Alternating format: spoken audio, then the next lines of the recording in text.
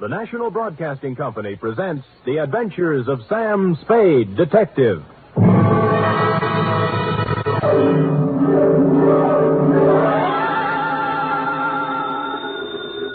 Sam Spade Detective Agency? Me, sweetheart. Sam, would you mind telling me where you are? Not at all, Effie, not at all. Let's see. I'm at the ill-rigged Noir Rab Etile Seagrog. I don't understand it, Sam, but I think I caught the word grog. Oh, you're shrewd, Effie. You see, I'm on the inside, and the lettering is printed on the outside. Oh. Now, if you'll wait, I'll go outside and read it the right way, and then come inside and... Never mind, I've already guessed.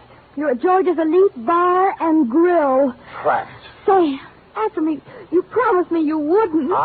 Me? I promised? Me? You did, Sam. You promised faithfully to stay away from bars. You know how hard television is on your eyes. Have you got your glasses? One in each hand. Fill 'em up, George. Oh, Sam, I heard that. What will people think? They'll never know, Effie. I always drink here under another name. Oh. Just a little of the hair of the dog that bit me, Effie. But don't worry about me. Although it's true I have been dogging it and have been hounded from tree to tree, I am frisky as ever and will be in to unleash my canine chronicle, namely the dog bed caper, or he who lies down with dogs gets up with murder, or, condensed for easy reading,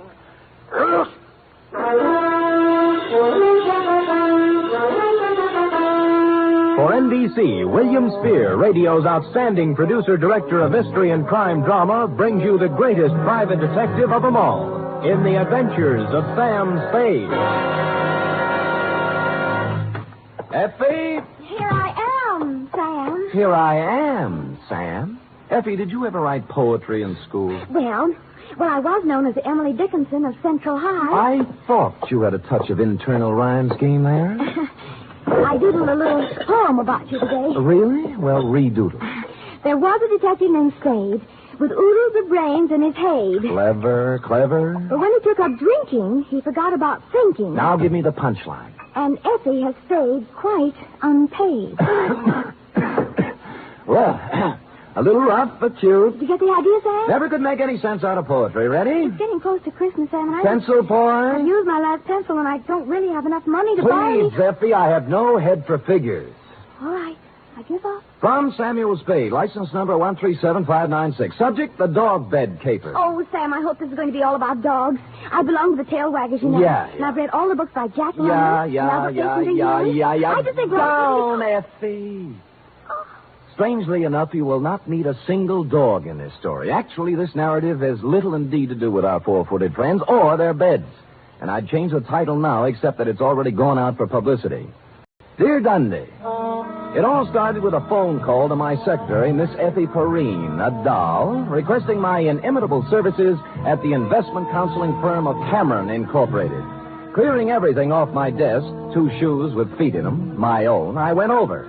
The firm of Cameron Incorporated was obviously not for the pushcart set.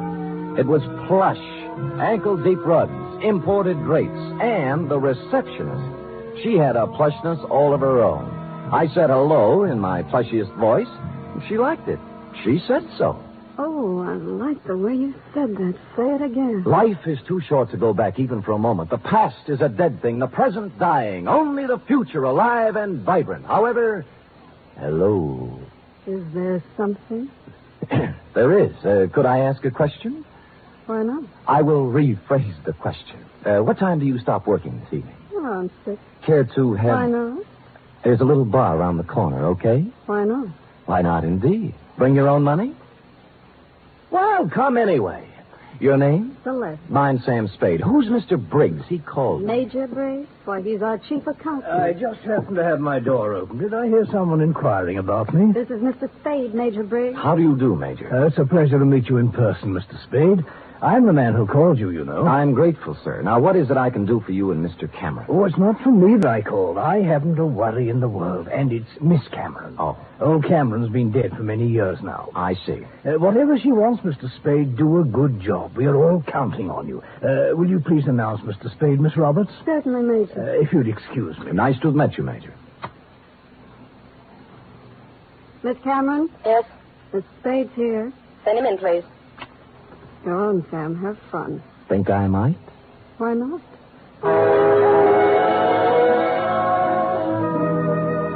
girl had the most beautiful double entendre in town. Well, to get on, Adela Cameron was a career woman, around 29, although the tailored suit made fine detective work difficult.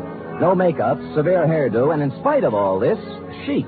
In fact, as we shook hands in a most businesslike manner, I had the feeling that something warm might well spring up between us. Something like a warm mutual dislike, maybe. But something. Most men simply cannot be told anything in confidence. They gossip. That's a switch. I don't appreciate your humor, Mr. Spade. I accept your apology. I will tolerate you because of your reputation. All right.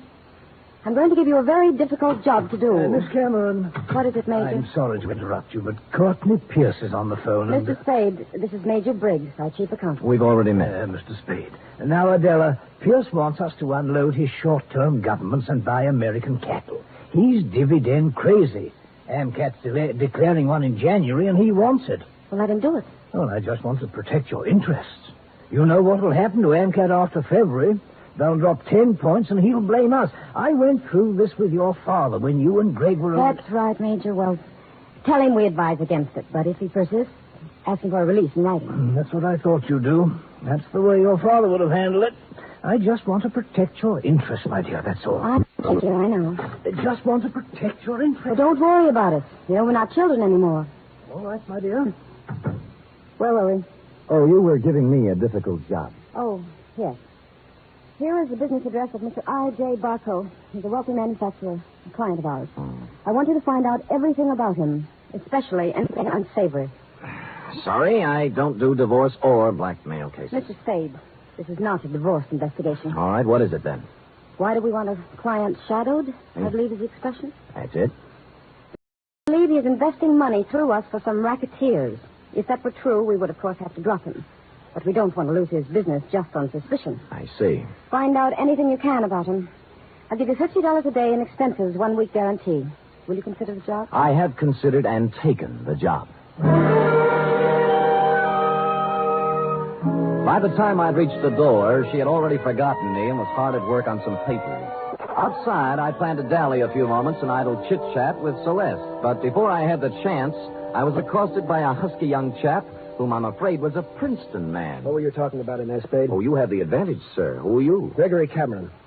Now, come on. What was Adela telling you? Well, if you step to one side, you can walk around me and ask her. Look, don't pull that cagey private detective routine on me. I pack a little weight myself. Well, pack it somewhere else, sonny. I asked you a question. I expect an answer. There's your answer. Any more questions? He didn't feel much like talking then. I was so irritated, I walked out without saying goodbye to Celeste. When I reached the street, the white-haired old gentleman, Major Briggs, hurried out behind me. Mr. Spade, please don't think too badly of that boy. I've known him from the cradle. He's in a difficult emotional state at the Yes, moment. sure. As far as I'm concerned, Major, it never happened. You're a kind man, Mr. Spade. I could tell that when I first saw you. You're just the sort of man Miss Cameron needs. Well, I hadn't looked at it that way. If you require anything, don't hesitate to ask me. I've been with this company 40 years before those 2 children in there were born. And I know how difficult life can be at times. I just want things to go well for them. I'll do my little part, Major. Bless you, son. Bless you.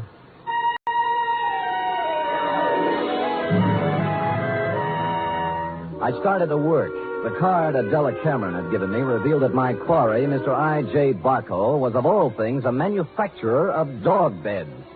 I sat down on a hydrant to think this over and then followed the scent of horse meat on over to his factory on South Dolores. It was built in the shape of a large doghouse, and outside stood a billboard with the message, "A survey of independent dog tracks, kennels, and canine corps proves that dogs choose Barco beds 2-1. I had to get a look at Barco himself, and so ruffling up the hair on the back of my neck, I trotted into the building, sniffing and wagging my tail in a very friendly manner. It was very easy to see Mr. Barco after I lied a little about my connection. What was that name again? Senor Don Jose Martinez Sada Morales, but you may call me Sam. And you represent a group of retail outlets in South America. Oh, I do indeed. We have our eye on your dog beds, Mr. Barco. Well, now, let's take a look at our catalog here. Now, say you had a Great Dane. You'd want something regal like this Louis XIV. Ever see a more beautiful bed? Well, not lately, but Mr. Barco... Down, boy, down. Now, here's a number that's very big this season with English Bulldogs, a Sheraton, natural wood finish. Lovely, huh? Arriba. And, of course, if it's an Irish Terrier, here's a purely gag present for his sense of humor. A Murphy bed. Get it, Sam? Irish Terrier? See. Well, of course, we wouldn't ask a dog to sleep in a Murphy. Mr. Barco, I'm afraid I don't see anything here I like. What's this? Do I understand you, sir? You are refusing this small speck of comfort to the one unselfish friend that man can have in this selfish world? Well, I'm not refusing anything. I just don't The happen to... unselfish friend who, if fortune drives you forth an outcast into the world, homeless, will ask no higher privilege than to be at your side to guard against danger. But Mr. Barco... Faithful unto death, there by your graveside will be found the noble dog, My his graveside? head between his paws, his eyes sad but watchful, faithful... We shook paws, and I felt his nose to be sure it was cold. It was, and I left. I rented a car and took up a station outside the Barco factory. About 4 o'clock, he hurried out, jumped into a long, low vehicle shaped like a dachshund, and mushed off. I followed. An hour later, I was phoning my first report to Adela Cameron's secretary, Celeste. You went to the city hall. What did you do there, Mr. Spade? License bureau, marriage, not dog. Really? Where'd he go then? Grocery store, where he bought 1 bottle of olives, 1 bottle of vermouth, and 1 bottle gin. I wonder what he's going to make. What recipe is that? Well, now he's in an apartment house on Post Street, just across from the drugstore I'm in, and judging from the groceries, intends to stay a while. He has laid in provision. Uh-huh. Well, I guess that's all we wanted to know. What? Miss Cameron just told me to call you off the case. You'll still get your guarantee, though. Major Briggs will send you a check. Well, that doesn't make sense. Sam orders his orders. All right. What about tonight? I'm afraid not. Some other time. You mean it's all over? The half-daring, half-shy kisses on the Oakland ferry? The warm, passionate spring nights at Fisherman's Wharf eating abalone? Hello? Well...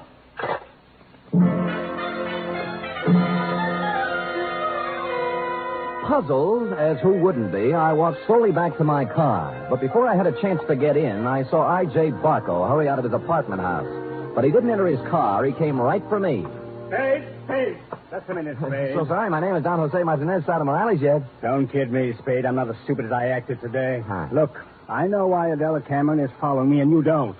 And you'll never find out, any more than the other 4 detectives did. I was the 5th choice? Well, I shall speak with my agent about this. I'm going to tell her in person that this foolishness has to stop. If it doesn't, she'll live to regret it. One more thing. I presume you're going to follow me. Well, I'm turning right on Market and heading out to 1217 Ridgewood Place. You shouldn't have any trouble.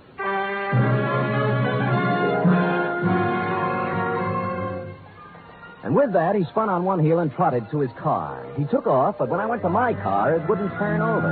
And when I lifted the hood, I found out why. All my spark plugs were gone. I picked up a new set at a service station, looked up Adela Cameron's address in the phone book. It was 1217 Ridgewood Place. And a good half hour later, I got there. Barco's car was out in front. No one answered the door, but it was open. Adela Cameron was a crumpled heap on the living room sofa. Oh, Sam, help me, please. All right, Miss Cameron. Let me look at you. You hurt? No, I'm all right. It's him. Where? The bar.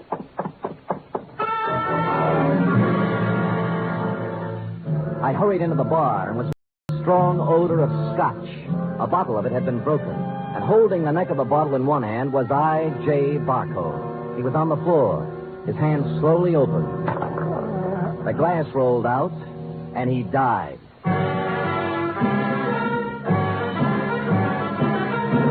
You are listening to the weekly adventure of radio's most famous detective, Sam Spade.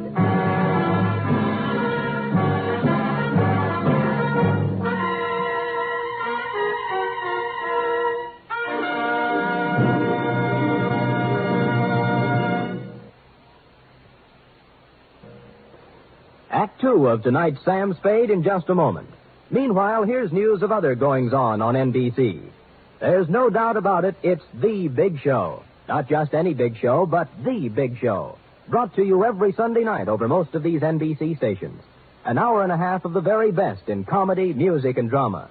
Your stars this Sunday on the big show include Fred Allen, Margaret Truman, Douglas Fairbanks, Danny Thomas, Mindy Carson, and many more. All presided over by the glamorous Tallulah. No wonder it's the big show. Saturday night on NBC means mystery with the man called X, a man without a name who travels the world over on missions of intrigue and peril. Herbert Marshall stars as the man called X tomorrow and every Saturday evening on NBC.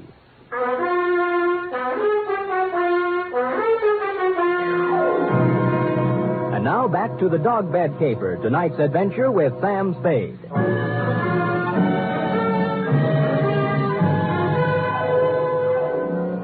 It took 3 bullets in the chest to finish off I.J. Barco. He'd apparently been standing there pouring a drink. Barco broke the bottle as he fell. I couldn't find any other signs of violence or any gun, so I went back to Adela Cameron. She was beginning to calm down. I don't know who did it. I just don't know. Well, it couldn't have happened more than a minute ago, and you were in the house, weren't you? No. No, after I left my office, I stopped in the store for some things, then came home. When I was driving down Ridgewood, I heard some sound. And you thought they were a car backfiring. How did you know? I've heard this script before. Don't you dare accuse me. It's not what I think that counts, but what the police accuse you of. Sam, I heard those sounds. I came in the house when I went into the bar. You didn't notice Barco's car out in front? Oh, I suppose I did. I don't know. I don't remember. Uh-huh. Who are you calling? Homicide. Sam, wait a minute. Just a minute, please. Wait for what? I want to tell you some things. All right. Go on. I kind of get the feeling I was hired to put the finger on the dog's best friend. That's not the way it was.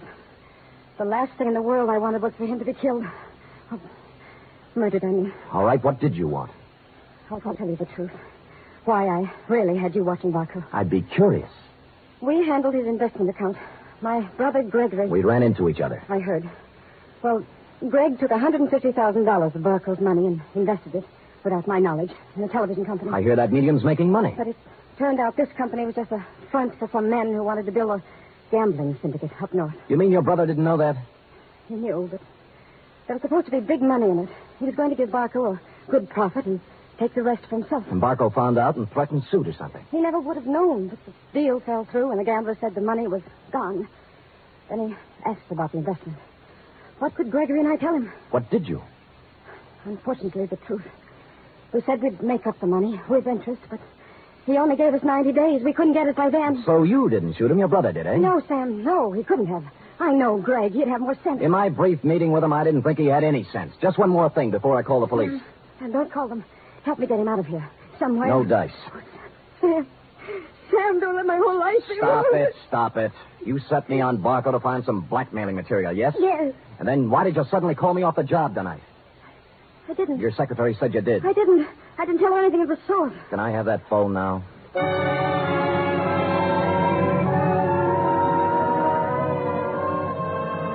So I called you, Dundee. Before you arrived, I looked through Barco's pockets for something to do and came up with a picture of him and a girl taken outside a marriage chapel in Las Vegas. The girl was Celeste, Cameron Incorporated's plushy secretary, several years younger and 2 shades less voluptuous. Her address, 627 Finley, was supplied by a now hysterical Adela Cameron. No one answered Celeste's door, but I heard a shower going inside, so I took the liberty of entering. Persona non grata. Is there somebody out there? There is. Well, who is it? Come out and see. Oh, No false moves now. Keep that towel right where it is. Am I doing here detective work? And I must say I've already found out a great deal. well, Sam, I'll admit I did express some interest in you, but if you recall, I told you not tonight. It's my only night off. Sam, please leave. I don't want any difficult scenes. All right, we knock off the cute touches and get down to business. You were married to I.J. Barco, right or wrong? Wrong. Wrong, it's right. You were married in Las Vegas at the chapel of the Flamingo Hotel, the Tower. I was only married one day. My parents had it annulled. I was underage. Well, you don't have to worry about him anymore. He's dead. No. Shot 3 times at close range. Oh, no. In Adela Cameron's house. What? Not by you, of course. On the hand, as you would say. Why not? I didn't do it, Sam. Suppose you spill.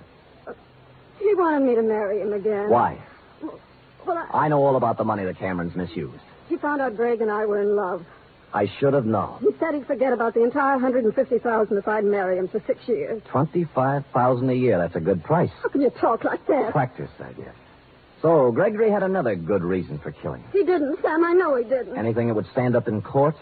I don't think so. Suppose we say you called me off Barco's tail so Gregory could get at him. I didn't. I called you off because I was supposed to meet I.J. at his apartment tonight and give him his answer. I couldn't do it with you there. Flimsy, but it might hold. The truth. I was going to see him, but I changed my mind. Any particular reason? You saw him. Would he be the kind of man I'd marry? You did once. Well, it looks bad for Greg. Because someone at Cameron Incorporated knew Barco was going to be at Adela's house. Hammett, do me a favor. Maybe. Give me an hour. Then I'll go wherever you want. I'll tell you anything you want to know. Why an hour? Because if I'm going to live with myself, there's something I have to do. Well? Please, Sam. If you do, I'll give you some information you might want. For example? There was someone at Cameron Incorporated who knew that Barco was going to Adela's house.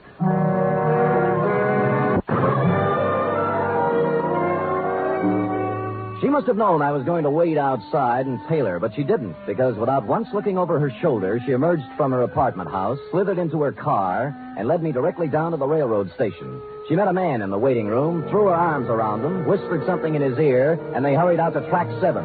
There was a transcontinental train getting up steam. She kissed him, and he climbed quickly up into a Pullman named Aurora Fall. And almost as quickly, I climbed in the other end. We met in the middle. What are you doing here? I came to take you off the train, Greg, before you made a big mistake and left town. Now, look here, Let's not Spade. go through the intercollegiate tough talk again. Are you coming off, or am I going to carry you off? You're going to carry me off?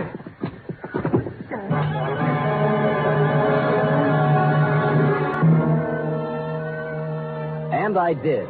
Celeste was gone, and he revived when he hit the cool air. I let him out of the station as unobtrusively as possible.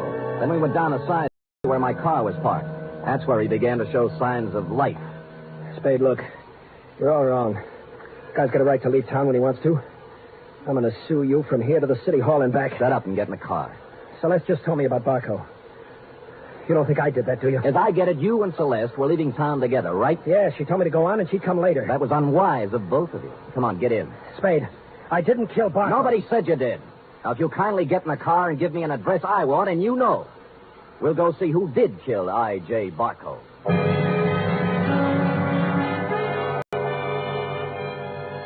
He gave me the address I wanted. Crazy. I told him why I wasn't, and he began to see the reason of it.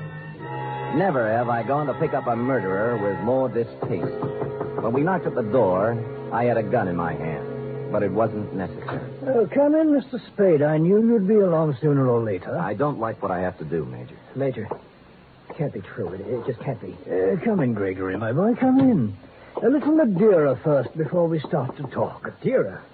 How can you talk about wine when a man's accusing you of murder? Oh, I don't think it's so unreasonable, Greg. After all, I did kill the unfortunate Mr. Barco, and this might be the last Madeira I shall ever have. Mr. Spade. Thank you, sir. Greg? I don't want any wine. Spadey's out of his mind, and so are you. I'm afraid not, Greg. Oh, that was a vintage 1900 Madeira you wasted, Greg. Twice as old as you. Stop it. I'm sorry about what happened, Greg. I would have spared you and your sister this unhappiness if I could have. But destiny was against us all. You knew he was going to Miss Cameron's house, didn't you? Yes. Just before I left for the bank with the weekly deposit, he called for Miss Cameron, and I took the call. I told him she was gone, and he said he was going to her house. It was to be an ultimatum. The money in 24 hours or exposure. But you didn't have to... Kill him? Certainly not. It was a crime of passion. I take the weekly deposit to the bank every Friday, and I always carry a gun. Silly me carrying a gun. Never had to use it, but the bonding company requires I carry it. Well, I went directly from the bank to Miss Cameron's house. I wanted to help her face Barco. Was she there? Oh, no, Mr. Spade. She'd apparently stopped downtown to do some shopping. So I faced Barco alone. I asked him point blank to give these young people more time, but he just laughed at me. He said the only time they'd get would be in jail, so... It happened. Well, I hadn't intended to, but I became angry. Suddenly found the gun in my hand, and the thought crossed my mind, my life is just about over, and yours, Greg, is just beginning. It was easier to pull the trigger than I would have realized. Oh, Lord. More Madeira, Mr. Spade? Thank you, Major, but no. Well, allow me to present the bottle to you as a gift. I'll get my hat and coat. Greg, my boy, I'm sorry. You're sorry. Major, I wish I'd never been born.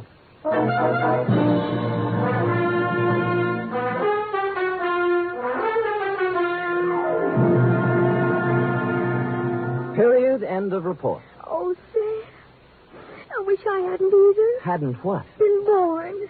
That poor, poor man. Yes, our racket. It is. And poor Gregory. He'll have to go to jail for something, too. He will, Eth. He will. How about typing it up? Well, I hate to, but I guess it's my duty.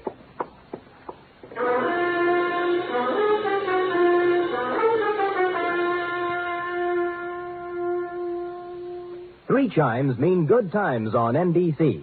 There's no cover charge at Duffy's Tavern. Just keep your dial on this NBC station this evening as Archie the manager, played by Ed Gardner, and his remarkable friends serve up another blue plate special of grilled English language, fresh laughs, and whimsy a la mode. Another Friday fun favorite is The Delightful Life of Riley, starring William Bendix as the beleaguered Chester A. Riley.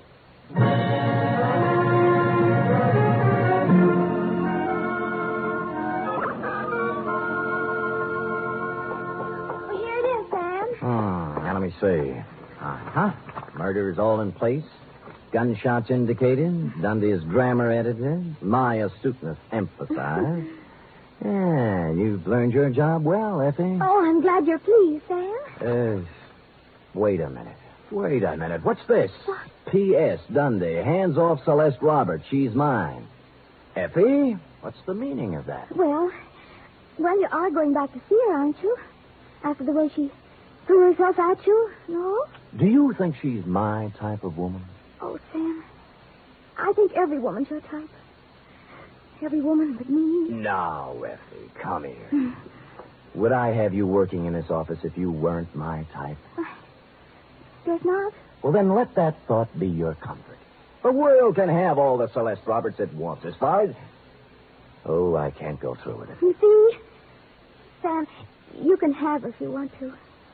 But in the end, I know you'll come back to me. I never doubted it once. Oh, Sam, you don't know how much you mean to me. Yes, I do, Effie. 3 weeks back salary. Oh, you. Good night, Sam. Good night, sweetheart.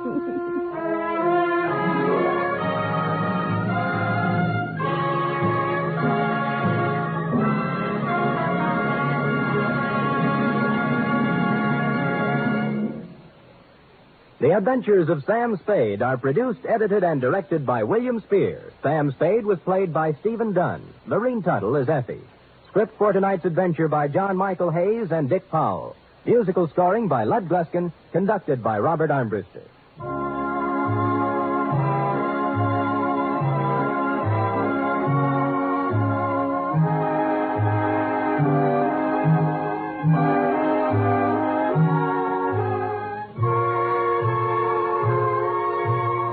Join us again next week, same time, for another adventure with Sam Spade. Hear the magnificent Montague, then visit Duffy's Tavern on NBC.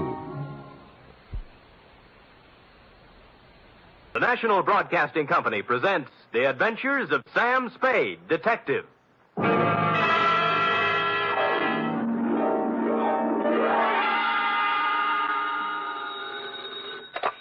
Detective Agency. This is Miss Bergamot. Oh, Miss Bergamot, I'm so sorry, Pardon? but Mr. Spade isn't in. He ought to be back any moment, however. That is, if you wish to employ him. This is his secretary, Miss Perrine. Well, as a matter of fact, Miss Perrine... Oh, he'll be available, I know. The matter he's attending to is, it's purely routine. What he calls a humdrum number. Humdrum? Well, it's a private detective version of babysitting. You see, all Mr. Spade had to do was sit on a chair for 24 hours. And that's why I say he'll be back any minute. His last words to me were, take anything. So if you desire his services... I do not desire Mr. Spade's services. As a matter of fact, he's using mine. What? I'm his nurse at the Harbor Emergency Hospital. Nurse, another shot. Please, this time, bourbon. You must lie quietly, Mr. Spade. He's coming along quite nicely. The bullet didn't enter the cranium at all. Bullet? Cranium? Both. Mr. Spade wants to... But I refuse, nurse. I refuse. But, Miss Nightingale, I am. F. Wonder Girl. Sam. Ah. Oh, Sam. Dry those big brown eyes, Cherub. Fluff up the sofa and spread out some lamp for me to lay my poor bullet-ridden head on. In practically no time at all, I'll be staggering in to gasp out a humdrum report on the Kimberly Cross caper.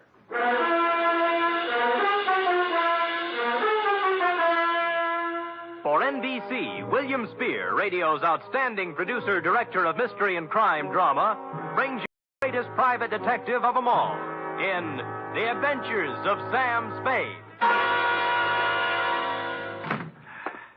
Hospitals, milk.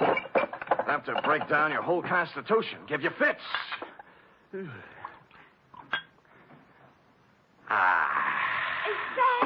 Who else? Oh, Sam. You look like the drummer man in the Spirit of 76. Nothing.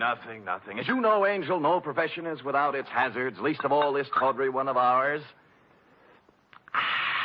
Now, sit down now. Oh, yes, Sam. Now, may I put my poor wounded head in your lap? Oh. Comfy? Mm-hmm. Oh, poor Sam. They're stupid, too, honey. Let's see now. Hey, new filling. High twos, huh? Date, fill it in to G.J. Runcible, claims manager, Sunset Indemnity Company, from Samuel Spade, license number 137596. Subject, the Kimberly Cross Caper. Dear Mr. Runcible. It's just as well for private investigators that we have no way of knowing, by the way a job starts, how it's going to end. I remember once I went beating the bushes for a mad dog killer and ended up playing Monopoly with him in a hotel room for 6 hours. And I remember, too, the time I agreed to take a box of homemade candy to an old lady, wound up with a double murder and a case of arson. Yours, Mr. Runcible, belong to this species. Spade. G.J. Runcible, Sunset Indemnity. You available? Maybe. What'd you have? Are you or are you not available, Mr. Spade? Answer yes or no? Yes. Yes. How much? $50 a day. Expenses, Yes. right. Got a job for you next 24 hours. All you got to do is sit on a chair and keep your eyes on something beautiful. Sounds keen. Might call it a babysitting job. Oh, who is she? Kimberly Cross. Pretty? Like $250,000. Oh, rich, too, huh? She's on exhibit at the Bergendorf Galleries on Sutter Street. She's on exhibit? Get over there right away. Well, I'd better. Check with Mr. Bergendorf personally and then see Johnny Stroud, our company man. He'll give you instructions. Fine. Now, why don't you tell me what we're... Hello? Hello? Always happens on page 6.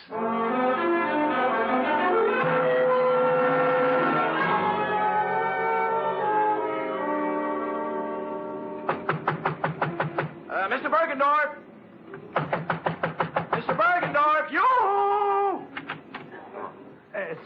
Sorry, sir. The exhibit officially does not until 9 a.m. begin. As you see... It's 8:45. I won't charge you, Mr. Bergendorf. I won't charge you. You can bring out the baby any time now. Mr. Runcible of the Sunset Indemnity sent me. Here's my credentials. Mr. Spade, you are? Mr. I am, yes.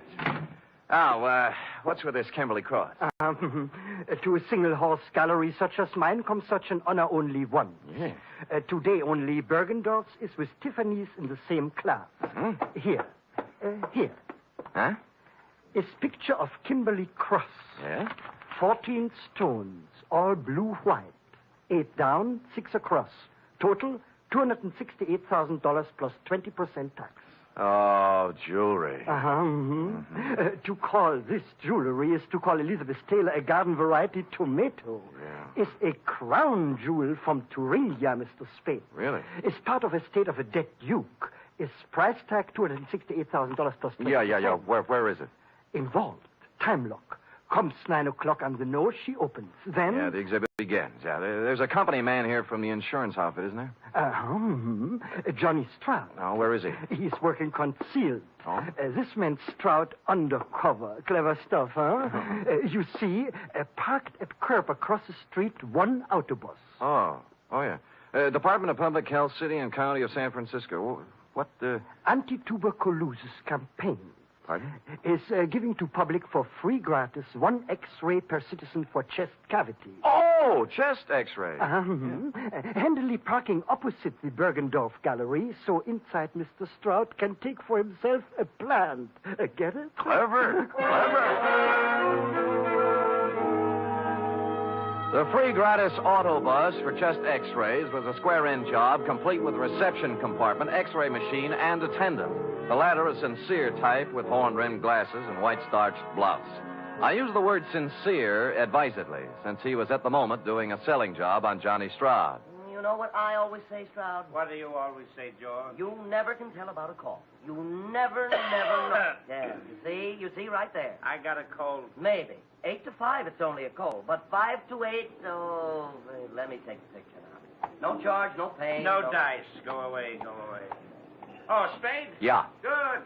Come on in. The boss said he was sending you up. Plenty of room back here. You realize you're standing right in front of my X-ray machine? We'll move when you get a customer. Customers, yes. Where are they? Where are those chests? If people only knew that 8 to 5, it may be a cold. Then Did Runcible brief you on this, Spade? Yeah, it was brief, all right. How do you make it? 14 vulgar-sized diamonds looking for a buyer. Sunset indemnity insuring Bergendorf against loss during the 24 hours they're on his hands. That's 2 for you. There's 2 against me, too. Oh? Like, why does Sunset Indemnity need outside help when they have you? And why are you playing like a movie dick when the sensible thing to do is to sit down next to the exhibit with both eyes open and a rod under your arm? What are you doing, George? I'm testing my machine. Don't let me interfere with you, boy. George doesn't like me. I see that. Well, I guess the boss left out one item, Sam. A tip? Yeah. Last night, some schmo called him around midnight and got him out of bed. Oh? Runcible's a pessimist, you know. When Sunset Indemnity's on the line for $250,000, he tends to get jumpy. Who had the tip? Anonymous. They all are. Right from the oat bin, the guy says. Somebody's going to take a running jump at the Kimberly Cross while it's at Bergendorf's. Mm-hmm. Needless to say, for the balance of the night, Runcible does not sleep. So today we got reinforcements. Georgie? Yes? I'm going to leave you now, George, to take my post across the street while Mr. Spade... Hey, wait a minute, Johnny. Look, in front of Bergendorf's. The dame? The dame. To paraphrase Bergendorf, calling her a dame was like calling the Kimberly Cross a hunk of jewelry. But that's not what interested me, at least not right then. She was walking back and forth in front of Bergendorf's like a kid at the dentist door trying to get up the nerve to push the button. Quoting from my notes, it says 9:02 a.m., girl, 5'2", blonde, early 20s, gray tweed suit, spent a few indecisive minutes in front of Bergendorf's, finally went in. She came out almost immediately, started west on Sutter, then evidently saw a patrol officer approaching on same side of street, hurriedly crossed toward our post in Public Health Department Mobile Unit number 2 and entered. Hello. Well, good morning. Am I too early for the... Oh, you're just in time. First customer of the day. Let's see now. Name? Martin. Martin. First name? Bernice. Address? 826... She wasn't a very good liar. While she was telling him her name was Bernice Martin, she filled with a leather handbag with the initials PC on it, big enough to read from across the street. George filled the form out, then moved her around to the machine. By now, the cop she was ducking had walked by and turned the corner. Shall I... No, it won't be necessary to take off your coat. Is this all right? That's good. Stand right there. Hold still now. Take a deep breath. Hold it. That's all there is to it. You're doing a wise thing, lady. You think so? Certainly. 8 to 5, it's only a cold, but 5 to 8, you never know. Here's your stub with your number on it. We'll notify you in a few days. Thank you. Thank you.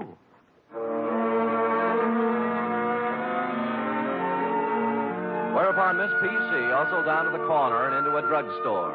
5 minutes later, she still hadn't come out. Stroud was beginning to champ at the bit. So what, Sam? So she's worried. She's ducking cops. She's using a phony name. Or her girlfriend's handbag. Look, I'm going. Hey, wait a minute. I'm sure I've seen her somewhere before. Where?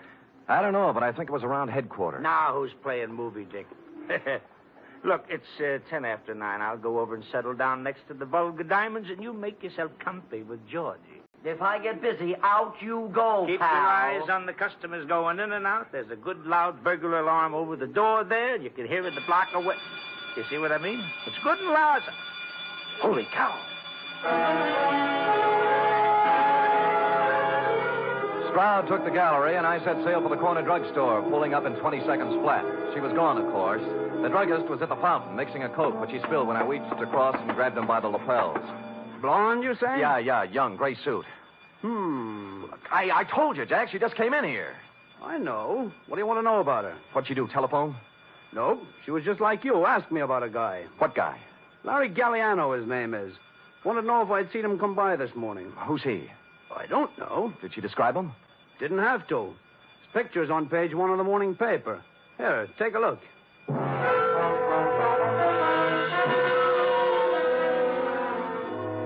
was no time to dawdle, but I gave it 10 seconds. Larry Galliano, a one-time gas station stick-up artist, had just been released from Quentin after doing 5 years.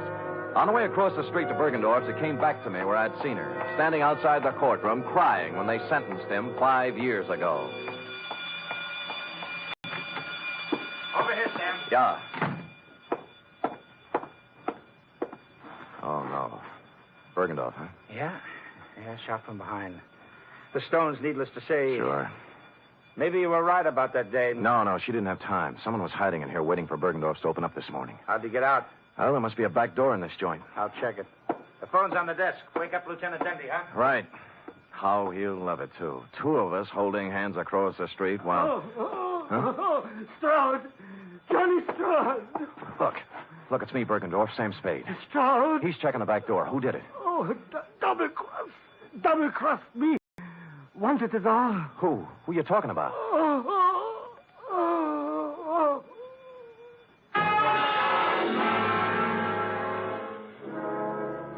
It was as plain as a man in his condition could have made it. Obvious to anyone with average intelligence. But for stupid Sam, it was still a long voyage home.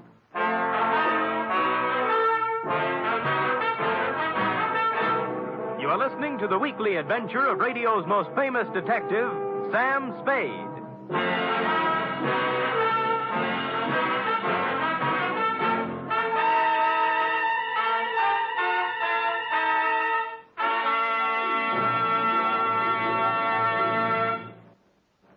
Three chimes mean good times on NBC. There's music for you tomorrow on NBC with the distinctive 4-keyboard styling of the First Piano Quartet. This widely acclaimed and unique musical organization brings you a melodic blend of classical and light classical selections in 4-part harmony every Saturday. And tomorrow there's also a 1-hour concert by the NBC Symphony Orchestra under the baton of Walter Duclos. Featured in tomorrow's symphony performance are works by Sibelius and Schumann. It's the best in music every Saturday with the NBC Symphony and the First Piano Quartet.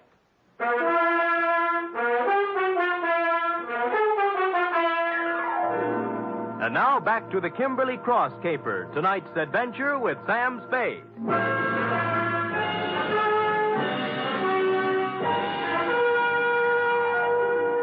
It was a dirty, selfish trick, but I left Johnny Stroud at the Bergendorf Gallery to play Porchese with Dundee and Company, knowing in advance pretty much how the patter was going to run. Then called the Chronicle and found the picture of Larry Galliano had been taken yesterday as he walked out of a flea bag on Mission Street called the Aeolian Hotel. You're, Galliano? Yeah. Sure. I know him. Stayed here night before last. Until I found out about him. Oh, found out what? That he was an ex-con. Wow. This here's a respectable joint, a house, mister. Uh-huh. We don't cater to felons, misdemeanors, or any other members of the demon. Demon? Yes, indeed. So, when I found where Galliano come from, why... Yeah. Now, look, did he give you a forwarding address? I don't know. Let me see, son. Yes. Oh, yeah. Christopher Apartments on Jones. Say, you're in luck, young man. Yeah, my girlfriend's a landlady over there. Here, don't you sweet talk her now.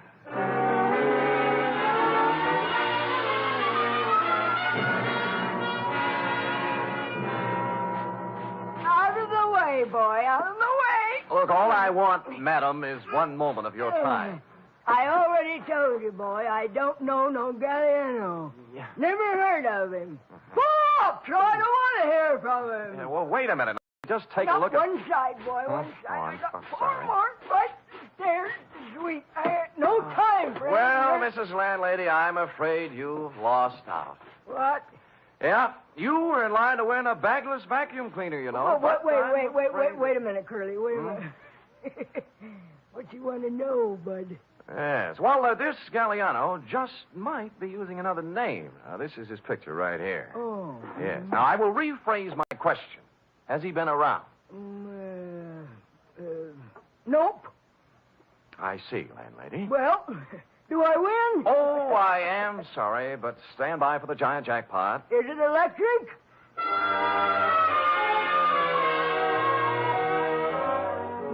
I patted her cheek, made a detour around her, and left, figuring to check with the parole board. But as I was climbing into the cab in front of the building, a stray thought hit me, and I went back to the doorway and cased the nameplates again.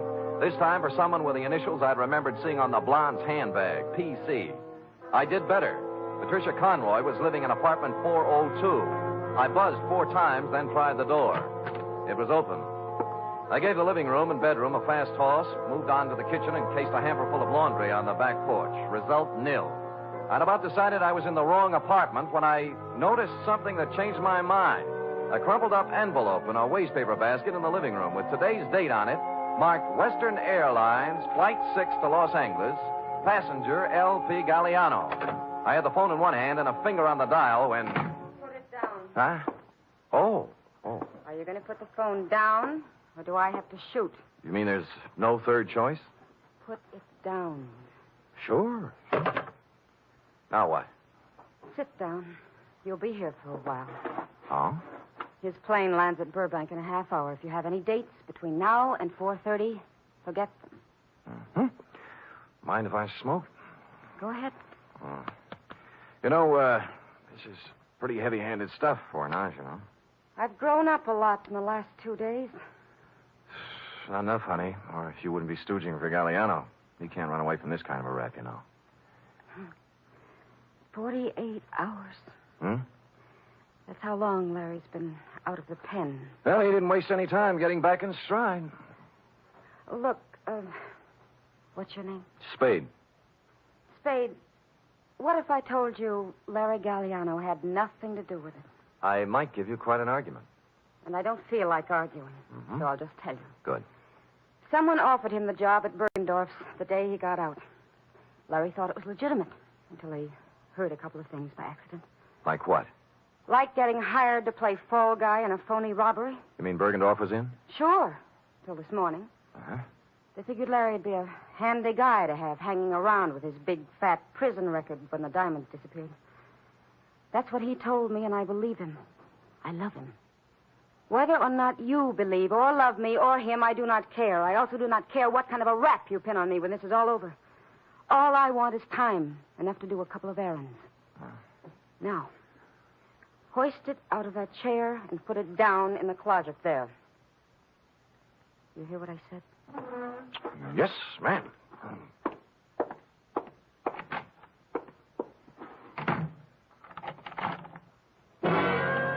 I was wrong. She was no ingenue. Happily, the closet had a light in it, so I settled down on a hat box and read some old copies of Mademoiselle until 5:30 when I heard the door close. What with soundproof outside walls, no window, a double slab door with a lock she thoughtfully filled with gum, it was almost 7 when I got back to my office. The next move, of course, was to call Lieutenant Dundee and wise up the Los Angeles police on Galliano. I picked up the phone and put it down 4 times. There was no use kidding myself. The yarn she told was pretty wild, but there was something about the way she told it. And I believed her.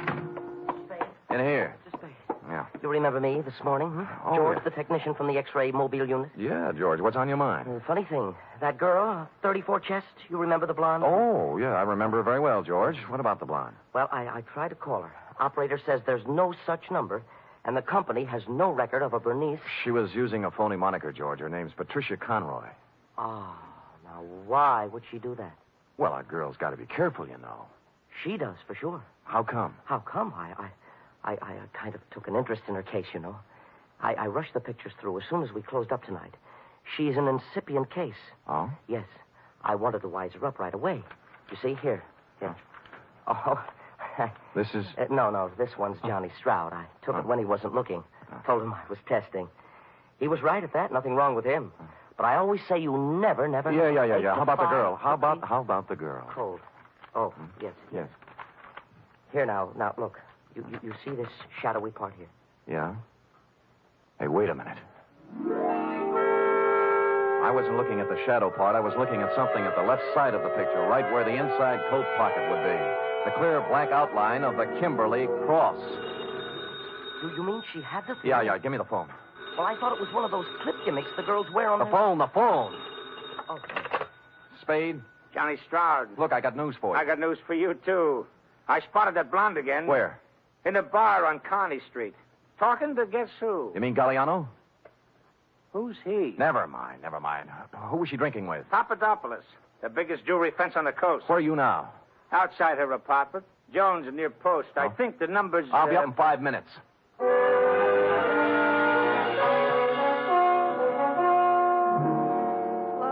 like I told you, Spade, I don't want to argue. She says she doesn't want to argue, Sam. Too bad. I don't mind telling you I'm a little burned up, baby. I fell for that line you handed me this afternoon. I didn't even mind sitting in your closet for 2 hours.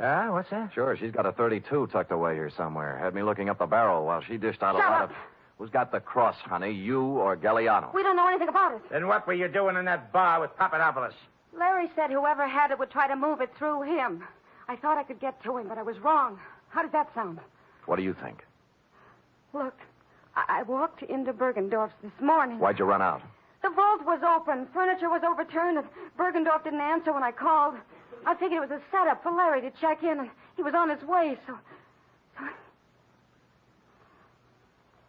It does sound phony, doesn't it? It sure does, honey. I had a lie, I guess. I could make up a better story than that. Oh, you're doing great. Why'd Larry blow Tom? You need a diagram? He was scared. What chance is an ex-convict when it's his story against someone else's? What did you do with the 32? In the drawer. Over there. Now, here's the big question, honey. I can't tell you anything else. Where are the diamonds? How do I know? How do I know? Look, you're a real modest girl, Patricia. As a you're sensational. I'm not lying. Oh, believe me. You had the Kimberly cross in your inside coat pocket when you came into the wagon this morning. What are you talking about? I'll get it. The X-ray, baby. Take a look. You asked for a diagram. There it is, in your inside left pocket. Oh, wait a minute. Hello? Mr. Spade? Yeah? This is George, the technician again. This is all wrong. Hold it, George. Let me see that. I don't have any inside pockets. Look, I'm wearing the suit right now. Hold it. George, what is it? Well, I got to worrying about that print of Miss Conroy's. The incipient case, 34 chest, you know? Yeah, what about it? I called the lab and they checked again. It's a mistake, Mr. Spade. A switch. It belongs to someone else. Who? Johnny Stroud. Oh. Oh, well, George, you won't have to worry about making more extra prints. What? The ones you have will do. Huh? Yeah, thanks. Thanks a lot, George. George is getting worried. Extra prints? Yeah, I had him run off a batch. Evidence, trial, DA's office, you know. Now, let's take her in, huh? Just a minute. This is crazy. I have no inside pocket. How could You wouldn't argue with a picture, would you, honey? Give me the gun, Johnny. We'll take her in together. No, wait. I want to settle something else.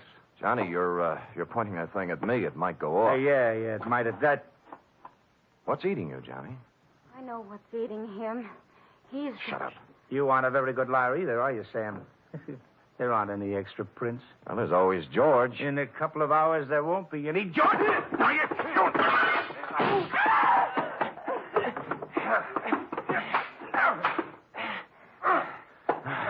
Okay, Johnny, on your feet. Let me go, Sam. Let me go. We can work out a deal. Shut up. Sam, your head. You're shot. Here, take the gun. Call Dundee. Get it? Dundee. Homicide.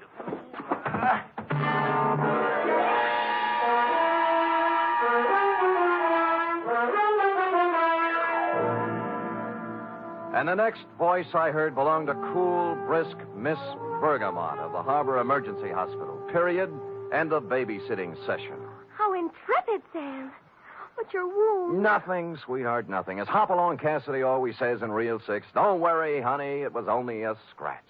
Now... Wait. Now, Can't you get up without moving your lap? No, but Sam, there's one important omission. Oh? The Kimberly Cross.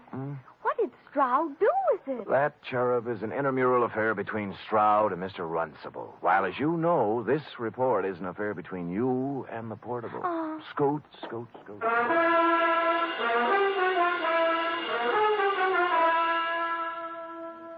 3 chimes mean good times on NBC. There's music and mystery for you tomorrow evening. For music, it's your hit parade bringing you the top tunes in the land with Eileen Wilson, Snooky Lanson, and Raymond Scott's orchestra. For mystery, it's The Man Called X, starring Herbert Marshall as an intrepid adventurer in international intrigue who travels wherever there is mystery, danger, and romance.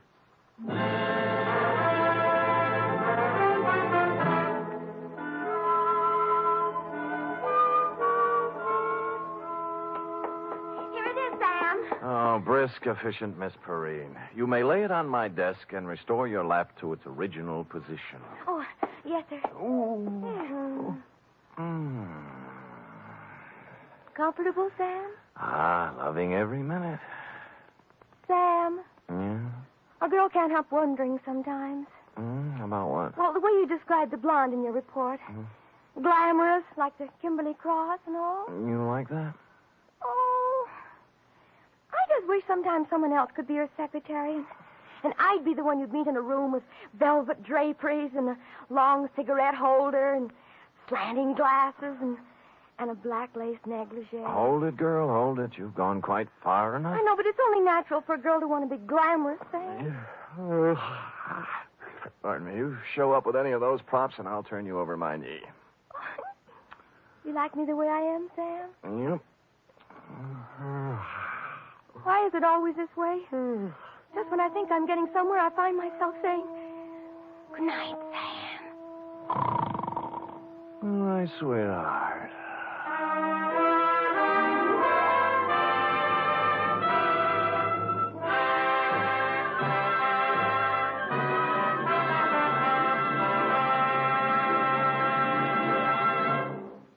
The Adventures of Sam Spade are produced, edited, and directed by William Spear. Sam Spade was played by Stephen Dunn. Lorene Tuttle is Effie. Also in the cast were Wally Mayer, Fritz Feld, Georgia Ellis, Sidney Miller, Ole Ray, Alice Wellman, and John Monahan. Script for tonight's adventure by Harold Swanton.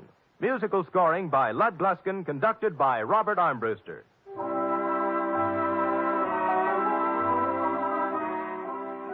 Join us again next week, same time, for another adventure with Sam Spade. Don't underestimate the danger of tuberculosis. Although great strides have been taken toward stamping out the disease, it still remains a menace. Last year alone, it caused 50,000 deaths in the United States. 50,000 needless deaths, because TB can be controlled and cured if caught in time. The key to the complete defeat of the disease is the chest X-ray. You'll find that in many communities, chest X-rays can be obtained free of charge or at a...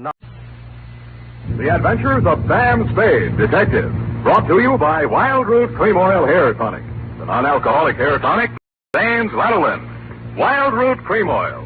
Again and again, the choice of men and women and children, too.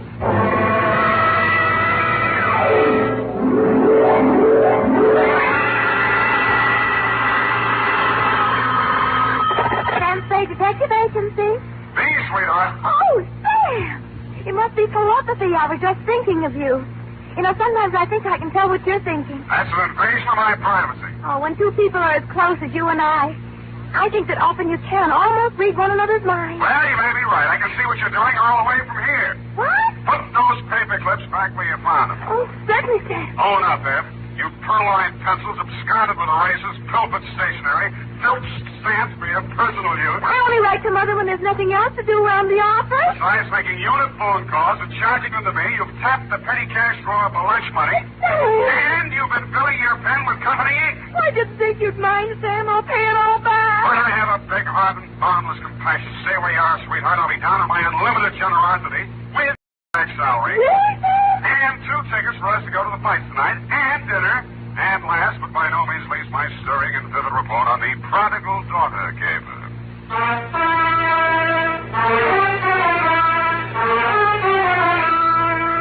Dashiell Hammett, America's leading detective fiction writer and creator of Sam Spade, the hard-boiled private eye, and William Spear, radio's outstanding producer-director of mystery and crime drama, join their talents to make your hair stand on end with the Adventures of Sam Spade. Presented by the makers of Wild Root Cream Oil for the hair. Here's a smart resolution to make. First day back on the job after your summer vacation. From now on, every single day, I'm going to pay special attention to the way I look. I'm going to use Wild Root Cream Oil Hair Tonic. Yes, folks, smart's the word for that resolution. For Wild Root Cream Oil grooms your hair neatly and naturally, relieves dryness, and removes loose dandruff. It helps give you that successful look that's so important to getting ahead. So, if you've never tried Wild Root Cream Oil, get the 25-cent get-acquainted bottle. Wild Root Cream Oil Hair Tonic. Again and again, the choice of men and women and children, too. And now, with Howard Duff starring as Spade, Wildroot brings to the air the greatest private detective of them all in the adventures of Sam Spade.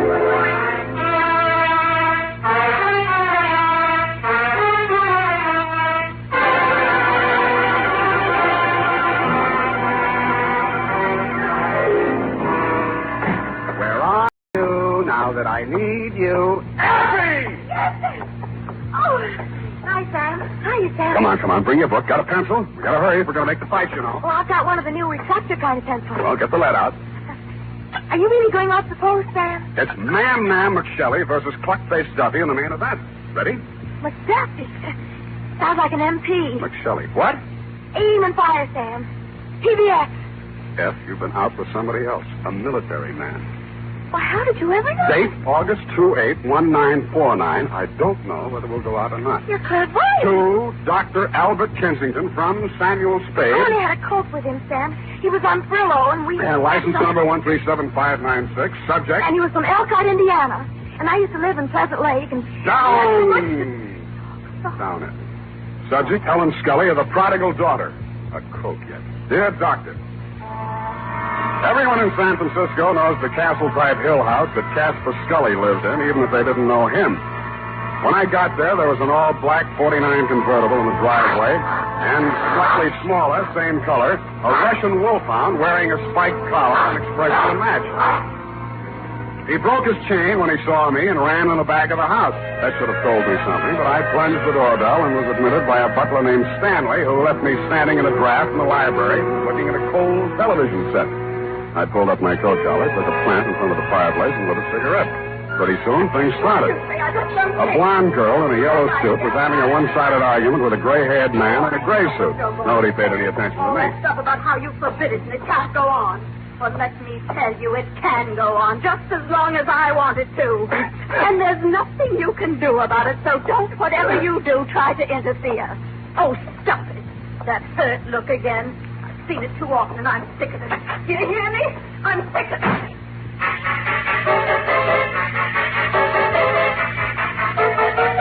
He looked mad, but he didn't say anything. I saw them walk around the garden once, shake fists at each other, and finally part. He disappeared up a narrow stairway, and she came storming back through the library. Who are you? How do you do? Who are you? Sam Spade. What are you doing here? Waiting to talk to Mr. Scully. Well, I just talked to him, and he isn't very nice. Let me tell you that. Yes, He's but a nasty, stubborn, bull-headed old man, and you won't like him. Yes, but Nobody likes him. Go back where you came from, whatever your name is. I'm the nicest person you'll meet around this place. Yes, but... Don't wait around. Oh, goodbye. But I did wait around, Dr. Kensington, and I did talk to Mr. Scully when you came in the room with him, only Mr. Scully did not talk to me. He glared at me through black, smoldering eyes, sniffed the air, frowned at my cigarette. I frowned back. Mr. Spade, I'm Dr. Kensington. I wrote you the letter. This is Mr. Scully. Oh, please, this cigarette. Mr. Scully suffered a severe accident many years ago that affected his throat and his respiratory tract. He smoked. Oh, of course, I understand, Doctor. Sorry, Mr. Scully, Yes, thank you, Spade. This is not generally known, but the unfortunate accident in the chemical plant also robbed Mr. Scully of his vocal power. I see. Yes, the modern doctor, the physician of today, is a far cry from the general practitioner of yesteryear. Today, we must know the mind, the psychological quirks, well, he must follow through completely on a case. He is sometimes, as I am today, a confidant, an executive officer for his patients. He is a friend, to say the least, eh? Oh, yes, to say the least. Eh? Oh, of course, Mr. Scully, to the point, of course. Sit down, Spade. Oh, thanks. Now then, Mr. Scully, as you well know, and the world knows, has made several fortunes in his lifetime. And he didn't accomplish this by allowing people to run roughshod over him. But, Mr. Scully, I'm just backgrounding, Mr. Spade. Please be patient. Mr. Scully intends leaving his daughter Helen his entire fortune. A great deal of money, to say the least. Say the least. But Helen doesn't care about the money. She's foolish, young, headstrong, and impetuous. Huh? I heard her arguing with Mr. Scully a bit. Now, Mr. Scully. We'll straighten all this out. Mr. Spade will help us. Well, then, Spade, you have half the problem right there. She is a headstrong, impetuous girl. And lately she's done several things to displease her father. Right, Mr. Scully? You see, Mr. Spade. No, I gather that much, but what kind of thing? Helen's been singing in a cheap nightclub called the Blue Goose. What? Oh, it's very embarrassing. Low class, eh? Yes. There's a man named Torpy. He owns the club. A man named Chick Torpy? Ah, you know of him?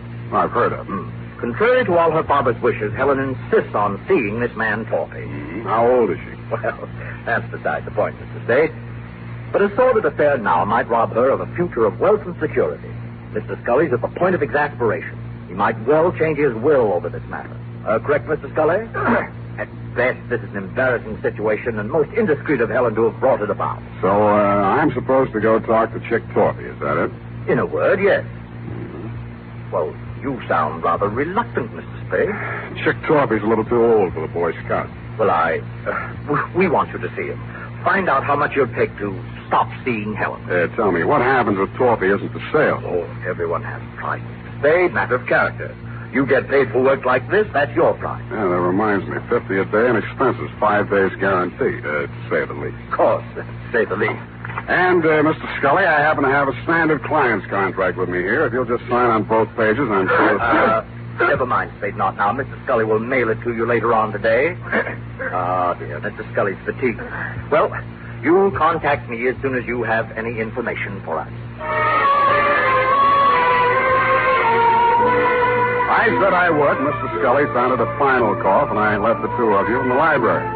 It was interesting, meeting this voiceless tycoon who must have made and broken many a man with a nod of his head or a shrug of his shoulders. The same black dog with the same spiked collar was still outside the house doing the same thing.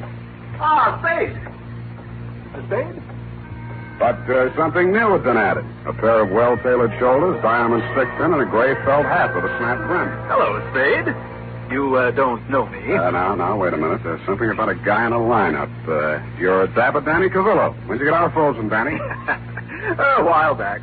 They gave me a kind of rating check. Mm-hmm. Wouldn't that 38 make you a parole breaker? Oh, is that showing? Unless your ribs grow in different directions. Sam, I'm here to save you a lot of trouble. What trouble are you here to save me? You want to see Chick Torpy, don't you? You've got business to talk with him. It's around fast, Danny. No, it's just that Chick had been expecting somebody like you from the old man, and, well, I'm here to see that you see him. So, why don't you kind of get in the car? And I kind of did.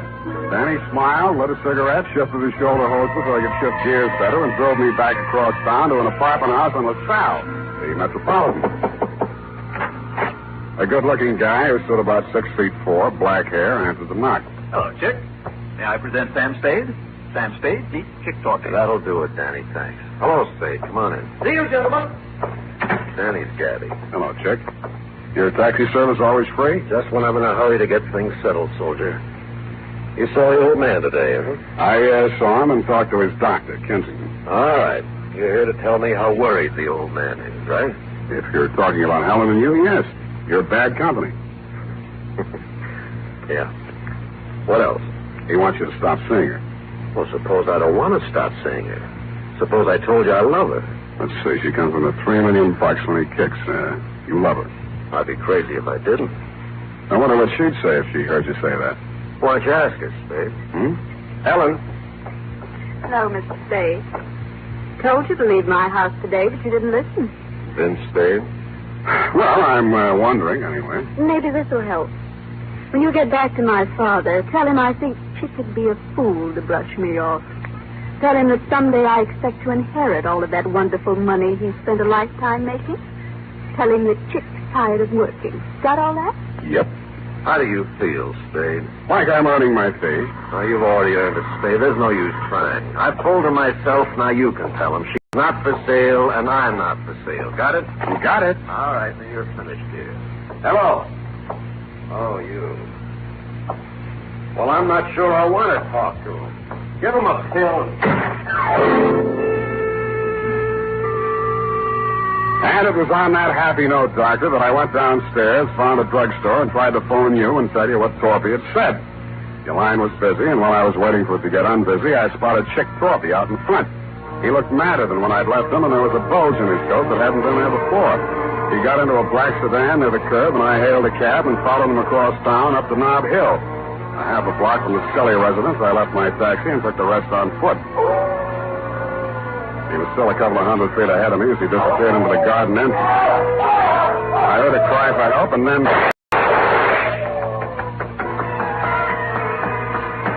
Chick was standing over something on the ground. When he saw me, he shrieked for a break in the hedge. I stopped long enough to have a look at the body he'd left.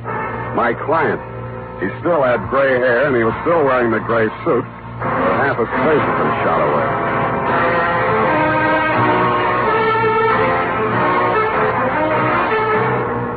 The makers of Wild Root Cream Oil are presenting the weekly Sunday adventure of Dashiell Hammett's famous private detective, Sam Spade.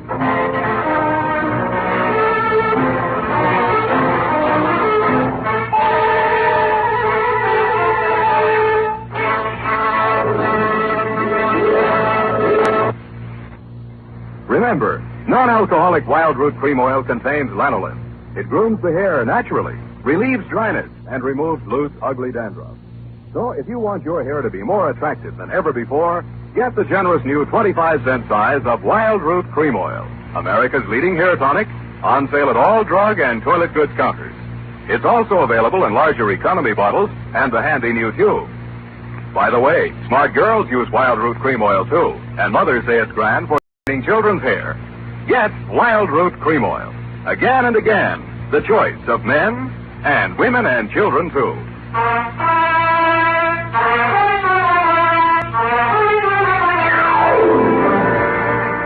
And now, back to the prodigal daughter caper. Tonight's adventure with Sam Spade.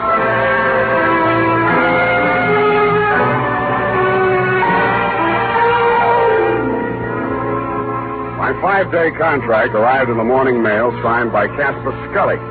The headlines were no surprise. Chick Torpy sought in shooting of multimillionaire.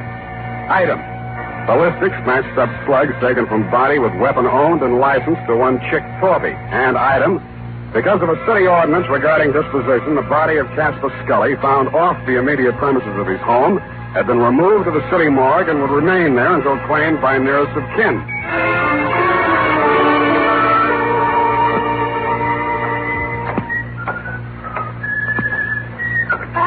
Hey, Sammy, my boy. It's good to look on you. Hello, Maxie. What brings you, Sam? Scully said. Oh, yeah. Checked him back in. Autopsy. Were you in with this, Sam? Do you know Scully? I just met him yesterday. Like I say to you before, you do collect queer ones, eh, Sam? Oh, such a mess. Woo-hoo, such a mess. Yeah, I know. I found him. They tell me he has to be claimed. City ordinance, Sam. Nearest of kin. It'll be his daughter, Helen. She called or anything? No, not yet. But to get back to him, a real queer one. Maybe the tops this season. How so? Barbarianism, Sam. That's what it is. The world is moving backwards. You can get deader than dead. Huh? You'd think the slugs in his chest would be enough, but no. 4 also in the head, too. Kill him twice. Say it again, Maxie. You mean the... Twice, Sammy. In the chest, maybe 20 to 30 hours ago. In the head, maybe 12 hours later. You see what I mean? I saw what he meant. I didn't like what I saw, but things did begin to make some sense. From the morgue, I phoned the Chronicle office, confirmed that Scully did suffer from a throat ailment, was publicity shy, was never interviewed or photographed for that reason. I asked them if they had a specimen of his handwriting by any chance, and they did. I had it sent to me by special messenger, and the signature, compared to the one on my 5-day contract with Mr. Scully, made interesting reading. But what was even more interesting was the DOA Maxie was ushering in.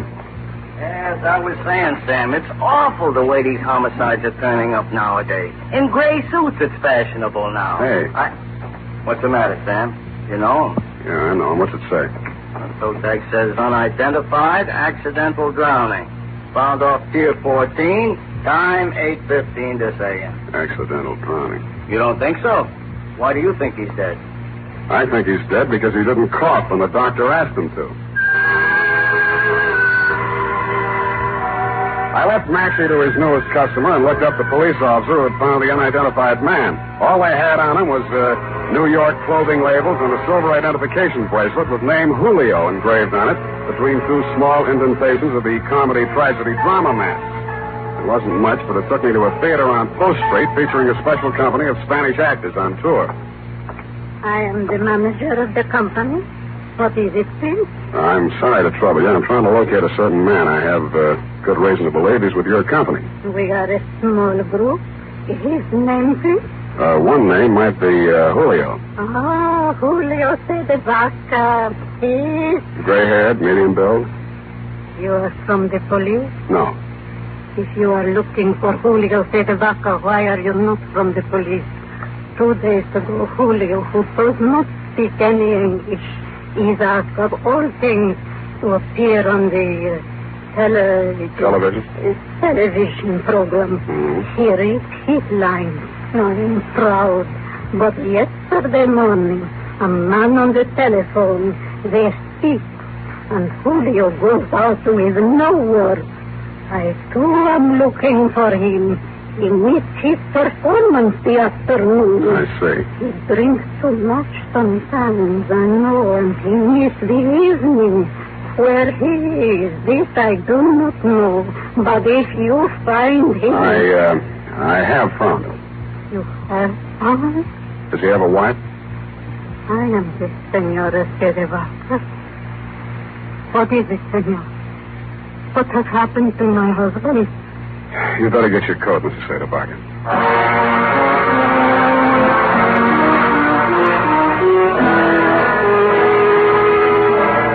I went back to the morgue with Mrs. Sadabaca, Doctor, and after that I went over to the Blue Goose Club.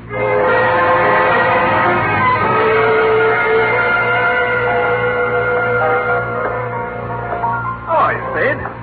Tired, Danny boy, tired. Well, come on in and relax. Nice place. You run it for Chick? When he's away. Seen Chick lately?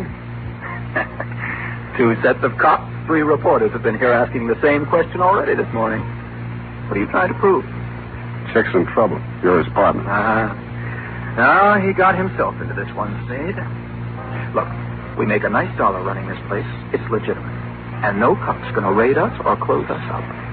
Chick started fooling around with that Scully woman. And I told him just once. It's dynamite, I said. You know how the old man is. Let bygones be bygones. But Chick didn't listen. Tell me about the bygones that should be bygones and why Chick should know how the old man is. Well, Scully sent him up 5 years ago. Did you know? No, I didn't. Oh, Chick owned some property south of Rosito, and Scully wanted it for oil drilling or something. Chick asked too much, and Scully figured a way to get it from him in court.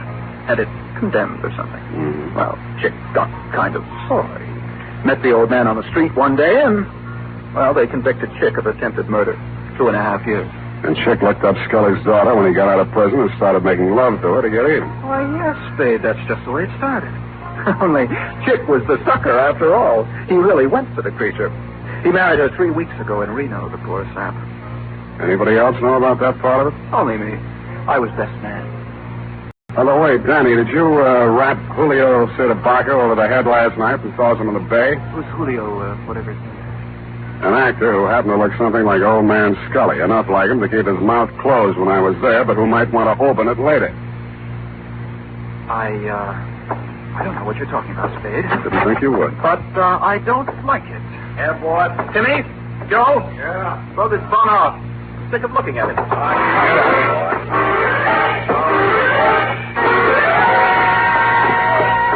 And they did. It was 2 against 1, and I'd been up late the night before. I was doing very well, though, until somebody stooped to a form of subterfuge I have long since grown to hate. I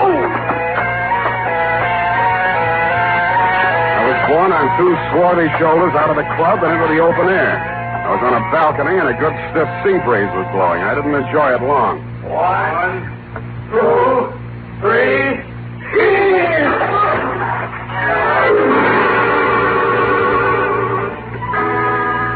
The water was cold but refreshing, and I managed to swim the 5 feet to shore. And that was my limit. I hung onto a slippery piling which supported the Blue Goose above me and partially hid the antechamber in front of me. It had been a wine cellar once and a loading dock, I suspected, for prohibition. This time it was a hideout. Keep your hands up, Spade. Close the door. Quick, please. Keep out of this, Helen. You're crazy, Dorothy. You got this all wrong. Take right. There's probably a $5,000 reward out for me right now. They want me dead or alive, and you're here to tell me how wrong I am. Well, it'll be dead, Spade. They'll never take me, and you aren't going to. Listen to reason. I've listened to all the reason I'm going to listen to. From now on, I'm doing things my way. I got nothing to lose now. I'm getting out of here. So long, baby.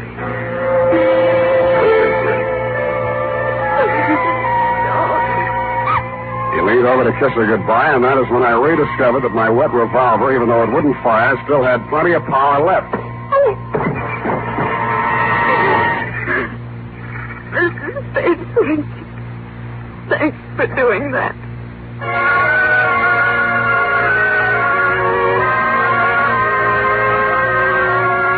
As you know, Doctor, I turned Chick Torpy over to the police along with Danny Cavillo and took Helen Scully home.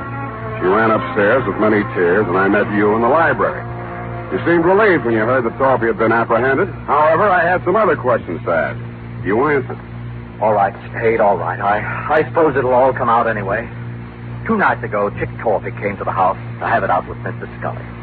He told him about their marriage. There was an argument. I was the only one in the house. I heard shots, ran in the room, and found Mr. Scully dead. The marriage certificate was in his hand. I knew this would involve Helen, and so I did what I did. Oh, it was a nightmare. I hid the body, hoping to find a way, perhaps a death certificate on accidental shooting or something. In other words, you were helping Torpy get away with murder. Yes, but I was thinking only of Helen. Her father did love her. But you'd already sent a letter to me. You knew I'd be here the next morning.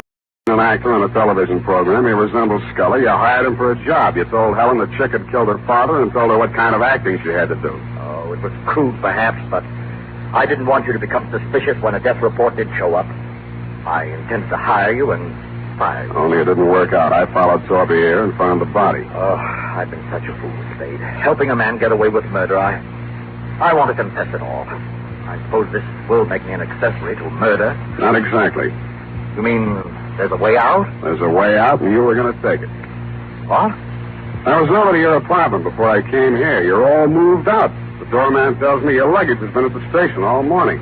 What'd you do? Came here to rifle the safe? No, see, here, Spade. Stop it. You were waiting around to see if they took Torpy dead or alive. Dead, he couldn't talk, and you'd be okay. Alive, you're ready to blow town. You bumped Scully. No. Get back there. Then you did your best to hang it on a chick. Helen thought he really did it and played along with you. You're not an accessory to murder. You're a murderer on a double count. That actor was knocked on the head before he drowned. Oh, just a minute, Spade. This can be fixed if you... Shut up!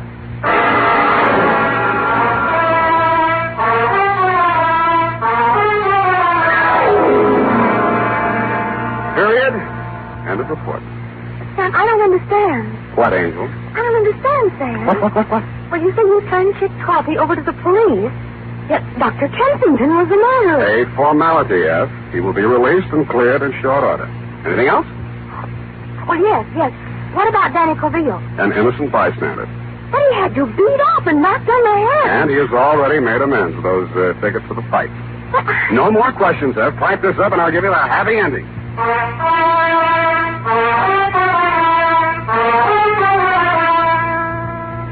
And now, listen to this. School days will soon be here, mothers. To make sure Junior's hair is always neat and well-groomed, get after those cowlicks and stray strands with Wild Root Cream Oil, the famous hair tonic that grooms the hair neatly and naturally, relieves dryness, and removes loose, ugly dandruff. And remind Dad to ask his barber for a professional application of Wild Root Cream Oil Hair Tonic. Again and again, the choice of men and women and children, too.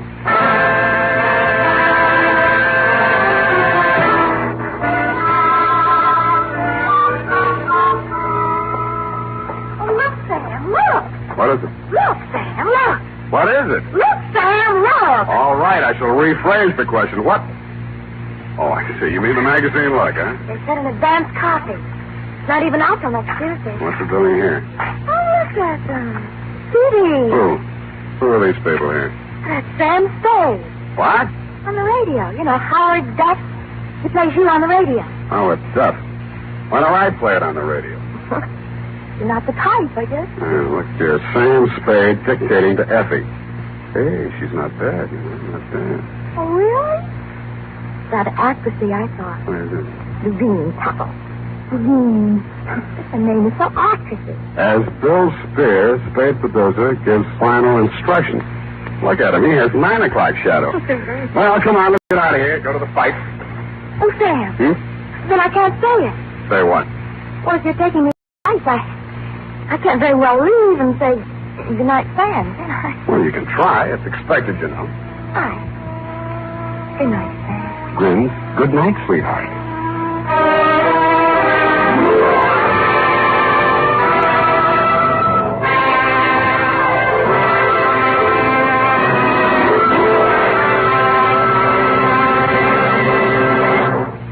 Adventures of Sam Spade, Dashiell Hammett's famous private detective, are produced and directed by William Spear.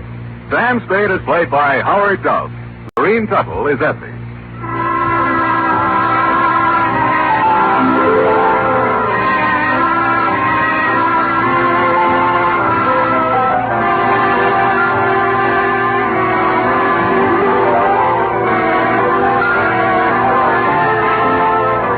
Tonight's adventure with Sam Spade was written for radio by E. Jack Newman. Musical direction by Lutz Ruskin, with score composed by Pierre and Renee Garrigang. Join us again next Sunday when author Dashiell Hammett and producer William Spear join forces for another adventure with Sam Spade. Brought to you by Wild Root Cream Oil. Again and again, the choice of men and women and children, too. This is Dick Joy reminding you to get Wild Root Cream Oil, Charlie. It keeps your hair in trim. You see, it's non-alcoholic, Charlie. It's made with soothing lanolin. You better get Wild Root Cream Oil, Charlie. Start using it today. You'll find that you will have a tough time, Charlie. Keeping all the gals away. Hiya, Charlie. Get Wild Root right away.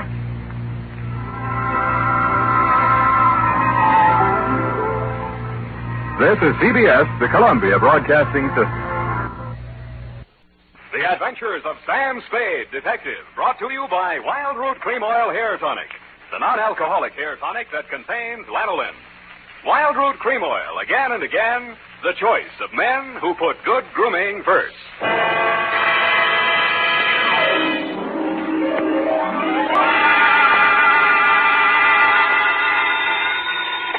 Sam Spade Detective Agency. Say what, sweetheart? Oh, Sam, how did it go? Well, it wasn't exactly a 10-in-1 outfit. More of a mud show, dog and pony type, you know, rag front. Sam, what are you talking about? Hmm? And by the way, where were you last night? I missed the last bus in from the Cow Palace, so I had to do a star pitch. Connie talk after. Oh, if you think I'm going to ask what a star pitch is, you're mistaken.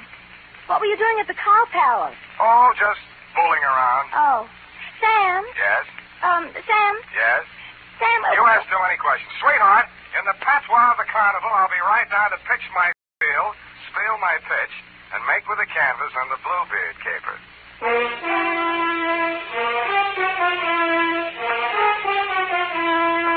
Dashiell Hammett, America's leading detective fiction writer and creator of Sam Spade, the hard-boiled private eye, and William Spear, radio's outstanding producer-director of mystery and crime drama, join their talent to make your hair stand on end with the adventures of Sam Spade. Presented by the makers of Wild Root Cream Oil for the hair. Say, Mom, if the summer winds are making Junior's hair drier and mussier than it should be, why not borrow a little of Dad's Wild Root Cream Oil and restore that sweet, angelic look? You'll find Wild Root Cream Oil Hair Tonic comes in handy for every member of the family. It grooms the hair so neatly and naturally, relieves that summer dryness, and removes loose dandruff, too. Better check on your supply right now. If it's running low, then tonight or tomorrow, first thing, get Wild Root Cream Oil Hair Tonic. Again and again, the choice of men who put good grooming first. And now, with Howard Duff starring as Spade, Wild Root brings to the air the greatest private detective of them all in the adventures of Sam Spade.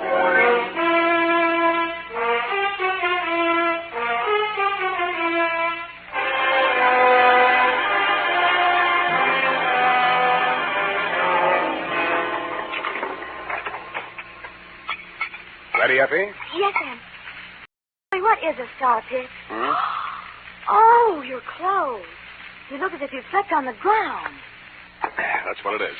Date, August 8, 1948, to Detective Lieutenant Dundee, Homicide Detail, San Francisco Police. From Samuel Spade, license number 127596. Subject, the Bluebeard caper. I will not offer as an extenuating circumstance the fact that business is bad all over. But it is true that I've been sitting in my office for 4 hours and the phone had not rung once. This one didn't phone. From the looks of him, he didn't have the required nickel. But the hangover he was wearing under his eyes had cost someone a pretty penny, so I figured his credit might be good somewhere. Mr. Spade? Yeah? Oh, my head. Here. Try this. Oh. Want it mixed? Oh, no soda. Couldn't stand the noise. Where'd you wake up? In these same clothes. Figures. It all started at my sister's engagement party. Mint juleps. But they must have been full of flukum. Flukum. You don't happen to have an ice bag. It's customary for my clients to bring their own. Oh. Well, now here's a spiel. Did I tell you my name? The name you gave my secretary was Ned Towers. You want to stick with that? Yeah, Ned. Ned Towers, yeah. It's about my sister. She's... Her name? Sylvia. Sylvia Towers. Sylvia Towers. But it's not about her, really. It's about that Bluebird. Bluebird she's married. Jefferson Davis Calhoun. What about him? Oh, that marriage has got to be stopped. I found out that his name's not Calhoun at all. That he's been married 3 times under 3 different names. And that all his wives died mysteriously. And that he collected their insurance. And now he's talked my sister into insuring herself for $100,000 in his favor. When did you learn all this? In a barber shop yesterday. Oh? I went in to get a manicure, and I picked up this old detective magazine. Here's his picture. Look at it. I had heard of the case. In his heyday, the papers had called him the Mint Julep Romeo. And any name he happened to be using at the time had Colonel in front of it. None of his 3 wives had survived the honeymoon. Wife number 1, an aviatrix, bailed out at 10,000 feet over Mount Hood along with her husband. His parachute opened, hers didn't. They found the body the following spring. Wife number 2, a snake dancer, died of snake bite when she squared off with a full-fanged diamondback instead of her usual non-poisonous partner. The cause of death was never officially proven because the body was embalmed by mistake, it said there, before the coroner arrived. And finally, number 3, a professional stunt woman, disappeared over Niagara Falls in a beer keg instead of her specially designed barrel and was never seen again. Well, Mr. Spade? Yeah, but are you sure your sister's fiancé, this Calhoun, is the same guy? Well, here's a picture of them together. Their engagement photograph. What do you think? Brunette? My sister? Redhead. That's him on the left. Redhead? Well, Mr. Towers, are we going to sit idly by and see another poor girl go to her death? How much money you got? About $100. I'll take 50 now. You are going to help her? How much does she already know? I tried to tell her. She's beautiful. She wouldn't even listen. I thought she might listen to you. I pray she will, Ned. I pray she will.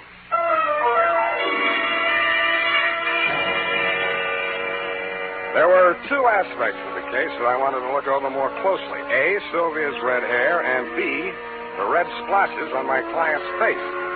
I had a hunch she might be suffering from more than a hangover. So I dropped him at the address of a medical friend of mine who specializes in poison. He said the tests would take most of the afternoon, so I decided to find out who was Sylvia, what was she as kind as she was fair.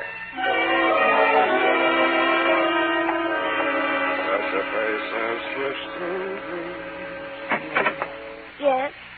Yes. I beg your pardon. Miss Towers? Yes, I'm Sylvia Towers. Are you the florist? You were expecting maybe a detective? Come in. Thanks, I will. Well, as a matter of fact, I wasn't expecting a florist or anyone else. But I'm glad to see you. I really am. Huh? Sit down here. Oh, just relaxing. Oh, no, over here. Oh. Well, why not? There. Isn't this more cozy? Take your hat off. Oh.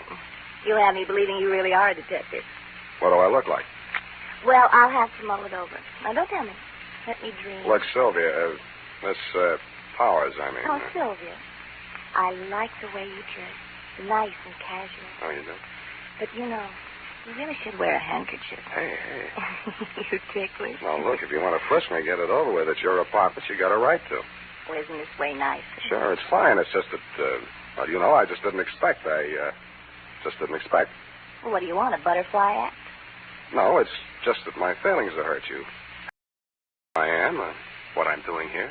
Anything. Oh, I don't care. I like you. Is this how you got engaged to Calhoun? No, he was selling some phony stock certificates, so I bought a few. They were phony, so you bought a few. Figured.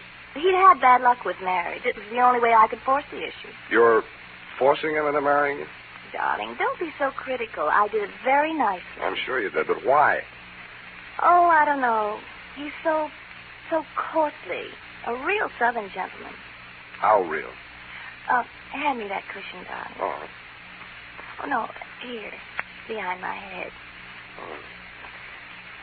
Oh, that's better. Oh, don't go away. Why do you want to be number 4 on the Bluebeard parade? Oh, do you really think he did kill him? Oh, that's one of 2 theories. He either did or didn't. Oh, I love your hair. So nice, bristly. Does it bother you? Yeah, but don't stop. Now, wait a minute. Look, I got my client to think about, and I'm trying to think about it. Darling. I didn't want to take this assignment, but he really seemed to be worried about you. Oh, now, who on earth would be worried about me? I'm a little worried about you myself, and I'm not even distantly related to you. Well, don't say that yet. This marriage may not last long. Don't you say that. Oh, I know his marital life has been full of tragedy. But I'm not superstitious. I think I may change his luck. Okay, Sylvia, okay, it's your life. I told your brother I'd talk to you, and I have. My brother? Yeah, Ned. I think maybe your boyfriend tried to poison him last night. Oh, no. Oh, Jeff, you're just in time. Well, my dear, we will discuss this further in private. I have only this to say at the present time. In the South, it is not customary for a lady to receive a gentleman alone just prior to her marriage to another gentleman. But, Jeff... I know your motives were pure and innocent. Customs differ, that's all. I am Colonel Calhoun at your service, sir. I'll call you when I need you. I'm afraid I must ask you to remain. Sylvia? To tell you, it was just a flirtation. Yeah, that's I didn't all. think it... You mean she didn't think. he made certain proposals? Well, what could I do? What could she do? He said there were things in your past, Jeff. Yeah, that's what I said. Things that... Oh, well, there, my dear. It was blackmail. That's all. I did it for you, Jeff. Go to your chambers, Sylvia. I will deal with this adventurer. If this were the South, there would be better ways, but never fear. Where there's a Calhoun there, too, you will find Southern chivalry. Please. No, Jeff. Phone the police. Sylvia, I must insist that you do as I say. Very well, Jeff. You know best. Well, son, how about you and me put heads together over little old Miss Judith, huh? Thanks, I'm not thirsty. What's the fetch, Colonel? How come your girlfriend yelled, "Hey, Rube," just now? What is your asking price, sir? What's your bid? 5,000 now, 5,000 after she's buried, 20,000 after the insurance people pays off. No dice. Caper's worth $100 grand. 50 for me, 50 for you. That is out of the question, sir. Okay, from here I go to the cot. Now, son, let's not be hasty about this. It will require a slight change of plan, but I reckon I can swing it. All right, 50-50. When are you going to knock her off? You want her to fly the coop? Is there another way out of here? Well, not that I know of, but she's crafty. She's crafty. Well, come on, let's get it over. Yes, you're right. Maybe now or never. That's right. Sylvia? Wait a minute. Huh? Come here. What is it? How are you going to do it? Well, hit her with this and then out the window. Let me see that. It's got quite a heft to it. Where'd you get this set? Souvenir, Niagara Falls.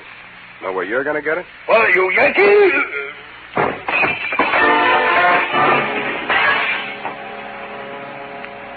The souvenir of Niagara Falls was deadlier than I thought. The blow spun him around like a top, and he went down on the other side of the room, taking the bar and the mint julep ingredients along with him.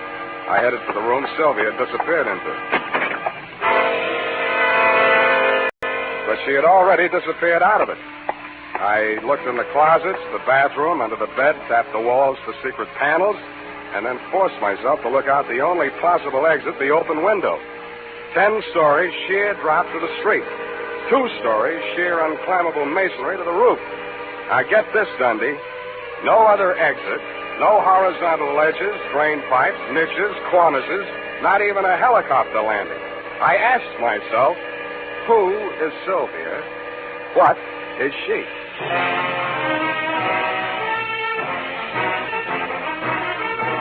The makers of Wild Root Cream Oil are presenting the weekly Sunday adventure of Dashiell, Sam Spade.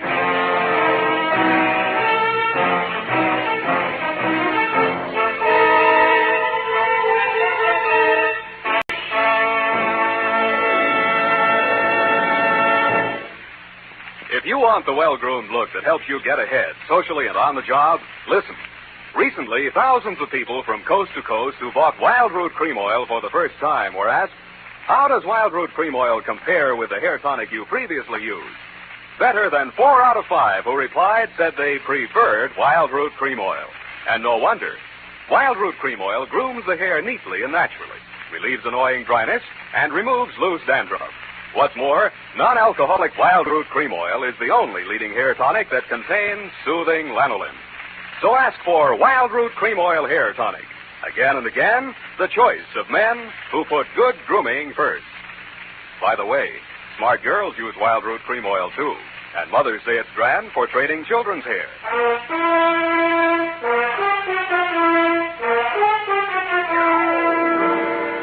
And now, back to the Bluebeard Caper. Tonight's adventure with Sam Spade.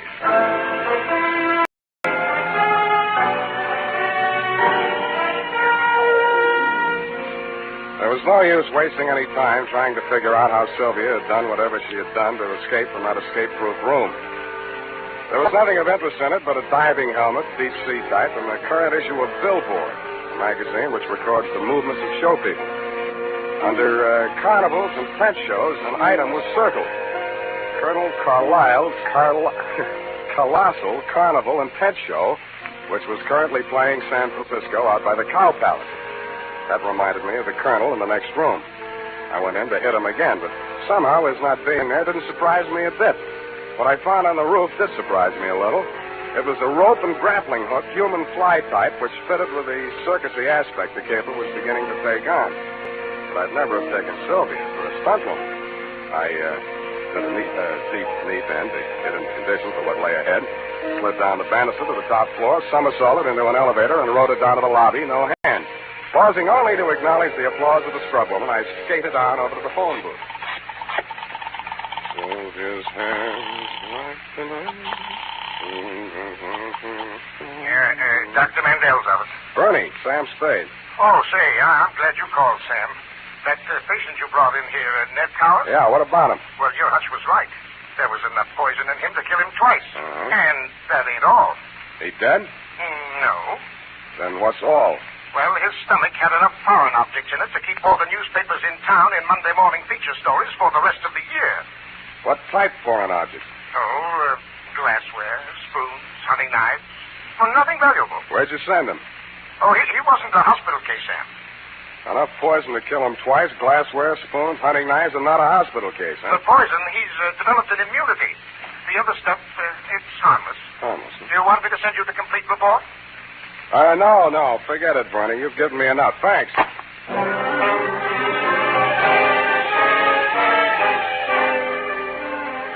From then on, Dundee, it was mostly entertainment. I headed for the carnival grounds outside the town, and Colonel Carlisle's Colossal Carnival and Tent Show unfolded before my very eyes just west of the Cow Palace. Brought to you in the interest of artistic endeavor. Mademoiselle Mahala, the favorite dancing girl of the Sultan of Zanzibar, brought direct from the perfumed gardens of the Mystic Orient. Every muscle of a gorgeous body shakes. And now, ladies and gentlemen, in the interest of science and the furtherance of national defense, one of the medical miracles of the 20th century. Ladies and gentlemen, a man with the iron stomach and the asbestos esophagus, Professor Dilator. Professor, if you please, sir, give the folks a sense of your control over the fiery element. I will light the torch and hand it to the professor. And now, Professor, if you will kindly... The coach dancer left me cold, but the fire-eating professor was hot. It was none other than my client, a man who called himself Ned Towers. I moved as close to the platform as I could without setting fire to myself and caught his eye. When he caught mine, it singed my eyelashes. Hey, scramble, I got my act to do. I can't talk to nobody. Where's the colonel? There ain't any colonel, just for the banner tagging. Where's your sister? I ain't got no sister. And who is Sylvia? Hey, do me a favor, Shamus. Keep the 50 and forget the whole... Oh, I want to see the show. Okay, you paid for your duck. Tear your eyes out if you want to. Okay, Butcher, start squawking. They're drifting away. And, ladies and gentlemen, that was only a sample. Why, he eats the stone and throws the beach away. And he uses powdered poison on his soft-boiled eggs. Now tell me, if you will, is there a doctor in town?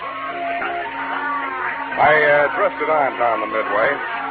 There was Bona, Nature Boy, Gilda and Hilda, the Siamese twins. There was Shorty, the fat man, and Fatty, the short man, a bearded lady, and several natural freaks of nature. At the very end, there was a big canvas enclosure. The act was called The Three Death-Defying Darlings. From the noise inside, I judge that to be an understatement.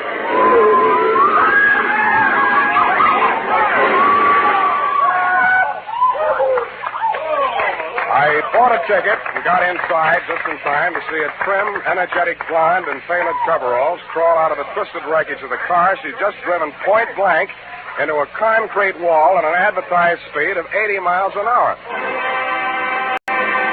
She took a bow, tripped lightly out of the ring, and a brunette about the same size and shape, but wearing a costume consisting mainly of 3 live rattlesnakes, passed her coming in.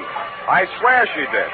I also swear that she danced so well I didn't even notice the snakes after I got used to them. Before the lead snake had taken its final bow and wriggled out of sight, a redhead in green coveralls appeared at the top of a 60-foot tower. She climbed into a barrel, and some stupid fool pushed her off. The tank she landed in was no more than 3 feet across and couldn't have had more than a foot of water in it. But she emerged from the splinters with her face wet and some of the greasy carnival-type makeup washed off. The red-headed branch of the death-defying darlings was, you guessed it, that miraculous escape artist, the one and only Sylvia. I was anxious to meet the rest of the act, so I vaulted over the canvas to their trailer dressing room. There was a sinister buzzing sound at my ankles as I entered. I jumped out of the way just in time to miss getting bitten by one of the brunette's dancing partners, the Diamondback. Sylvia looked at me pityingly, grabbed it expertly just behind the head, and shoved it down into its basket. Sam, you should have known better than to come in here unannounced. Strangers make Salome terribly nervous. Then we're even. How did you know I was here? I didn't. I was looking for my client. Then you are working for Ned. Who else? Well, when I heard you bargaining with Jeff, I didn't know what to think. Before that, I'd been so sure. Look, sweetheart, I haven't been sure of anything in this caper from the start, least of all you. And no matter how sure I get, I still won't believe it. Look at me, Sam. Touch me. I'm only flesh and blood. Yeah, well, anyhow, how did you meet yourself coming on with the snakes when you went out in the coveralls? Oh, zippers. I was wearing the snakes underneath all the time. Snakes?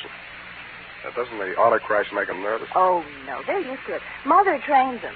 That was after Father... Never mind your family. Let's talk about you. All 3 of you. Well, after Mother and Father... Well, the act was a threesome, you see, and they wouldn't keep me on as a single. Yeah. So Jeff Calhoun worked out a routine so only one of me would be on at one time. That figures. How often do you come out of it alive? You mustn't say things like that, even in joking. I'm terribly out of condition. I haven't had a real workout since... Since you went over Niagara Falls in that beer keg? And by the way, how did you manage that? It's simple. Relaxation. Secret of everything. I could teach you that, Stan, darling. Jeff could never learn it. How long do you think we'd get away with it, sweetheart? Aren't you taking rather a lot for granted? Maybe not enough.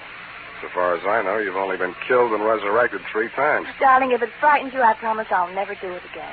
How did you drop 10,000 feet without a parachute? Oh, that Mount Hood stunt? I crash landed the plane, set fire to it. There were witnesses. Something dropped. Oh, nothing but a weighted flight suit. Whose body was that they found? There are always bodies when the snow melts. By the time they get to them, they could be anybody. Oh, that's a relief. Now, what about that other body? Which other one, darling? When you were embalmed after the snake bite. Oh.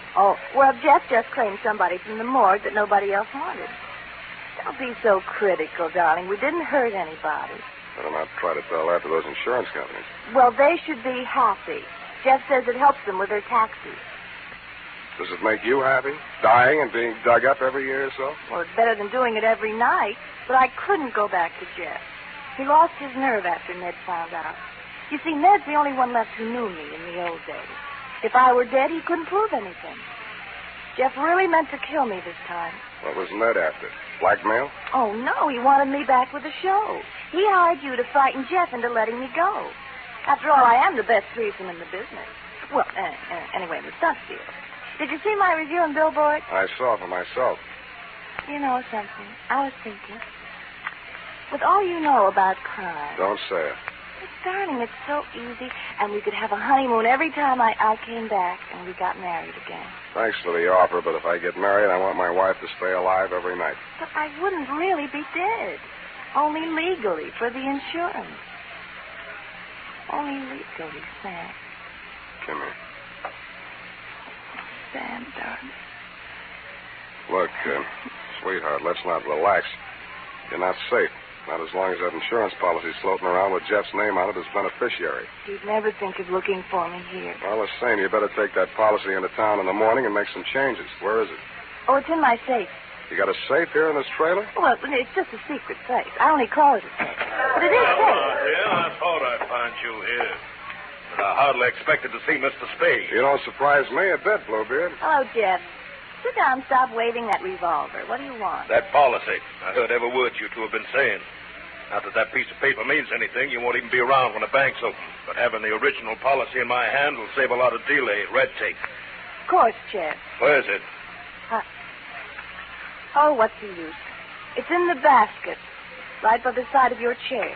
Wait a minute. Don't move, Spade. If you do, I'll blast you. Listen to me. Don't raise this that is lid. your safe. Still a child, aren't you, Sylvia? Don't do it, Calhoun. Don't do it.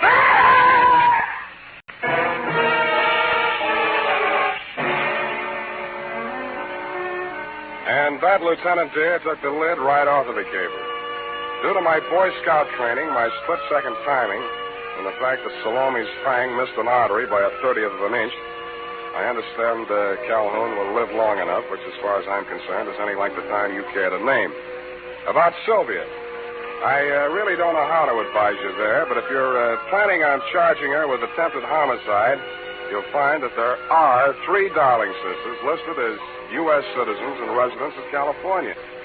It might be hard to figure out which one of her to indict. Period. End of Nightmare Alley, Bluebeard Division. Any questions, Eth? Oh, just one, Sam. A grammatical error, but I'll correct it. And just whom do you think you are to be correcting my grammar? Who, Sam? Nominated case. Nominal. Nominated, Sam. The most frequently used cases in English are nominative, accusative, and possessive. Now, I'm referring to your sentence which reads, it might be hard to figure out which one of her to indict. Yeah. Of course, you meant them, since there are 3 Darling sisters. Her being singular. Indeed, her was singular, Effie. Oh, Sam, you made a joke. It's a very small one. Now, type that up and leave my grammar as is. It's colorful. Oh, very well, Sam.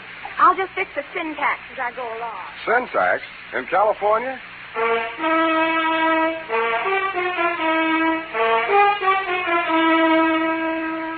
Say, are you looking for a hair tonic that will groom your hair neatly and naturally? Then you're looking for Wild Root Cream Oil. Want a hair tonic that relieves annoying dryness? Get Wild Root Cream Oil. Like a hair tonic that removes loose, ugly dandruff? The answer again is Wild Root Cream Oil, the famous hair tonic that gives you the big advantages men consider most important. Step up to your drug or toilet goods counter first chance you get and ask for Wild Root Cream Oil in the big economy bottle and the handy new tube that's easy to pack when you travel.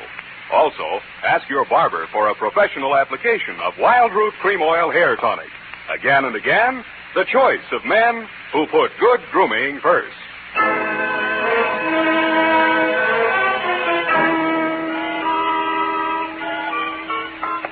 Here it is, Sam. You were quite right. She was only one girl, so I left it to her and made the correction back farther. Back where, The Twinkle sentence Toes? just prior. Hmm? Twinkle Toes. Hmm. You know, where you said 3 Darling sisters, I changed it to 1. That's impossible. It takes 2 to make a sister. That is not funny, Sam. Who's laughing? It's no laughing matter, Sam. After all, that Sylvia, or the Darling sister, whatever she... And I don't care if she can go over Niagara Falls in a barrel. Let's get it right, a beer keg. In fact, the only funny thing is you being taken in. After all, snake charmers of that type are a dime a dozen. Well, here's 20 cents. Phone up that place. What place? Where you get the red-headed snake charmers, 12 for 10 cents. Dime a dozen, Sam. It's a figment of speech. You can say that again, sweetheart. Penny to be 3 people, all with different hair, and wearing snakes under a coverall. Oh, that's it. No normal girl would do that, Sam. I don't know. Women do all kinds of work. Oh, Sam. Why can't I be an adventuress like some girls are? I wouldn't trade you for 30 cents worth of snake charmers. Oh, that's the nicest thing you ever said. Well, next to the nicest. Good night. Good night, Salome.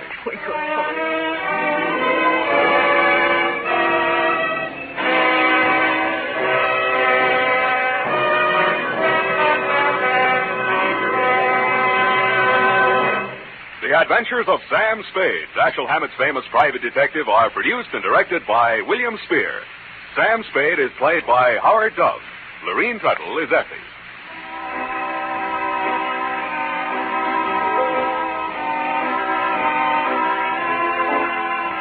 The Adventures of Sam Spade are written for radio by Bob Tolman and Gil Dowd, with musical direction by Lud Gluskin.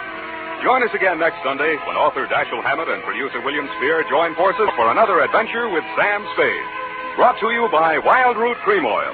Again and again, the choice of men who put good grooming first. This is Dick Joy reminding you to get Wild Root Cream Oil, Charlie.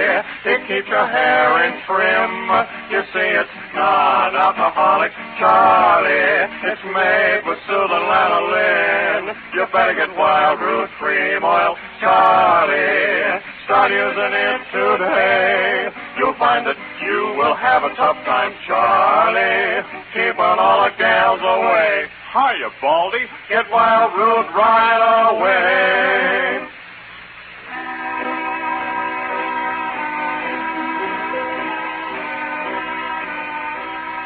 This is CBS, the Columbia Broadcasting System.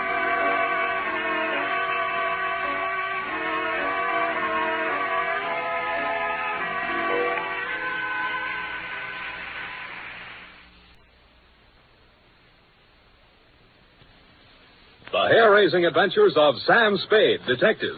Brought to you by the makers of Wild Root Cream Oil for the hair.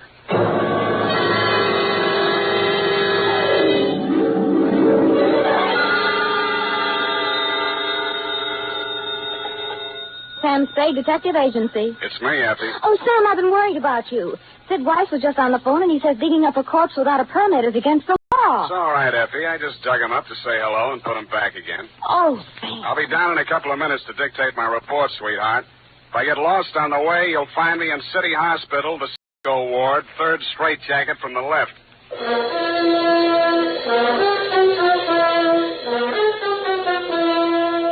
Dashiell Hammett, America's leading detective figure and creator of Sam Spade, the hard-boiled private eye, and William Spear, radio's outstanding producer-director of mystery and crime drama, join their talents to make your hair stand on end with the adventures of Sam Spade.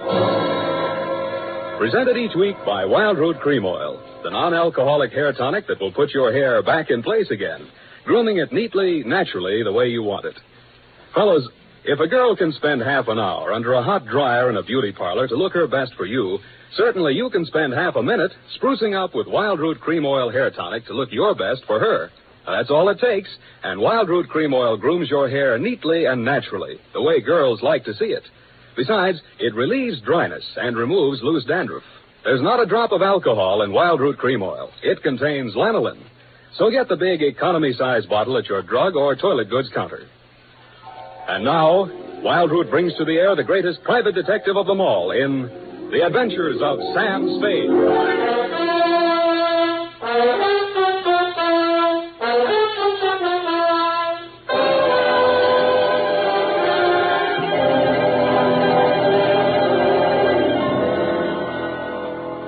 Date, August 2nd, 1946. To Mrs. Gregory Denov. Subject, death of Dr. Denov. I was sitting in my office with nothing to think about except a horse named Corkscrew Jr. My secretary, Effie Perrine, came in and said there was someone outside. I didn't look up from the dope sheet, so she said it again. Someone outside, Sam. What's he look like? Blue double-breasted custom-made suit, Countess Mara tie, hand-tailored shirt, English shoes, hand-trimmed Van Dyke. Get me a blank check and send him in. Okay, Sam. Please come in. Mr. Spade will see you now, sir. Thank you. You are Mr. Spade, Sam Spade. What can I do for you? I'm Dr. Gregory Denov, a psychoanalyst. I need your help. Lie down, doctor, and tell me all about it. I see you might also be noted for your sense of humor as well as your discretion. Who told you I was discreet? A man named Nicolaitis. Well, you tell Nicolaitis I think he's cute, too. What else does he say about me? That I can trust you with $10,000. Oh. Is this Mr. Nicolaitis one of your patients? No, he isn't. As a matter of fact, he's gotten possession of some private records of mine. Well, it's rather involved. Nicolaitis is shaking you down, and he picked me as the middleman, is that it? This is not an ordinary case of blackmail. Blackmail is blackmail, even if you do it in Technicolor. Well, as you may know, a psychoanalyst keeps a faithful transcript, a detail of everything a patient says during consultation, no matter how intimate or shocking. Yeah? This man, Nicolaitis, has managed to gain possession of a copy of one of these case histories. The patient is a very celebrated person, and should this material be divulged, it may have very serious consequences for both my patient and for me. Doctor, your best bet's the San Francisco Police Department. No, that's out of the question. Then I'm afraid I can't help you. Why not? Nicolaitis said I'm a private detective. When I take on a client, I take on his troubles. My job is to protect him, not to stand by and see him milked. If you want to hire me on that basis, I'll listen. Oh, I'm so tired. I must trust somebody. What can you do for me, Mr. Spade? Write me out a check for $1,000. Got a pen? Yeah. All right. You see, Nicolaitis figures that if I'm getting a cut, I'll have to keep my mouth shut. I'll spend it all the same. Here you are. Thanks. Now, what was the last thing Nicolaitis told you? That he would pick up the $10,000 here and deliver to you this file in question. Can you reach him? Yes. Call him. Tell him you've seen me. Tell him I won't do that kind of business in my office. Tell him to come to your house. I'll be there. What if he refuses? He won't. Tell him I have the whole $10,000. What time? How about in an hour? No, I'm sorry. We'll have to make it around 3 or... Oh, goodness, I'm late now. I really... That's a beautiful watch, Mr. Denham. Yes. Foreign? Yes. May I see it? My watch? Why, really, Mr. Spade, I'm very late. I have so many things to do, and I have to be at the Majestic Theater well before the matinee starts at 2:30. How are you going to see me at 3 o'clock if you're going to the theater? Oh, I'm not going to stay for the performance. Well, Mr. Spade, till 3 o'clock then. Oh, my office is in my apartment. The address is here on my card. It's the penthouse. Penthouse, huh? Okay, Doctor, I'll come formal. I'll wear the top to my bed.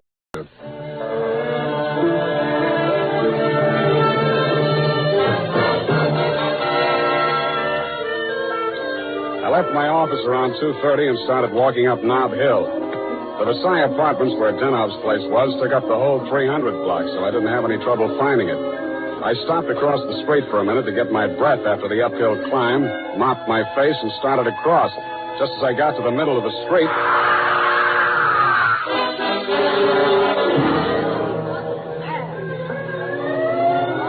The crowd was packed in so close around I couldn't see who'd done the Brody, but I had a pretty good idea. The cops had the sidewalk roped off and guards posted at the building entrance. It took me maybe 20 minutes to elbow my way through and show my credentials. Sergeant Levine had the front door, so they let me in. Lieutenant Dundee of Homicide met me at the door of the penthouse. Hiya, Sam. What do you want? I want to see Dr. Denov. The doctor's dead. Dead? Yeah. He's my client. They can't do this to me. How? Hit a Brody out the window. What are you here for? To see his wife. Okay with you? Why not? She's inside. Thanks. Mrs. Daniel, please. With all due respect for your grief, I must have the keys to the cabinet where Gregory kept his confidential files. You realize that you wished me to take charge of his patients and that I am responsible. All this police and so on. Oh, we must get those files out of here as soon as possible. Yes? My name is Spade. I am Dr. Zoya. I was poor Dr. Denno's oldest friend. If there's anything I'd like to see you, Mrs. Denov, alone. But you police have already asked her so many questions. You see, she's not in the... I'm not with the police. I'm a private detective. I was working for Dr. Denov. A private detective? He was in trouble, you see. You see, Dr. Sawyer, the police won't believe me. Mr. Spade, you'll tell them. You'll tell them he didn't commit suicide. Well, Mrs. Denov, I guess that takes care of everything here. It's clearly suicide. Oh, idiot. Blind, stupid idiot. Suicide. My husband, he treated suicides. He would never... No, please. It will be all right, my dear. I'm sorry. She's hysterical. Yeah. If I had the time, I would... Tell them. Please, Mrs. Dano. The undertaker has been arranged for burial at 7 o'clock, Beit Israel Cemetery.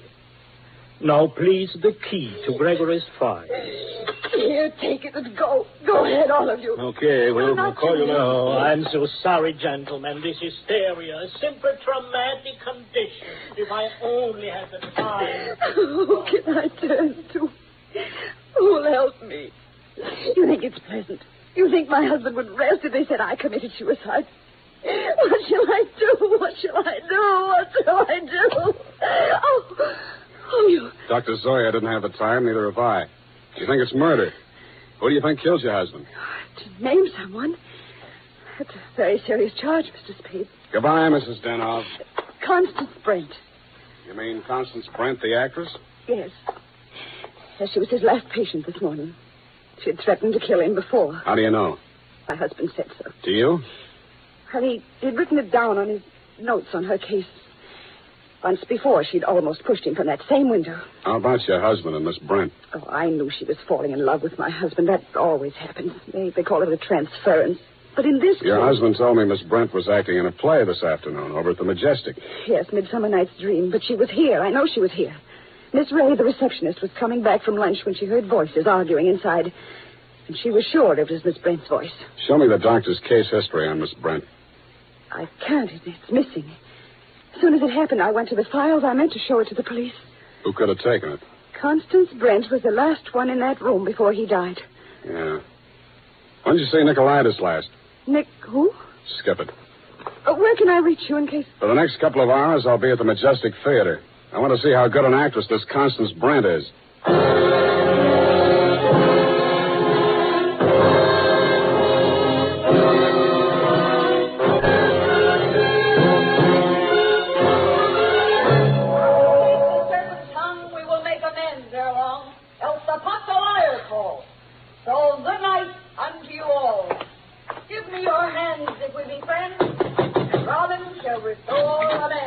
Yes? This Constance Brent's dressing room? What do you want?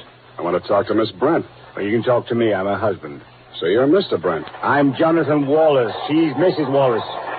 Now, what do you want with my wife? I've come to tell her that Dr. Denov is dead. Are you sure? You tried falling from the 12th floor window sometime. Well, that's the best news I've heard this year. But I'm afraid it would be a shock for Constance. Maybe, maybe not. She was the last person to see him alive, as far as anybody can make out. Are you from the police? No, I'm from the insurance company. Claims investigator. What do you want to see Constance for? The policy wasn't made out to her, was it? No, made out to his widow. But she can't collect. Police say it was suicide. Oh, that settles it. This is the last time I take a penny. Stand around while Puck talks his head off. Who is this person? Darling, I'm afraid this is going to be a shock. This man is from an insurance company. Dr. Denov is dead. Oh, what a pity. What happened? The police say he jumped. His wife says he was pushed. She also says that you, Miss Brent, might have been the pusher. Oh, now, really, it's too absurd. How like a wife. What time did your play start this afternoon, Miss Brent? Matinee at 2:30, always. Always. And the late lamented Dr. Denov jumped at 3 o'clock. I didn't say he did. Doesn't this news, shock you? But of course. Do you think good psychoanalysts are easy to find? Looks like your next doctor will have to start from scratch. Your case history seems to be missing from Dr. Denov's files. Missing? No. What is it? Has a man named Nicolaitis been in touch with you? I've never heard of him. Chances are you will. Does he have Dr. Denov's notes on my case? Could be. This is frightful. Hot reading, huh? You seem to know this person, Nicolaitis. Get that file for me, and I'll pay you well for it. Just a minute, my love. We don't know who this man really is. He might even be Nicolaitis himself. Let me see your company credentials. Now, what do you know? Somebody picked my pocket. My wallet's gone. I thought so. All right, you tell me who you are. I'll call the police. Oh, no, Jonathan. No police. Let's get off the merry-go-round. My name is Spade. You'll find me in the phone book under S. My office is open until 6 o'clock. And if a man answers, don't hang up. It'll be me.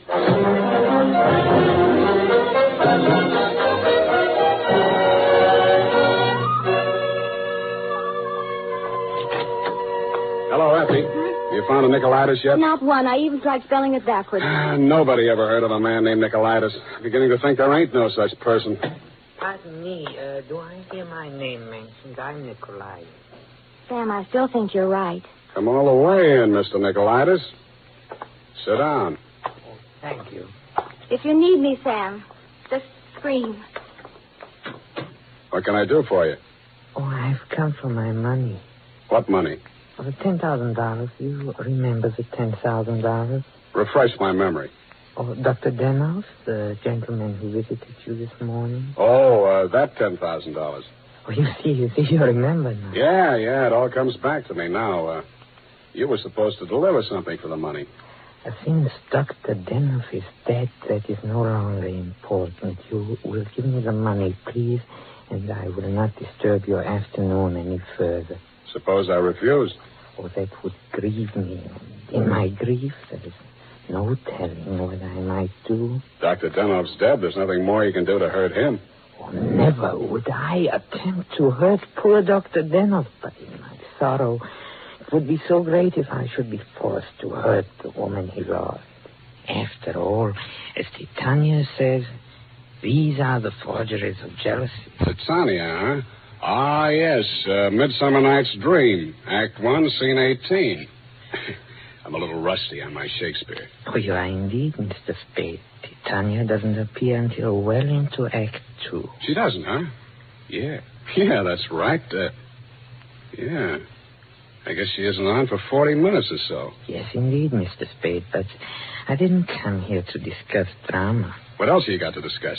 When Dr. Denoff died, your market died with him. That is a very unprogressive view, Mr. Spade.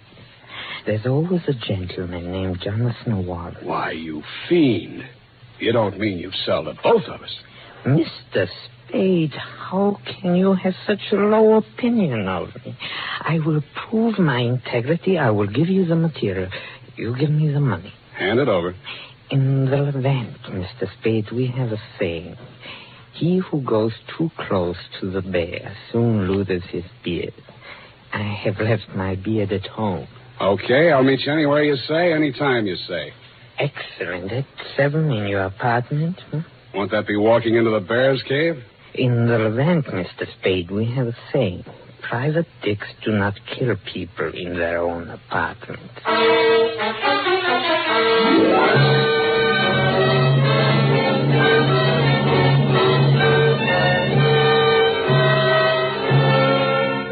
It was then 6 p.m. I called Effie for messages. She told me that you had been phoning frantically, Mrs. Denoff. I still had maybe 30 minutes before Nicolaitis was due at my apartment, so I breezed on up to your place on the hill. We had a very interesting chat. Remember, Mrs. Denoff? Looking back on it, that was probably the most interesting conversation we had. Funny, I can't remember much of anything you said, but it was so cozy there in your place. And what with your clock being about 20 minutes slow, it must have been something like 7:30 before I left you. I grabbed a cab and told the hacky to step on it. I hoped Nicolaitis was still waiting at my apartment. He was.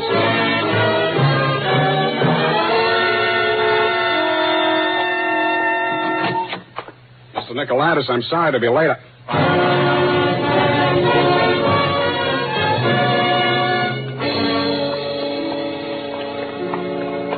He was lying on my bathroom floor.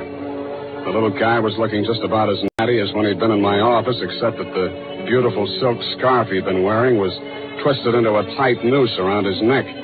Mr. Nicolaitis was a very dead blackmailer.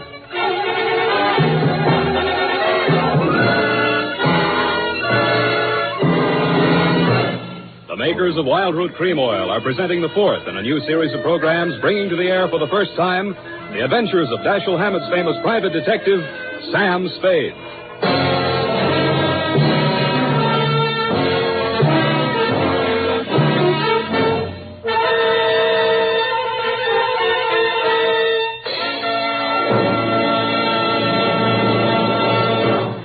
Then, at the racetrack, the man who has something better than a mere hunch is said to have it straight from the horse. Of course, that's a humorous expression, but it shows how to get facts. Go straight to the real source of information.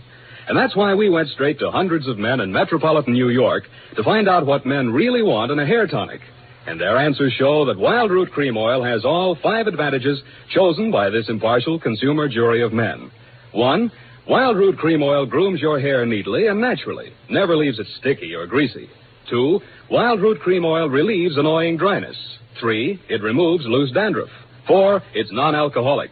And 5, it contains soothing lanolin. Remember, no other leading hair tonic gives you all 5 of these important advantages. Is it any wonder that 4 out of 5 users in a nationwide test preferred Wild Root Cream Oil to all other hair tonics they'd tried? So next time you visit your barber, ask for Wild Root Cream Oil and get the big economy-size bottle of Wild Root Cream Oil at your drug or toilet goods counter. And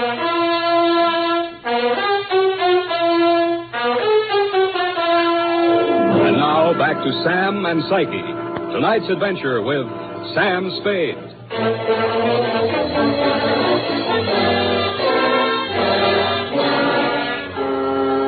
His eyes were open, and he seemed to be looking right at me as I bent over him. The finger marks in his throat were too blotchy to be of any use. Pretty soon, Lieutenant Dundee and Sergeant Polehouse came in and walked over behind me. We all stood there for a second, and then Polehouse bent down and closed those eyes. You know him, Sam? His name is Nicolaitis. That's all I know about him. What did he come here to your place for? I don't know. You invited him? I wouldn't have been surprised to find him here, but not like this. You boys got a smear on him yet? Sure. He's an old customer of mine. Runs a photo lab. Photostats, microfilm. Microfilm. Nobody makes any sense. They're all screwballs, psychos, neurotics. What am I doing in the middle of this anyway? Sam, don't scream at us. We're just doing a job. Oh, I'm sorry, boys.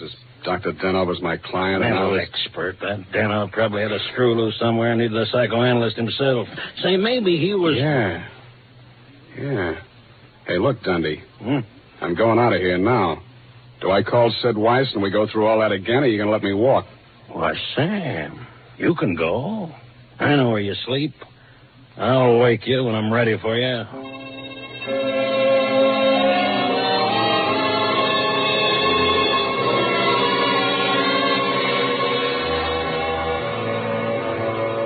Well, Mr. Spade? I want some answers, Dr. Zoya, and you're the guy who can give them to me. I'm listening.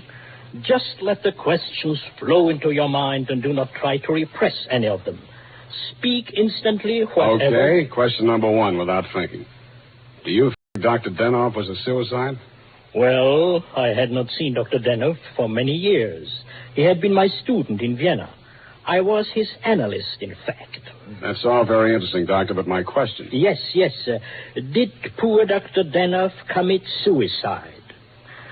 I have reviewed all the material, manifest and hypothetical, and I came to the conclusion, no, it was quite impossible. You see, these paranoid and dramatic... question number two. Was Dr. Denov in love with Constance Brent? I suppose I can now answer that question. When I arrived in San Francisco, I found him in great distress. He told me he feared he was losing his objectivity towards this patient. In other words, he was in love with her? Yes. You think she might have murdered him? All psychoanalytical subjects develop aggressive feelings toward the doctor. Nearly all of my patients have threatened me at one time or another. You don't say. Tell me, Dr. Zoya, you know anything about Jonathan Wallace, Miss Brent's husband? A violent type, almost psychotic. Yeah? How about you, Dr. Zoya? Could you have done it? That is a most interesting question, Mr. Spade. When I arrived here from Vienna without funds, dependent on the kindness of my former students, I must confess that I felt a certain antagonism. It disturbed me to realize that a man of my standing in the profession should be dependent on the goodwill of a younger and, I sincerely believe, less gifted man. However, I overcame this, and I didn't kill him. Yeah. Well, Doctor, thanks a lot. Oh, people. Truly a life study. There is no accounting. For instance, Dr. Denov. He came to me only this afternoon with the strangest requests. Yeah? He gave me the gold watch which I had presented to him many years ago upon his graduation in Vienna. He had a patient waiting, and so had not much time to explain. Where is this watch? Please, I'm coming to that. He asked me to promise that I would have the watch buried with him if something happened. That has been done. But Dr. Denov just died at 3 o'clock. It is a Mosaic law that the deceased be buried before sundown. Thanks, Doctor. Thanks a lot. I hope I've been of some help. Doctor, you'll never know how much you've helped me.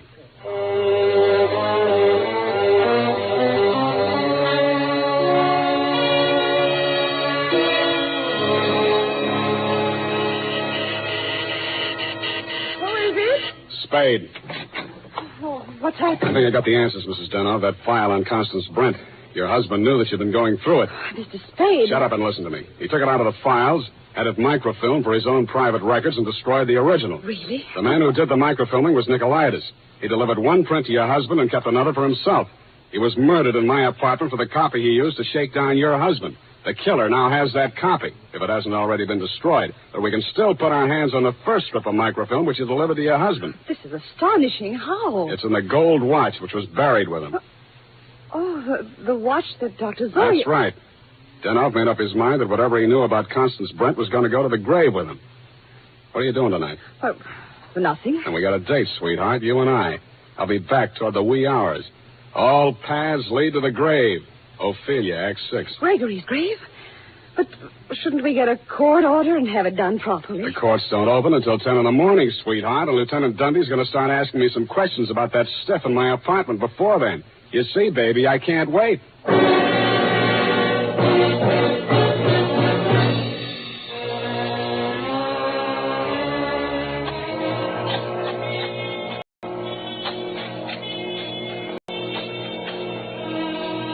Mr. Spade, we shouldn't be doing this. If I'm wrong this time, it won't be wasted effort. I'll crawl under the grave myself and pull it in after. Here. I struck it. Give me that crowbar, Mrs. Denov, quick. Oh, dear. Oh, dear.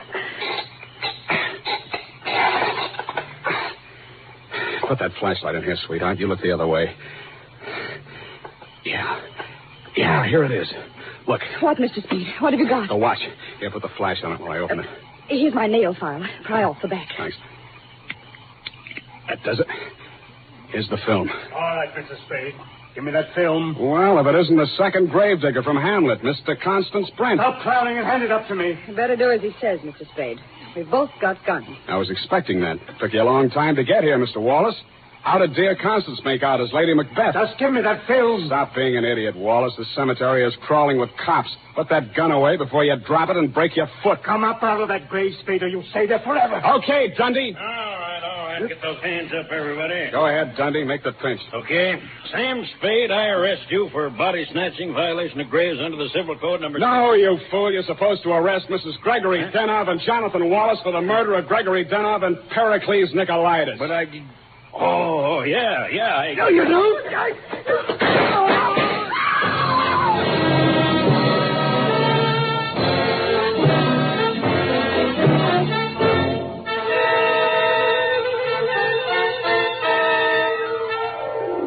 It was smart of you, Mrs. Denov, to make me late for my appointment with Nicolaitis. You did that so that Wallace could nail him in my apartment for the microfilm. You thought you could use that film to pin Denov's murder on Constance Brent. But after your late husband caught you tampering with his files, he added a few well-chosen words to it so that the film put the finger on you and your boyfriend, Wallace, in case anything happened to the doctor. So Wallace had to kill Nicolaitis. You weren't smart to push your husband out the window. That looked like suicide. You might have gotten away with it, Mrs. Denov, if you'd bashed your husband's head in with a bottle. That reminds me, Effie, pour me a drink. That all? Sign it, put a special delivery on it, and send it care of the matron to Hatchapee Prison. Go on, have one yourself. Oh, thank you. Here's how. Oh.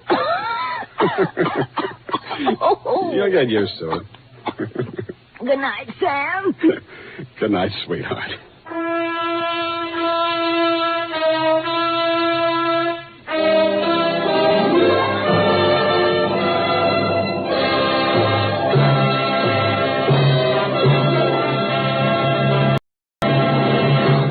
Wild Root Cream Oil presents The Adventures of Sam Spade, Dashiell Hammett's famous private detective, produced and directed by William Spear. Then, on these warm August days, the sun beats down on your hair, may leave it looking dry and brittle. That's why, now especially, you need Wild Root Cream Oil. This grand non-alcoholic hair tonic has just what it takes for summer grooming.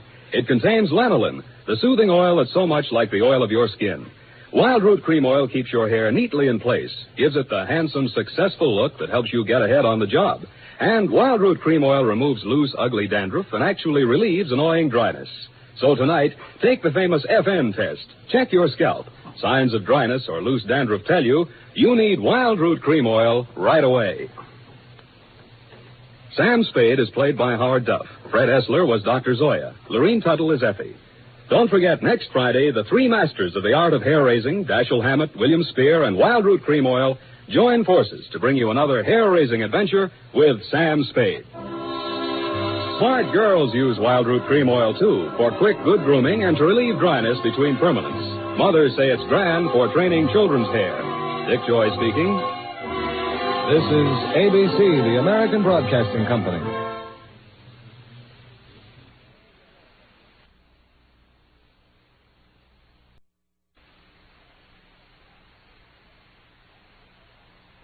The Adventures of Sam Spade, Detective. Brought to you by Wild Root Cream Oil Hair Tonic, the non-alcoholic hair tonic that contains lanolin. Wild Root Cream Oil. Again and again, the choice of men and women and children, too.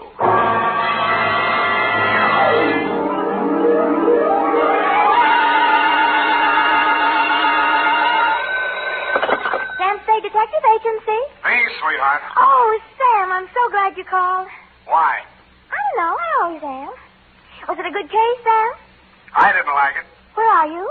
Morgue, San Mateo. Oh, was somebody killed? Yes? Well, do you know who did it? Yep. That's good. No, that's bad. Bad? Believe it or not, F, I wish I didn't know who killed who. I don't understand. Oh, Sam, you sound so downhearted. Well, I'm sorry. I'll try to loosen up. Stay where you are, sweetheart. I'll be right down to dictate my report on the champion caper.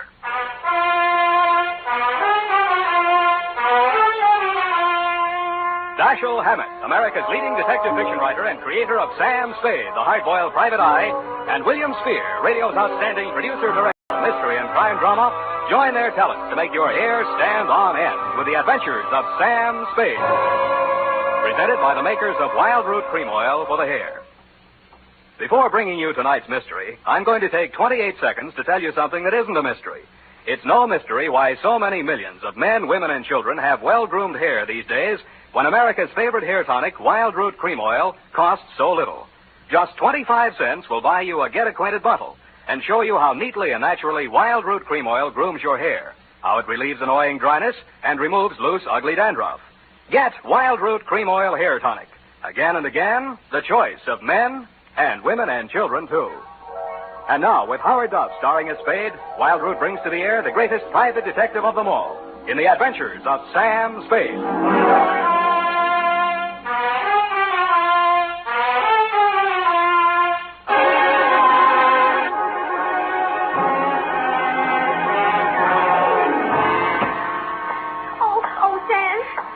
The afternoon paper. I don't understand it either. Stop that. Really, after all this time, you'd think I'd be acclimatized to all kinds of human storms. I've got my pencil already. I'm myself again. I'm ready, Sam. Sam, date? Date August 7th, 1949. To whom, Sam? Jack Manelli. To Detective Lieutenant Manelli, Homicide Detail, San Mateo Police. From Samuel Spade, license number 1379596. Subject. Are you listening, Sam? Subject, the champion caper. Dear Manelli. You were there for the end of it, and I was there for the start of it, which is in the reception office of Elliot Champion's brokerage house in San Mateo, and where I first met Mildred Champion. Remember that old salve, how a woman in love is always beautiful? When I went in, I had no idea she was in love and no idea she was beautiful. Not because she'd lately been crying, but her sallow face without makeup, framed in a wisp of blonde hair, wasn't flattered by the shapeless black dress, cotton stockings, and low-heeled shoes she was wearing. Certainly not the going idea of beauty. Nor did her conversation reveal anything to indicate love. Oh, yes. May I help you? Mr. Elliot Champion, my name's Spade. Spade. S-P-A-D-E? You don't have to write it. He's expecting me. Your business, Mr. Spade? Private. I have to have a little more than that, I'm afraid. Oh, is this hot here? Mr. Champion can't stand fresh air. Obvious. That's what makes it so warm in here. I'm sorry. Yeah, it is hot. Just flip the switch and tell me. Well, what is it, Mildred? I was just going out. Mr. Spade is here. Says you're expecting him. But I don't find him listed in your appointment book. Don't be an idiot. Send him in. Send him in. You may go in now, Mr. Spade. He always like that? He's nice today. Sorry, Mildred. That's your name, isn't it? His office is the first on the right. Don't bother. I'll find it. Thank you. I'll just go to lunch.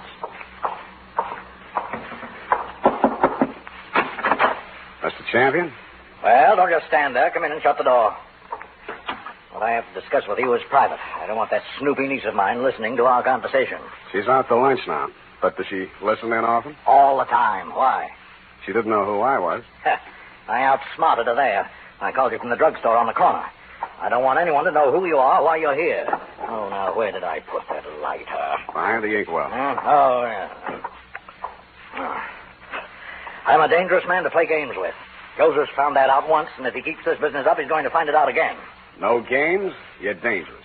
Say, are you mocking me, Spade? Just wondering what you're talking about. I just told you. You got ears, haven't you? Joe Josephs is back in town, and I'm not going to fool around with him.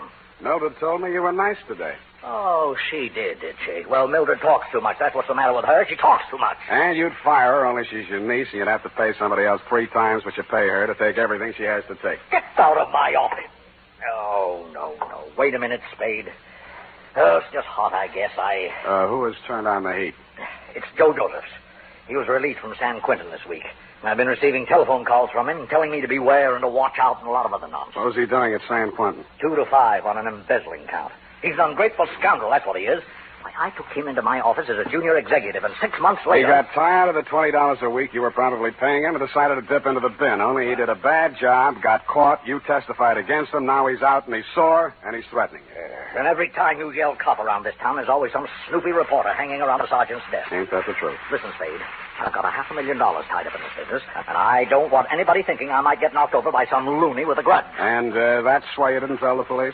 Don't you believe me? It'll do for now. You'll think of something better. Now, see here, impertinence is one thing... 25 a day and... No.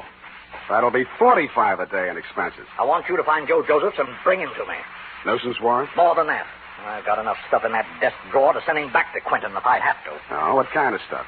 Left over from his trial. It'll be grand larceny this time, and they don't stop at 5 years for that kind of thing. You withheld evidence? I withheld... Get out.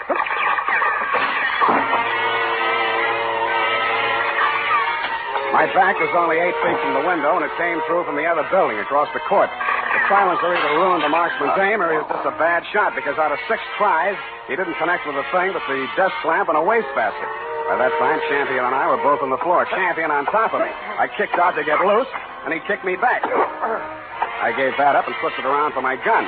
Across the court, a window was open about 6 inches, one corner of which was full of a dark-sleeved hand and a gun arm. I fired at it from what is known as number 6 position. It's him! It's him! Get him, Spade! Get him, Spade! What do you think I hired you for? I didn't bother to answer him. I went through the window, onto the fire escape, and over to the next building. I did more. I went in that building, which was apparently vacant, down the stairs, and started out the back entrance. Hey, Oh, sorry. Shirley, watch it, will you? What's the big hurry? Hey, he came out of this building. Which way did he go? Who came out of what building? This building, right here, just a second ago. Here? Yes. Who? Him. Who? The guy who just ran down What'd these he look stairs. like? Well, he... Well, what'd he look like? I say, what'd he look like? Huh? Who? What? Where? Thanks. Don't mention it, Curly, anytime. I couldn't tell her what he looked like because I hadn't seen him.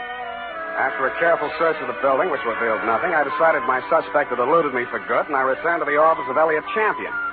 He was sitting on his green leather chair, wearing an expression to match. Missed him, huh, Spade? What does Joseph look like? Oh, I've got a couple of snapshots here somewhere. Yes, here. Let's have a look. I was later to regret having those snapshots of my person. They showed a tall, thin-faced, haunted-looking guy, an old-looking 28, good face, shock of black hair, and dark eyes. I've seen plenty of crimes, embezzler type, and he wouldn't have been casting a part in my movie. There was nothing about him to indicate that he'd embezzled $2,000 or used a silencer on a gun. I dug 238 slugs out of Champion's wall and went down to the street. Spade! Oh, Spade! He was a heavy-set man in a dirty white Panama hat and seersucker suit that didn't fit him around the middle. Just a minute, Spade, just a minute. He crawled out of a black sedan, jammed a cigar in his mouth, and began sweating. He needed a shave. He'd always need a shave. Hot afternoon, ain't it? Yes, sir, sure is hot. Sure is a hot afternoon. Here, my card. Lemuel Drigger, Confidential Investigations. Guess I should ought to have some new ones printed up, huh? I guess you should order, Lem, and change the name while you're at it. Huh? Didn't the commissioner bounce you 9 years ago for rolling a pack before you did the booking? Oh, let bygones be bygones, Spade. I'm in business for myself now. How's business, Lem? Punk. Try another racket, Lem. Spade, you been in to see old man Champion, maybe? Maybe. I was just going to go in to see him myself when I spot you pull up. I recognize you from the pictures in the paper last week. I figure maybe you and me ought to talk. What did you figure you and me maybe ought to talk about, Lem? Oh, you make it tough for a guy, Spade. We're in the same business, you know. What you go see him about? So long, Lem. Wait a minute. I'm an old gumboot, huh? A fat old gumboot who couldn't get a trick as a housekeeper or tailing a punk. Is that it? Okay, Spade, okay. You're full of dinner now, but just you keep my card. You'll want to see Lem Drigger before it's all tied up. You'll want to see me. Screw, Lem. But he was right. I did want to see him because when I got down to the Chronicle office and looked up a morgue on the Joe Joseph trial, the first thing that jumped out at me was the name Lemuel Drigger. Lemuel Drigger, private detective who had been employed when Mr. Champion had become suspicious of Joseph's account irregularities, and who, together with Mr. Champion, caught Joseph's red-handed, and who willingly offered his testimony the same at the trial which convicted Joe Joseph to San Quentin for 5 years. The file also gave the name of Joseph's lawyer, a man named Anthony Speezer. The phone book showed an apartment address on Geary. That's you, Aggie? Hold on a minute. I was just trying to get dinner over before you showed up, but I guess I'm late tonight. Who are you? Mr. Speezer? That's right. My name's Spade. I'm a private investigator. I'm trying to locate a former client of yours, a man named Joseph. Come in. I was expecting Aggie, but come in. Thanks. I always fix my own dinner, poached egg and half and half. Ulcers. Name Spade? Yeah. Want an egg? No thanks. I'm on duty. Mind if I finish? It's up to you. Who's your client, Spade? Elliot Champion. Joe Josephs is back in town, and he's been making telephone threats and throwing 38s around. 38, huh? Mm-hmm. You know where he is? Joe was a nice kid, but a calendar job. Born with one war going on, a depression on deck, and another war in the hole. Makes a difference. The calendar got him. Everything was against him at the trial, too. I couldn't do anything. He thought I let him down and told me so. He got real sore when they read the book at him. Threatened Champion and that private dick, Lem Drigger. Drigger and everybody else. Said he was railroaded. You were his attorney? I know, but he didn't have a chance in a million of beating that rap. He thought I ratted when I took the guilty plea in court's mercy, all for a lousy $2,000. Well, he's done his time and he's out now. He hasn't gotten in touch with you? Nope. No threats? Nope. Have a write to you from prison? Nope. Any idea where he'd be in town? Nope. Is it possible he has a mother? Nope. Then I guess I leave you to Aggie. We play records. Aggie used to be a violinist. Well, it's up to her. Spade. Spade. Yeah? If you find Joe, tell him where I live. I'd like to see him. Why? I don't know. Maybe I just want to see what 5 years in the pen does to a kid like that. Yeah. I'll bet you do.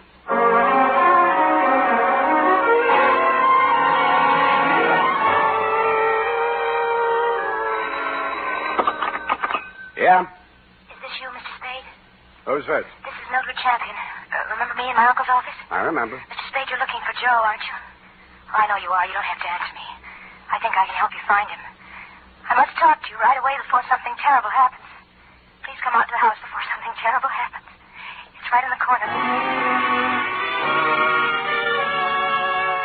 I got out to the house as fast as I could, but not before something terrible had happened.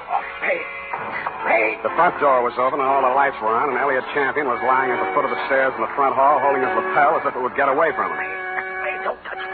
Don't try to move me. It's in my lungs somewhere, and I never thought.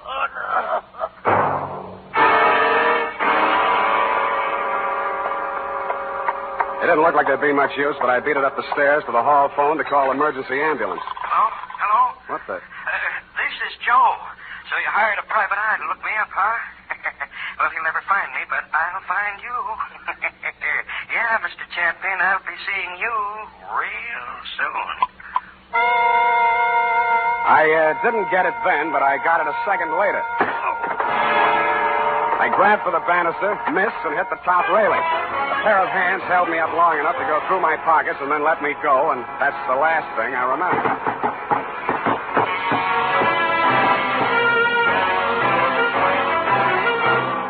The makers of Wild Root Cream Oil are presenting the weekly Sunday adventure of Dashiell Hammett's famous private detective, Sam Spade.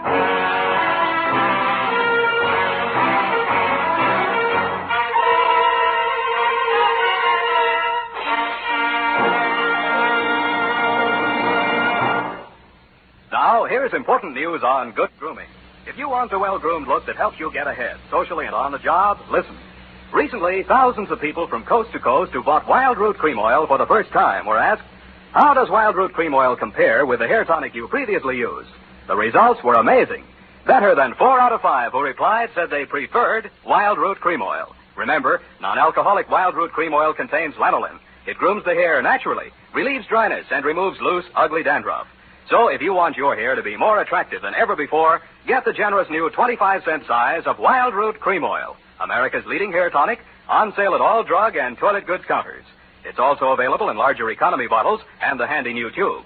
By the way, smart girls use Wild Root Cream Oil, too, and mothers say it's grand for training children's hair. Get Wild Root Cream Oil. Again and again, the choice of men and women and children, too.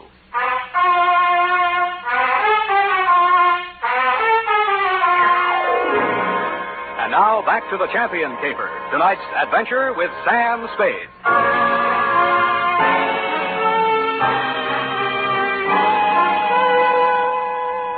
The neighbors had complained of gunshots, which was fortunate for me. I still might have been lying at the bottom of those stairs in Champion's house, Lieutenant, if you hadn't walked in, applied first aid, asked me my name, and listened to my story.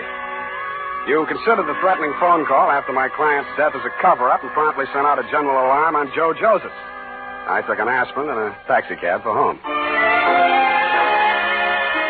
Halfway uptown, I discovered the pictures of Joe Josephs were missing from my wallet. And that is why I was absent at the medical examiner's inquest this morning. Instead of going home, I went out to San Mateo, jimmied the lock of Champion's office, and violated City Ordinance number 352B. My dead client's desk revealed one important item. An income tax voucher dated August 17, 1944, noting him delinquent. Then I found another important item, same for 1943. His secretary's desk was even more interesting. What I found there led me to, 1, call her home. Result, no answer. And 2, to revisit Attorney Speezer. I found him poaching another egg. All right, I'm here. It's late, Aggie. What's the idea? Unless it's Beethoven, I don't... Oh, Spade. Aggie have a show? Yeah, left early. Has to work tomorrow. Oh, it's too bad. What's with you? Still looking for Joe? Yep. Any leads? Wish I could help you, Spade. Elliot Champion was shot and killed in his home tonight. No. That all you have to say? Joe do it? Maybe. Well, You don't seem scared for a mouthpiece Joe didn't like. if you mean should I be next, no. I'm not scared, Spade. The kid should realize that this time I liked him and did all I could. You've been here all evening? Aggie? Could you prove it? Yep. You may have to. Did you know Mildred Champion was married to Joe Josephs? Yeah. How'd you know? It's a secret. I found this marriage license in a desk drawer. Nosy, huh? I found something else. Champion didn't pay his income taxes all the time. A lot of people are like that, Spade. Me, Lynn Drigger testified against Joe at the trial, so did Champion. Mildred worked in the office, but she didn't testify. Wife can't testify against husband. Real good story, Spade. But what about Joe? Champion had something on Lem Drigger, and Drigger had something on Champion. Joe's in between. You tell me, huh? Huh? All right, I'll tell you. It's all about a green kid hired into a brokerage firm to be framed on a phony embezzling charge to cover up a tax delinquency. You want to finish it? I can't. I don't know it. You've got ideas, though. Yeah, Spade, you're right. I've got ideas. And all of them make me sick inside. That kid stood there and told me he was innocent. He said it 1,000,000 times if he said it once. And he told me he thought Champion was short with the income tax people. And if Champion was short, he could phony up a book and get a worn-out private detective like Drigger to testify that there'd been a fraud, and Joe takes the rap. If that's what happened, they did it pretty good. Did you mention anything like this at the trial? Surmise is not admissible. There was no way to investigate it and no way to prove it. Joe was a nice kid, Spade, and he told a good story. I've been fooled a lot of times. What do you think? I haven't met him yet. All right, he's done his 5 years. He came out, and now they want him for killing the man who sent him up. His whole life's gone. And for what? Spade, I hope you don't find them. I hope nobody ever finds them.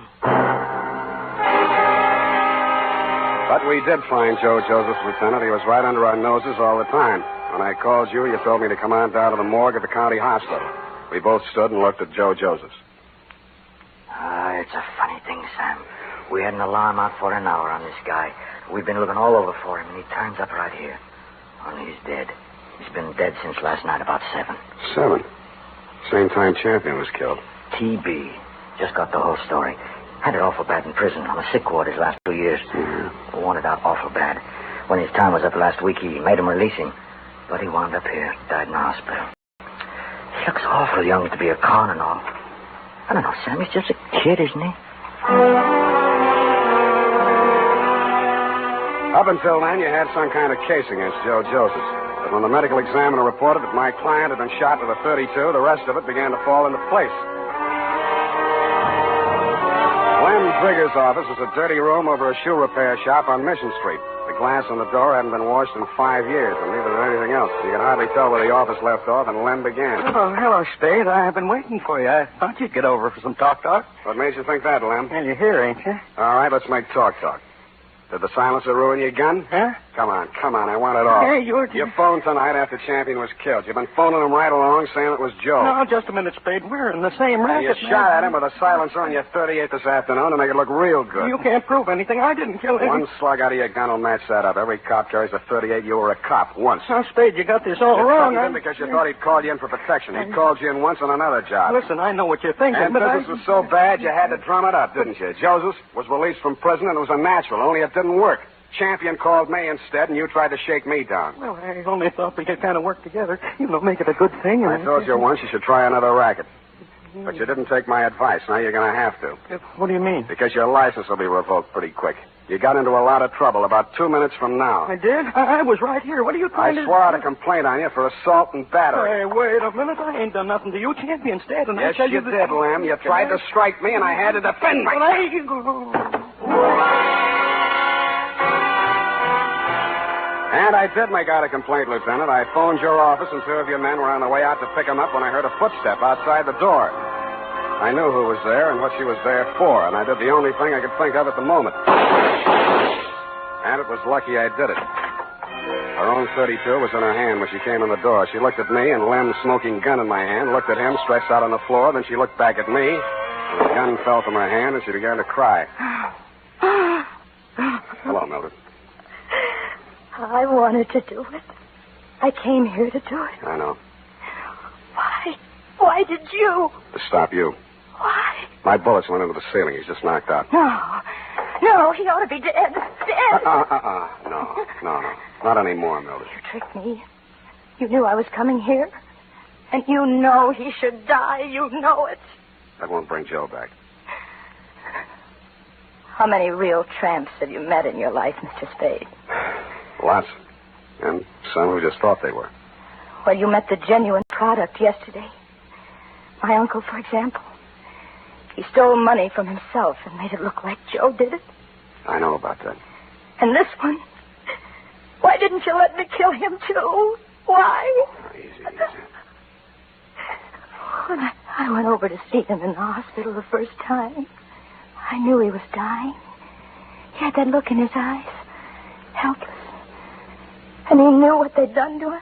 They couldn't do anything about it. But you figured that you could. So you killed your uncle when you found out Joe died, and you came here to kill Lem. They killed him. They killed Joe, and they sent him to prison. 5 years I waited for him to get out of that awful place. I waited to hold him in my arms and tell him it was all over. 5 years I waited to help him forget his hate, my hate. 5 years I loved him so much every day. Oh, easy. And then he came back to me the way he did. Those pictures were all I had left of him after 5 years of waiting, loving him. Now he's dead. What can you or I or anybody do about what they've done to him? Look at me, Mr. Spade. Go ahead, look at me. I'm not what you'd call beautiful. I'm not even very pretty. nobody would ever look at me twice. Well, Joe looked at me, and he loved me. Now he's dead, and I'm dead inside. I'm dead inside, and I'll be glad when I'm dead outside.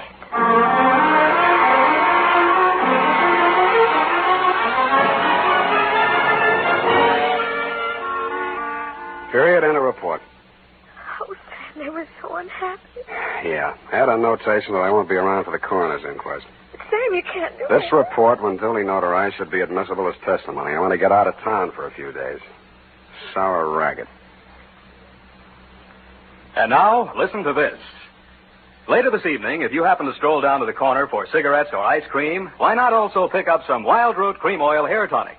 Your whole family will like the way Wild Root Cream Oil grooms the hair neatly and naturally, relieves dryness, and removes loose dandruff. And ask your barber for a professional application of Wild Root Cream Oil Hair Tonic. Again and again, the choice of men and women and children, too.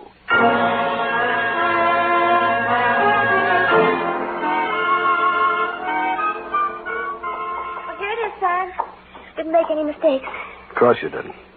Are you really serious about getting out of town for a few days? I am? The world's too much with you, huh, Sam? Effie. I know it's poetry, Sam, but it seems kind of appropriate right now. I don't care if she did kill those two men. I feel sorry for her. What's that got to do with poetry? Well, it's kind of poetic justice. Oh. Why did she dress the way she did in that black dress and low heels? A form of penance, I guess. A mourning, absence of her missing lover. Yeah, no. Look, you'll have to type it all over if you keep that up. But, Sam, it's all so beautiful and tragic. Yeah. And you watched it all happen with such understanding. I'm so proud of you. Oh, Sam. Come on now, come on. Dry up and go home. Good night, Sam. Good night, sweetheart.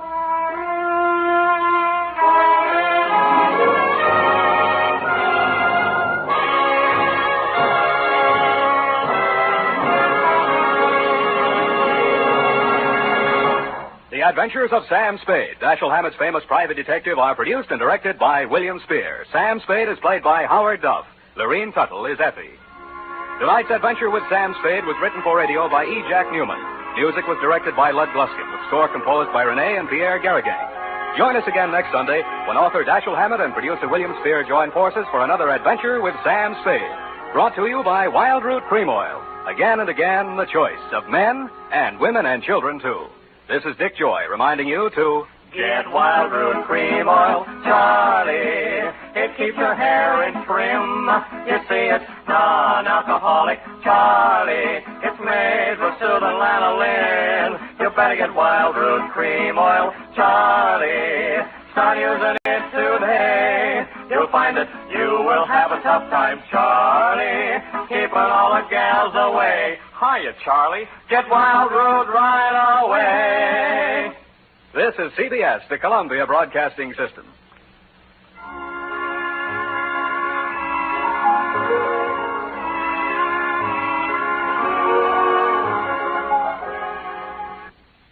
Sam Spade, Detective. Brought to you by Wild Root Cream Oil Hair Tonic. The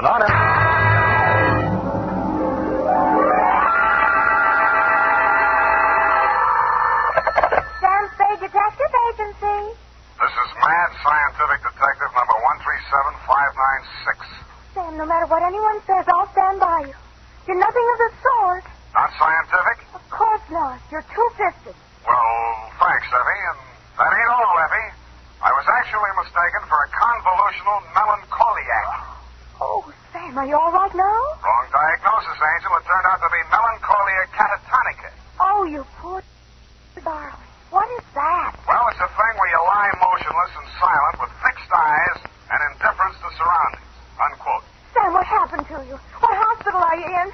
Can I bring you anything? No, Effie, I am now at large. Pull down the blinds, check the corridors for men in little white coats, and set a bottle in the window if the coast is clear. Oh. I'll be right down to dictate my report on the mad scientist caper.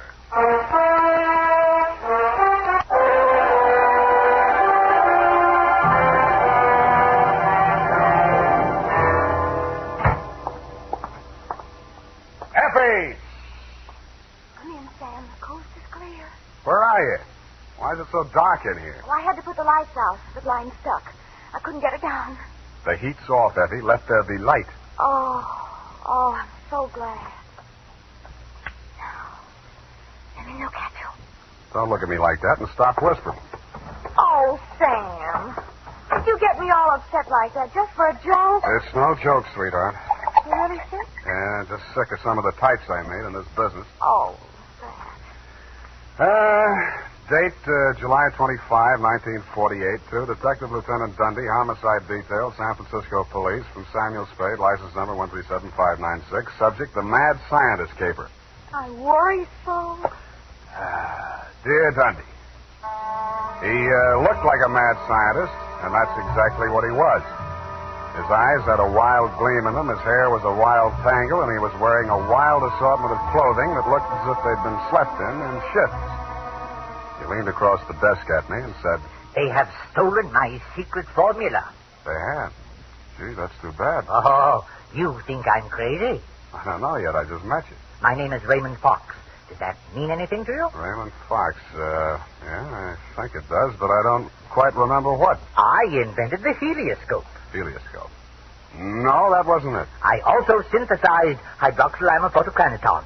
"That was it." "Yes, but unfortunately, production costs were prohibitive." "Uh-huh, but you didn't let that discourage you." "Oh, no, indeed.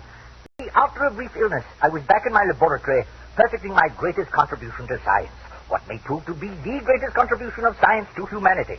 I call it penetron." "Penetron?" "That is what they have stolen, the secret formula for penetron." "Penetron, huh? Now, what exactly is penetron, Mr. Fox, and who are they?" Well, penetron is a plastic with a molecular structure which repels atomic radiation more efficiently than lead, yet weighs less than aluminium. "Oh, that. Do you realize the significance of this? Well, And imagine a motor no larger than a cigar box, with a power potential that even I don't believe, but they do. Who's they? Grierson Enterprises. Now, how do I know this? When I applied to the patent office to protect my discovery, I received this letter. Here, go on, read it for yourself. Commissioner of Patents, Washington, D.C. Dear Mr. Fox, your application for patent on formula designated under the trade name Penetron is hereby rejected. You see.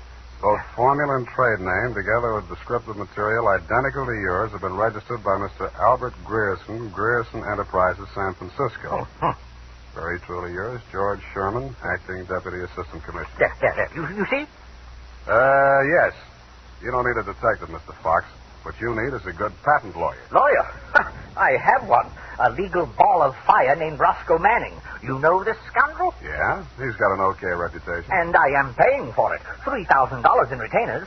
And now he tells me he can do nothing. Insufficient evidence, he says. What is this outfit, Grierson Enterprises? Yeah, a snare in a delusion, with rented furniture, unscientific ventilation, and dirty work at the switchboard. Mm-hmm. How did they get hold of your formula? Well, it must have been while I was ill. They came and took it away. Out of your laboratory? Oh, well, what does it matter where? I've got to start someplace. Start with the man.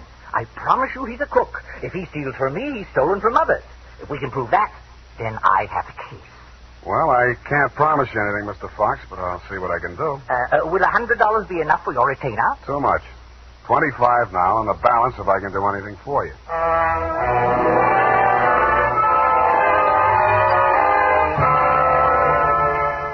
I doubted if I could even earn the 25, but if he wanted to gamble, it was okay with me. The offices of Grierson Enterprises were pretty much as he described them. A beautiful front, especially at the switchboard. Grierson Enterprises, good afternoon. No, Mr. Grierson's out of town. No, I don't know when to expect it.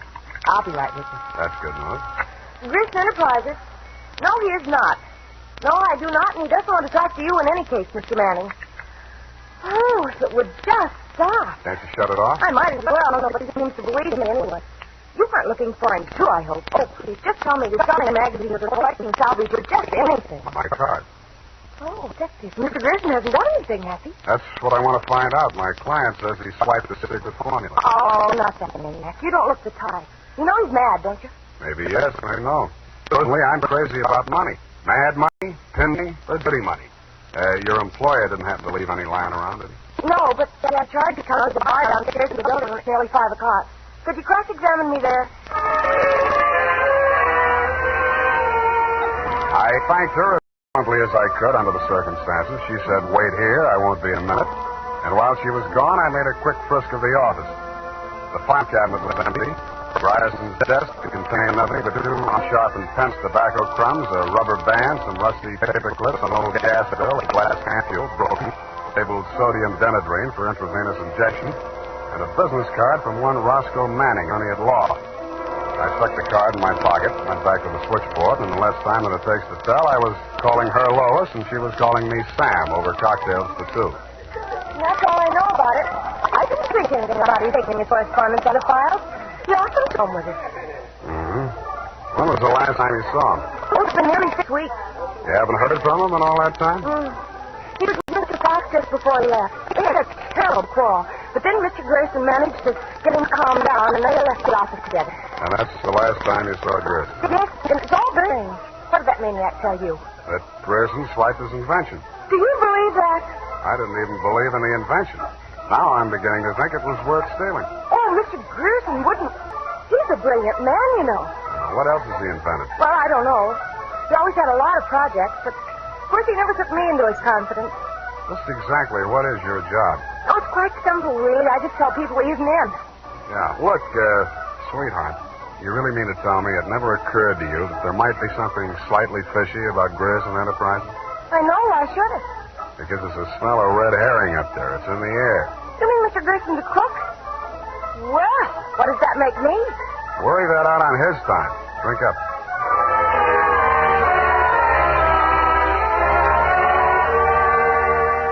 She looked as if she were telling the truth. Though with women, especially blue-eyed women, that doesn't always mean anything. If she had anything more to tell, she obviously wasn't ready yet to tell it. I asked her to come up and listen to my Herb Jeffries records. She said my apartment needed a woman's touch. I handed her a broom. She hit me on the head with it and left. And so to bed. Up the Times and phoned my client. He wasn't in. Then I phoned a guy I know who sometimes knows about things and asked him what sodium denadrine was. He said it was a sedative and or a truth serum, a mental-type drug. I wondered what Grierson had been using it for during office hours. I also wondered what else he'd been spending money for. I phoned another guy who knows about other things, and he called me back with the name of Grierson's Bank, Golden Gate Trust. An hour later, to my surprise, I actually had something to go on. Because in the past 6 weeks, checks totaling $50,000 had been deposited at Grierson's account, all drawn on the Citrus Exchange Bank of San Anselmo, and all bearing the signature of one Carl Birdwell, M.D. He wasn't hard to find. It was a big place on the outskirts, and the sign on the gate said Mary F. Hotchkiss Hospital for the Mentally Deranged. Dr. Birdwell's cottage was one of 5 without bars on the window. He was spraying his roses. That cystectomy of Dr. Kobler's. How are those convulsions? Coordination all right? Can't complain. Got the use of your fingers back? Good. Pick up those shears. I want all those ragged edges cut off the hedges. Well, why don't you hire a gardener that those checks to Grierson use up all your ready cash? Eh? Oh, I thought you were the cystectomy. Good Lord, you're that convolutional melancholiac. You're not allowed out on the grounds. Guard! Guard! Now, wait a minute, Doctor. This one acting up. Take him back. I sent for the cystectomy. This is the wrong man. You're crazy. Come on. Let go of me. I'm not a patient here. I'm a detective. Yeah, and I'm Sherlock Holmes. Come on, now back to the violent war. Come on, lay off. I got an office in San Francisco. I can prove it. 137596. Okay, Dr. Watson, but come on, come on.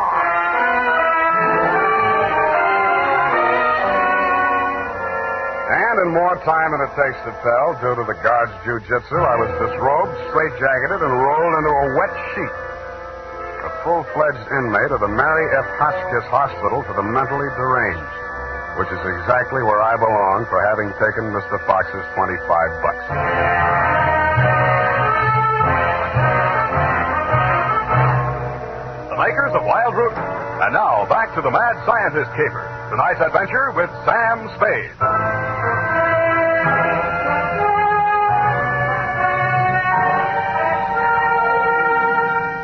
I have been shot, stabbed, slashed, pistol whipped, and sapped into unconsciousness.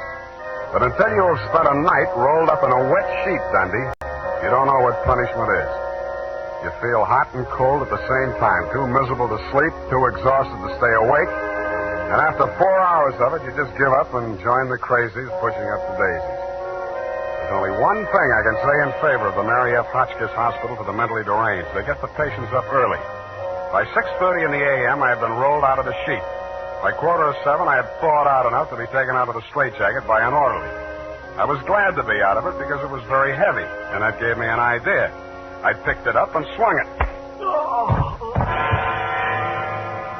In less time than it takes to tell, I was in the orderly's uniform, out of the violent wing, and shuffling up the walk through Dr. Birdwell's rose garden and through his cottage door. Good morning, Dr. Birdwell. Good Lord, who let you in here? What do you want?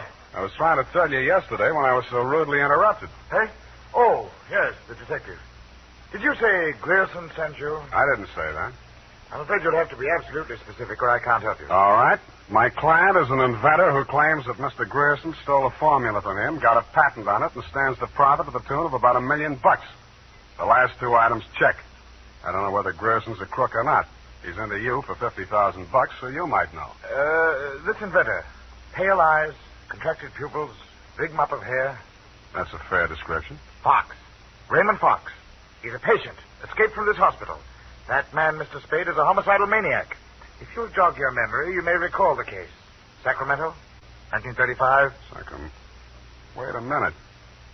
Chemistry professor, lab explosion? That's the case. Two of his colleagues, whom he irrationally suspected of stealing the formula for the explosive he used to blow them up. You sure they didn't? The man was adjudged hopelessly insane. He must be returned to us. He may murder Grierson, he may murder you, but he will commit a murder if he remains at large. Perhaps more than one murder. You must help us, Spade. Like you, Doctor, I can't help unless you're absolutely specific about a couple of things. Your connection with Grierson, for instance. I invested in Grierson's firm. Uh-huh. How did Fox meet Grierson? He was allowed a certain degree of freedom here during his rational periods. I had guessed that he went through my papers or overheard one of my conversations with Mr. Grierson. Mm-hmm. Do you know he retained a lawyer? Huh? Manning, smart patent lawyer. You must think Fox has a case. Oh, surely not. Grierson thinks so, too. You've talked to Grierson? No, but I've examined his bank statements. The bank allowed that? I told him I was Grierson's attorney. The point is, Grierson is broke. Why? Because he's paid out every penny you gave him to the order of Roscoe Manning, attorney at law. And you know what I think, Doctor? Yes? I think Raymond Fox is crazy like a fox.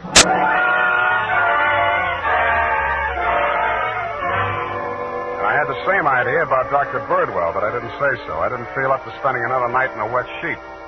I also didn't feel up to the interview that was awaiting me outside the gates. A limousine, only a little longer than a hearse, was standing at the curb. A round pink head with a gray Homburg on it bobbed out at me from the driver's seat and said, Mr. Spade? Yeah? Roscoe Manning. How'd you do? About $49,975 less than you've done in the caper so far. The law is a lucrative profession, my boy. Get in. I'll drive you back to town. No charge? I'll even give you some free advice. Sans retainer. Well, sir, you are an elusive chap. I've had the devil's own time catching up with you. How did you? I won't ask why. And I am not without resources. Now, as to our mutual client, Mr. Fox, obviously you've learned a good deal about him. Dr. Birdwell says he's cuckoo, and it's only a toss-up which one of us he's going to blow up first. Just about what you'd expect from a medical man. If you'd listened to as much conflicting medical testimony in court as I have, you'd take them all with a grain of salt. Or should I say soda mint? Or sodium denadrine? That's a mysterious remark. I was just trying it on for size. It didn't fit. Mm-hmm. Well, sir, here is my proposition. As to Fox's sanity, it's of no importance. He has money, and I think he has a case. We can always get a doctor to say he's back in his right mind. Where do I fit into your scheme? You just keep looking for Grierson. And watch that secretary of his. I don't trust her. Anything else? Oh, I almost forgot. Here's $500, and here's your ticket to Chicago.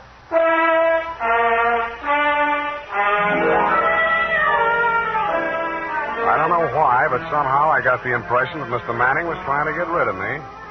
He should have used that ticket to Chicago himself. We stopped at Sausalito for breakfast, and the condemned man ate a hearty meal. We drove the last mile through the Marina District and pulled up in front of his house. Well, sir, have a nice trip. Or take the car, Mr. Spade. I'll pick it up at the depot. Goodbye. It's been charming. Goodbye. He backed across the sidewalk, waving, and I waved back. Then he went up 3 steps, put a key in his door, and opened it.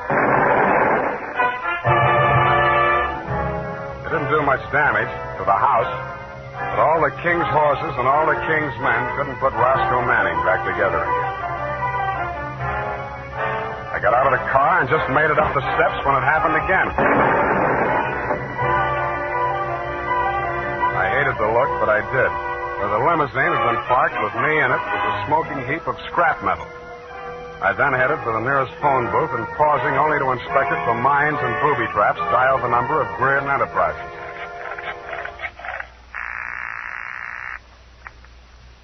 Greer Enterprises? Lois, Sam Spade. Sam, darling, thank you for the present. What present? I haven't had a chance to open it yet, but I think I can guess what it is. A traveling clock. You mean a package arrived and it ticks? Oh, darling, don't be such a tease. Now, Lois, listen. Oh, all right, I'll open it now. Throw it out the window. No, don't do that. Pedestrians, innocent bystanders. Have you got a metal wastebasket there? I think so, yes. Well, fill it up with water and throw the package into it. And ruin my lovely clock? It is not a lovely clock. It's a lovely booby trap. Oh, go on. I'm serious. Manning just got one of them, and what's left of him is on the way to the morgue. Oh, I think I'm going to faint. Lois! Lois! Wake up! Pour some water on yourself. Hello!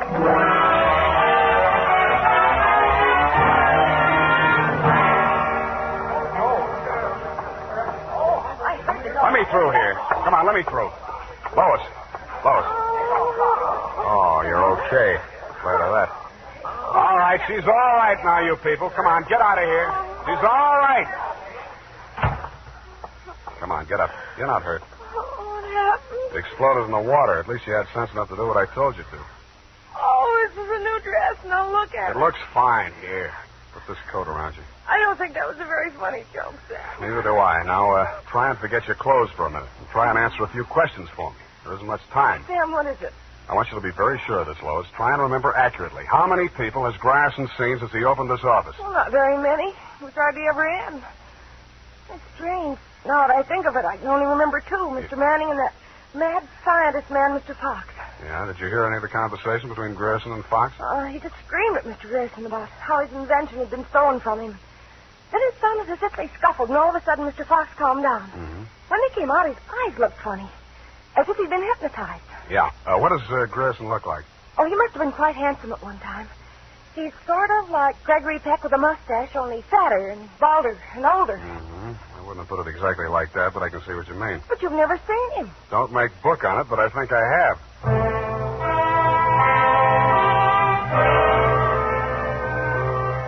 I made 3 phone calls.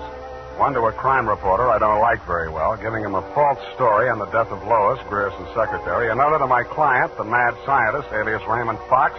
And one to Dr. Birdwell. Then I went to my apartment and waited. My client arrived 5 minutes before the doctor. When Birdwell came in, my client said, Aha! That's he. He stole my secret formula. Now, Raymond, you're getting confused again. Oh. I'm the doctor, don't you remember? That's not true. Your name is Grierson. Oh, he's much worse. He's identification. Now, you must try to remember, Raymond. Nobody's going to hurt you. But you'll be much sicker if you don't remember. But I do remember. I remember everything. Do you remember setting the bombs at Manning's house and the one you sent to Mr. Grierson's office? No. Grierson isn't dead. You're Grierson. No, Grierson isn't dead. Only that poor girl. No. She didn't steal my formula. It was you. Oh, you're trying to mix me up. I'm trying to help you. Now, roll up your sleeve. I'll give you something to quiet your nerves, and we'll go back to the hospital. Put it away, Doctor. You've helped him enough. Huh? Now, look here. This man is my patient. He needs medical attention. I won't argue with you, but I think you'd better get it from some other doctor. Right now, he's making more sense than you are. Just keep on the way you're going, Spade, and I'll have you back in that wet sheet. I did it once, and I can do it again. Sit down. You got delusions of grandeur. Stop shaking, Raymond. I said you're making more sense than he is, and I can prove it. You think you're very astute, don't you? No, I'm stupid, but I'm lucky. I should have tumbled to the whole caper when I found that you'd invested 50,000 smackers in Grierson Enterprises. When I found out that Raymond was an escaped patient, I should have tumbled to what that Denadrine vial was doing in Grierson's desk. I should have known then that you and Grierson were one and the same person. I told When you. I discovered that you'd paid Manning all that shakedown money, I should have known you were planning to knock him off and everybody else could identify you. But it didn't work out that way. I got out of the car before it blew up. Some luck. And you can identify me as Grierson? I don't have to. Oh, God. Surely you're not counting on Raymond's sanity to that extent. He can't even remember that I was his doctor. Can you, Raymond? You're trying to mix me up. You stole my formula. I didn't kill them, did I, Mr. Spade? Now lie down on the couch and relax, Raymond. Don't worry about a thing. Well, Doctor, what now? You relax, too. Okay, come on in. What? Lois! Why, Mr. Grierson, have you been sick? How dare you? How dare you ruin all my plans like this? You stupid girl! Okay, that's enough. Come on, get back there. Get back. Sorry, sweetheart. I didn't mean to let him get that close to you. What were you trying to do? It was an experiment, just to see what would happen. It did. So that's the way you scientific detectives work. For a hard-boiled chap, you have the vaguest way of doing things I ever heard of. Well, plans are all right sometimes, Doctor, and sometimes just stirring things up is all right if you're tough enough to survive and keep your eyes open so you see what you want when it comes to the top or something. Spade, Dundee. I'm at home. I've got two homicidal characters here, one sane and one insane. Now, if you can tell the difference, I'll let you give the story to the papers.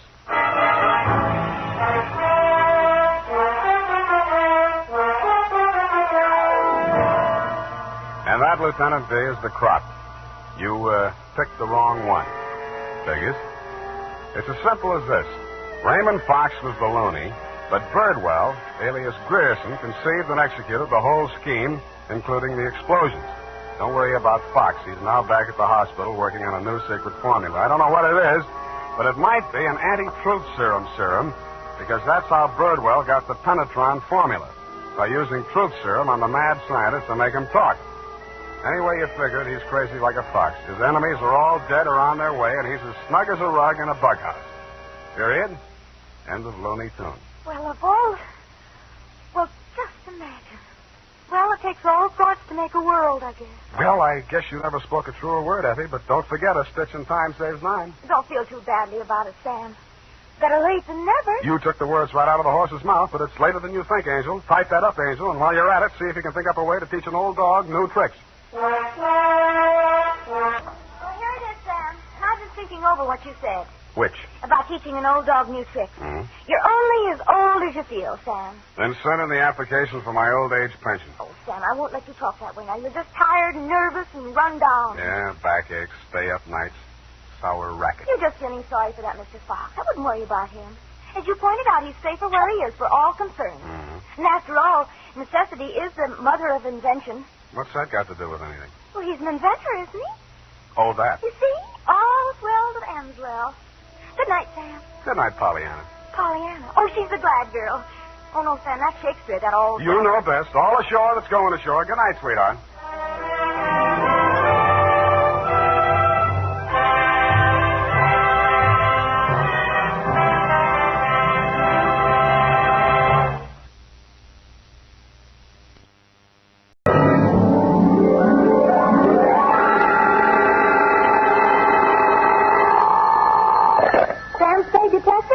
Me, sweetheart. Sam, how did it go? It was the end, Effie, but the end. Oh, Sam, not another one of those society things. Depends on what you mean by society. Well, you know, Sam, cafe society.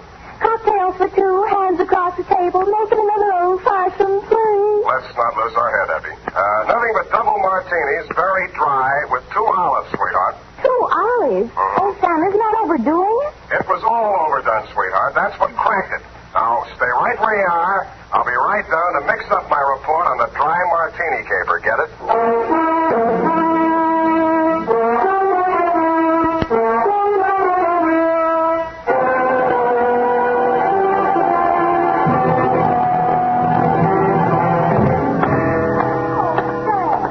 You look sober as an owl. Wise as an owl, sober as a judge, F. Oh. Well, the way you talked on the phone, I thought you drowned the shamrock, kissed the Black Betty, spliced the ling brace, decorated the mahogany, made a Dutch bargain, or, in a word, gone to give a Chinaman a music lesson. Effie, I wish you'd spend more time with Harper's Bazaar while I'm gone and less with the thesaurus of slang. Didn't know I could say that. Are you sober? Well, I've been riding the choo-choo, drinking Adam's ale. And if you don't believe it, just ask me to walk or talk. Okay, here's tozy. Arms akimbo, eyes glazed. Yes, sir. Now then, tip of the forefinger to the tip of the nose. Oh, Sam, it makes me dizzy. Dizzy Gillespie? Dizzy go, Sam. Exactly. And you are not sewn up, shagged, shellacked, chickered, stuccoed, tap-shackled, stiffo, or real crazy. Well, you know best, Sam. Good. Now try this one. Yes, Fred. Sitting posture, limbs cruciform. What? Cheesecake stop. Oh, Sam. That's it. Now place the notebook. Just a little higher. Good. Now apply the tip of the pencil to the top of the fool's cap and proceed viz. Viz. Date. August 1st, 1948. To Mrs. Netta Martini, 1000 Marina Boulevard, San Francisco. From Samuel Spade, license number 137596. Subject, Dear Netta. The first I knew of the caper was day before yesterday morning when I saw your husband's picture in the paper. It was one of those lovingly retouched executive-type photographs of a man in his late 40s or early 50s, graying at the temples and wearing an embalmed man of distinction look. The story was headlined, Corporation Head Waylaid by Mysterious Assailant. Chauffeur foils would-be kidnappers at offices of Martini Trading Company.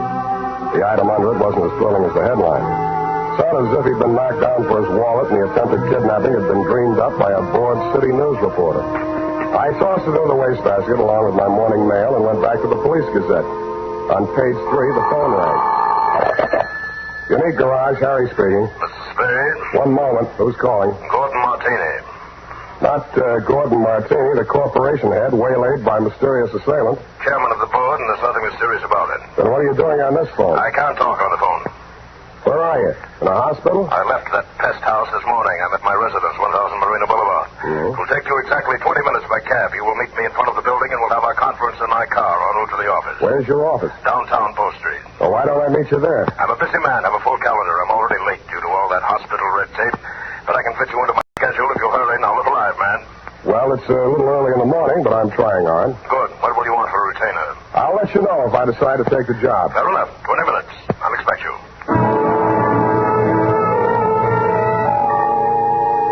I should have looked more alive.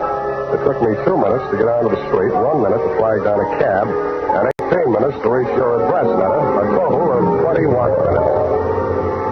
As my taxi drew up to the curb in front of the canopied entrance to the corner apartment house at 1000 Marina, I saw your husband pacing indignantly up and down in front of the entrance, pausing only to glare at the outsized chronometer on his left wrist. His gray Homburg was perched atop an outsized turban of gauze bandage that decorated his head. You're Spade. You're exactly 1 minute and 22 seconds late. Hours are made of minutes, minutes are made of seconds. In killing this seemingly negligible interval of time, you have wounded an hour. Oh, I have? Well, I'm sorry. The traffic's pretty heavy out here this hour of the morning, you know. You should have started 1 minute and 22 seconds earlier. I'm sorry there was a bore on the telephone, kept talking about how valuable his time was. Yeah, well, don't apologize. Only waste more time. Now, here's your check, $100. My car's just around the corner. I paid that chauffeur a large salary, but mustn't keep him waiting. In the meantime, you may as well start earning your fee. I've been earning it for the past 22 minutes and 22 seconds. Wait. I suspected as much. You drive a car? Yeah, you mean one man drives all that? I see him, that rascally chauffeur of mine. Sleep in the back seat. All right, come out of there, you. Hey, what?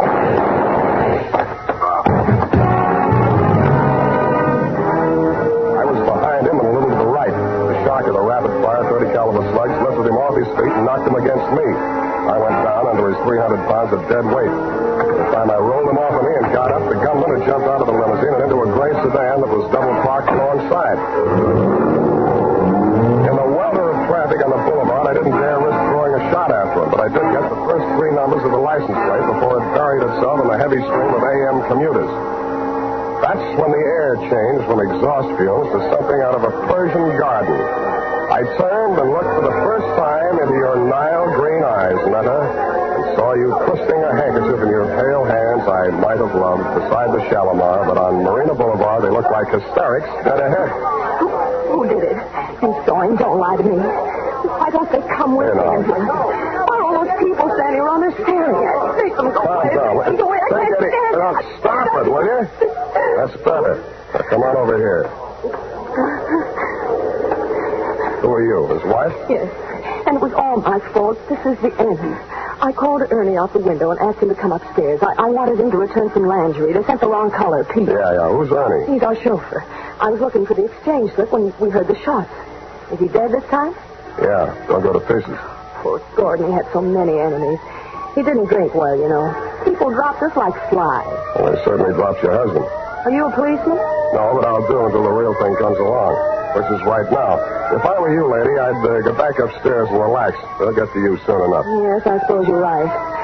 Poor Gordon, he looks so natural out on the pavement. Yeah. I keep thinking he'll get up and stagger on into the elevator. He didn't drink at all well. Go on, will you? All right, I'm going. Oh, Ernie, where did you go? Down to the garage. I heard a car driving. Poor Mr. Martini. It's all my fault. No, Ernie, it's mine. If I hadn't mislaid that exchange slip. What? You know, when I called you out the window to come and get that package. Oh, that. What do we got here? Who's the witness? Me. Oh, Spade. Lost another client, huh? Not quite. I hadn't cashed the check yet. Well, they got him anyway. All right, pull a space in there. Let him through that stretcher. Step over here out of the crowd, Sam. I want to get this statement. Yeah. Okay, Jerry, take it down. Got a pencil? Yeah, but I want it back. Let's have it. This guy is Gordon Martini. He headed up a local firm, the Martini Trading Company. Last night he was working late at his office. Got boinged. Phoned me this morning. Didn't know why. Thought maybe he wanted a bodyguard. Anyway, he needed one. Gunman was crouched in the back seat of the limousine, shoved the carbine out when Martini opened the door. Carbine. Didn't get a good look at him. You could see why, the way it's closed in, no side windows. Foreign car, isn't it? Stop drooling. You can't afford one. You getting all this? What about the getaway? Martini fell on top of me. I saw the getaway car on the back of his head. Yeah. The car was a gray sedan. The back of his head was a standard make, too. Only got the first three digits of license plate, 5D9. 5D9. Anything else? Yeah, give me back my pencil. The homicide boys want some help. They know my thief. Mr. Spade. This is Martini. Why aren't you and Ernie upstairs getting your alibis shaped up? Oh, please, I can't face the questions just yet. Would it be legal if I just avoided them till I can collect myself? I don't know about legal, but it might be smart. Where can we talk? What do you suggest? Well, there's a little cocktail lounge up on Lombard where Ernie and I all... it's just around the corner. Very handy. Let's go.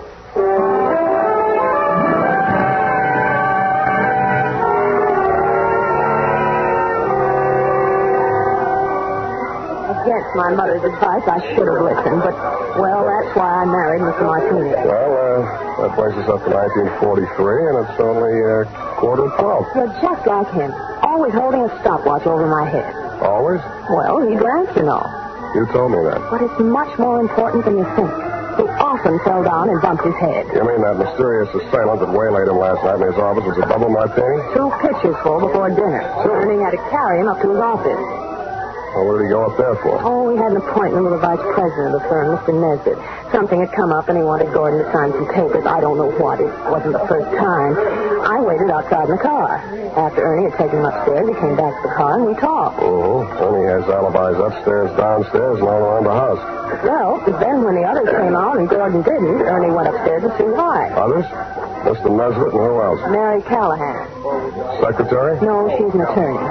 And if you think everything was legal between those two, well, but after all, who am I to call the kettle black? Now, what are you trying to tell me? That you got him drunk so they could make him sign some papers? That he got himself drunk so he couldn't write his name? Or that he just got drunk and fell down? Between you and me, I think she pushed him down a flight of stairs.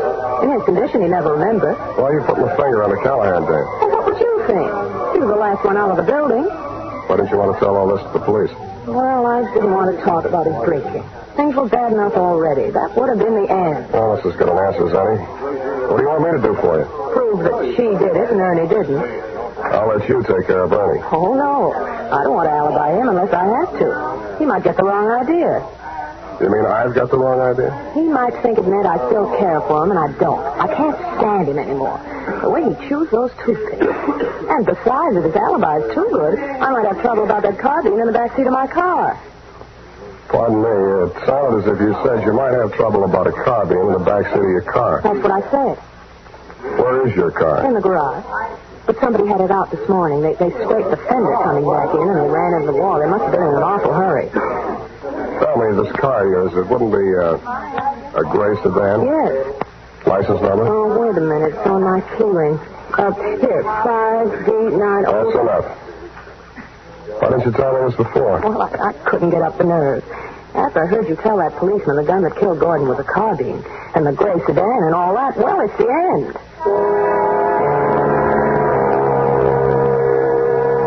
I hoped you were right, but I didn't think so.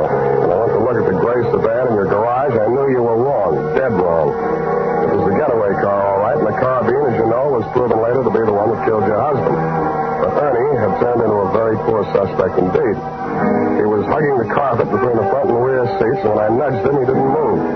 He'd been shot at closer range than Gordon Martini, and the killer had used only one slug. It was planted in the base of his brain, which made him not only a very poor suspect, but a very dead one.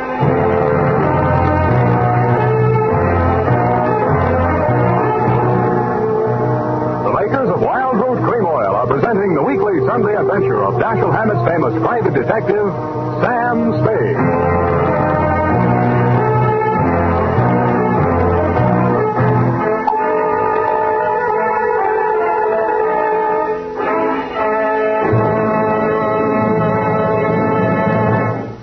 If you want the well-groomed look that helps you get ahead socially and on the job, listen. Recently, thousands of people from coast to coast who bought Wild Root Cream Oil for the first time were asked, how does Wild Root Cream Oil compare with the hair tonic you previously used? Better than 4 out of 5 who replied said they preferred Wild Root Cream Oil. And no wonder. Wild Root Cream Oil grooms the hair neatly and naturally, relieves annoying dryness, and removes loose dandruff. What's more, non-alcoholic Wild Root Cream Oil is the only leading hair tonic that contains soothing lanolin. So ask for Wild Root Cream Oil Hair Tonic. Again and again, the choice of men who put good grooming first. By the way, smart girls use Wild Root Cream Oil, too. And mothers say it's grand for training children's hair.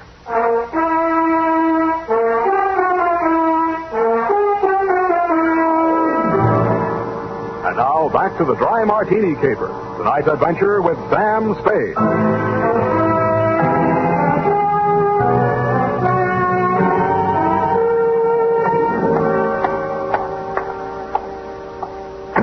Martini Trading Company, good afternoon. I'm sorry, Mr. Nesbitt is in conference. I'll see that he gets your message. Well, what can I do for you? I would like to see Miss Callahan. Miss Callahan is in conference with Mr. Nesbitt. Good.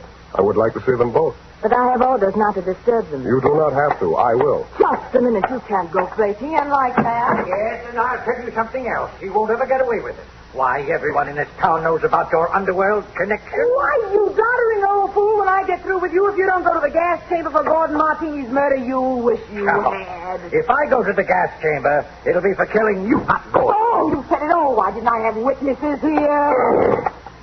Miss Callahan? Did you hear that? You weren't talking loud enough. I didn't hear a thing. Well, come on in here, and I'll tell you a thing or two. Close that door. Now, sit down. Thanks. I listened better on my feet. Oh, so you're the detective Netta Martini employed, eh? What's she paying you? That'll depend on how much I have to do for her. I'll tell you how much you'll have to do for her. You'll have to make a case against me, and that's not going to be easy. Why do you think she's out to get you? Why, indeed. For years, this moth-eaten mouthpiece, this parboiled porter, has been victimizing poor Gordon, taking advantage of his weakness for drink. Oh, Now that she's liquidated him, she appears with 55% of the common stock. Motive enough, eh? Why, you fraudulent old fool. I simply bought up his debts and threw an attachment on those stocks. Unethical, but perfectly legal. Look, you're not even a proper thief. You're nothing but a bumbling old embezzler. Now, listen here. Your said he was going to call in the auditors, look over those books of yours. The deed of double entry, Mr. Spade. Look, will you save this for the courtroom scene? Now, you've convinced me. You're both crooked. I'll see that you both go up for something. That's a promise. Mr. Spade, I gave you credit for better sense. Do you know that this Medusa of the magistrate's court, this harpy of the Hall of Justice, tricked him into changing the beneficiary of his insurance the very night she pushed him down the stairs. And you were all in favor of it when you thought you held a controlling interest in the company. Answer that. You see, Mr. Spade, he can't answer that. Good. I'm glad one of you is temporarily at a loss for words. Now, I only want to know one thing, and I want a straight answer. And if either one of you starts off on another speech, I'm going to push you into the nearest cloakroom and lock you in together. Why, you wouldn't dare. Try me, sweetheart. Well, what do you want to know about this Amazon ambulance chaser? This trilby of the traffic court? Watch it. Well, what do you want to know? About Martini's insurance policy. Now, you say he changed the beneficiary. Please answer in 10 words or less. Who was the beneficiary and who is the beneficiary now? I'll have to answer that question in 2 parts. The beneficiary was his wife. He changed it to the Martini Trading Company, a corporation of the state of California. Thank you, and goodbye, Mary Callahan.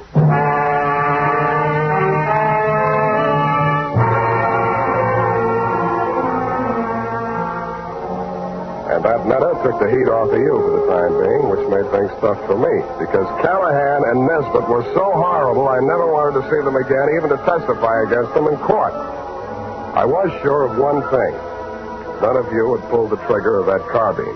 There'd been a hired killer behind it, and the way he operated, taking crazy chances in broad daylight in a crowded street, told me an important thing about it. That night, I made the rounds of the joint. At a plant called the Bing Room, I found a bouncer who'd tossed out a customer that run up a bill and tried to pay it with a $1,000 check. He sent me to the Atlas Hotel.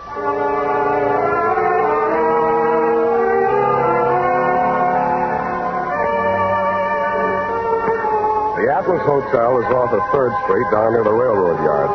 Not even a flea bag. The fleas sickened and died a long time ago. They couldn't take it. And from the look of the guests sprawled out in the mission furniture of the lobby, they wouldn't be able to much longer. A half-dead room clerk came back to the land of the living long enough to mutter a room number and wave me feebly toward a flight of crummy stairs.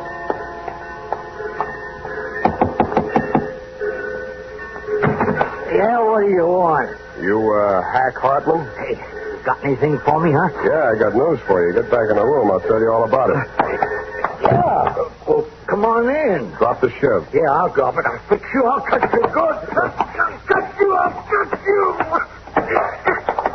I'm glad you did that. You make it easy for me. Now get over there. Leave me alone. Huh? I'm not feeling so good. You can feel a lot worse. Who hired you to put the burn on Martini? You don't get nothing out of me. Who gave you that check? Oh, leave me alone. I got all night, Hack, and I feel better than you do. Now, what did you do with that check? I'll shake it if your teeth come out with it. Come on. All right. Stop it. I don't feel so good. Okay. Where? Pocket. My shirt. Don't reach. I'll get it. It was a company check, which is what I'd expected. It was for $1,000 drawn on the Golden Gate Trust and Loan. But I wasn't expecting to find the signature on the bottom line. It was signed in a bold, firm hand, Gordon Martini. Who was the penman on this? He wrote it himself, right in front of me. What was it supposed to be for? He wanted I should knock off his brother. You get mixed up? Oh, he's dead, ain't he? That's what I mean. Gordon Martini's dead. The papers got it wrong. That was his brother, his twin brother. And that other guy, that chauffeur, kept hanging around the garage so I couldn't get out. I had to burn him, too. You know what you're saying? Yeah. I'm making sense. Now get out of here. I'm getting steamed. Don't let it worry you. I got a nice, cool place all picked out for you.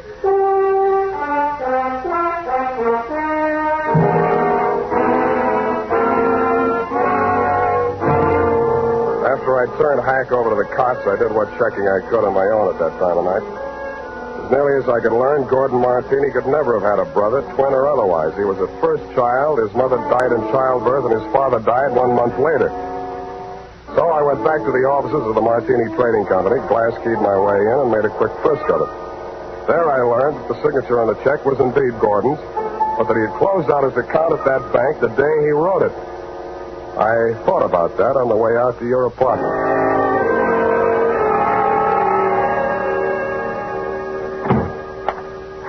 Sam, I've been calling, trying to reach you. I've been so worried. It's the end. This time you might be right.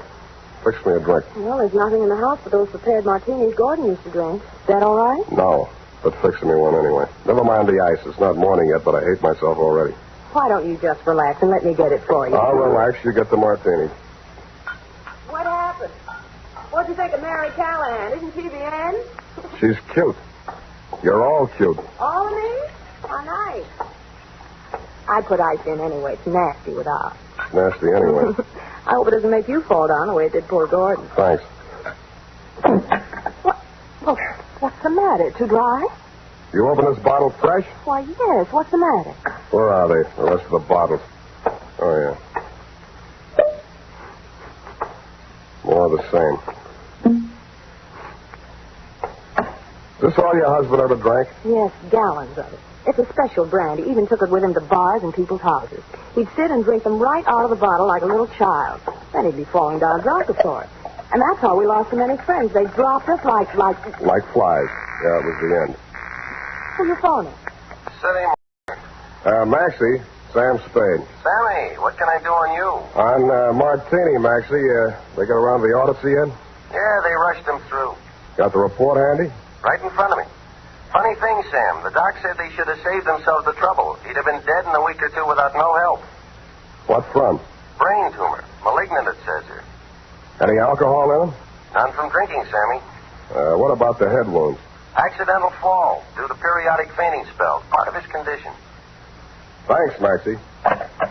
Well, what is it, Sam? Was the martinis poison? No, sweetheart. The martinis were colored water. Why, they couldn't. Well, what made him get so drunk? He didn't. He was sick. But, Sam, who killed him?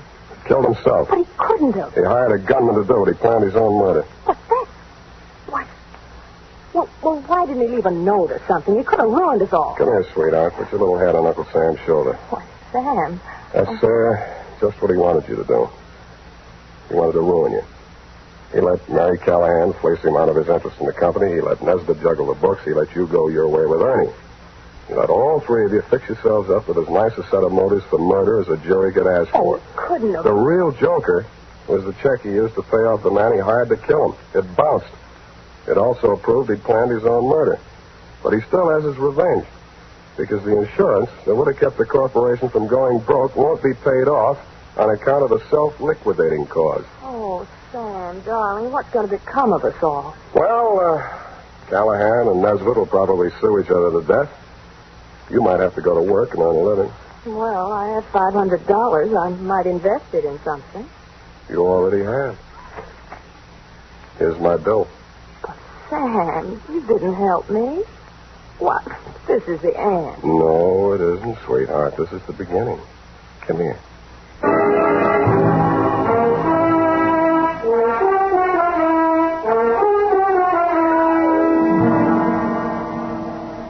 Period. End of the end. Well, you asked me. You helped us. Now, F. Well, that just goes to show you. Show what, F? Man's ingratitude to man. Hmm?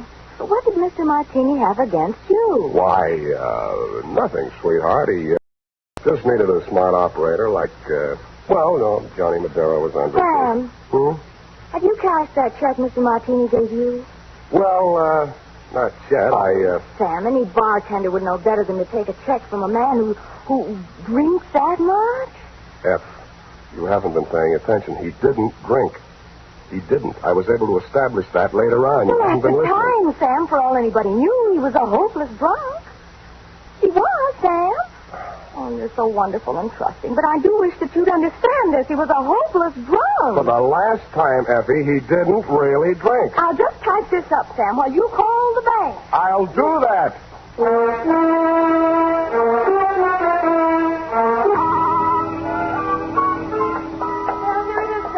I hope it was worth the price of the paper and carbon. You made carbon copies of that, an unimportant report like that? Oh, it bounced? Well, the estate isn't settled yet. Oh, Sam, you're so wonderful and trusting. Effie, I am not wonderful and trusting. I am a hard-boiled private eye. I know. Just a pity there's no money in it. And I'm also two-fisted. Sam, Hmm? have you ever thought of ceramics? Of what? Ceramics. It takes virtually no capital. All you need is a small furnace and some clay. And if you don't have any talent, you can just make ashtrays. Thanks, I already have one. Oh, flower pots are fun. You can pop them on a wheel. And you can pot your hat on a wheel on out of here and also take your furnace and clay. I love you when you're so gay and carefree. I am not gay and carefree. You are a hard-boiled private eye. Good night, and sue me for your back salary, sweetheart.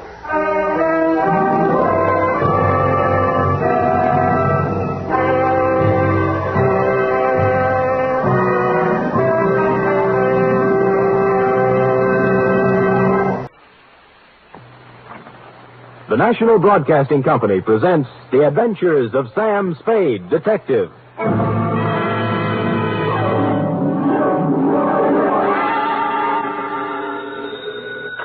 Sam Spade Detective Agency. Me, sweetheart.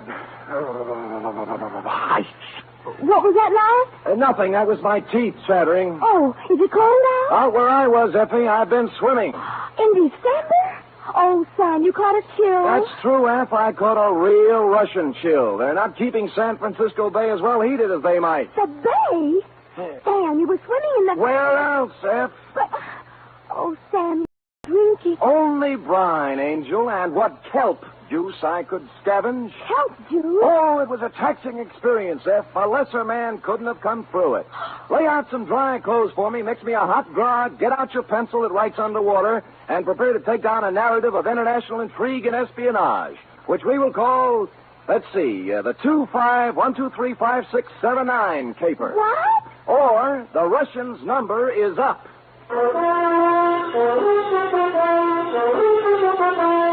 NBC invites you to listen to the greatest private detective of them all, as William Spear, radio's outstanding producer-director of mystery and crime drama, brings you The Adventures of Sam Spade. Effie! Here I am, Sam. I was just calling the janitor to see if he could turn on some more heat so you could... Oh, you're not so very well. Well, I had a dry martini on the way over. Dr. Ames called you a few hours ago. Dr. Oscar Ames. Did he? That was nice. He was worried about you. Wanted to know if you'd been found yet. He said you two were on a ferry boat and that he just stepped in to have a cup of coffee, and when he came back... Yes, Effie, yes. Well, can't keep the FBI waiting. The FBI? Well, who else? You don't think I was playing around with kids on this caper? Oh, no, Sam. I knew they were grown-ups. I'll take it down, then. In this one, your Uncle Sam was working for his Uncle Sam. They fill it in. 2 Federal Bureau of Investigation, Washington, D.C. Care of J. Edgar... Oh, no, that'd be too much. Well, why not? From Samuel Spade, license number 137596. Subject, Boris Kargamensky. How do you spell that, Sam? Kargamensky, K-A-R-G... No, I don't mean that. I mean Boris. Oh, I should have known. B-O-R-I-S. Dear Sir, last night I let my secretary off at 5:30 so that she could go and do some Christmas shopping, although I've told her repeatedly that all I want this year is money. The fog was rolling in off the bay, and it was bitter cold as I came out onto the street, pulling my overcoat collar up around my ears. Seemed like the night for spaghetti. A wonderful spaghetti dinner and some pleasant Italian hospitality down at Mama Pizza's restaurant on the Embarcadero opposite the ferry building. So that's where I went. But Mama Pizza had more than hospitality on her mind when she met me at the door. Sam, oh, I'm so glad to find you. I'm just calling you out. Well, what's the trouble, Mama? Someone been stealing ravioli? Please. It's my cousin, Tony. They tried to kill him. Oh, what happened, Mama? Come on, Sam. You eat with us, our table. I'll make Tony tell you. He's gonna feel so good, but he can talk all right. You're gonna see. She led me to the back of the restaurant to the table where the family generally sits. Her daughters, Angelina and Patty, were there with plates of food in front of them, but they weren't eating any of it.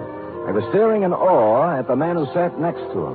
He was small to start with, but he was even smaller, hunched down in his chair miserably, staring, unseeing, into a glass of wine. On the table in front of him was a battered old concertina. The top of his head was swathed in a clean, new bandage. Sit down, Sam. Oh. Sit down. This is my cousin, Tony Calucci. Tony, my good friend, Mr. Spade. Hello, Tony. Hello. Go on, Tony. You tell Sam what's happened on you. Sam, you have your dinner at the same time. Yeah. Don't forget. Tonight you're going to be my guest. What do you like to eat? Calatini, cacciatore? Well, I don't care, Mama. What's that on your plate, Angelina? You gonna eat that? Well, pass it over. And waste not, want not. That's what I always say. Now, what happened on you, Tony? Well, I'm on the boat, see. Yeah, what boat? The ferry boat, Auckland ferry boat. Don't you never hear my music on the boat? Ah, you play the concertina on the ferry ride. Sure, but no more. Huh? Tonight on the 6 o'clock boat. Oh, boy. Tonight on the 6 o'clock boat, what? I'm a play inside the first by the sandwich place, and everybody say, "Oh boy, Tony, you good, you play good, play some more." 10 cents a year, 5 cents, 2 quarters even. Then I go up the stairs. Oh boy. Oh, boy. And? Then I go out on the deck. It's a very misty, foggy back. I can't see nothing. Now, I'm very happy. I feel like I play some more. So I'm a walk away back and up and down at the deck and I make a music, see. Then all of a sudden, I hear somebody say something to me. I can't see nobody. Now I hear him. What do you think he said to me? What? What? Cospedor. Cospedor? As in bar? Cospedor. Well. So I'm said back to him, Cospedor. I still can't see nobody. Then I hear him say, "Is that you play Boris?" So I get mad. I say, "No, I don't play Boris. I play Pagliacci, Tosca, Trovatore. But I don't play Boris." That's a foreign stuff. I see. Then I'm sorry I say that because this fellow, he sounds like he's a foreign. So I'm just going to say, "Look, Mr. Oh, boy. What, Tony? What? Patun! I get a hit on the head, smash a patun. I fall down. I'm bleeding. I drop on my concertina. My head's got a big hole on the top. I let out a big yell. Then I'm a blackout. Oh, boy. People come running around, and good luck, there's a doctor on the board. They carry me down the stairs, and he fixes me up. Otherwise, I'm a die for sure. Well, what did it feel like? What did he hit you with? Well, it feel like a baseball bat. But the doctor, he's... Oh, look, here's the doctor now, just to come in. Hey, Doc.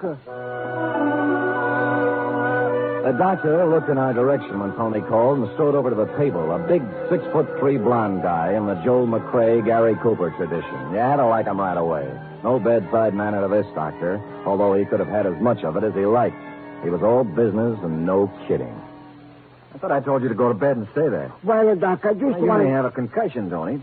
I'll be back here in an hour, and then we'll take some x-rays. My name is Sam Spade, Doctor. I'm a friend of the family. Oh, Ames. Dr. Oscar Ames. How are you? Yeah. Dr. Mister, can I get you something to eat? No, thanks, Mama. Smells wonderful, but I haven't time. Oh, I'll have a cup of coffee, maybe. Sure. You want some and make a tonic go to bed? Yeah. Go on now, Tony. Go lie down. I'll be back, and we'll check you over. Get some rest in the meantime. All right, Dr. Ames, I don't know. X-rays, the whole thing. I don't know how I'm going to pay you. Never mind that. That's why we charge our Nob Hill patients a little extra, so we're able to do something like this once in a while. This'll be on me, Tony. You're good kind of man, Doctor. I don't know what to say. You go on and lie down, Tony. You're embarrassing the doctor. All right. Screwy thing, this one, isn't it, Doctor? Sure is. Here's for your coffee. Oh, thanks, Mama. Yeah, sure is. Homicidal maniac, looks like, Mr. Spade. Oh. Spade? Sam? Are you the detective? Yeah, that's right. Well, I know about you. You did something for a colleague of mine, Murphy. Dr. Raoul Murphy. Murphy? Yeah, I did a job for him last summer. Yeah, he gave you a great send-off. Said, what is all this tonight down here? Detectives? Police? Police? How do you mean? Well, I think they were police.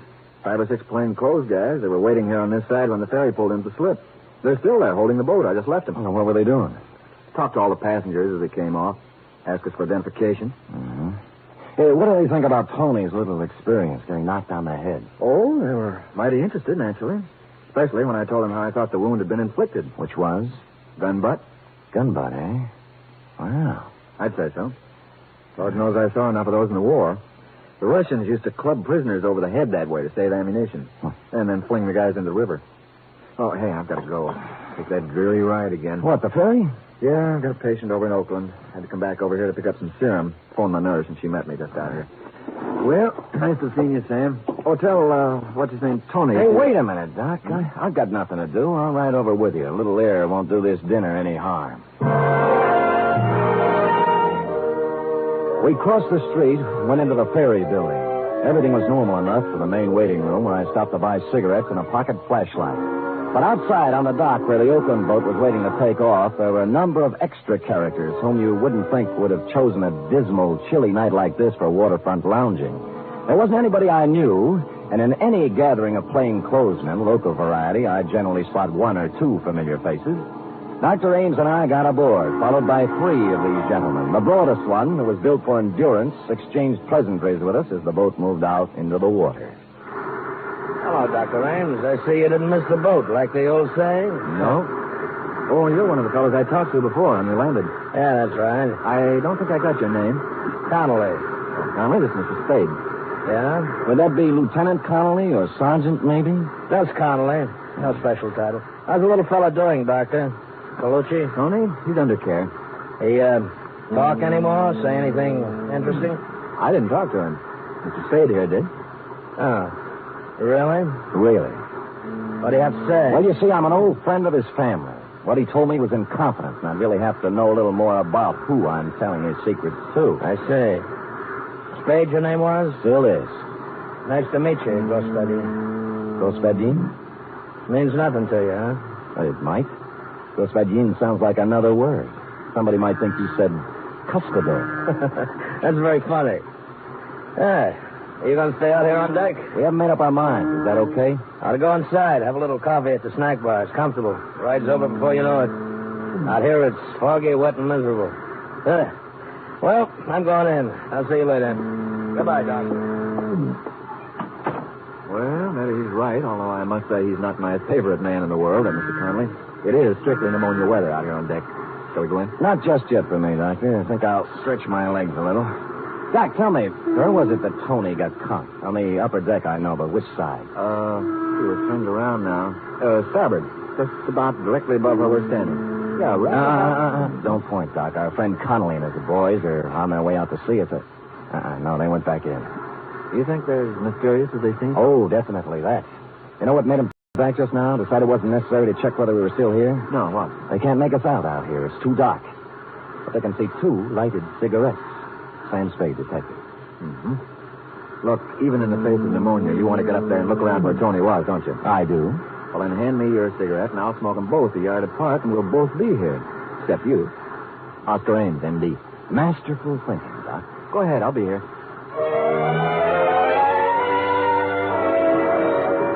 So I trod the slippery stairs to the upper deck. The fog was as wet as rain. I couldn't see any more than inches ahead of me with my flashlight. Finally, I stopped about amidship and looked down over the rail. Ames and his two cigarettes, tiny red dots of light that grew brighter every now and then as he puffed at them, were almost directly beneath me, so I knew I was just about right. A sudden noise over my head made me shoot my light up toward it. It came from a piece of canvas that had suddenly ripped loose, the canvas that covered the top of a lifeboat. I got up there somehow and perched precariously, holding onto two steel supports with one arm. The piece of canvas had been ripped open with a knife, a hole large enough for a man's body to get through. And that's what was in there, sprawled in the bottom of the lifeboat. A man's body.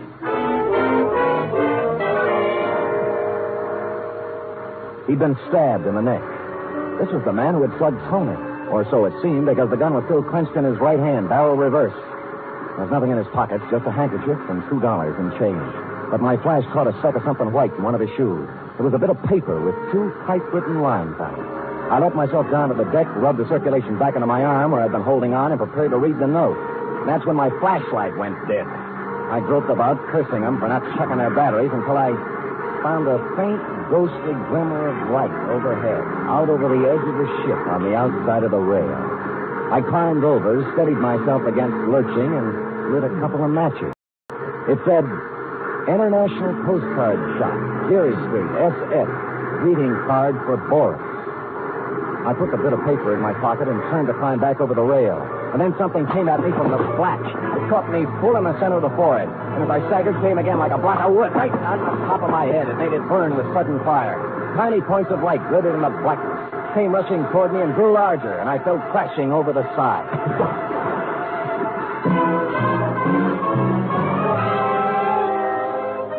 They tell you a lot about what you remember when you're going down for the third time. You know what I remembered? I remembered that Господин is Russian for comrade. Sam Spade, detective.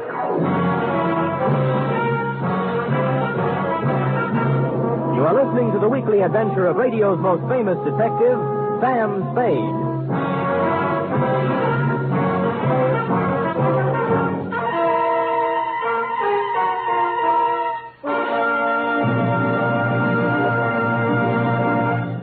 Imagine the greatest names in stage, screen, and radio. People like Bob Hope, Rosalind Russell, Meredith Wilson, Frankie Lane, and many, many others. Imagine an hour and a half of the very finest in comedy, music, and drama. Imagine all this rolled into one wonderful program, presided over by the distaff dynamo, Tallulah Bankhead. Well, NBC has the program. It's The Big Show, heard every Sunday night over most of these stations. All this and Tallulah, too. No wonder it's The Big Show. And Sunday evening also means Theater Guild on the air. This Sunday, Theater Guild presents Boomerang, starring Kirk Douglas.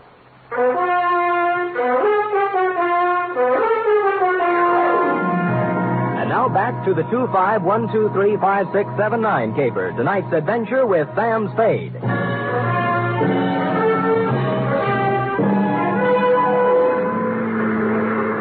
I found myself mechanically keeping afloat somehow and trying to get out of my overcoat. My eyes burned. I felt heavy and lodged, as if I'd swallowed gallons of water.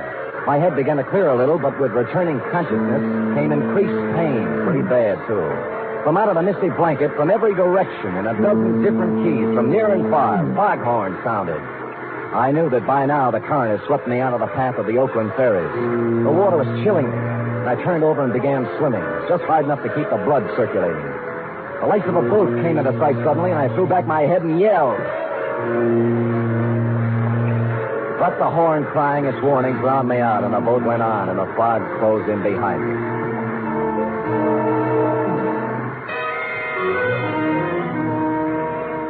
And then I found myself full of a strange and wonderful weariness. The water wasn't cold anymore. I was warm with a comfortable, soothing numbness, and I knew what to do. I'd swim until I didn't hear the noise of the horns anymore. And then, in the quiet of the friendly fog, go to sleep. So I began to doze. And then some lights came into my eyes, and I wanted to stay in the dark. And I turned my face down into the embrace of the water.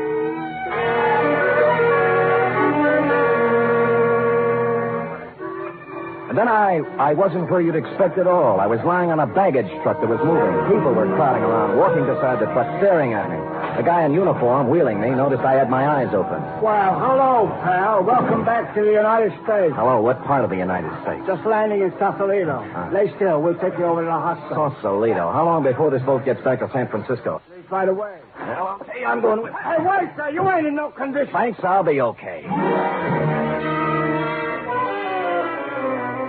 Half an hour later, shivering and shaking in my wet clothes, keeping my mouth clamped tight so my teeth wouldn't sound like a dice game, I climbed into a taxi at the ferry building and went to my apartment.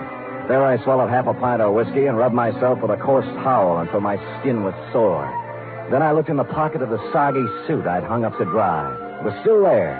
A piece of paper from the dead man's shoe. Damp, but legible. International Postcard Shop, Geary Street, SF. Greeting card for Boris. I got up to put on a dry suit and then changed my mind. Put the wet one back on. Good evening. Are you the proprietor here? Yes, that's right, sir. 6 years at the same location. Oh, my goodness, is it raining out? You really got... Dowsing? Yes, I did. Nice collection of postcards from all over, eh? Yes. South America, every place. Yes, yes. I pride myself on having the most complete possible selection. Was there something you had especially in mind? Yes, there was. Oh? I'm looking for a greeting card for Boris. You... What's the matter? Didn't you hear me? Yes. Didn't you understand? Well, Well, what? It's only that I didn't exactly expect somebody like you. What did you expect? Somebody slinking around in a false mustache, wearing dark glasses, and an Inverness cape? No, I... You know, with your type of thinking, you may not be the right man for this job, Gaspagey. Now, wait, please, Mr. Lyubov. I thought you were dead. You drowned. Yeah, who told you that? Well, you know. Yeah, well, I didn't drown. I jumped in the water when I heard him coming. You can see how wet I still am. Yes, of course. So you escaped. Easily. Enough talk. Hand it over. The greeting card for Boris. Very well. Let's see. That's San Francisco, of course. He turned and reached down under the counter. I slipped my hand under my armpit and held my .38 ready in case he came up with something similar. But all he brought forth was a box marked special. From this, he extracted something and handed it to me. I took it with a knowing expression on my face, but I didn't know from nothing as to what it meant. All it was an ordinary postcard, that's all. A picture postcard showing the Golden Gate Bridge. Underneath it, the caption, Wonder Cities of the World, number 25, 1235679, San Francisco. Nothing else. I was afraid my mouth was open. What's the matter? Matter? Don't you know how to read the name? It's so difficult, of course. Idiot, certainly I know how. I was just admiring the work, that's all. Oh, it is excellent, isn't it? Look, you'd better go now. You've been in here an awfully long time. We don't want No, of course we don't. I'll go, Spade. Spade, I'm sorry to have been overly cautious. There is no such thing as over-caution. Yes, thank you. You were so...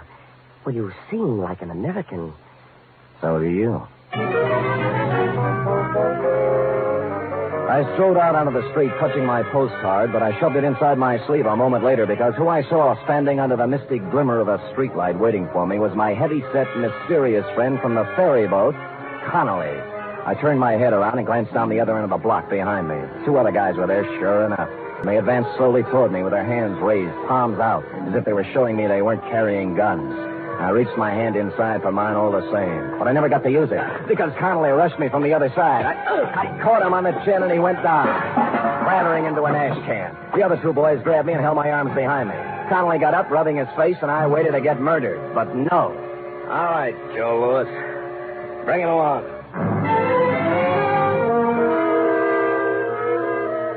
And so they did. We didn't go far, though, just around the corner to a little hamburger place that had a sign on the door saying closed, although there were lights inside. Connolly knocked on the door, and a fellow with an apron came and opened it and locked it after us. Connolly gave him a nod, and we sat down at a table while he brought us coffee. Spade, we've checked on you. You seem to be okay. You stand in good with the department, friend. What department would that be, friend? This department. Huh? FBI. Oh. Now, maybe you can help. Anyhow, we don't want you going around making a noise and messing it up for us, so here it is. I'm all ears. Did you ever hear of a man called Boris Kagaminsky? No. Well, not many people have, even in Russia. Boris Kagaminsky is the top Soviet agent in America. He's the head man. He organizes and runs everything for them here. I see. He came to this country 7 years ago and vanished. We've been trying to find him ever since. False passport, of course. That didn't help. There's nothing anywhere on Kagaminsky. No pictures, not even in Russia. No fingerprints, nothing. Every lead we had, dead end. And then we got word last week... Go ahead, drink your coffee. Oh, I'm too interested. We got word last week that another agent, an unimportant little guy named Lyubov, was on his way to San Francisco and that he would definitely have to contact the big gun. Something to do with the Chinese war business that only Kagaminsky is big enough to handle. Well, our man tailed Lyubov all the way out here, and then he lost him. The Oakland ferry. Well, that didn't bother us very much. He called us, and we were waiting on this end. But in pulls the ferry, and no Lyubov. Lyubov was a dead man on the lifeboat. Right. He must have been up there waiting to be contacted. Yeah, then he heard Tony and his concertina, thought this might be it. And then when he realized he'd made a mistake and uncovered himself, he conked Tony on the head. Right. Yeah. And his Soviet contact got scared of investigations on the boat following Tony's hue and cry and stabbed Lyubov. So, now we're back where we started. Every passenger on that ferry was okay. What's that you're looking at? Picture postcard. Found a message on Lyubov about the International Postcard Shop and a greeting for... Hey, a greeting for Boris. Boris Kagaminsky. Now, let me see that. I bulldozed the guy in the shop to let me have it. Looks like nothing. It's just a picture. But he said he said I could read the name. Give me it. Golden Gate. Oh, these numbers. Wonder Cities of the World. Number 2512356679. Hey, wait a minute. What? Print out the guy's name, Boris. All right. B-O-R-I-S. Leave a space. K-A-R-G-A-M-E-N-S-K-Y.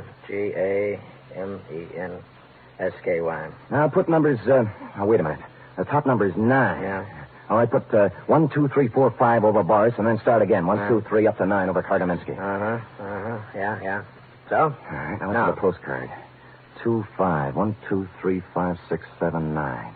Okay, what's 2? 2 is, O. 5. S. O-S. Now, Kagaminsky. 1. K. 2, 3. A-R. O-S-K-A-R. Well, I guess we know the rest of it. 5679. A-M-E-S, correct? Correct. Oscar Ames. Dr. Oscar Ames. What? I was just thinking. He was worried about me catching pneumonia.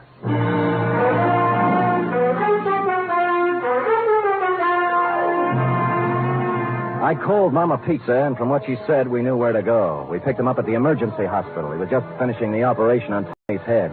We watched him through the glass, and the other young doctor standing alongside us said he was one of the greatest surgeons they'd ever seen. When he unrolled his gloves and took off his operating mask, he looked up and saw me, alive, and the other boys with me. His scalp tightened for just a second, and then he smiled. It was when he reached into his bag that we rushed him, before he could get the little red bottle to his lips. Period. End of report. Oh, Sam. A spy story. Yes, it was, F. Everything. A chase and being thrown in the water and mysterious people and a code message. I'm glad it kept you awake, Angel. Sam, what is it like not to want to be in America? Not to want to live the way we do in America? Yeah, I can't imagine, sweetheart. I can't either. Sam, about Dr. Ames. Yeah? Do you think that, the way you described him and all, do you think you made him sound too sympathetic? Well, I described him as he was, that's all. But will anybody think that, he was attractive? But you missed the whole point, didn't you? Spies don't go around wearing monocles and talking with heavy accents and acting like spies, not the good ones. It's the attractive, lovable, trustworthy strangers that are dangerous. Now, if you'd met Dr. Ames at a party somewhere, you'd be out with him in a nightclub right now, cooing over a drink and giving him the plans for the Brooklyn Navy Yard. Sometimes I can't... Get mad, Sam. I don't even know where Brooklyn is. Lucky for our side. You don't hate me, do you, Sam? Oh, come here. Oh. Now, does that answer your question? Completely. Good night, Sam. Good night, sweetheart.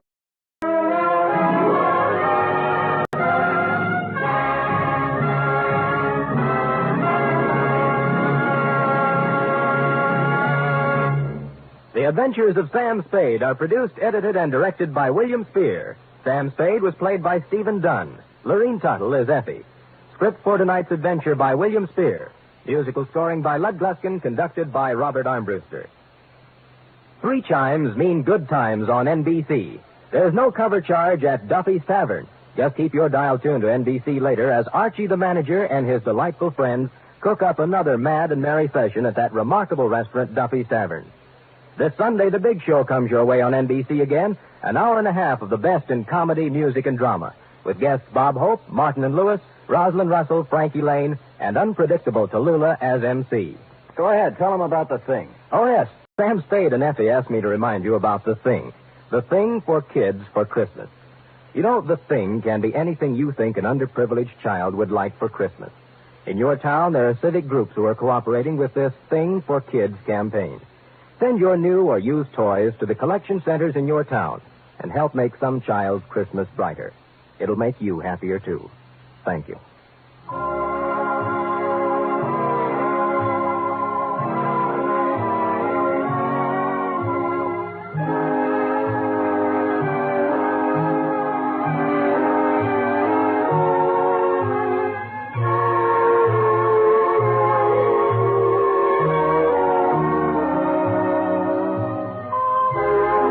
Join us again next week, same time, for another adventure with Sam Spade.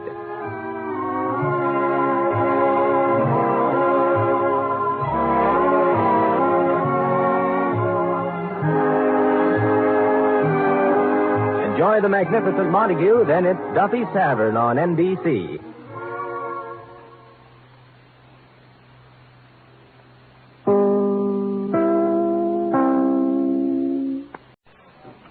The National Broadcasting Company presents The Adventures of Sam Spade, Detective.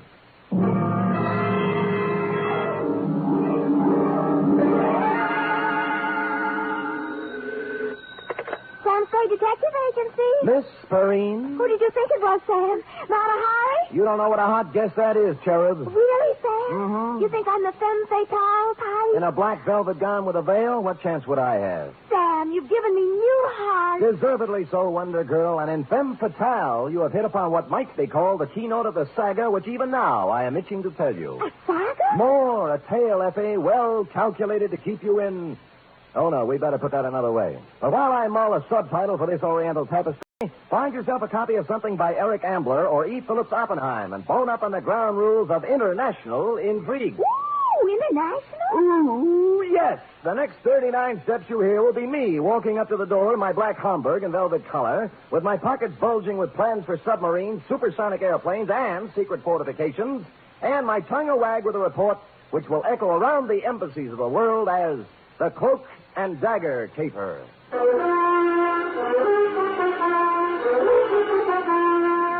For NBC, William Spear, radio's outstanding producer-director of mystery and crime drama, brings you the greatest private detective of them all in The Adventures of Sam Spade. Sam? Who else? Sam, I thought you were kidding. About what? The black Homburg and velvet-colored overcoat. Yeah. But underneath the overcoat, Same old Sam. with the same old suit and the same old shreds. Who did it this time? Thereby hangs the tale. Huh? It's hanging out the back of your trousers, Sam. What? It's your tail. Well, better keep the coat on. Jawaharlal won't mind. Who? Jawaharlal Barra. It's his coat. We'll go into that right now. You ready? Yes, sir. To? Jawaharlal Barra. Jawarhara, uh-huh. Well, speaking. From Samuel Spade, license number 127596. Subject? The Cloak and Dagger Caper. Dear Jawaharlal. I'd been out Friday night until 4 a.m. watching wedding presents. So when Saturday turned up rainy, I did the mad, impulsive thing and decided to stay home. I plugged the phone, built a fire and a tall drink, invited Freddie, the neighbor's cat, in for a short milk, put my feet up and my head down, and reached for a magazine. A picture of peace, Jawaharlal. Freddie lay on the coffee table, purred, and busied himself spinning the hand-rubbed Lazy Susan my unpredictable Aunt Adelaide gave me for Christmas. The magazine turned out to be Time, with a picture of an austere Asiatic gentleman on the cover. 2 pages, and I had the kind of headache you can only get from reading the news these days, so I turned it in on a slick pulp with a breathless yarn about an international gumshoe and a satin-lined cloak who kept running into women with bosoms full of papers.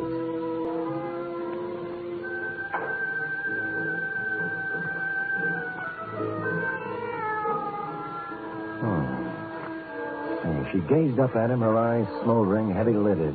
You, she faltered. You are Sheridan Ballard. Mr. G, too? He nodded. Her knife made a glistening arc, stopping as his hand met her wrist, gripping it like a vise.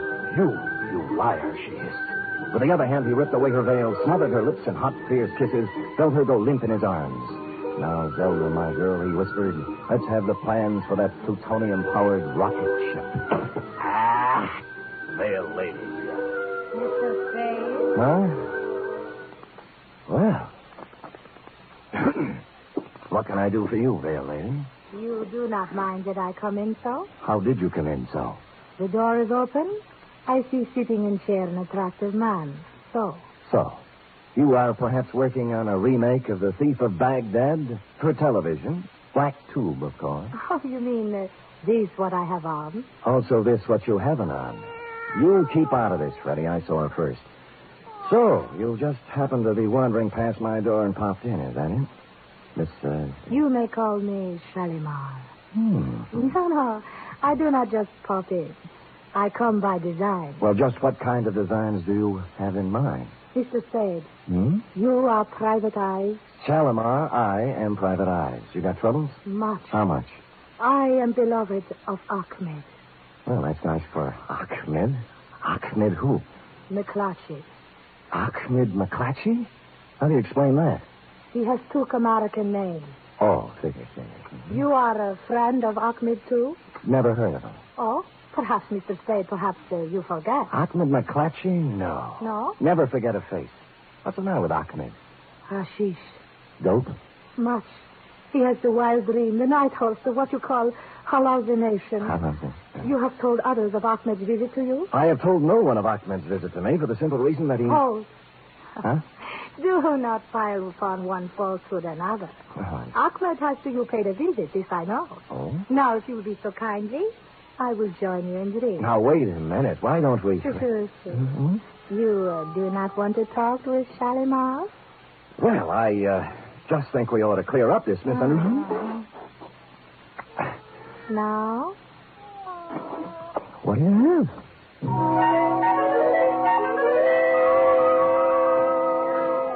Had I been the Sultan and she Scheherazade, the book would have gone on for 20 more volumes. It was all there, the veil below the eyes, the jackets and long satin pants, plus a superabundance of what sultans look for when they are employing a harem. I fumbled around putting I don't know what into a couple of martinis, found more milk for Freddie's saucer, and then set all three between us on Aunt Adelaide's Lazy Susan. This I like, Mr. Spade. Fine. Now we talk? Drink your milk, Freddie. Now we talk. You have match? My purse. Oh, I'll get it for you. Oh, move now. You're almost stepping on it. Oh, I'm so clumsy. The lipstick is on the chair. Yeah, I see it. There we are. There. Thank you. Okay. Now, the light? Got it. Now, Mr. Spade, before we talk of Ahmed, let us drink to him, huh? Right. To Ahmed? To Ahmed. Oh, what's the matter, Freddie? Oh. What? Yeah, look, the milk's on the wrong side. He did it again. Did what? Well, he likes to spin the Lazy Susan. Lazy Susan? What did he do? Now, take it easy, honey. The thing spins. See, you got my drink, I got yours, and Freddie got left out. No. Oh, no. Darrell, you're Look, Darrell! baby, please, don't go off the deep. What's the matter with you? Huh? Shalimar. Oh, Shalimar, baby. Come out of it now, will you? Where's the glass? Oh. Cyanate.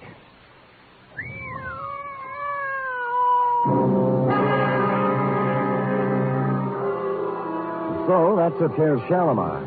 The purse had nothing except the usual feminine claptrap, hairpins, makeup, and cigarettes. No keys, no identification, nothing except for a locket around her neck, which was something you don't run into every day. A strange hand-wrought disc-shaped thing with what looked like the face of a clock on it. 12 Arabic symbols where the hour should be, and a pair of hands pointing to 4. In some Jalala, it was the sort of thing Sheridan Ballard, the man called G2, yawns over, which struck Humdrum me as a little bit out of the ordinary. It struck Lieutenant Dundee of Homicide the same way. Look at me, Sam. Look into my eyes. Dundee, I didn't know you cared. Well, no, I am not an idiot, Sam. I've been in this business for 25 years. Mm-hmm. I've looked at a lot of stiffs in my lifetime, but this is the first hoochie-coochie girl in my book who ever walked in out of the rain and tried to poison a total stranger. Well said, Dundee. Here. So, use your head, Sam. Where have you seen her before? I told you I don't know her, Dundee. Then why did she try to kill you? Ask her. This whole thing's impossible. Harem, costume, poison, Shalimar. Fantastic, I know. I'm sorry. All right, get out of here. The print man, the ME, and the photographers will be here in a minute, and you'll only get in the way. Where'll I go? Anywhere. Find out who this dame is. Who's going to pay my fee? Well, scram. Bidding farewell to the gentle lieutenant, I took off into the rain, bound I knew not where. I bought a paper and settled down in a one-armed coffee joint, drank 3 cups of coffee, and came up with 3 leads. First, the ballet master at the Opera House. Scheherazade, we are not doing till 3 weeks yet. The costumes are all packed up still, and I am missing no ballerinas. Now again, golden apple princesses. 1 and 2, and 1 and 2.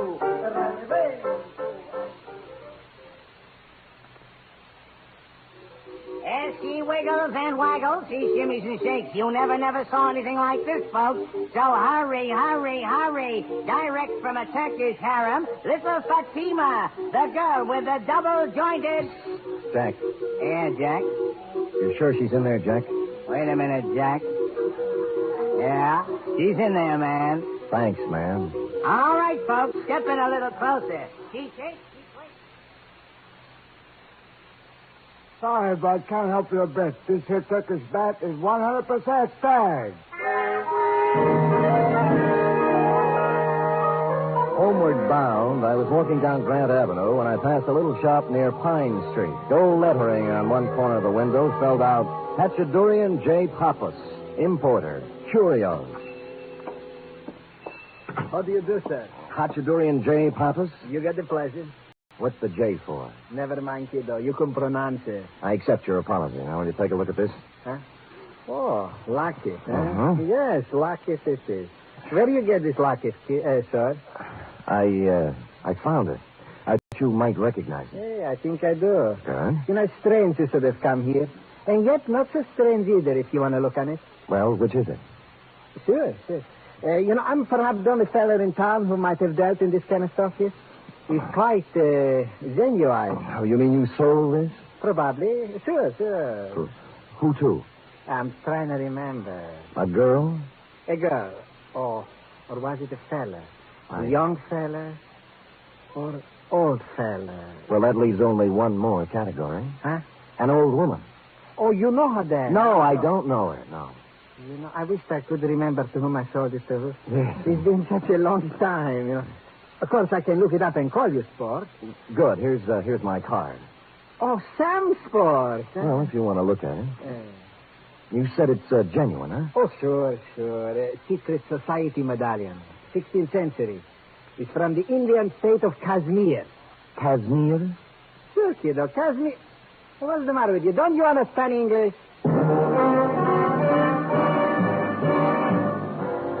Kashmir. A typical Spade blunder. All I could think of was a girl on a cigarette package, thereby confining my operations to Turkey. But this opened new doors. The first, the most obvious, and ultimately the correct choice was a flossy nightclub known to the town's well-heeled party folk as the Vale of Kashmir. It was dark when I got there, but the front doors hadn't opened yet. Around at the side, an alley led up to the trade entrance, next to which stood a huge, wedge-shaped character with a swarthy complexion marred by a scar down one cheek. And to make him even more Oppenheimish, he was wrapped in a black, tent-sized opera cloak. I nodded politely, he spat, and I went inside. The Vale of Kashmir is a sumptuous bistro even on ordinary nights, and this night was obviously to be more than ordinary. The table across the end of the floor was banquet size. The place was hung with Kashmiri flags, and the picture of an old man who looked familiar was hung from the middle of one wall. The maitre d' was talking to an important-looking gent near the long table, and I walked over to them, pausing only to note one of the dancing girls practicing in a corner in her Shalimar-type costume. Felt like I was close to home. And the curry. You understand? Not too hot, yes, Excellency. It shall be as you wish. The florist will be here promptly with the flowers. I trust you will be prepared to take care of them. Excuse me, gentlemen. My name is Spade. Rajputsin, sir, at your service. Please, Mr. Spade, we have... No, not at all, my good man. What is it, Mr. Spade? Are you in charge here? I am the head waiter, sir. This gentleman is the Kashmiri proconsul.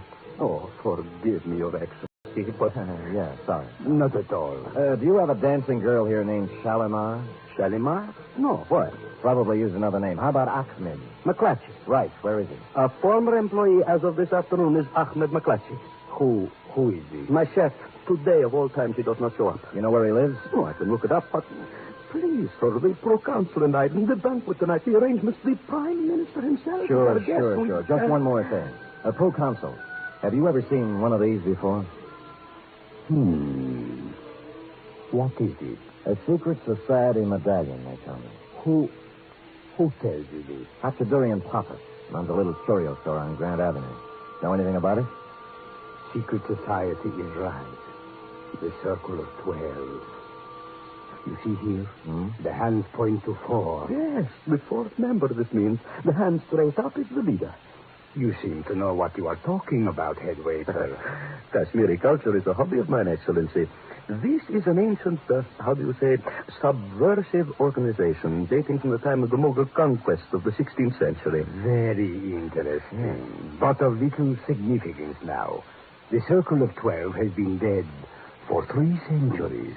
If you will excuse me, Excellency, I'll get for Mr. Spade Ahmed's address, and then I will... Hold it. Ahmed!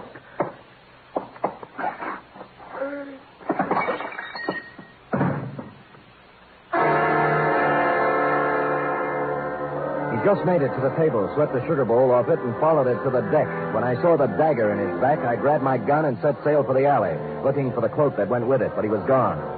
So was Ahmed. I bent down over him, took a closer look, and saw why he spilled the sugar. With his finger, he traced a design in it, a round design, the Circle of 12. You are listening to the weekly adventure of radio's most famous detective, Sam Spade.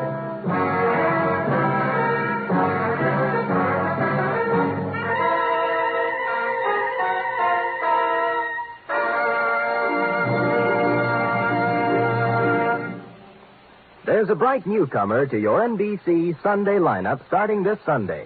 It's Mr. and Mrs. Blandings. Now you can follow the further delightful adventures of the beleaguered Blandings in their famous dream house every Sunday. Starring as Mr. and Mrs. Blandings will be Cary Grant and his charming wife, Betsy Drake.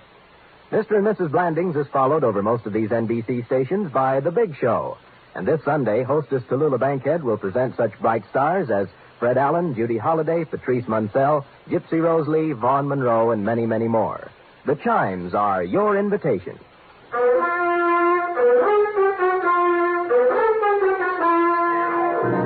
And now back to the Cloak and Dagger Caper, tonight's adventure with Sam Spade.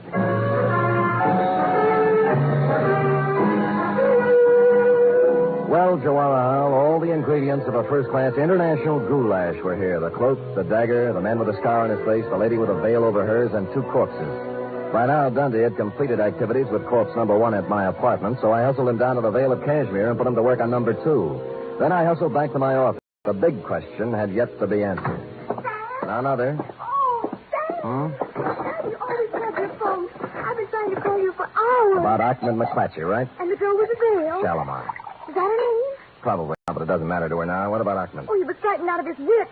He said somebody was going to kill him, and I told him he'd come to just the right place because you were strong and brave and Good. wonderful. Good. And he cried. Good. And I cried. Good. But wait. Hold it, F. Yes, Sam? What happened when all the crying was over? Well, I sent him up to see you, Sam.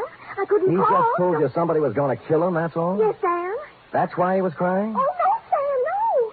That's not why Ahmed was crying. Why? He didn't care for himself.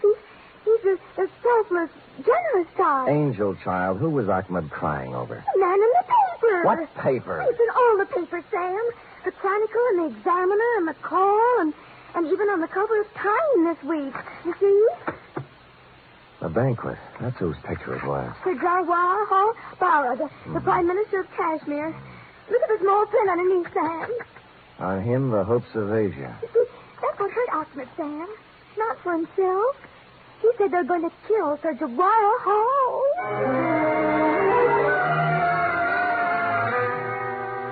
2 paragraphs later, my taciturn secretary let slip the information that Shalimar had arrived at the office 5 minutes after Ahmed left and departed for my home and hearth loaded for bear.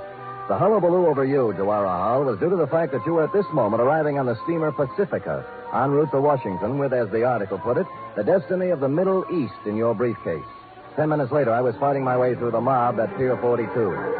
Not just a mob, mind you, but an assortment of bands, a Hindu delegation, the full membership of the Sanskrit Society at the University of California with a huge banner reading, Jawahar Hal, we're with you, and an overripe soprano on a pedestal singing, Pale Hands I Love. I struggled through this to the curb just in time to see you pull away in your special limousine, then climbed over some more backs to a phone booth. Pale hands I love you.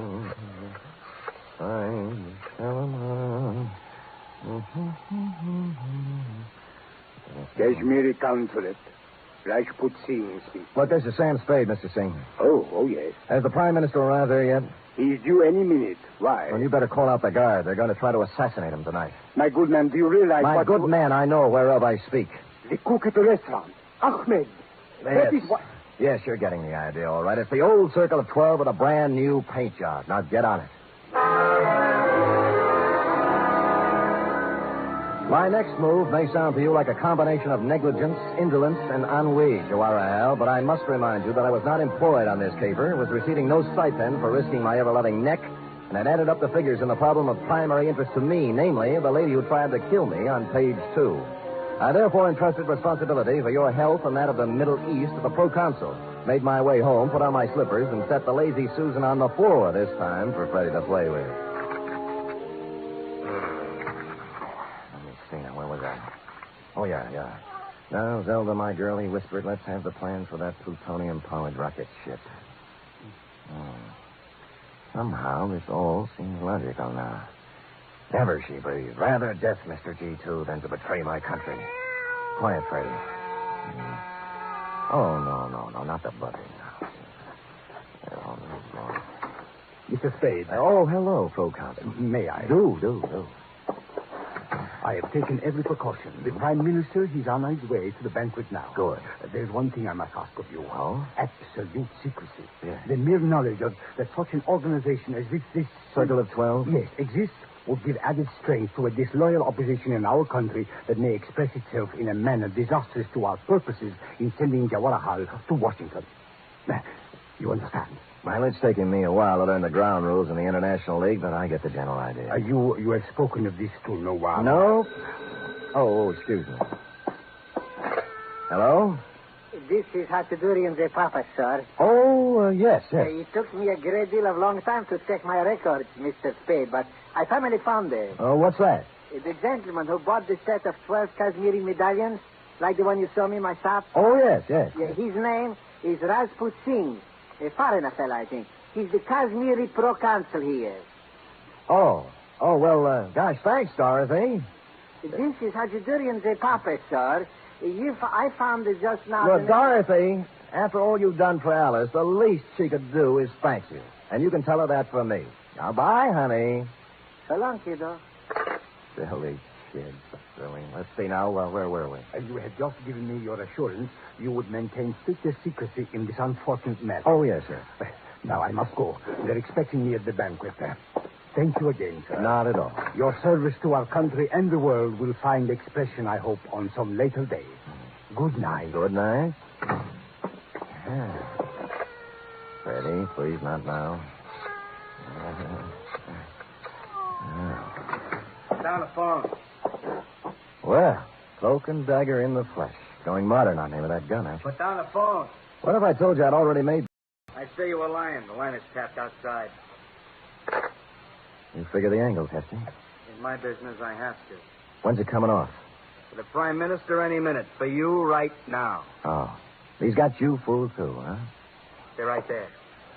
Who? Rajput. You're a fall guy, you know, doing the heavy stuff. If it kicks back, you get it, and the other 10 laugh. You think you could talk me out of it, huh? Why, that's the last thing in my mind. I'd never...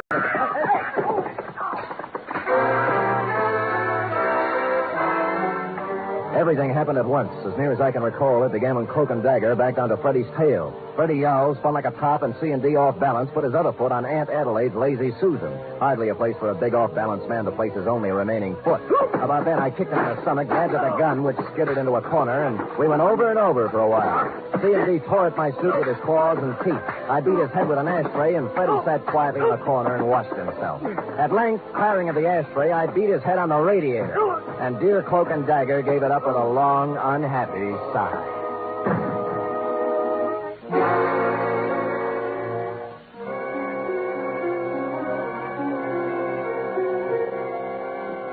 Mr. Spade, this is a business up affair. Get out of my way, head waiter, or I'll walk right over that white shirt front. Please, I can't... Have they been served anything yet? The drinks are just coming on. Wait, I should be sure.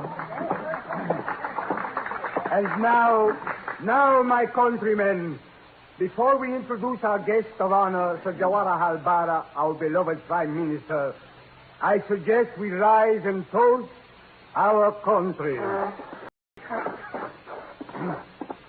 To Kashmir, may she...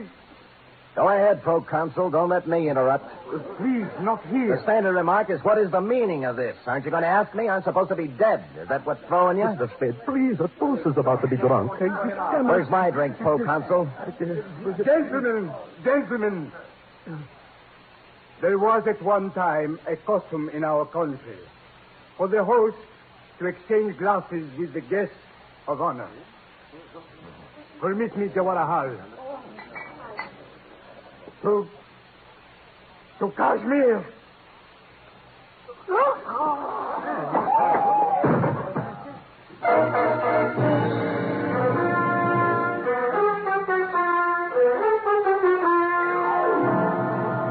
And the moral of this story, if there is one, is when danger threatens, don't hire a bodyguard, buy a cat and a Lazy Susan. Period. End of report. Oh, Sam.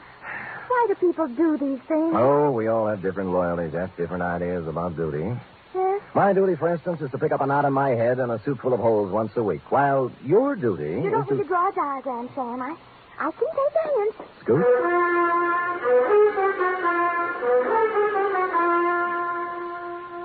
Three chimes mean good times on NBC. This Sunday, Theater Guild on the Air presents a light, laughable, lovable comedy. It's The Fortune Hunter, and it stars Gene Crane and John Lund.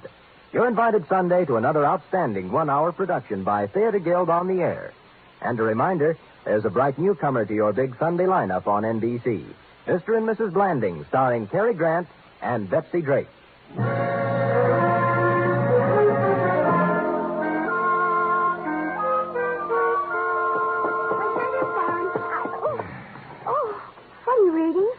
How can I do this? Something wrong? Wrong, the papers. The plutonium-powered rocket ship? What else? A dumper if I ever read one, F. The plans turned out sour. Oh, what were they? The Vale lady had entered a breakfast cereal contest. Well, that's life, little one. We struggle, we strive, we think we have success in our grasp, and it turns out dross. Oh, that reminds me. Hmm? How do you like it? What? My new dross.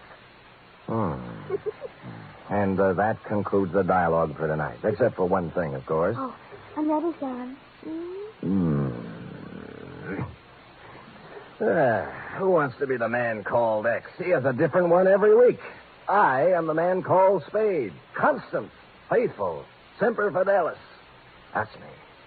Good night, Mr. Fidelis. Good night, sweetheart.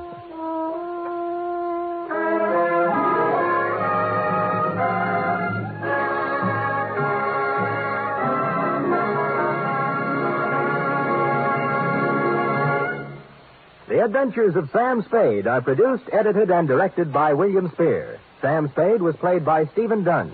Lorene Tuttle is Effie. Script for tonight's adventure by Harold Swanton. Musical scoring by Lud Gluskin, conducted by Robert Armbruster.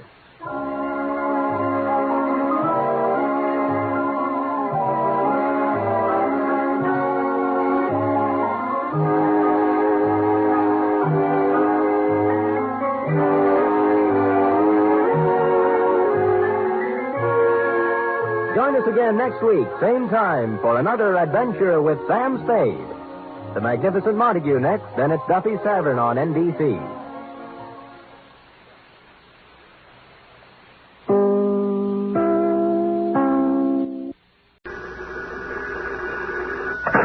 Sam Spade Detective Agency. It's me, F. Is Carlos Salceda, the Mexican consul?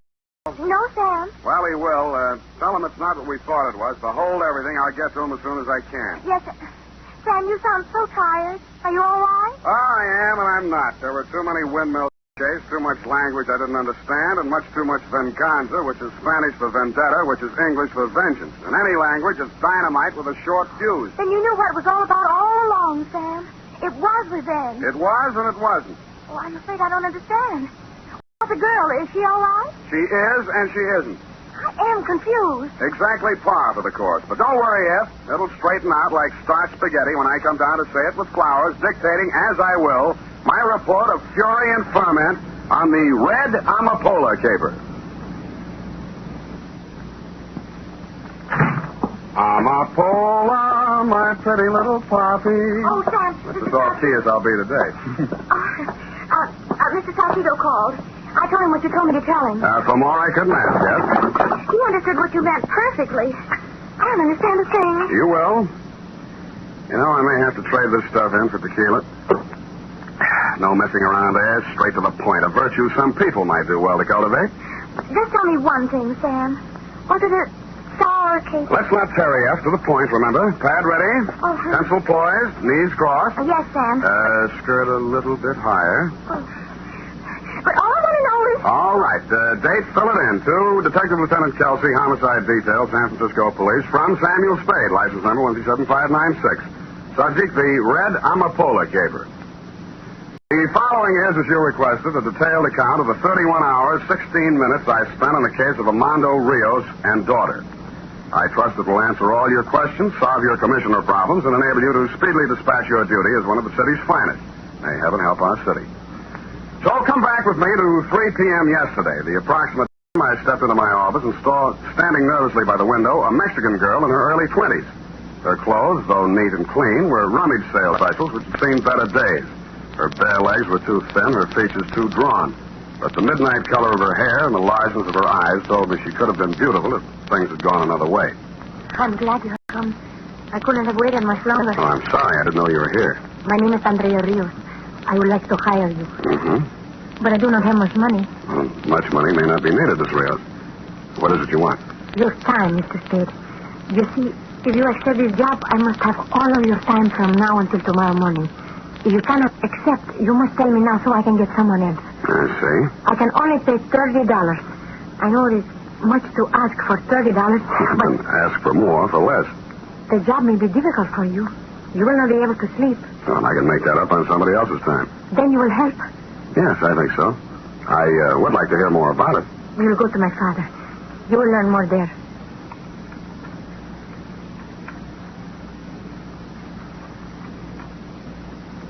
She led me to the nearest streetcar, headed for south of the slot, and paid the fare. 20 minutes later, we were walking through the San Francisco that's left over, where the liquor is cheap and one cigarette is property. The sounds of a jazzed-up Spanish song caught my ear, and the beer signs turned to cerveza. The building Andrea Rios picked to go into was old enough to give the termites indigestion. A faded sign said La Casa Azul. He knocked on the door of room 12. Andrea, Papa.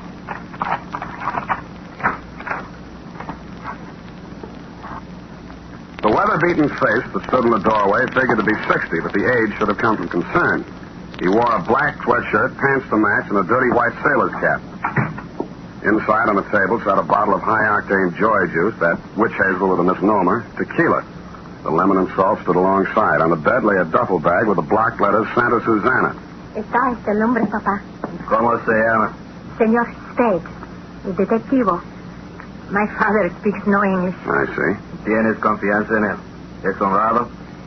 He asks, you are an honest man. It's a question no man can answer with complete honesty. ¿Qué le has dicho, André? ¿Qué sabe? Nada, papá. Siéntese, hombre. ¿Un traguito? My father says to sit down and have a drink. Tell Father I will, but I'd enjoy it more if I knew why I was hired. Yes, of course. To spend the night here, Mr. Spade, with my father. To keep an eye on him all the time. Protection? No. Well, there must be more to it. We want you to be able to testify to my father's whereabouts this night, if it should become necessary. Mm-hmm. What's going to happen this night? Something. And you want your father in the clear? Yes. Well, that sounds fair enough. If that's all there is. I'll have that drink now. There'll be enough to last.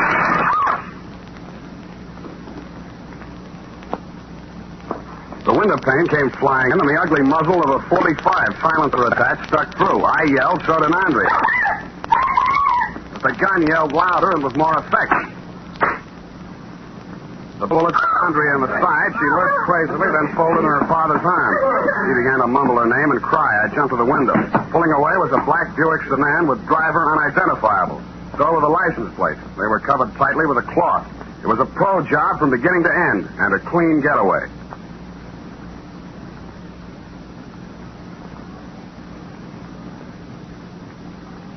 Well, Andrea was still alive, but not by much.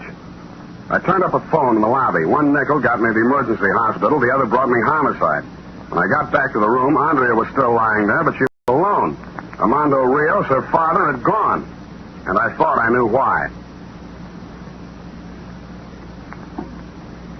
Revenge, eh? Exactly, Lieutenant. I think Rios knows who shot his daughter because I think the bullets were meant for him and she got him by mistake. Huh? I think, therefore, that Rios has got revenge on his mind. Now, let you have Rios picked up before he does something he can't get out of. I'll make a note of that. Also make a note as follows. I, Lieutenant Kelsey, will check the Mexican consul for background on Rios because I, Lieutenant Kelsey, believe Rios is a Mexican national. Not so fast, sir. Furthermore, I, Lieutenant Kelsey, will make a close check of all incoming police calls for the rest of the night because something is going to happen for which Rios wanted an alibi. When I find out what same is, I will graciously inform Sam Spade.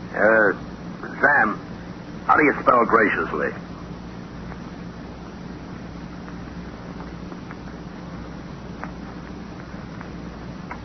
I went to the offices of several Mexican-language newspapers, told them the story, and asked them to give a place of prominence to the fact that Andrea was alive, asking Armando Rios to go directly to the nearest police station and wait until contacted. I then went to the Maritime Service and queried about the Santa Susana. I was told it was a sport fishing vessel owned by its captain, Jay Mortigan, with office in the Ocean Building on the Embarcadero. The nameplate on the Titian-haired secretary's desk said Janice Odell. Yes? Could I help you, please? I think so. This the office of the Santa Susana? Oh, you're planning a fishing trip. Well, then you've come to the right place. Santa Susana has excellent accommodations, is thoroughly outfitted for an extended cruise in the Bay of California, where, as you know, exist some of the greatest fishing waters in the world. If it's the same with you, miss, I'll do my fishing here. My name is Spade. I'm a private detective. I'm trying to locate an Armando Rios. Rios? I said something? You know him? He's got a berth on the Santa Susana. Well, he has... At least he had...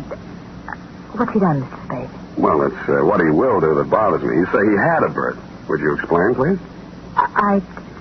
Just a moment, Mr. Spade. Captain Morgan, there's a private detective out here asking about Armando Rios. Rios? Well, send him in, Janet. Come on, move lively. In here, Mr. Spade. Thank you. My name's Morgan, Captain Morgan. I skipper the Santa Susana, the finest sport fishing vessel ever to touch salt water. Everybody's got a commercial. Miss Odell says you're asking about Rios. I am. I'm trying to locate. And so am I. I've got steam up and a dozen people waiting. Rios knows those Mexican fishing waters like no one I've met. And where is he? Jumped ship, if you ask me. Scampering around San Francisco or dead drunk in some infamous den from that cactus poison he drinks. If the storm's over, Captain, I'd like to ask you a few questions. Where does Rios room when he's in San Francisco? Stays right on the ship. Did you know he had a daughter? No. You don't have any idea, I suppose, why Rios jumped ship? It's a woman. That's my guess. It's always a woman. But that is just a guess. All right, Captain, I'll make a small-sized deal with you. If I find Rios, I'll notify you. If you find him first, notify me. I'll leave you my card.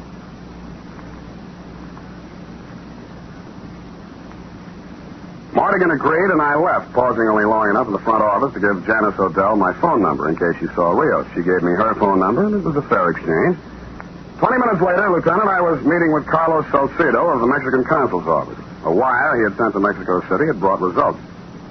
So, Mr. Spade, you have not yet found Armando Rios, but are still desirous of preventing him from consummating his revenge.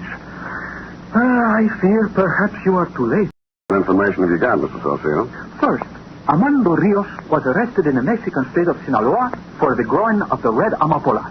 You are aware of what that is? Amapola means poppy from the song of the same name. Exactly. The red poppy grown for the production of narcotics. The arrest occurred on August 19th, 1946. Rios served 3 years in the penitentiary as a result, convicted mainly on the testimony of an Ernesto Sabado, who Rios claimed, as you say, framed him. Now, look at this. An inquiry from the office of the district attorney of Marin County, California, requesting information about a Mexican national whose dead body was discovered 2 hours ago, washed ashore at Point Bonito. A Mexican national whose name is... Ernesto Sabado. Yeah. And you think perhaps Rios killed Sabado? A distinct possibility, Mr. Spade, since he had motive. Well, that's exactly why I don't think he did it. Rios knew Zapata was going to be killed sometime tonight. That's the reason Andrea hired me, so her father's whereabouts could be accounted for and so he could not be accused. No, Mr. Salcedo, I don't think Rios killed Zapata. Well, I hope you are right, for his sake and for his daughter's, who we both hope will get well. The one who killed Zapata was probably the same one who drives a black Buick sedan who took those pot shots at Rios and caught Andrea instead. The same one who Rios has now got a vendetta against. Ah, venganza. However you say it, it's a sucker's play, but how do you stop him if you can't find him? Thank you, Mr. Salcedo. I must admit, Mr. Spade, I do not fully understand your concern over Rios. As a matter of fact, I'm not sure of it myself, but he got a rotten shuffle. I got a night's pay, so I might as well work for it. Besides, well, I'll let you know what develops. The next 4 hours, dear Lieutenant, were spent in questioning the following. A, 2 members of the crew of the Santa Susana. B, assorted residents of La Casa Azul. C, Inspector Gruber of the Marin County DA's office assigned to the Zabato case. Some total of information garnered concerning the whereabouts of Armando Rios and or the identity of the gunman he was after, 0. I was tired. I was depressed. I had a headache. 5 minutes to 11, a coin of mine dropped into a payphone in a booth by a gas station closed for the night. My intention was to find out if you had turned up anything and to ask how Andrea was, but you never got to hear my honeyed voice. Hang it up, Spade. It was a voice that wasn't familiar. The .45 with silencer affixed, however, was. It didn't take me long to start perspiring. Leave the nickel, Spade. You won't need it. Good evening. I've been wondering about you. I'll bet you have. You're sort of a novelty, you know. The only myopic gunman I've ever met. What's that mean? You're nearsighted. You got the wrong person back at La Casa Azul. Boss will have to send you out again for Rios. I don't like you, Spade. I don't know you, but I don't like you anyway. Guess I'll kill you so I'll never have to take a chance of knowing you. Now, come on, step out, gumshoe.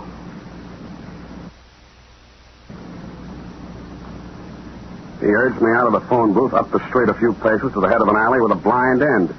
There he parked himself in a fire plug. I wished him all sorts of bad luck, and he told me to start walking into the alley. Mine was small choice.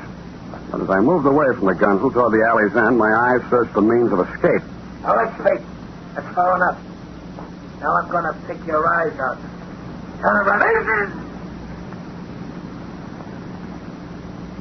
I stood frozen for a moment, then spun and looked. The Gunsel had pitched onto the sidewalk, but the .45 was still in his hand. I moved up to him slowly with a maximum of caution and took a closer look. He was as dead as he could get. A knife in his back had done the job. That's when I looked up the street and saw a figure in fast retreat. It wore a black sweatshirt, pants to match, and a dirty white sailor cap. It looked very much like the venganza of Armando Rios was accomplished.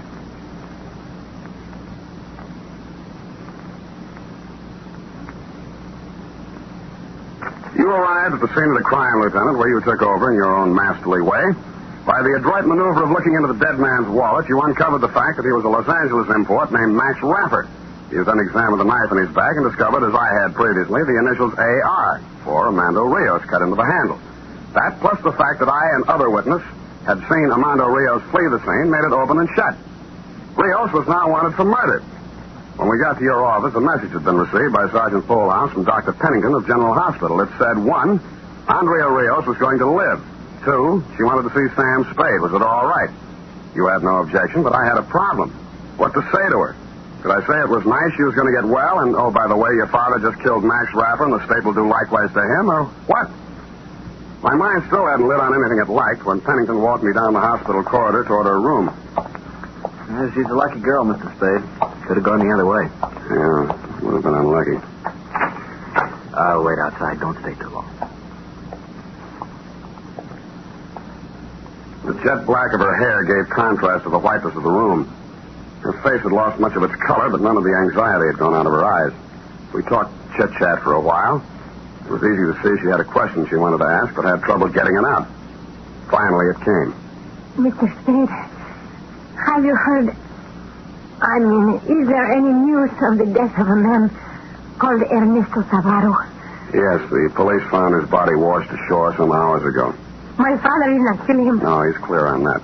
I can testify. Oh, that is what I was worrying about. Now, Mr. Spade, I can tell you what you do not know about my father and Ernesto Savaro. I already know. Carlos Salcedo, the Mexican consul, told me. The Red Amapola? Yeah. Oh, it was an unfortunate affair for a great many people, Mr. Spade. Buyers from the United States came to Sinaloa. With money, the peasants were lured into growing the poppy. Mm-hmm. Many knew no better. Many did not know what it was for. They knew simply to grow the red flower brought more money than to grow food. When the police came, they suffered. The buyers were nowhere to be found. Anyway, it's all right now. My father did not kill Ernesto Savaro.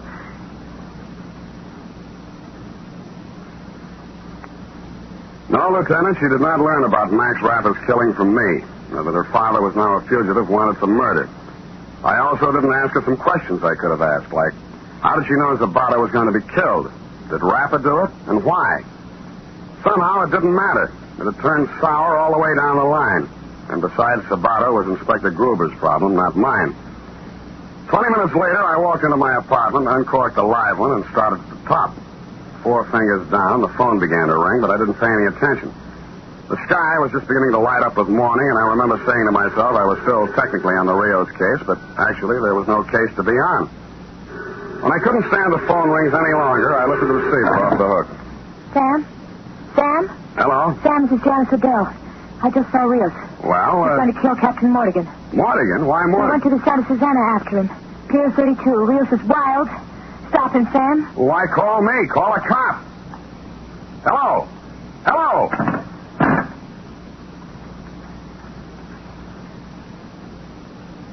"12 minutes later, I was moving through the early fog of the waterfront looking for the Santa Susana.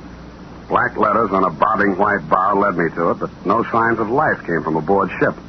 A quick tour had me believing it was deserted and that either Rios had caught up with Mortigan someplace else for what reason I didn't know but could guess, or that Janice had given me wrong information.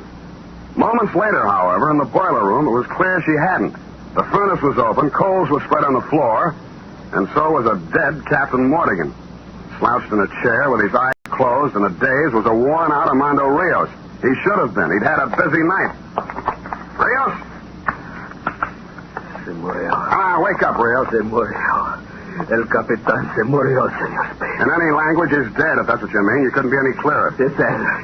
Es el hombre. Es su culpa que Andrea fue enterrado. Ahora está muerto. Y no he obtenido la venganza. Venganza. Too much venganza. You fixed it fine. Andrea's going to feel swell about it. Oh, what's the use? Come on, Rios. Hello. Hello. Who's down there? Kelsey? It's you, Sam. What are you doing here?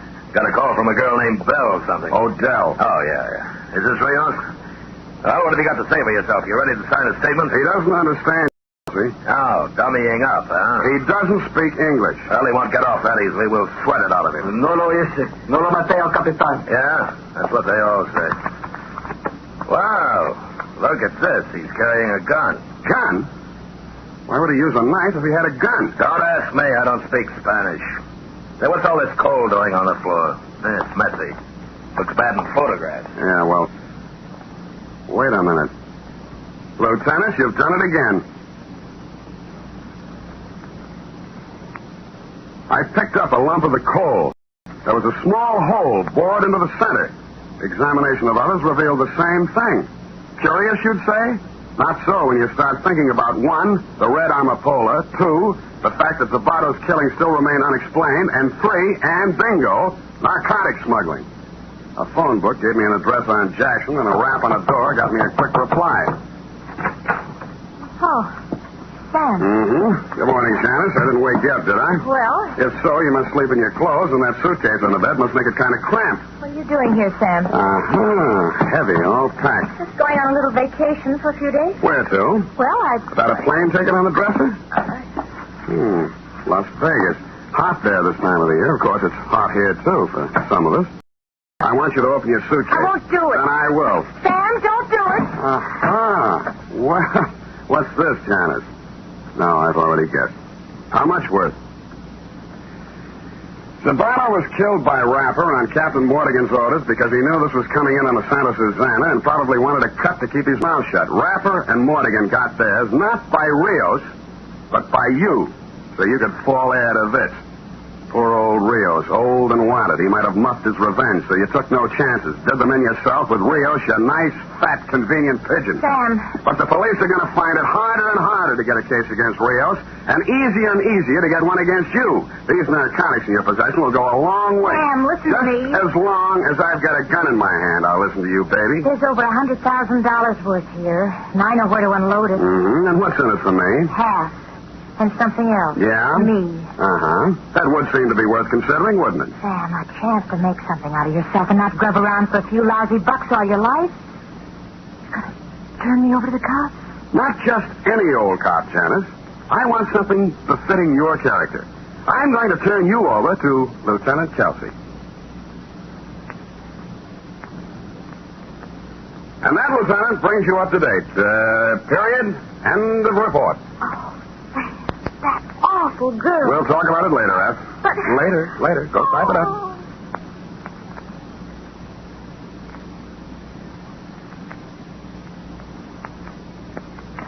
Here it is, Sam. Can we talk about it now? We can. How could that girl have thought for one single moment she could turn a man like you into her accomplice? Very poor judgment. To smell dope yet? Yes.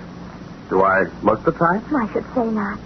You're upstanding and clean cut. Well, thank you. Maybe she was nearsighted, too. Anyway, I'm glad it's over and it had a happy ending. Well, I'm glad if you're glad. Now, rush that over to Kelsey so he can look good in the eyes of the commissioner, then phone Mr. Salcedo and tell him the lieutenant's got all the facts.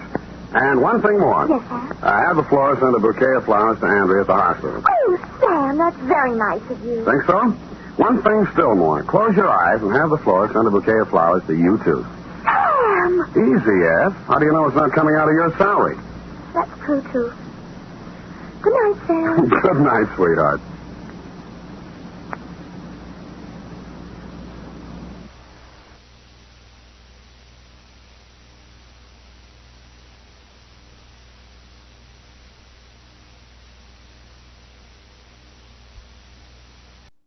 The Adventures of Sam Spade, Detective.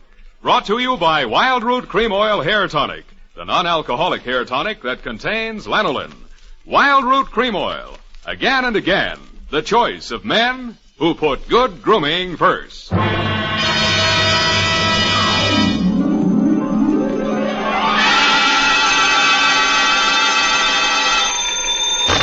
Sam Spade Detective Agency. They offered me a cool $1.5 million, but I couldn't be bought. Oh, Sam, all the time fooling. Straight good, Debbie. Oh, really, Sam? Why didn't you take it? Oh, but you couldn't, of course. That's right, Angel. Taxes. Oh, you mean it would put you in a bracket? The girl's name, in case you were going to ask, was Sugar Cane. Was she sweet? Oh, Effie, you made a joke. Oh, not much of one, though. That is true. But even though you do seem to be, as you would say, in a jugular vein, I shall be right down, serious and frowning, to dictate a chronicle steeped in the bitter tea of general confusion, brewed in a witch's cauldron of murder, greed, and avarice. That's what gives it that nutty flavor. What, Sam? Silly girl, I refer to the sugar cane caper, on which I will forthwith my report be down to dictate on, goodbye.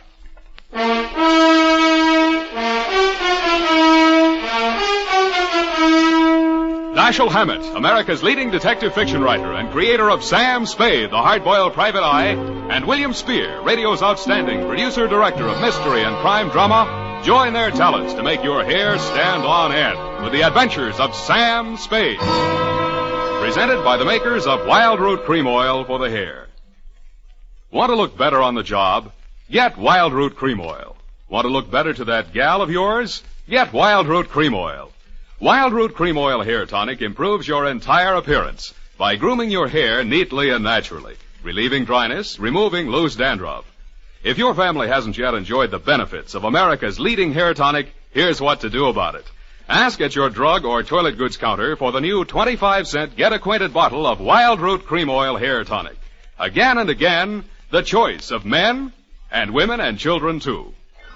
And now, with Howard Duff starring as Spade, Wild Root brings to the air the greatest private detective of them all in the adventures of Sam Spade.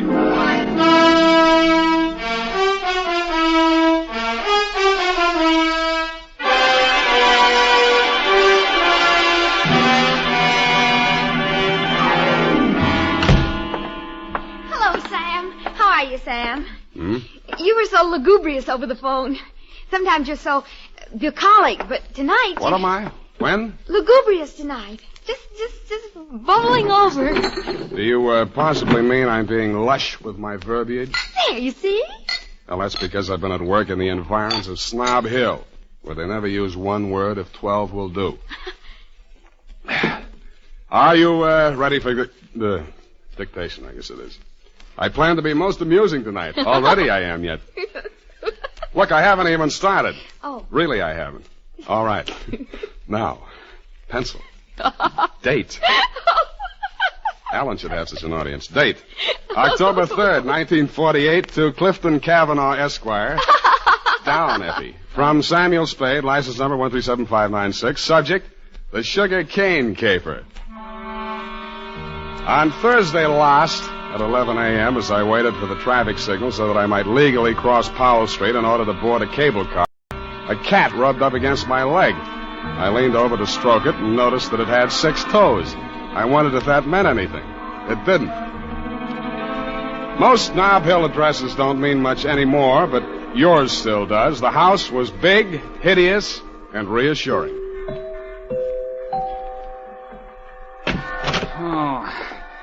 Are you from Pepper Snow? No, I'm in business for myself. Mr. Cavanaugh in? Oh. Well, come on in. I can't understand what happened to that boy from Pepper Snow. Oh, pardon me if I seem a little hungover. Gladly, but can you ever forgive yourself? I like you. You got a sense of humor. You'll need it. You trying to tell me you don't approve of Mr. Cavanaugh? That perfume pothead. What did he do to you? He married my mother. Oh. Stepfather? Yeah. Oh, I'm Fred Blair. Spade's my name. Where do I find him? Detective?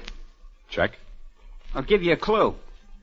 Look behind you. I did. I turned and found myself looking straight into your handsome face. You looked several years younger than your stepson, with regular aquiline features, dark, widely spaced eyes, and blue-black hair. Well, so you're the notorious Sam Spade. Well, I don't want to seem modest. Come into the conservatory. There's just the barest chance that we'll not be overheard. Good. There. Sit down. What's your problem, Mr. Cavanaugh? Problem indeed. Problems, plural. Starting with that junior grade lush that collared you at the door. He's very fond of you, too. Well, you can't imagine what a trial that boy's been to me. The children. For some reason, neither Fred nor his sister Eunice quite accepted me as their father. You don't say. I suppose my youth counted against me. I think they misinterpreted my motives. When any man marries a wealthy widow twice his age... Yeah. Why did you send for me, Mr. Cavanaugh? Well, it all started several months back, before my wife, their mother, where was I? Oh, died. The scandal quite literally killed her. You're sure that's what did the trick? Fred, who, among other talents, was a positive genius for knowing the wrong sort of people, struck up an acquaintance with a hoodlum named Johnny Verona. Nice, clean-cut gangster type, runs a joint on Pacific Street. Precisely. With the positively hysterical name of the Subtropico. Mm-hmm. Well, there was a sordid brawl of some sort. A man shot. Obviously, this Johnny Verona shot him. Fred had to give testimony before the grand jury. It was all out of the paper. But you did. No, and old Eleanor, my wife, that is, dropped dead when the butler brought in the Chronicle. But the worst was yet to come, Sam. Well, don't keep me hanging, Cliff. Well, Fred continued to frequent this bistro, this dive of Verona's. I understand. I believe the bait is a toothsome little teaser with the unlikely name of Sugar Cane. She likes Fred. A woman in her right mind would look twice at that idiot, even if he were twice as rich and only half as sodden. Where was I? Oh, yes, this Verona person came here several times on the pretext of pouring Fred through the front door and thereby met my stepdaughter, Eunice. Well, that's a very interesting story, Mr. Cavanaugh. Now, maybe you'll tell me what you want a detective for. Because my stepdaughter has brazenly informed me that she intends to marry this gangster. I want you to help me prevent that marriage. I don't see. Don't see what? I don't see how I can. Well, perhaps I didn't make myself clear. When Verona was arrested for that shooting in his club, Fred didn't tell the grand jury all he knew. Now, if you could prove that Verona is guilty, then we'd be rid of him for good. Is it Verona you want to get rid of, or your stepson? Good Lord, you don't think Fred did it? Do you? Why, no, of course not. Okay, supposing Verona did it, then Fred goes up on a perjury rap, maybe accessory. Oh. Overwhelming desire to injure Fred. Look, why don't you tell me what you have an overwhelming desire for? Well, under the terms of her mother's will, Eunice will inherit $3 million as soon as she marries. When? When what? When do I meet her? Be serious, man. Now, I will pay Verona $50,000 in cash if he'll stay away from her. Would you take $50,000 as the payoff in a $3 million caper? In this instance, yes. Eunice is not very well, and you may quote me on that. Book, chapter, and verse. To Johnny Verona? To Johnny Verona. Okay. Water's mighty cold this time of the year at the bottom of the bay, but if you don't care, I don't. Thank you. Let me know how it comes out. Don't give it a second thought. You'll know. Don't get up, Mr. Cavanaugh. I know the way out. Hey, Spade, wait up. Well, you look a little better. Listen, there's something you ought to know. He was my sister's boyfriend before he married my mother. He did it out of revenge because Eunice threw him over. He still wants to marry her. Any particular reason? Oh, my mother put that crazy marriage clause in her will. He's been systematically getting rid of every man who's been interested in her. Bought him off, threatened him off any way he could. Why? He thinks Eunice will eventually marry him to get her inheritance. But she won't. She'll kill him first, and if she doesn't, I'll do it for her. Fred. Oh. Oh, yeah? Fred, what on earth are you saying? Who is this man? Well, he's the detective. Sam Spade. You're Eunice Blair? Yes, I want to talk to you. Fred, go and... Yeah. See you later, Spade. I know why my stepfather hired you, Mr. Spade. If you need the money, go ahead. But this time it won't work. You look as if you'd like to be a nice girl.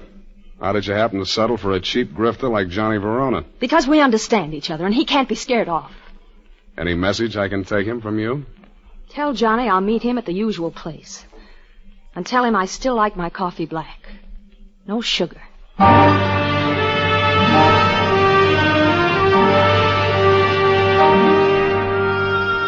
I didn't ask her what kind of sugar she didn't want any of. I thought I knew.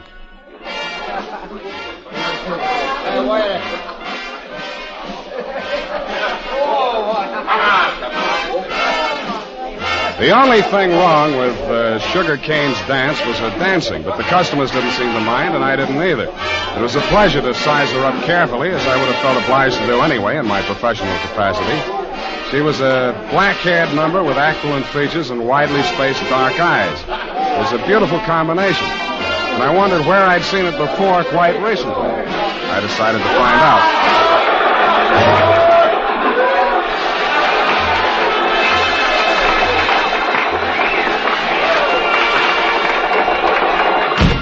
Hey, what's the idea of barging in here after me? Can't you see the sign on the door? No customers in the dressing room. Then let's go someplace else. I want to talk to you. Beat it. Take it easy. This is on business. Good. I'll fix it up with the boss. Johnny! Yeah, Sugar? What's the matter? Is Joe giving you trouble? He trailed in here after me, the cheap masher, on the pretext of discussing business affairs. Okay, out you go. Now, wait a minute. Come on, move. And don't come back. Well? Sorry I had to give that bum's rush routine. I don't want to get her excited. She's a nice kid, and she doesn't know why you're here. I take it you do. Yeah. Eunice called me and told me you'd be down. Okay, Johnny, I'll give it to you fast and get out. Clifton Cavanaugh will pay you $50,000 to leave Eunice alone. He also made a few idle or not-so-idle threats about what might happen to her if you don't take his money. For example? He said she hasn't been feeling well, might not live long enough to get married. I don't have to tell you what I think about that kind of talk, and I wouldn't be peddling it if my office rent wasn't due. That's why when you started giving me that bum's rush, I made only, shall we say, a token resistance? Yeah. About me marrying Eunice, you can tell Clifton to stop worrying. Hmm? Yeah, Eunice and I got married 3 weeks ago. You what? Married. You want to see the papers? Why the secrecy? I don't want her to get hurt. You're scared of Clifton? Nah. Sugar. She's got a very low boiling point. She's pardon me.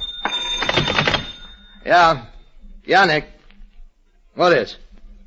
Go ahead. Yeah, I heard you. No, don't touch anything.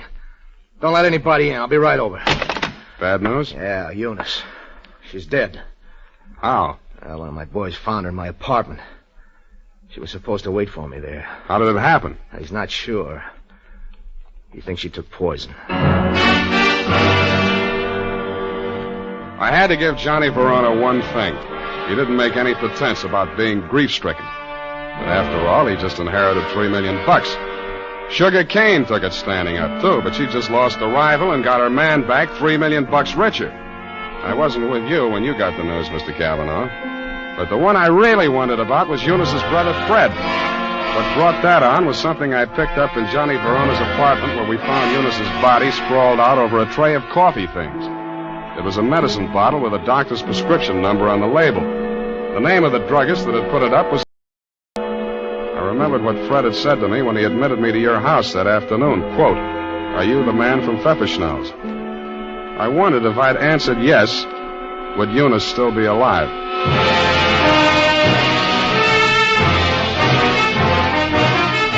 The makers of Wild Root Cream Oil are presenting the weekly Sunday adventure of Dashiell Hammett's famous private detective, Sam Spade.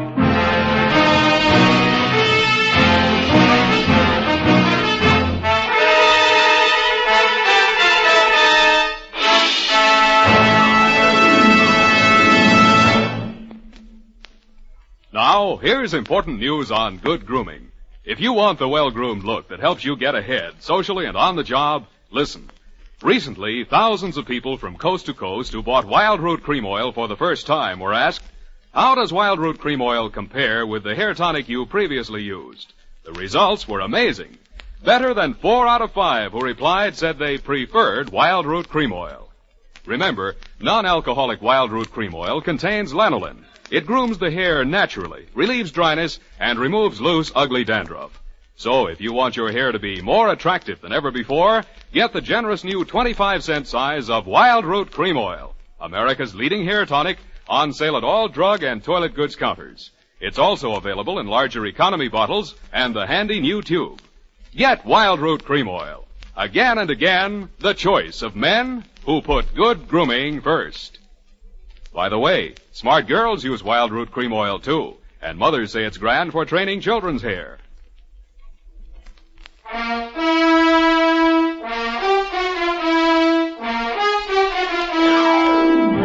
And now, back to the Sugar Cane Caper. Tonight's adventure with Sam Spade.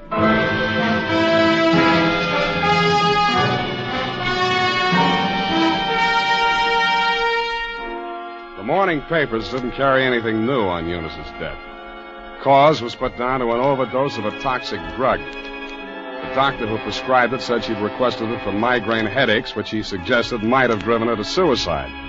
He did not explain why she had taken 4 doses in capsule form and dissolved the rest of it in a decanter of coffee. I thought somebody else had dosed the coffee, and so did you, Mr. Kavanaugh. Verona did it, of course. He knew she was taking those pills and dosed the coffee just enough to be fatal when added to what she took voluntarily. You knew all that, too. Well, so did Fred. But you had more reasons, 3 million more. But they were already married. You know that when you hired me? Yes. Then how come? I knew she was planning to do away with herself. I thought if we could pin it on Verona, after all, he's guilty of that old murder. Fred's a witness to that. Well, if he were convicted, the money would revert to me. Nuts. You don't believe me? She wasn't planning suicide, and you know it. Well, then? I don't care who takes the fall, but I got less on Verona than I got on you. Then I'll give you something. Here. Take a look. Verona's lawyer sent this around before her body was cold. A claim for $3 million, notarized yesterday while Eunice was still alive. Well, Mr. Spade?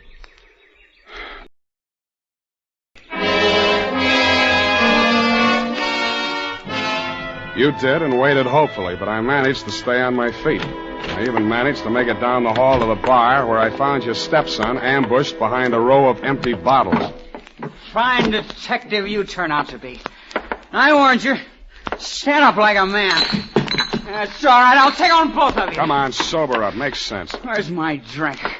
Who took my glass? Here it is. Give me it. Sure. You spill it. Ooh, ice on my shirt. Listen to me. This is very important. Important? You were expecting a delivery from a drugstore when I arrived there yesterday morning. Who ordered it? She did. Eunice. She told me to watch for it and bring it to her. Did you do that? No, she wasn't here. What did you do with that bottle of medicine? I'm sleepy. I gotta get some rest. Wake up! No! I said wake up! Leave me alone! Now, listen.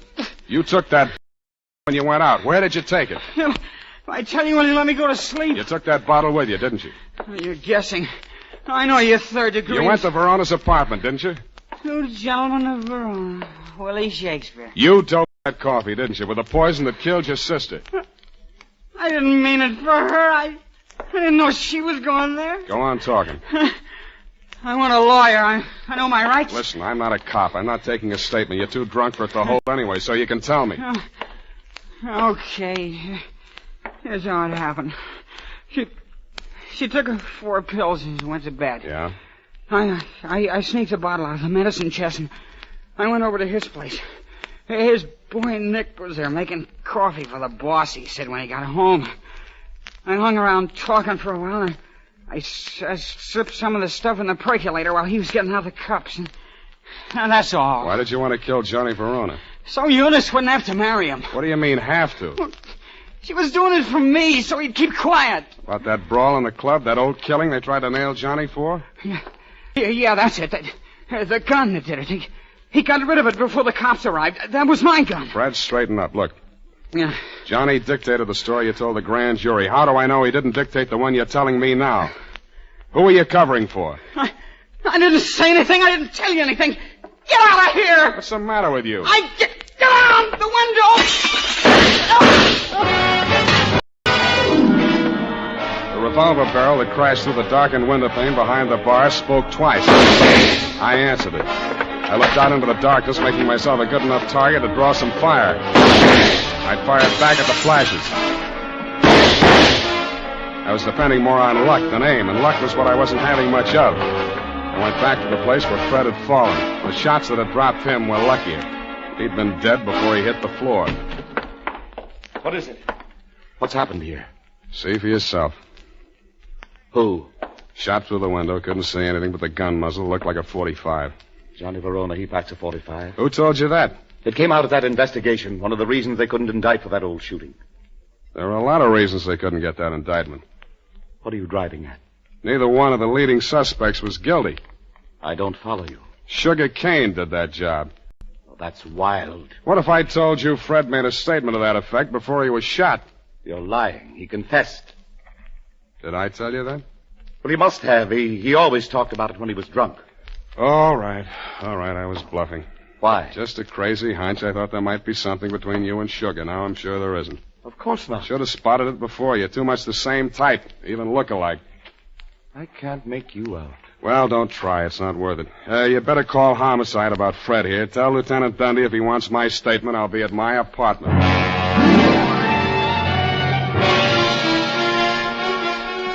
After I pretended to leave, I came back and did a little eavesdropping of my own.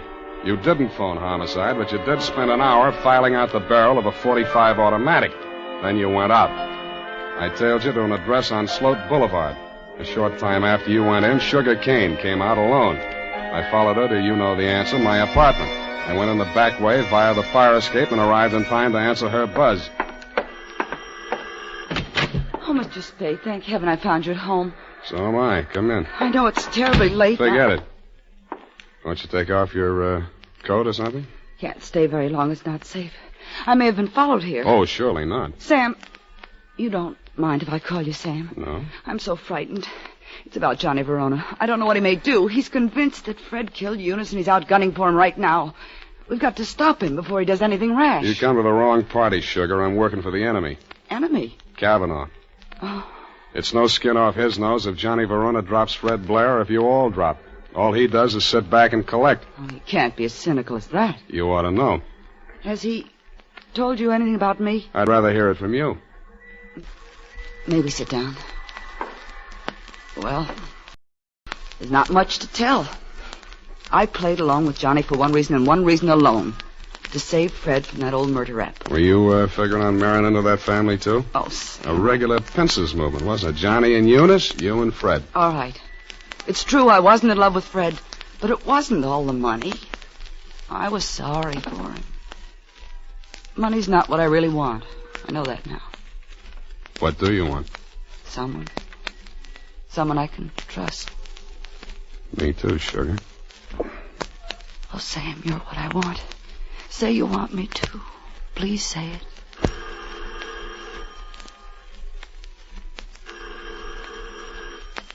Don't answer it, Sam. Why not? Johnny may have followed me here. He's insanely jealous. Well, I gotta face it out with him sooner or later. Might as well be now. Sam, be careful. Stand out of the way, Sugar. No, Sam. No, please. Don't reach, Johnny. I'm not gunning for you, Spade. In that case, come on in. Well, Sugar, I didn't believe him that you were coming here. I had to, Johnny. He got some crazy confession out of Fred while he was drunk. I had to stall him till you and Cliff could talk to him. To save Fred, I mean. Oh, stop horsing around. We all know that we all know Fred is dead, and we all know that we all know who killed him. Then Cliff was leveling. You are trying to pin that on me. I don't need it, but if you want it, you can have it. There's $3 million in my part of it. I'll split down the middle with you. If you throw in with them, it's a three-way split. There's no split at all if you take the rap for Eunice's killing, and you will if you throw in with me. It's their word against mine. 2 witnesses against 1, and all I've got is a confession by a drunk who is now dead. Sam. Oh, Sam, I was sure for a moment you... Get away from me. Sam, Go on. Go to work on him. I should have given you a little more time. That wasn't fair, was it, Sugar? I hate you. I hate you both. I never want to see you again. Get back in that room, Sugar. What happened, Sugar? Why were you running away? Johnny double-crossed us. Now Sam knows everything. What does he know? The whole caper. Part of it I wasn't quite sure of until I saw you and Sugar standing side by side. That blue-black hair, the same eyes, plus the fact that the bell on Sugar's apartment on Sloat Boulevard reads Kane, parenthesis, Kavanaugh. You took a crazy chance when you knocked off Fred with me right there in the room.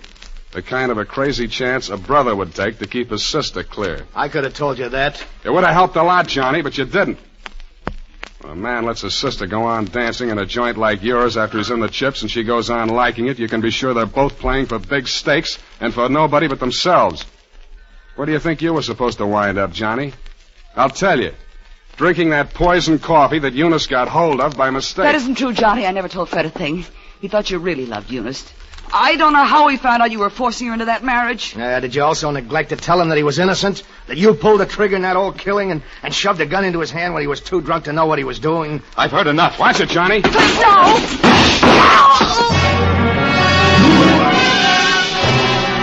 I winged you a split second before you fired.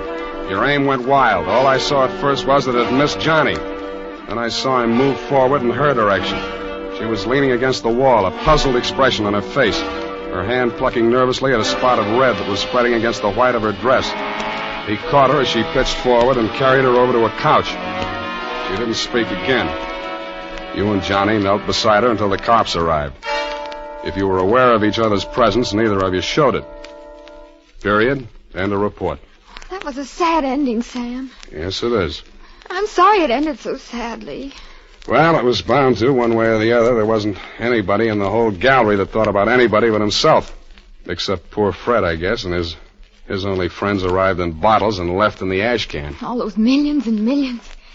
We'll get the money now, Sam. I'm glad you asked that. It leaves me cold. Go type that up while I knit myself a sweater. And now, listen to this.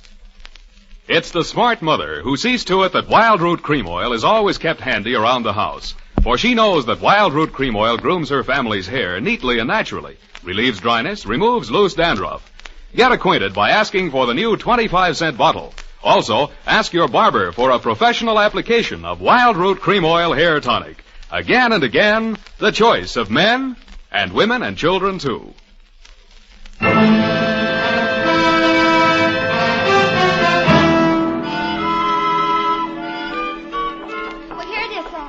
Goodness, what a terrible group of unfortunates.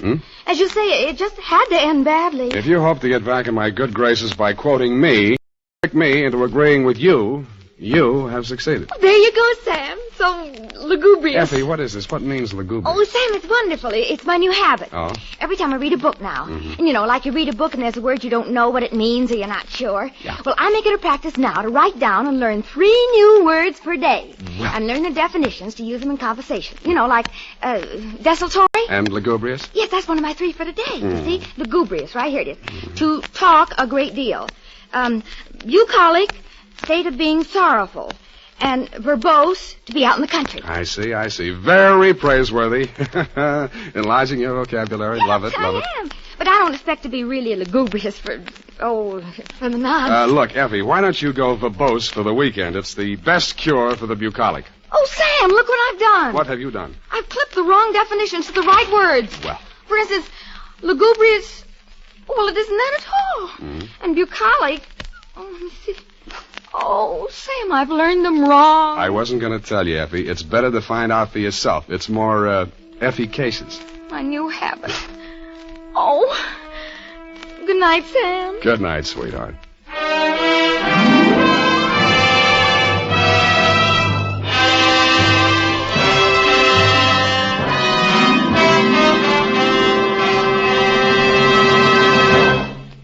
The Adventures of Sam Spade, Dashiell Hammett's famous private detective, are produced and directed by William Spear. Sam Spade is played by Howard Duff. Lorene Tuttle is Effie. The Adventures of Sam Spade are written for radio by Bob Tallman and Gil Dowd. Musical direction by Lud Gluskin with score composed by Renee Garrigan. Join us again next Sunday when author Dashiell Hammett and producer William Spear join forces for another adventure with Sam Spade. Brought to you by Wild Root Cream Oil. Again and again, the choice of men who put good grooming first. This is Dick Joy reminding you to get Wild Root Cream Oil, Charlie. It keeps your hair in trim.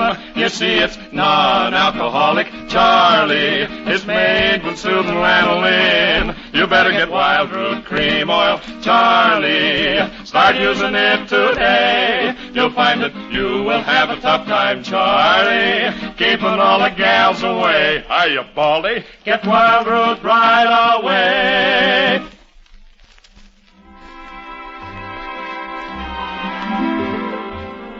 This is CBS, the Broadcasting System.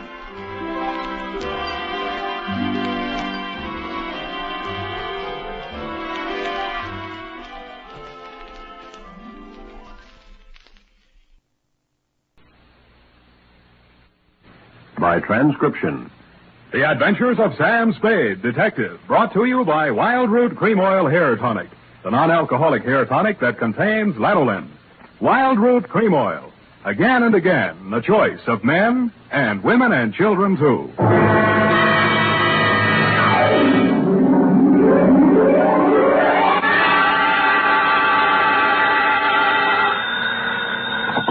Sam Spade Detective Agency? Me, sweetheart. Sam, where have you been? I've been tasting the bitter with the sweet at Miss Wigginson's School for Girls, sort of a special course in homicidal apiculture. Apiculture? Mm-hmm. There were apes involved? Effie, where is your Latin? Apis, apianus, of or pertaining to bees. Oh, bees, of course. It was a bee caper? It was a beekeeper caper. Oh, that's funny, Sam. That's a honey. Effie, put these words down in your little book. Honey, sweetness, hives, combs, etc. Never mention them again. What? Keep things humming, sweetheart, and I'll be right down to drone my way through my report on the queen bee caper.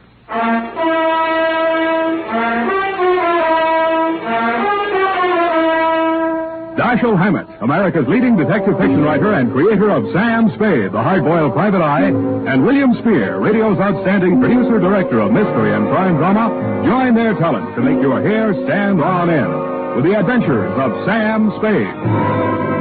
Presented by the makers of Wild Root Cream Oil for the hair.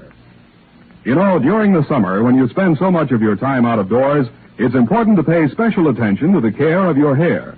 To keep it right in place, to help keep it from getting dry, use America's favorite hair tonic, Wild Root Cream Oil. Wild Root Cream Oil grooms your hair neatly and naturally, relieves dryness, and removes loose, ugly dandruff. Use it every day.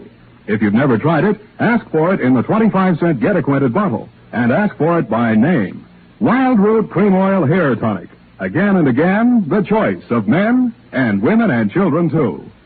And now, with Howard Duff starring as Spade, Wild Root brings to the air the greatest private detective of them all, in the adventures of Sam Spade.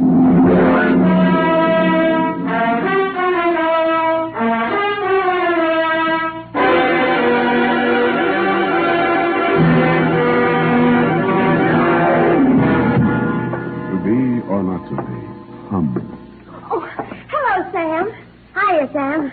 How's tricks? Oh, Effie, really, this jargon, this patois. Don't you think it's about time we spoke like educated people? You know best, Sam. Every time I visit one of our institutions of learning, I find out something I didn't know. Oh, Sam, that's incredulous. Well, you just know everything. Yeah, I guess I do when you come right down to it. The bee, for instance. Bees are a genus of insects of the Hymenopterus order. What? Hymenopterus. Living in societies composed of one queen, or perfect female, a few males, or drones, and an indefinite number of undeveloped females, or neuters, which are the workers. That's me, I suppose. A neuter. Well, that's for you to say. Of course. And you know what else about the bee? What, Sam? Confidentially, it stings. Date, July 10th, 1949, to Miss Elizabeth Cowley, Miss Wigginson's School for Girls, Seacliff Drive, San Francisco. I wonder about girls sometimes. And that's bad, Effie. Bad. Oh. From Samuel Spade, license number 137596. Subject, the Queen Bee Caper. Dear Miss Cowley. I was singing a medley of sorority drinking songs as I opened the wrought iron gate, walked up the garden path, past those cast iron deer, and presented myself at the big brass bell pull beside that massive paneled door that stands guard between the outside world and your sheltered inmates. A little housemaid wearing dimity let me in and led me to your office. I sat on your chintz-covered sofa and looked at your drapes with their thriving beehive motif and waited for you with my back half turned to the open door. Hello, how are you?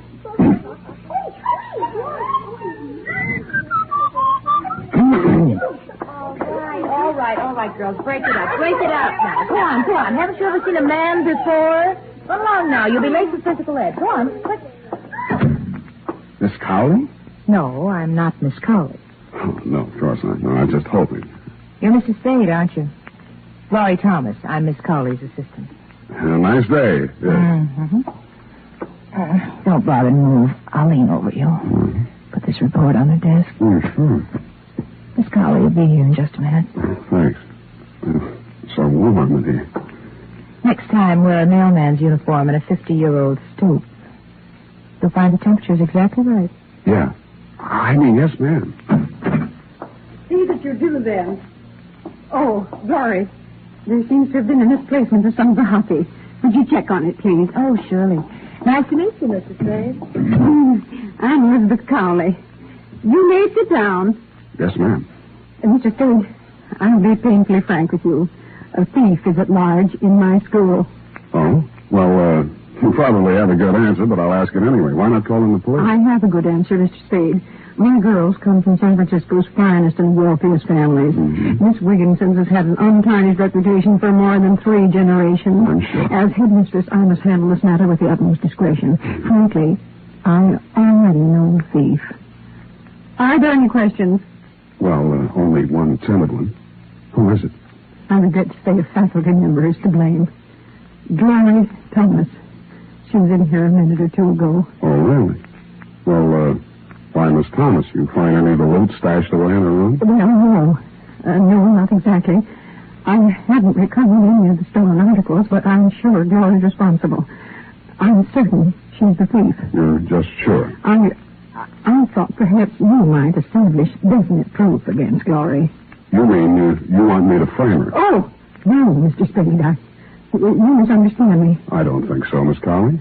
Oh, dear, I was afraid this would happen. I told Ursula. But then... All right, I'll ask. Who's Ursula? Mr. Spade, I think I can trust you. It was Ursula who instructed me to call you. Ursula Cavanaugh. You know the name. The Ursula Cavanaugh inherited all the real estate, lives in Cavanaugh Towers penthouse, hasn't set foot out of there in 20 years? Yes. Miss Cavanaugh is our school's benefactress. She is, of course, on the board of trustees. She is, moreover, a dear personal friend. Oh, I see. Oh, yes. We were classmates together here many years ago. Ursula's quite unlike myself. Married well. Though widow now. Rather aggressive. Frankly, she wishes to have Glory Thomas discharged. But her connection with the dismissal must not be known. Now, I don't suppose I can ask you to take the assignment now. I'm a detective, Miss Cowley, not a frame-up artist.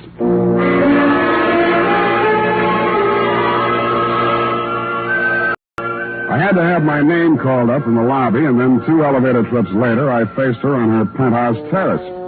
Ursula Cavanaugh looked like a 1910 stock company lead out of Charlie's Aunt, smoking a black Italian stogie and gripping a cane like a shillelagh. 2 men were on the receiving end of her black snake whip of a tongue. A youngish guy, stockbroker type, and an individual in a morning coat who looked practically nude without a butterfly net. Oh, you're a fool and a nincompoop, Jelinek. I lost all patience with you ages ago. Not only are you incompetent, but you're also dishonest. Don't mind telling you that when the board of directors meets on Thursday, I intend to instruct them... Mr. Cavanaugh, I've tried not to discommode you in any way. I endeavor in every detail to fulfill my responsibilities as manager of this... Don't interrupt me. Auntie, I think you've got Jelinek and me all wrong. Now, the truth is... The truth is, Gerald, you're both a pair of thieving scoundrels. Now, get out, Jelinek, before your weasel face ruins my digestion. Very well, madam. I remain at your service. No backbone, no spunk. And as for my dear nephew. I think I'll toddle along, Addie. I ought to get back to the office. Control your little impulses, Gerald. I admire a little larceny in any man, but not at my expense. I was beginning to think I'd become invisible in that rarefied penthouse atmosphere. She hadn't even blinked at me while Jelinek slunk back to the lobby and Gerald toddled along to his office. The terrace was a riot of bloom. I don't know much about flowers, but she must have had them all there. Off to one side, a little man in a blue smock putted around a wooden structure on a stand. I'd become aware of bees humming amidst the flowers when she finally spoke to me. You're Tom Spade, aren't you? Sam, ma'am, the fun-loving Spade. Take your photograph out of the other detectives. Looked like you got skunked. Why'd you come here? Curiosity. I met Glory Thomas out at Miss Wigginson's. I liked her. I wanted to see the type that would strong-arm her out of a job from a safe distance. Spunky. Come over here, Mr. Spade. I want to show you something. Take it. Yes, ma'am. That'll do for now. Work at the other end of the garden for the time being. Yes, ma'am. Oh, Pigot's my gardener and beekeeper. Most taciturn individual. You know what this is? Well, I didn't, but now I can see it's a beehive. Yes, my own beehive. Fresh honey from a tea and fruitcake every afternoon. Fine old tradition. Observe this hive, young man. Honeybees are the most intelligent of all insects, surpassing even the ants. And why? Because one female controls a community of many, many thousands. I am against it. Yes, Mr. Spade. The queen bees reign supreme. The males are drones, quite useless. The female workers perform all necessary labor, no waste motion, no dissension. Well, some of my best friends are drones, and I just can't stand them. I think you understand me, Mr. Spade. I wish Gloria Thomas removed from San Francisco for an excellent reason. My nephew, Gerald Long, the young man who just left here, has developed absurd romantic notions about her. Yeah, so you want the romance busted up, but if you try to break it up openly, your nephew might get stubborn and even marry her. On the other hand, by framing her as a thief, you ward off the affair until you can figure out some other dirty trick. I knew you'd understand me, Mr. Spade. I admire bluntness in moderation. Well, what do you say to joining forces with me? Just one thing, Mrs. Cavanaugh. Nuts.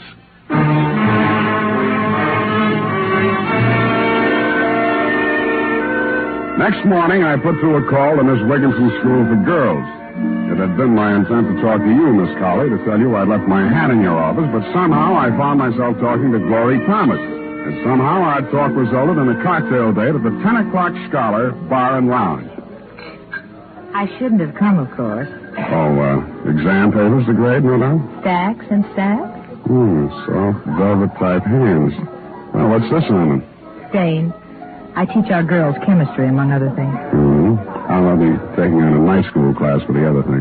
You're crazy. You don't need any education. Well, I can always use a postgraduate course.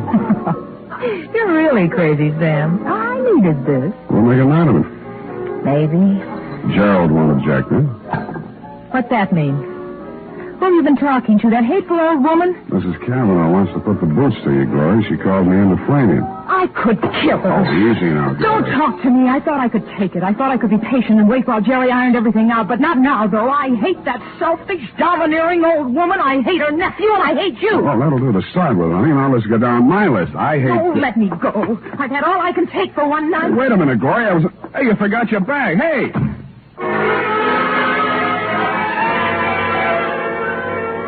She disappeared around the corner as I came out into the street. It was starting to rain.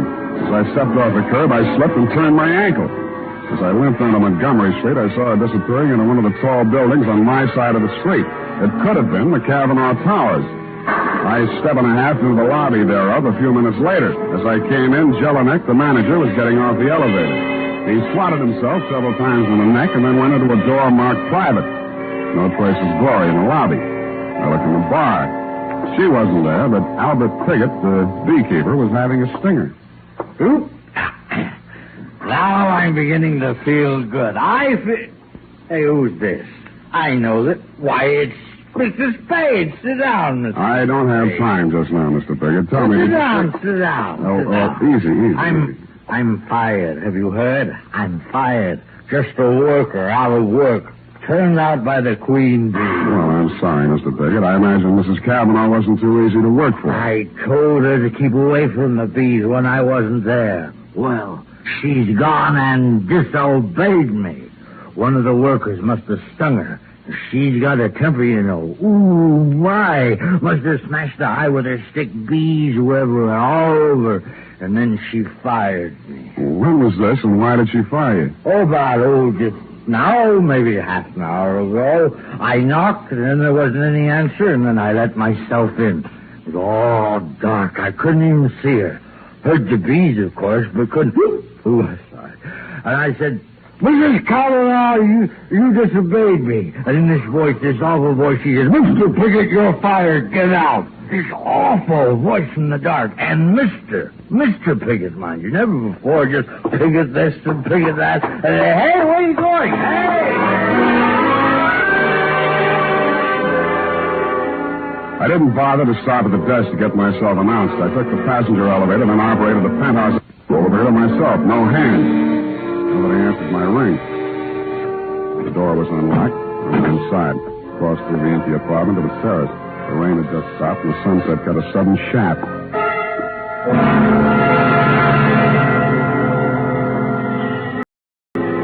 First I heard it, the humming of swarming bees.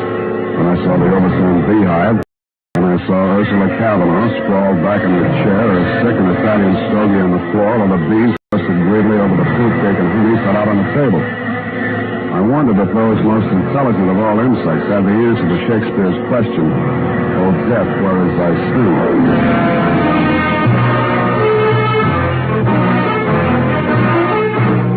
The makers of Wild Root Cream Oil are presenting the weekly Sunday adventure of Dashiell Hammett's famous private detective, Sam Spade.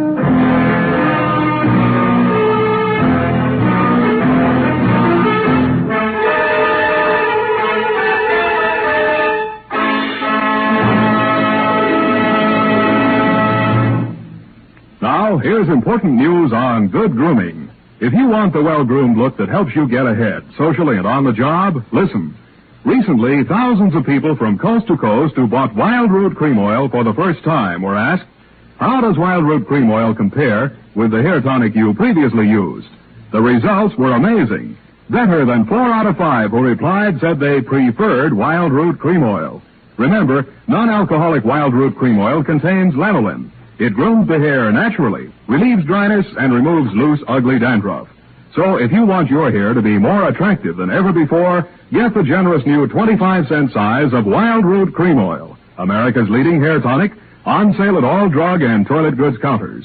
It's also available in larger economy bottles and the handy new tube. By the way, smart girls use Wild Root Cream Oil too, and mothers say it's grand for training children's hair. Get Wild Root Cream Oil. Again and again, the choice of men and women and children too.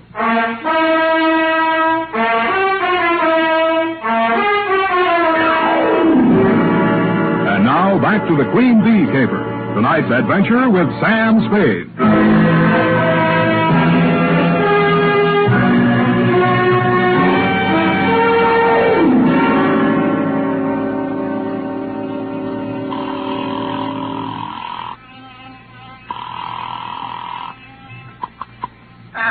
Miss Wigginson, Miss Carley speaking. Sam Spade. Oh, yes. You shouldn't have gone to see Mrs. Cavanaugh. I didn't make any promises, ma'am. Ursula was quite upset by your visit. Called me after you left her. Quite angry about it, Mr. Spade. Oh? She wanted to see me today. Our weekly half-day holiday, you know. But I simply couldn't face her. I'm sorry if I sound like... Finally managed to doze off after everyone left for the afternoon. Have you called before? No, this is the first time. I'm at Mrs. Cavanaugh's place right now. Indeed. Does Ursula wish to talk to me? She can't. I beg your pardon? It might be a good idea if you'd come over here, Miss Carley. Mrs. Cavanaugh's dead. What was that? Mrs. Cavanaugh's dead. And since you're her oldest and closest friend... Yes, Mrs. Spade. I'll come immediately.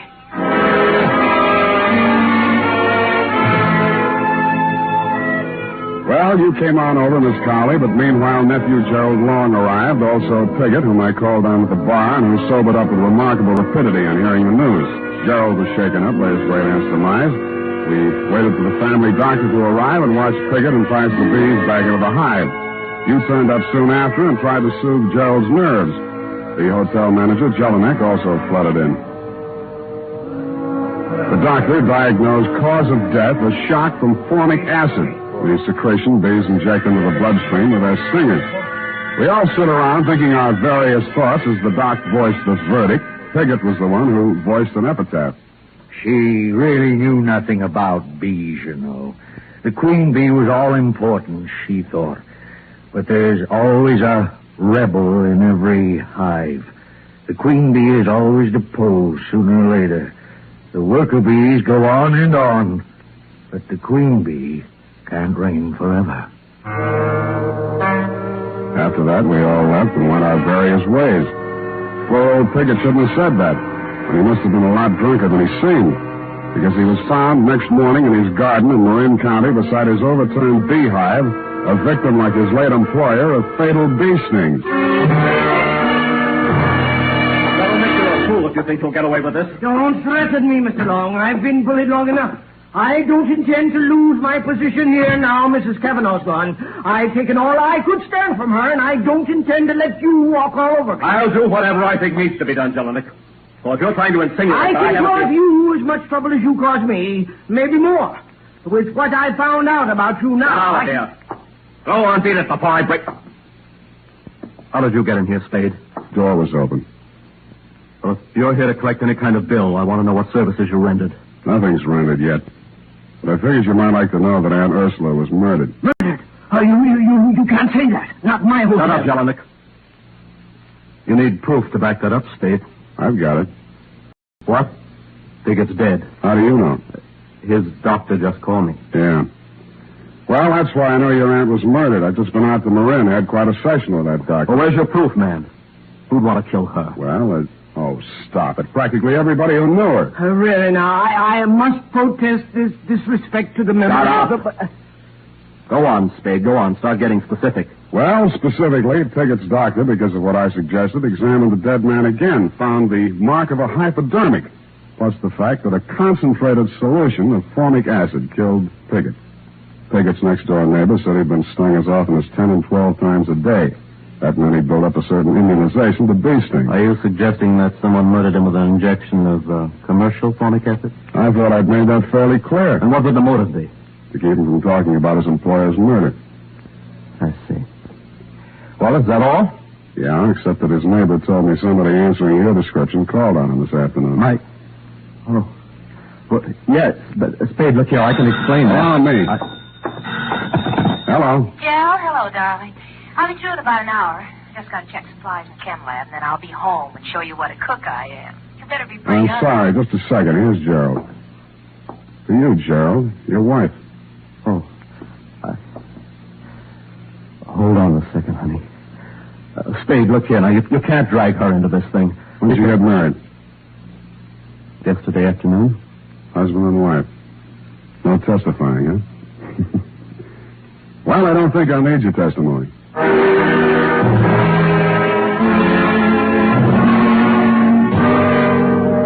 Jelinek's face fell 4 inches into his ascot tie as he heard himself lose exclusive hush money rights to the above information. Pausing only to enjoy a hearty laugh at his discomfiture, I went on to my next and final port of call, Miss Wigginson's School for Girls. This time there was no girlish tittering as I entered Miss Colley. No dewy young Amazons clutching hockey sticks in their grubby little hands. For a very good reason, as you told me. My girls are dismissed for the day, Mr. Spade. Because of poor Ursula, of course. Really disrupts our routine. First our weekly half-day holiday yesterday, and now today. Yeah, I'd like to talk to Miss Thomas in the chemistry lab, she is, I think. Very well. I'll take you to her. She knows nothing about first meeting. I'd talk to her. Oh, well, in here. Yes? Oh. What do you want? Thought we might talk. There's nothing to talk about. Well, we could talk about this hypodermic Put needle. that down. I'm using it for an experiment. Or, how about a formula, HCOOH or CH2O2? What? It's formic acid. Mm-hmm. Miss Colley, you said yesterday was a half-day holiday. Did Miss Thomas stay here in school? Why, no. She rarely does on Wednesday afternoon. That's why Mrs. Cavanaugh had a visitor, didn't she, Glory? Did she? After you ran away from me? All right. I did go up to see her. I was so mad about what you told me. I intended to hand in my resignation and give her a piece of my mind, but she was dead when I got there. Oh, Glory, no. And I just got panic-stricken and ran. Yeah, murder's a pretty scary thing. Murder? What do you mean, Mr. Spade? Mrs. Kavanaugh died from a hypodose of formic acid. Somebody familiar with chemistry would use that method. Then that could mean... The acid could be made up in this lab. The hypodermic could be this one here. I didn't kill her. I didn't. You say you were scared. You were so scared you ran all the way to City Hall and married her nephew. So you found out? Jelinek found out first. He intended to squeal with the old lady, but she was dead when he got back. He knew her will disinherited Gerald to be married without her auntie's approval while she was still alive. We married after she was dead. But that didn't matter. After I saw you, I told Jerry if he was any sort of man, he'd marry me, will or no will. He did. And yet this morning he drove over to Marin County to see old Piggott. You think he was trying to shield me? I tell you, she was dead when I got into that room. I don't know anything about Piggott. One moment. I believe I recall that Mr. Piggott said Ursula spoke to him when she discharged him. Glory, you must be mistaken about the time you entered that room. She couldn't have already been dead because... Yes, she could have and was. The killer was almost caught by Piggott. She hid behind the curtain in the dark and spoke to him. Miss Kavanaugh was already dead, but... I see. Mr. Piggott thought it was Ursula's voice, but it was yours, Glory. No, it was yours, Miss Colley. What? You committed both murders. You had access to the murder weapon. You had the half-day holiday to do it in. Mr. Spade. Even at that moment, the finishing school schoolmarm had to say Mr. Piggott. And I'm not sorry for it. Ursula misused her power shamefully. And now the queen bees deposed again. You're brighter than most men, Mr. Spade. You, too, understood the significance of Mr. Piggott's remarks last night. Yeah, I could have been a little brighter, a little sooner. You helped give yourself away when you asked me if I'd called you earlier yesterday afternoon. Why, Sam? How could she? Well, Kavanaugh bullied her since childhood. Then you came on the staff and your ability scared her. The queen bee being deposed and whatnot. When Kavanaugh wanted you framed, she saw a chance to get rid of both of you. She hoped her murder would look like an accident, but if it was recognized as murder, you'd be the logical suspect. Oh, you're much too clever, Mr. Spade. Let's get it over with. Yeah, let's.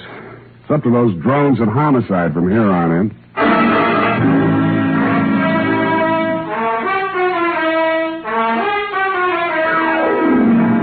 Period and a report. Sam? Yes, Evie?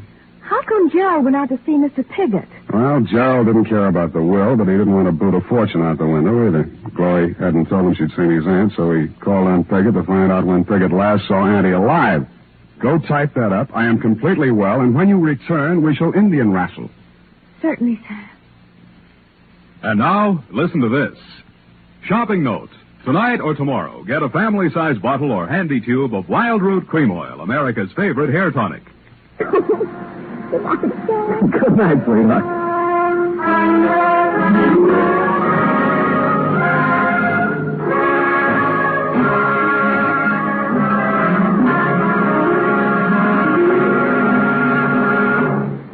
The Adventures of Sam Spade, Dashiell Hammett's famous private detective, are produced and directed by William Spear.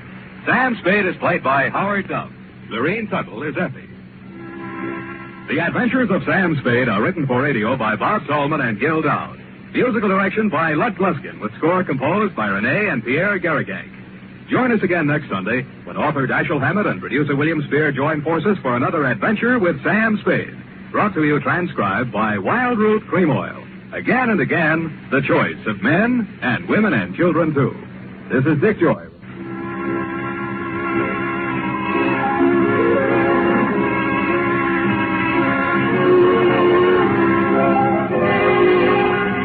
This is CBS, the Columbia Broadcasting System. The National Broadcasting Company presents The Adventures of Sam Spade, Detective.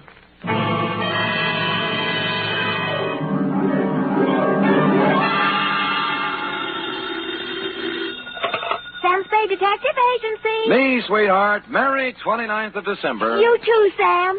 Did you take the little boy home? Yep.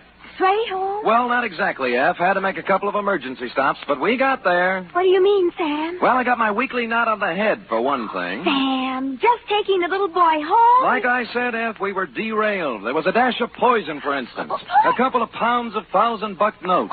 And an infernal machine that nearly blew up half the Mission District. But other than that, we had a peaceful ride home. Why, Sam, this sounds like a caper. Which is just what it is, Angel. Get out our special holiday bottle of Napa Valley wine, and we'll get in our premature regards to the new year, following dictation of a report entitled The Prodigal... Prodigal, Sam? Are you sure that's the right word? Certainly, I'm sure. The Wanderer will return to the roost. You and your big fat roost. With a last bedtime story for 1950, namely, The Prodigal Panda Caper.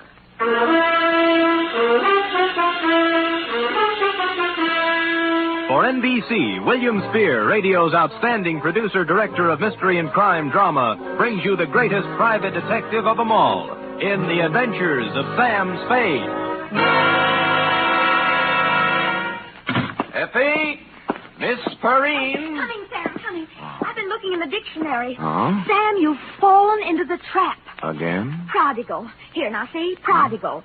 Given to reckless extravagance. It doesn't mean wandering at all, see? Now, people think just because the prodigal son wandered that you... What are we talking about? The prodigal panda caper. How can a panda be given to reckless extravagance? Well, let me see. Oh, here. Definition 3, prodigal. Yielding abundantly, luxuriant. A panda? You mean one of those black and white? Oh, right. See note below, it says. You ready for the note below? Where's my pencil? Oh, all right, Sam, now, date. Fill in it. 2. Master Roebuck Dozier, 2318 Delaney Street, City. From Samuel Spade, license number 137596. Subject, the prodigal... panda caper. Right. Dear Roby, I'd spent a relatively pleasant day running down a case of slow pay in North Beach and, flushed with success, had returned to my office for a final check of the file. Underwood Helen, Usher Roderick, Varden Dolly, where the... Oh, Spirit's Holiday.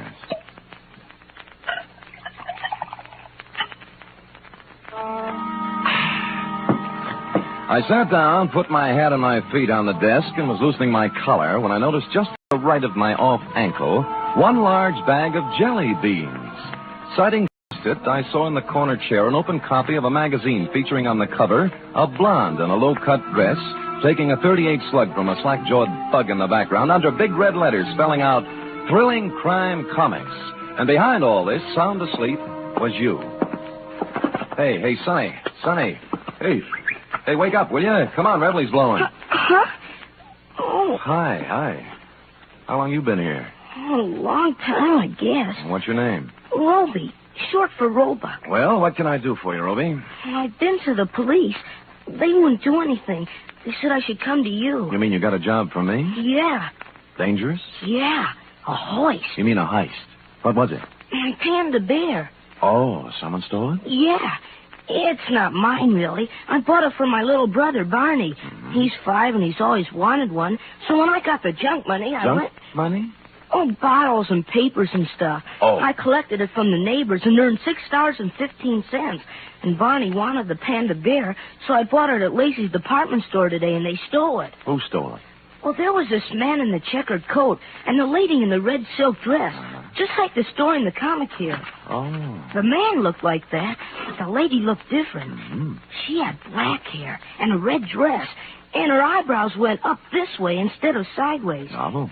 I was walking down the street with my panda bear, and the lady called me over to a car she was sitting in and started to talk to me. Mm-hmm. And right away, the man in the checkered coat ran up and grabbed at my panda bear, and they chased me up a fire escape. And the man pulled out a big black gun and said if I didn't come down and give him the panda, he'd shoot me and Barney and Mom. So I came down and gave him the panda. Well, that's quite a mouthful. Oh, excuse me, Roby. Hello? Sam? Yeah, Dundee. This is Dundee. Oh. Sam, there's a little fella about 8 years old on his way over there. No, he's here now, Lieutenant. What's the deal? He gave us quite a story. Well, how'd it go? Oh, we took it down. I got it right here Good. somewhere. Let me see. It's about a man in a checkered coat and a lady in a red silk dress. Yeah. Oh, here it is.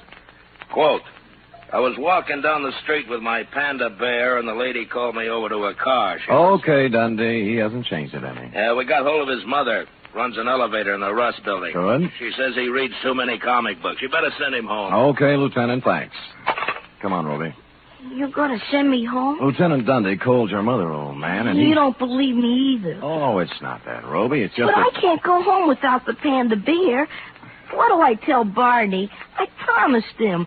My own brother. Oh, he's home now waiting? Yeah. Well, tell you what I'll do, Ruby. You let me put you in a taxi and send you home, and I'll take the case. You'll get my panda back? It wouldn't be at all surprised. So if Barney's face hits the floor, just tell him Samuel Spade Incorporated's working on it. Only one thing. Huh? I haven't any money left. Oh, you got jelly beans, haven't you? Yeah? Okay, you can pay me off in jelly beans. Now, come on now, let's find a taxi. Which we did, Ruby.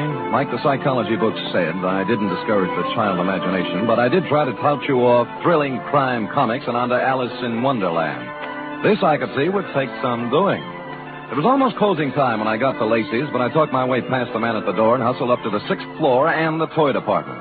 The clerks were doing whatever clerks do at 5:30, but I found a handy floor walker.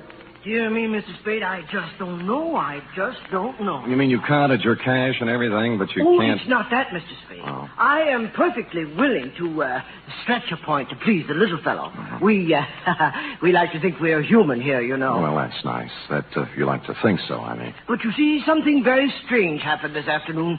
Come over this way, sir, by the escalator. Oh. We had the giant pandas at this counter here. 25 of the large size. I assume that's what you're interested in. I guess so. Then what then? Well, for Christmas, they didn't do anything. Just sat here, huh? Yes. But would you believe it, sir? This afternoon, all 25 were sold. Well, how do you account for that? New Year's gaiety? Well, if you want my personal opinion, it's me. An impressive panda bear, Ruby. It was hard to figure out how you could lose anything that big, and harder still to figure out how I'd explain this kind of thing to people who stopped me on Market Street. Be that as it may, my floor walker friend took my cash, tore off the sales slip, and I was about to set sail with my panda when I heard him make the kind of a noise floor workers make when they see what he was looking at. Miss Greenbar! Miss Greenbar! She pointed weakly, turned pale even by floor walker standards, and sagged to the deck. I turned in time to see Miss Greenbrier collapse at the top of the escalator and watched her come down, draped across 3 steps like the cover of one of your books of bedtime stories, Ruby. She was the last passenger of the day, or so I thought. When I looked closer, I saw she wasn't a passenger. She was freight. At the lamp counter on the floor above, busily adding up receipts as if nothing had happened, was a dark type built along Dragon Lady lines. I'm very sorry, sir, but we closed. I want to know about the girl who just went down the escalator. Miss Greenbrier? Yeah, notice anything strange about her? Why, is she ill? Yeah. Did she look ill? I thought there must have been something wrong. I said hello to her, and she didn't pay any attention to me. It was only a second ago. Where'd she come from? Around the corner. I think she'd been at the wrapping desk. She had. With a 10-size sheet of heavy brown paper, a batch of metered postage tape, and a shipping label addressed to Master Frankie Carson, 281 Avenida Ruiz, Havana, Cuba. Downstairs, I found my floor walker friend had come around and was bending over Miss Greenbrier with an impressive-looking gent with gray at the temples. Good heavens, it can't be. It just cannot be. That's all. I'm afraid she is, though. In Lacey's, it's unheard of. Why should she be? Good heavens, in my department, too. Excuse me, floor walker. Oh, this is Mr. Spade. He was with me when it... Oh, dear. I'm Dr. Kent Thorne. I was exchanging some Christmas gifts when... Any idea what killed her? Well, it's pretty hard to tell without an examination, and I don't have my things with me. Heart, possibly. Natural causes? Well, of course. Why, do you have reason? There are more natural places to die than at the top of an escalator. And in my department at Lacey's, too. Good heaven. Well, who can say? Have to look up the girl's history. If she had a heart condition, well... Sure. Meanwhile, I'll call homicide. They've nothing better to do. For a minute, I thought I'd been reading too many comic books, Ruby, but things settled down when they pulled out the records and found Miss Greenbrier had a heart condition of long standing, and the medical examiner wrote it off as natural causes. So, hoping you would consider a jelly bean bonus for promptness, I picked up my panda and went. Outside, I'd gone about 10 steps when... Hi, Humphrey. It was Larry Healy, the cop who drives for Lieutenant Dundee, sitting in a patrol car. Oh, you and Bogart. Who's it for? A little kid in the mission. How come? What do you mean, how come? I'm buying a panda bear for a little kid in the mission who likes panda bears. Does that have to be explained? Okay, Sam. Okay. Hey, it just hit me. The bear ain't turned out quite right. He needs a necktie. Oh? I just happen to have one here my brother-in-law got me for Christmas. Here, give me. Now, see. Sure. Here. Ooh. Larry, how long has there been bad blood between you and your brother-in-law? Bad blood. Listen, even when we were friends, he gave me time like this. There you are. On your way, Sam. Thanks. Taxi! The cab let me out near the end of Delaney, and I started walking up the row of dingy pre-earthquake flat storage house Roby at the end of the street. Parked at the curb was a discordant note in this hard-pressed neighborhood, a sleek, custom-built red convertible, one of the kind that looks like it can go 90 miles an hour standing still. The same can be said for the dame in it, also a discordant note. You see, San Francisco is a very big, large city. You just don't run into a dame at the lamp counter in Lacey's and a half hour later in a dumpy neighborhood in the Mission unless she wants it that way. Well, hello. Hello, Dragon Lady. Oh, silly. You must sell a passel of lamps. The car? Mm-hmm. But don't try and explain that now. Just tell me why you followed my cab. Follow you? Why, Mr. Spade. Come on, what is it? You're embarrassing me. I know. Since that moment at the lamp counter, you can't get me out of your mind. Well, that's a perfectly normal reaction. No, it's not that. It's... Oh, dear. The panda bear. You want it in the worst way. You're kind of attractive as men go, Mr. Spade. Could you give me a light, please? Sure.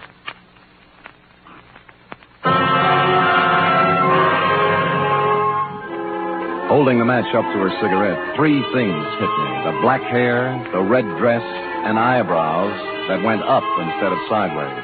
At that point, the sleeve of a checkered overcoat with a big arm inside it came around under my chin from the rear, and the fourth thing hit me.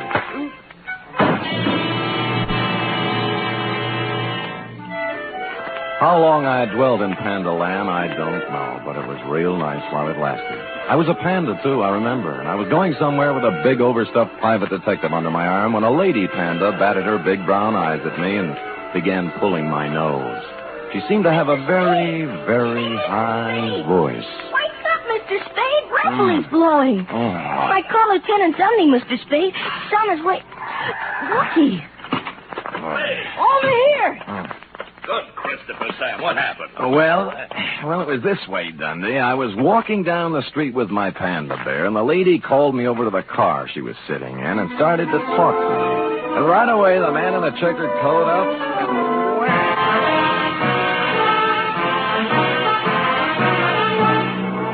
You are listening to the weekly adventure of radio's most famous detective, Sam Spade.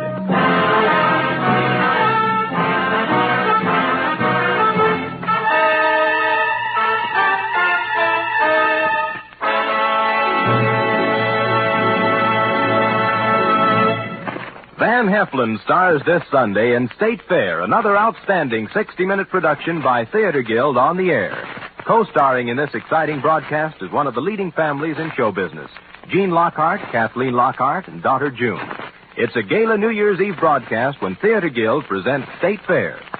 Sunday over most of these NBC stations also means another hour and a half with Tallulah Bankhead in radio's greatest spectacle, The Big Show. Among Tallulah's guests will be Ken Murray, Gloria Swanson, Margaret O'Brien, Jose Ferrer, and many more.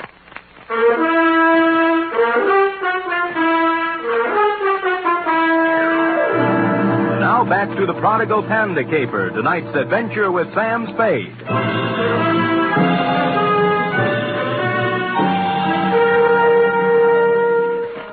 It was a humiliating experience, Roe, riding back to headquarters in black defeat. But dear, good Lieutenant Dundee, however, was the soul of patience and understanding. What do you take me for, Spade, an idiot? Look, Dundee, all I want you to understand is that this dame in the hopped-up convertible... I've had 3 rides on that merry-go-round now, and I'm sick of it. The dame in a red dress and the guy in the checkered coat. They take your wallet? No. Your watch? Other valuables? No. Just my panda. Sam, are you trying to tell me there's a hot panda racket going on? Dundee, boy. Look closely now as I take off my hat. What? There. See? Now, as you know, my head ordinarily does not come to a point. that this protuberance was made by a gun butt, not by imagination. Oh, someone slugged you. I believe that, Sam, but this panda bear... Dundee. Yeah. What? Yeah. Yeah. You were saying something about my panda bear, Dundee. Yeah, maybe I ought to take it back. That dame at the store this afternoon, the one who sold him? Miss Greenbrier. Yeah. I just finished the post-mortem. No heart attack. She was poisoned.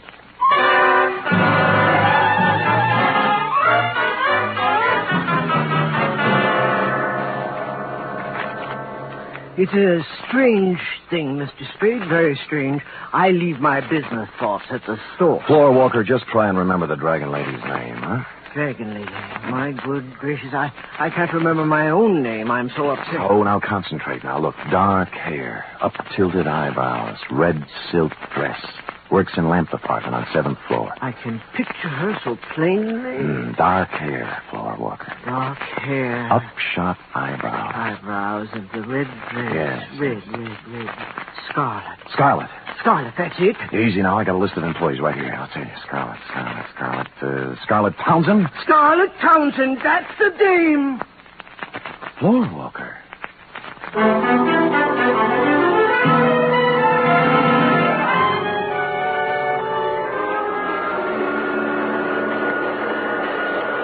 Scarlet Townsend. Yeah, she lives here, right in this room. Move out. Today. Well, how come?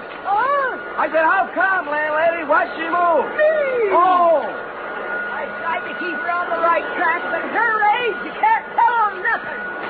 So when she framed that no good name around here, I put my foot down. I said, Scarlet, Scarlet, you're What out. no good day? What's no good dame, landlady? Crystal McCall. Oh. Here, I found this just now as I was cleaning the room. Picture of Crystal McCall. Now, ain't that a swell way to have your picture taken? The name rang a bell, and so did the picture. Crystal herself and me all together.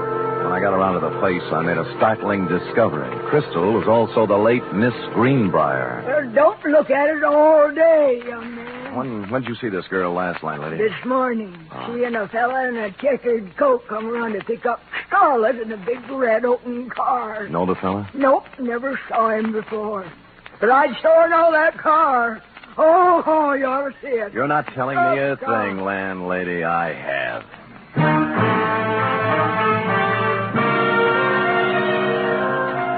In Los Angeles, I'd have been dead, but San Francisco is not a convertible town.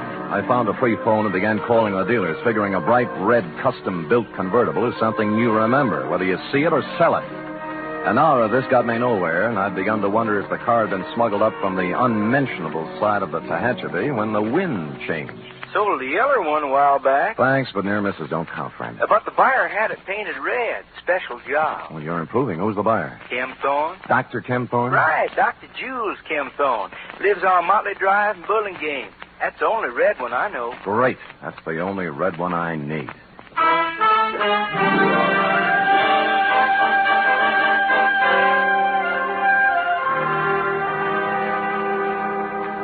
Mr. Spade, this is utterly unbelievable.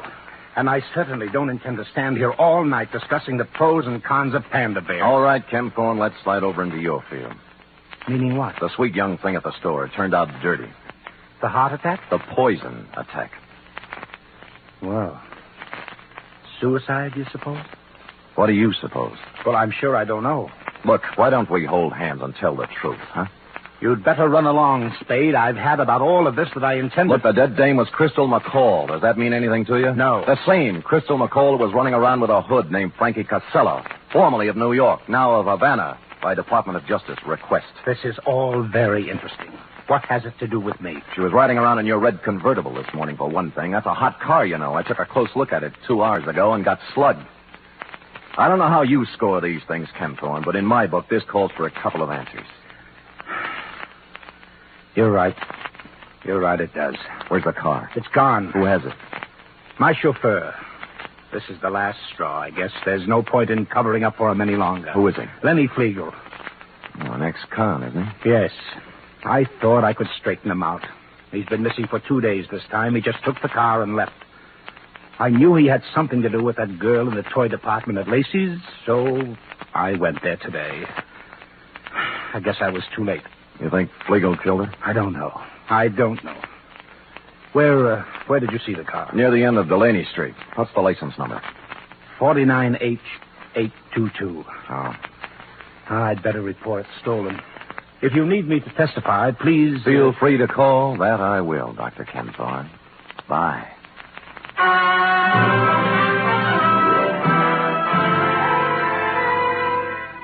What I had in mind, of course, was to call Lieutenant Dundee and have him slap a 24-hour tail on the good doctor, but something intervened. Halfway down the walk to the street, my eye fell on a round plastic object about the size of a nickel lying in the grass. Clearly, the eye of a giant panda. Since 2 other eyes were obviously watching me through Dr. Kempthorne's front curtains, I continued gaily on to my cab, drove up a half block, got out, and walked back. Just in time to see Kempthorne pull away from the curb in his other car, heading towards El Camino and points north. Well, this left me free to prowl at will, and 4 matchbooks later, I had found 2 more eyes, a pocket full of panda skin, and a goodly scoop of panda upholstery. The trail led to the garage. No wonder his car was stolen. He must have had to leave it on the street all night because there was no room for it in the garage, which had been turned into a kind of panda abattoir, crammed to the rafters with panda bears, all the giant size, too, in various stages of dishabille. Legs, arms, eyes, and innards. A sight to chill the heart of any but the sturdiest private detective, Ruby. But I braced myself and carried on.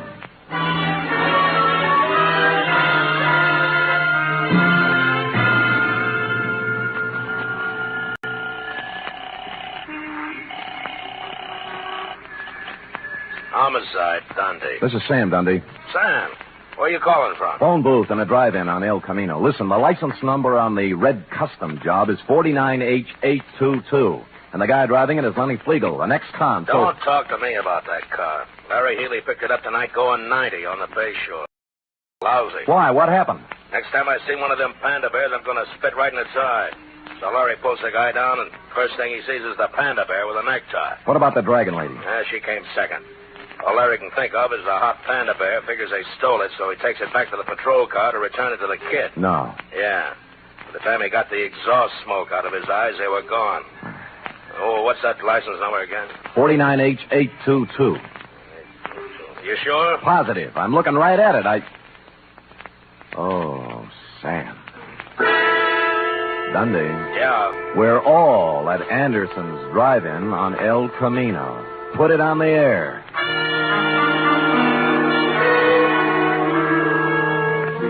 Which just shows you how slow I can think, Roby. The red job was staring at me with its big chrome eyes outside the plate glass window. Flegel and the dragon lady, bless them, were having a Saturday night blue plate displayed attractively on the tray racks hung from the car doors.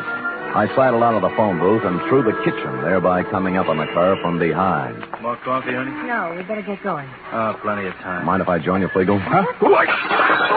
He reached and I pushed, and instead of his gun, he came up with half a hamburger. It was too harsh a light for the dragon lady to operate effectively, and by the time Larry Healy and the prowl car pulled up, they decided to do it the easy way.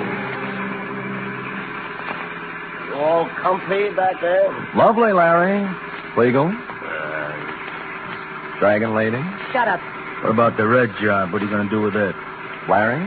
Oh, and count it till the lawyers are through talking. Sam, you want to go by way of Delaney Street? Yeah. Okay. Why Delaney Street? Larry delivered the panda. Huh? Sure, to the kid, Roby Dozier. We'll have to go and pick it up. Lenny. Yeah. What's it worth, Flegel? 50,000? 100? The little kid's got it? Yeah. Oh, Carcel will be disappointed, Flegel. With the tax boys watching both him and Crystal, it looked like a safe way to get some of his dough out of the country club. It wasn't my idea. I hated him. I did 8 years for him, Spade. I could have killed him. Shut up, Lenny. I don't care anymore. The heck with it. Look, it wasn't me. The guy who's running things for him here is Dr. Kempthorne, but Crystal had the dough. He killed her. He took her to lunch today and Lenny! Go ahead, Lenny. So he poisoned her. Then what? she fixed up one of the pandas. He didn't know which. Stuffed it with bills, 80, 100,000, I don't know. Anyway, you'll find the money in the red car under the back seat. Under the seat? What are you talking about? It's in the panda. The kid's got it. Look, why do you think I'm telling you this, you stupid flatfoot? I fixed that thing for Casella myself after we took the dough out. What, kid? It's got a bomb in it.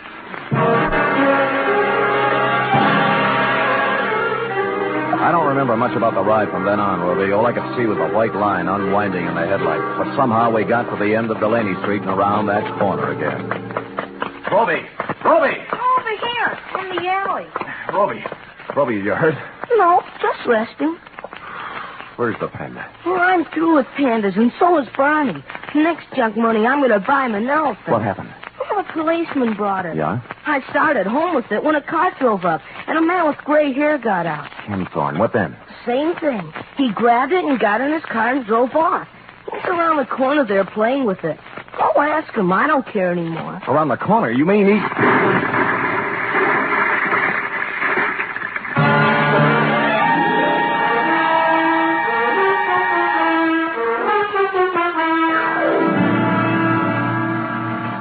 Period.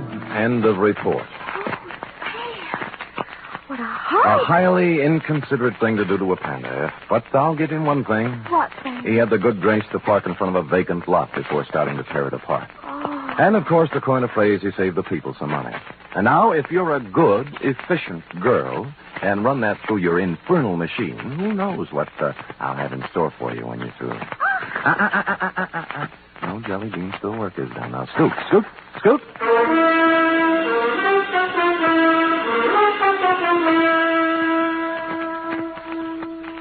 Three chimes mean good times on NBC. Friday means another visit to that entertaining eat establishment, Duffy's Tavern. Archie, the manager, and his whimsical friends have cooked up another fresh half hour of laughs and typical Duffy's Tavern madness. And you're all invited. There's also another delightful adventure with Chester A. Riley, played by William Bendix, tonight on The Life of Riley. Keep your dial set to NBC for the very best in radio entertainment.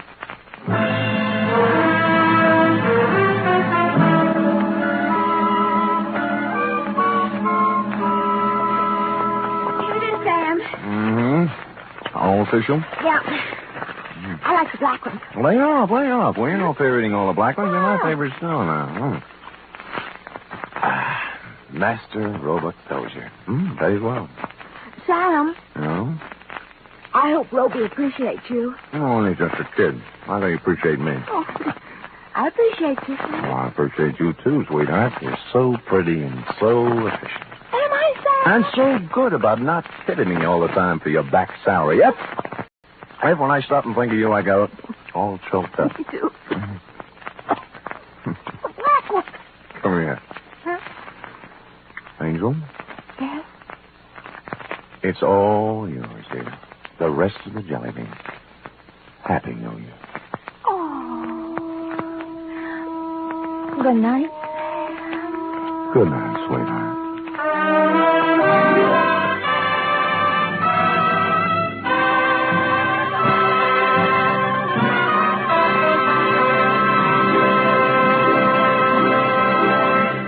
The Adventures of Sam Spade are produced, edited, and directed by William Spears. Sam Spade was played by Stephen Dunn. Doreen Tuttle is Effie. Script for tonight's adventure by Harold Swanton. Musical scoring by Lud Gluskin, conducted by Robert Armbruster.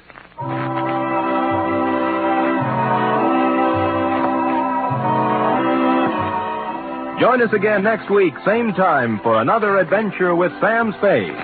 Enjoy the magnificent Montague, then Duffy's Tavern on NBC.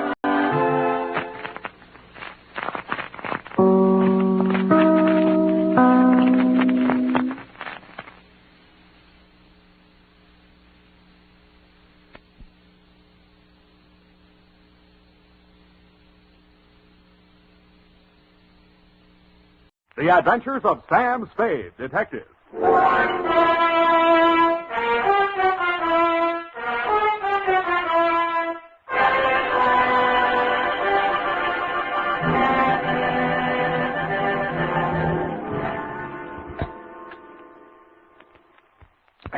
To Thelma Darling. Last name, Sam. Roger. Thelma Roger. Darling. only asked, Sam. Let's get on with it. Yes, Sam, I'm sorry.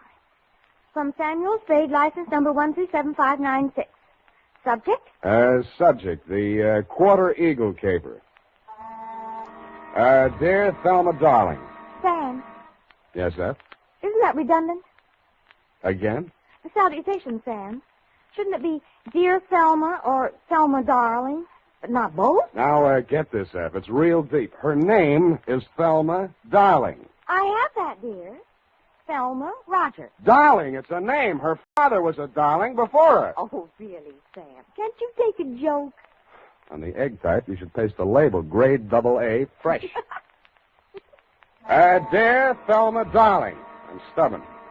Not all of this will be news to you. The part that is will be bad news. The start of it was not a quarter eagle, but a bald eagle.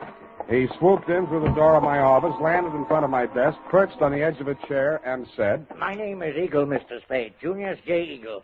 My card. Eagle Vending Machine Company. They call me the Gumball King. I'm proud of it. Care to join me in a ball, sir? Not while I'm on duty. That's very good, our new avocado flavor. Yes, I've kept the Bay Area chewing for 20 years. And I will not be swerved from my purpose. Bully.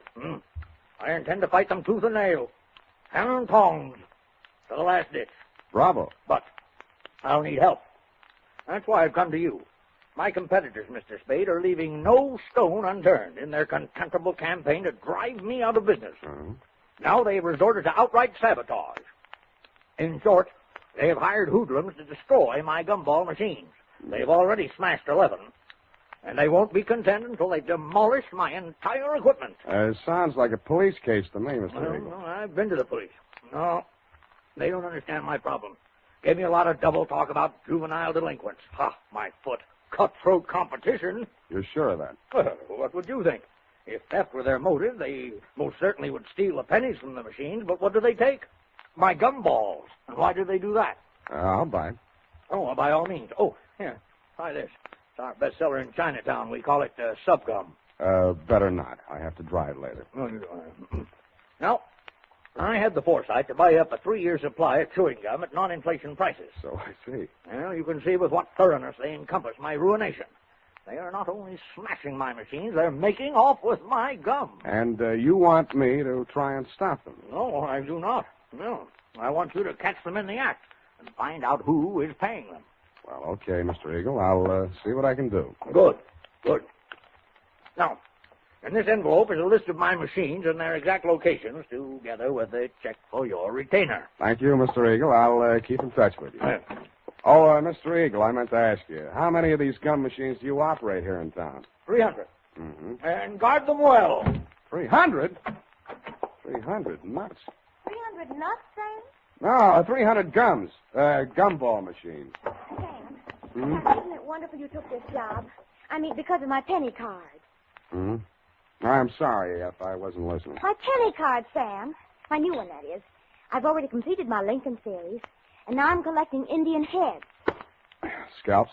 No, Sam, pennies. You see, this is the card, and these little slots you see right there, that's where you put the pennies. And they're classified according to the date and the mint where they're manufactured. Now, you see, Sam, see where the little S is on these?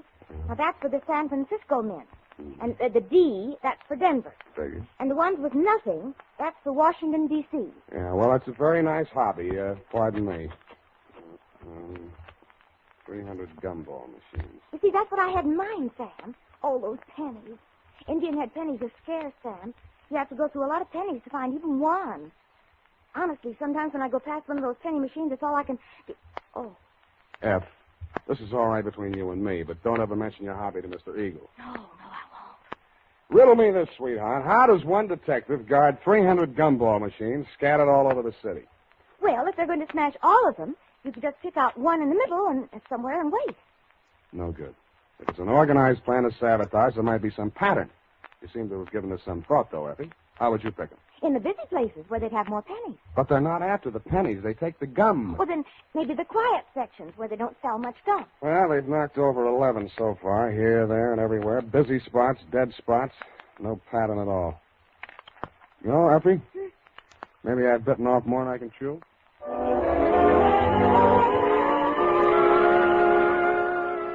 I wasn't sold on Mr. Eagle's theory that the caper was organized sabotage, but I decided to test it out anyway. I learned the operation did follow a pattern, unless it was coincidence that the 11 machines knocked over the previous night were the same 11 machines that had been refilled that afternoon. I checked with the Eagle Company's maintenance man and learned that only 5 had been refilled today. I picked the one that looked like the easiest to knock over. It was the one in the doorway of a darkened loft building near the Siemens Hiring Hall on Drum Street. At 9 p.m., I strolled down there. The block was deserted. I took a plant in the adjacent doorway and talked to myself until just before midnight, when I shut up. My heart skipped a beat as she passed under the light, red hair. My secretary? Then I noticed how she was dressed. Not on the salary I paid her. She paused before the gum machine, opened a large handbag, stripped off her long black gloves, dropped them in her purse, and took out a small Boy Scout-type hatchet.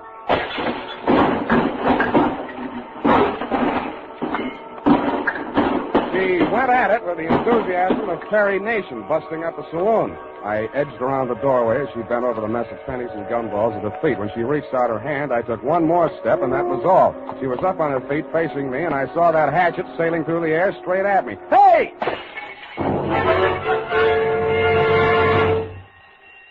Now see what you've done. Yeah, I'm sorry. I won't let it happen again, I hope. Well, don't just stand there. Let's get out of here. That noise will bring the police down on us. Yeah, you're right. No, not that way. The alley. And that's how I met you, Thelma, darling. Pausing only to pick up an Indian head penny for luck, I escorted you through the alley to Washington, up Washington to Salon, jogged through Front Street, and followed back to Market, where we entered the Happy Hour Bar and Grill by way of the kitchen. You proceeded unfalteringly to the darkest booth. We sat down and caught our breath. You ordered a pirate's dream. By the way, I did get that recipe. Lime juice, grenadine, passion fruit, a sprig of mint, and 6 jiggers of rum. After 2 swallows, I heard myself saying, now aren't you ashamed of yourself? But, Sam, why should I be? After what I've been through, I think I deserve a drink. I didn't mean that. I meant throwing that hatchet at me. I thought you were Merle. Who's Merle? Why, he works for Mr. Chiselhurst. Yeah, that figures. Now tell me who Mr. Chiselhurst is. Not who he works for, just who he is. He was acting as my agent for the sale of the pearl. Well, Natch. Look, please, don't make me say what pearl. It's called the Black Pearl of Galila Bay. My brother brought it back from the South Pacific when he was in the war. Oh, yes. When he went to prison, he gave it to me to keep for him. So you decided to sell it? I had no choice. I needed the money desperately to finance his appeal. It comes up next week. Mm-hmm. If I don't get that pearl back, I don't know what I'll do. You've got to help me. What makes you think it's in a gumball machine? Mr. Chiselhurst took the pearl to show to a man named Junius Eagle, and that's when it disappeared. Mr. Eagle decided not to buy. And when Mr. Chiselhurst returned to the hotel... Eagle had found the pearl and substituted a ball of blackjack gum. Then what? Mr. Chiselhurst had Merle follow him. Nothing happened the first 2 days. But day before yesterday, he followed him to his warehouse and saw him drop a single ball of gum into a barrel of them that was waiting to be loaded onto a truck. The pearl must have been hidden in it. Why else would he do a thing like that?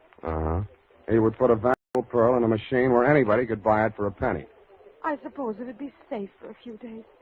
I don't know how these machines work. Well, now you know why I had to break those machines. No. You don't believe me? Mm-mm. Well, what are you going to do? Check the psycho wards and find out which one you escaped from.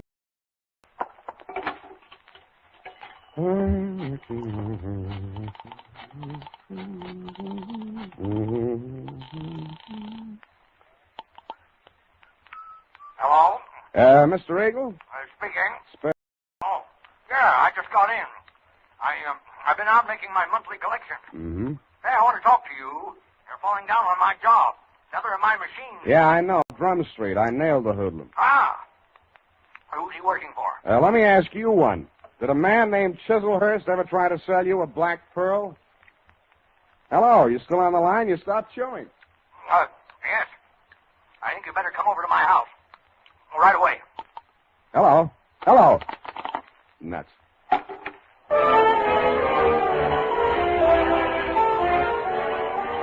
When I came out of the phone booth, I wasn't surprised to find that you had flown the coop, darling, if I may call you by your last name. But I was surprised at what I found at my client's house.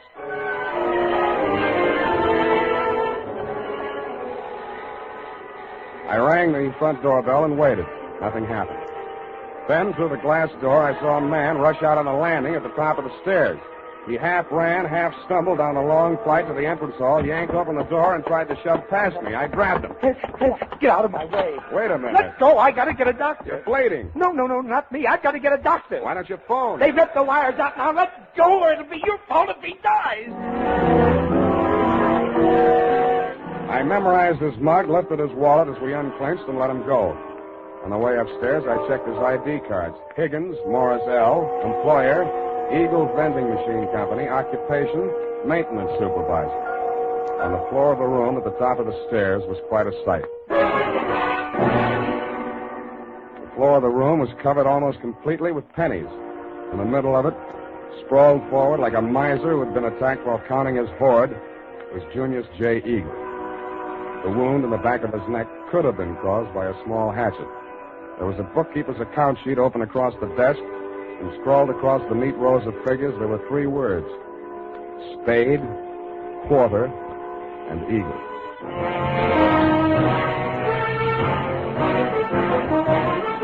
The United States Armed Forces Radio Service is presenting the weekly adventure of Dashiell Hammett's famous private detective, Sam Spade.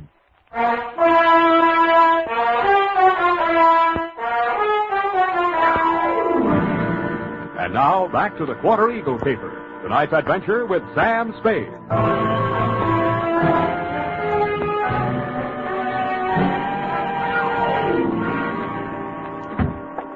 That you, Higgins? Yeah. Save yourself the trip upstairs. There's nothing you can do for him. Oh, dead, huh? Yeah. Well, I guess he won't need that doctor I called. We can use one anyway. Did you tell the doc Eagle had been stabbed? Yeah, sure I did. Yeah, well, that means the law will come with him or ahead of him. But I don't get it. He must have been killed for the money, but why didn't they take the pennies? They should have. It'd look better for you if they had. You're that detective he hired, huh? That's right. Now, look, Higgins, we haven't got much time. If you want to find out who killed your boss, spill everything you know to me now, before the cops get here. Because they're going to hold you, and they'll hold me, too, if they find me here. But I don't know a thing, Spade. I just found him like that. How did you get in the house? I have a key. He gave me one, so when I came here to pick up the pennies, he wouldn't have to come all the way down to let me in. For now, tell the cops the door was open. Did he always collect the pennies from the machines himself? Yeah. He was a coin collector as a hobby. He liked to go through them and save out the odd ones. You always pick up the money at 1 in the a.m.? Oh, no. No, he called me tonight a little past midnight, and he asked me to come right over. Hey, look, you got to believe that. I do. He said the same thing to me. What do you know about a man named Chiselhurst? Hey, wait a minute. That's the name of the guy that ran into my truck yesterday coming down the California incline near Grant. He slammed right into the rear of my truck. I tangled with his chauffeur, some punk kid. Named Merle? Yes, that's what they called him. And there was a dame in the car, too, a redhead. Any report on the accident? No, the cop took it down on the beat there. There wasn't no damage. Sounds like we haven't got much more time here. Oh. What exactly happened the night the first gum machine on your route was smashed up? Come on. Well, first off, I went to a bowling alley on Church Street and removed our machine there. It was discontinued. Wait a minute. Where did you take it? Back to the shop? Oh, wait a second. I got it here in my book. Come on. All right, I'm hurrying. Here it is, 11864. Mm-hmm. No, I exchanged it for an out-of-order down on Drum Street. Did you leave the pennies in it? Oh, sure. They only get collected once a month. How much gum was in it? About half full. I didn't refill it until today. Yeah. What's your system on the refill operation? Well, I carry about 4 extra machines in the truck. When I go to fill a machine, I take one of the extras already filled out of the truck and trade for the empty. Yeah. Then I fill the empty one in the truck, and that saves me from carrying the bag around. Now, is there anything else I can tell you? Yeah. Huh? Does Quarter Eagle mean anything to you? No. Okay, now where's the back door?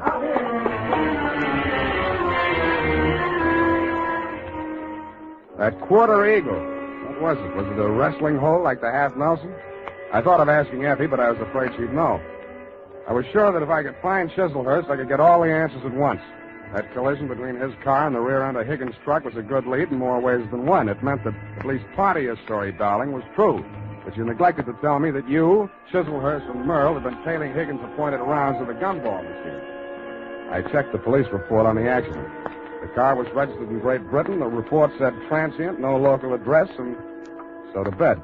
I dreamed it was next Thanksgiving, and I was eating a roasted Quarter Eagle. Then it turned into crow.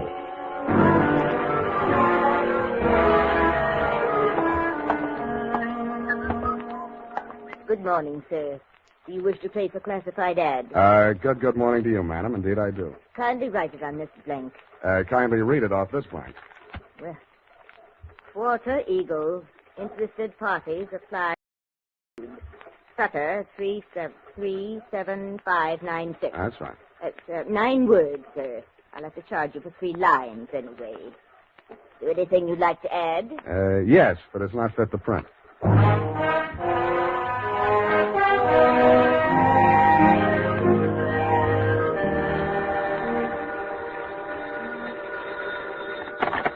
Barney's Beanery.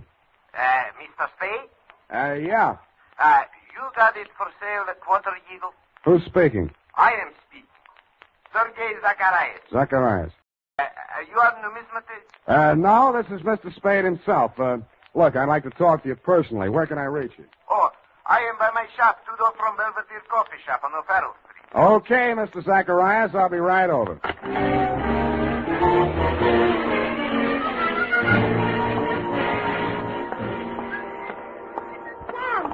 Sam, wait a moment. I got to talk to you. Why didn't you do more talking last night? My client might be alive if you had. Oh, it's terrible. But how could I have known? You knew about the Quarter Eagle. Why did you spin that yarn about the pearl? How did you find out about it? Dead men sometimes do tell tales. Surely you don't think that I had anything to do with that. He was only hacked to death with a hatchet like the one you threw at me. That makes you look fine. All right, I killed him, if that'll make you listen to me. Sam, don't go into that shop. Please, it's a a new trap. suit. You don't know that man Zacharias. He's the cause of all our troubles. You mean he sold you that hatchet? Sam, please! Quit clawing me. Let go. I won't allow you to go in there. I won't. Wait a minute. What's going on here? What's the occasion of the squabble? Oh, well, no, it's Mr. Spade. Yeah, Clancy, this dame here just tried to pick my pocket. Ah, pickpocket, is it? Glory be in such a pretty one, too. Never mind that, Clancy. Just have it locked up. I'll be down later to preferred charges.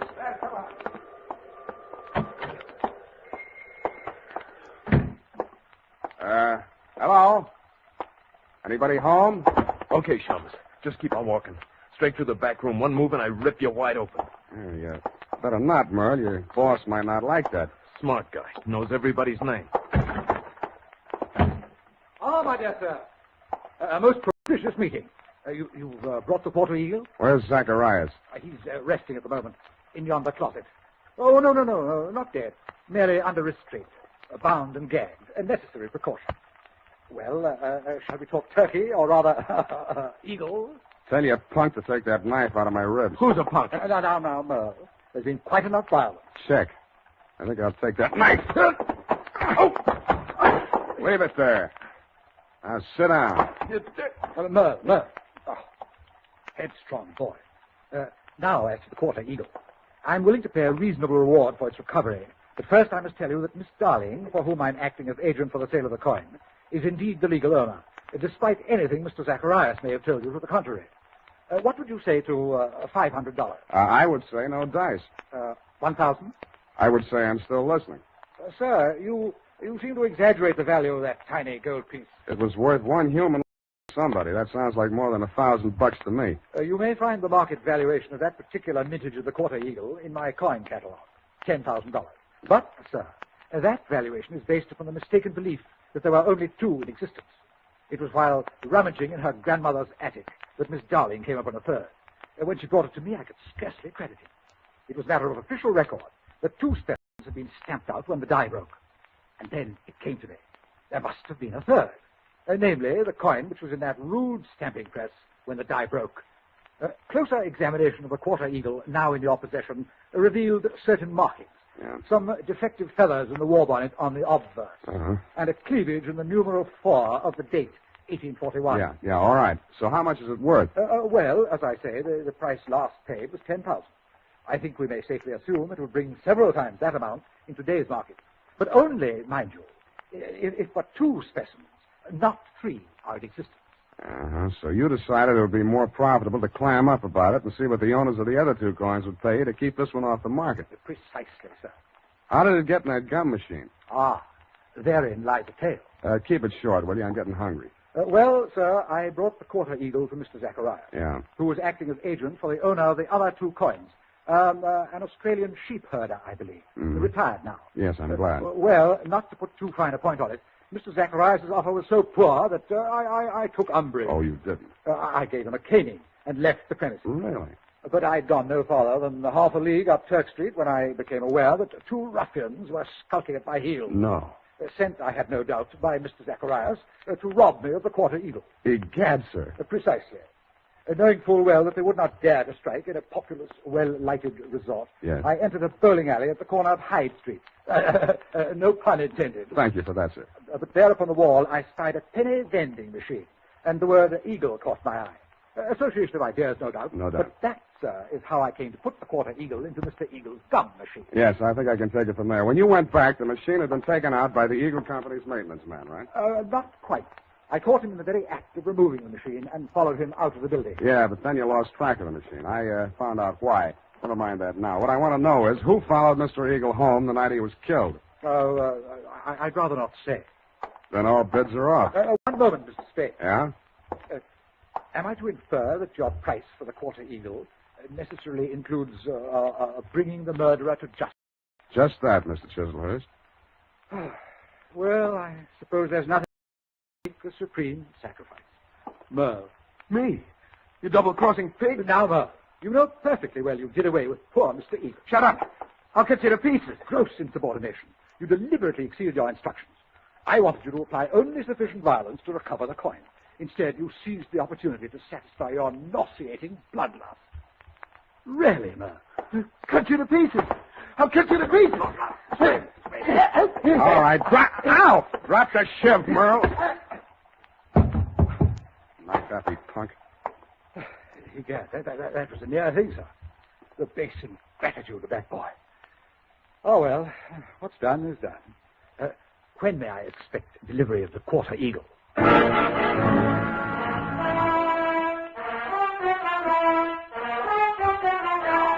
I didn't answer him. To cover my embarrassment, I gagged him, manacled him to Merle, and delivered the package marked one murderer, one accessory to the dumbfounded millions of the law. And that, Thelma, darling, I regret to inform you, is still the crop. After I'd sprung you from the pokey, I got hold of Higgins, and we went through every coin out of every Eagle gumball machine in the city of San Francisco. It couldn't happen, but it did. Your Quarter Eagle is, shall we say, no place. Period. End of report. Say, I'm disappointed in you. Well, so am I, sweetheart. But I'll forgive you if you found even one Indian head penny from my penny card. Yeah, just one from that machine on Drum Street. Oh, thanks. There you are, sweetheart. Oh, thank you. And it's an old one. And older than I feel. Go type that up.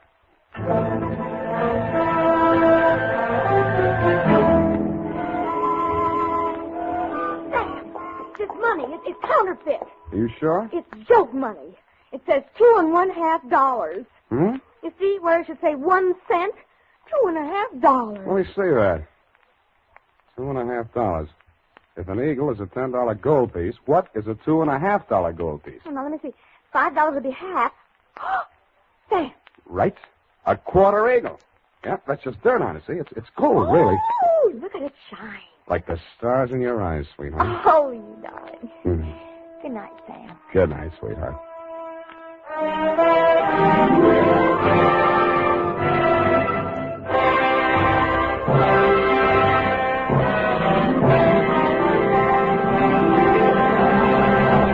The Adventures of Sam Spade, Dashiell Hammett's famous private detective, are produced and directed by William Spear. Sam Spade is played by Howard Duff. Lorene Cuttle is Effie. This is the United States Armed Forces Radio Service, the voice of information and education.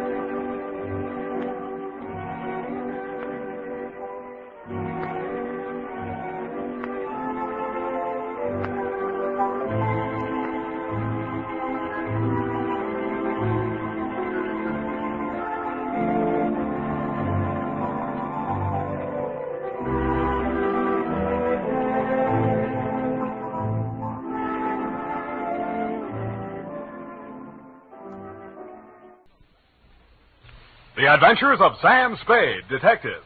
Brought to you by Wild Root Cream Oil Hair Tonic, the non-alcoholic hair tonic that contains lanolin. Wild Root Cream Oil. Again and again, the choice of men who put good grooming first. Sam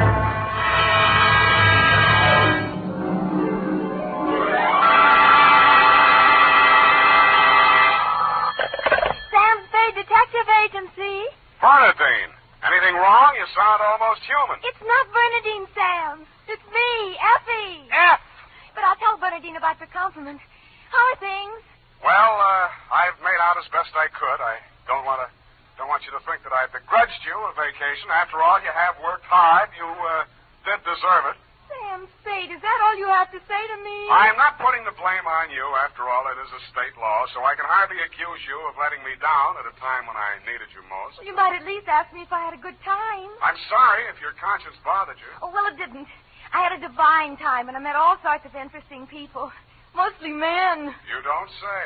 What else? Well, it was this desert ranch, with a lot of buttes around. You mentioned those. No, Sam, no.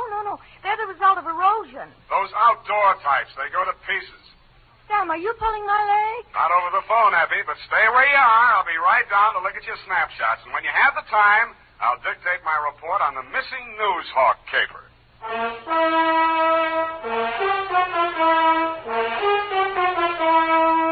Dashiell Hammett, America's leading detective fiction writer and creator of Sam Spade, the hard-boiled private eye, and William Spear, radio's outstanding producer-director of mystery and crime drama, join their talents to make your hair stand on end with the adventures of Sam Spade. Presented by the makers of Wild Root Cream Oil for the hair.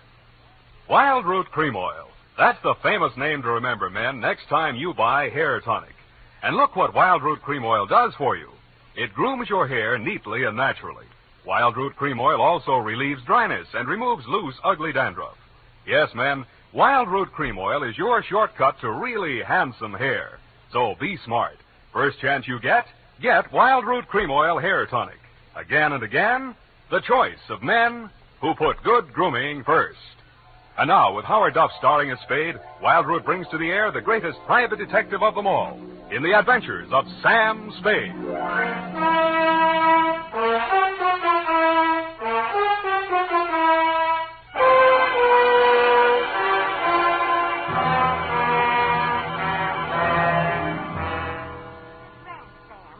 Outside of Kanab on Virgin River. Kanab, the Pearl of the West. Uh-huh. And did I mention the buttes? Oh, well, they're very interesting. The result of erosion. Yes. And it's authentic, too. Say Hamlin's ranch. You, mean a working ranch? Yes. You see, that way you get into the spirit. Mm-hmm. My job was to feed the chickens. And that's how I met him. One of the buttes? Oh, Sam, he's a very cultured gentleman. Culture smulcher. What's he do for a living? He cures stammering. You don't say. What's his name? Charlie Shank. Charlie Shank? He's the founder of the Shank Institute of Articulative Correction, which I should learn. Articulative Correction. Where is this institute? Oh, I have the address here. General Delivery, Butte, Montana. Mm-hmm.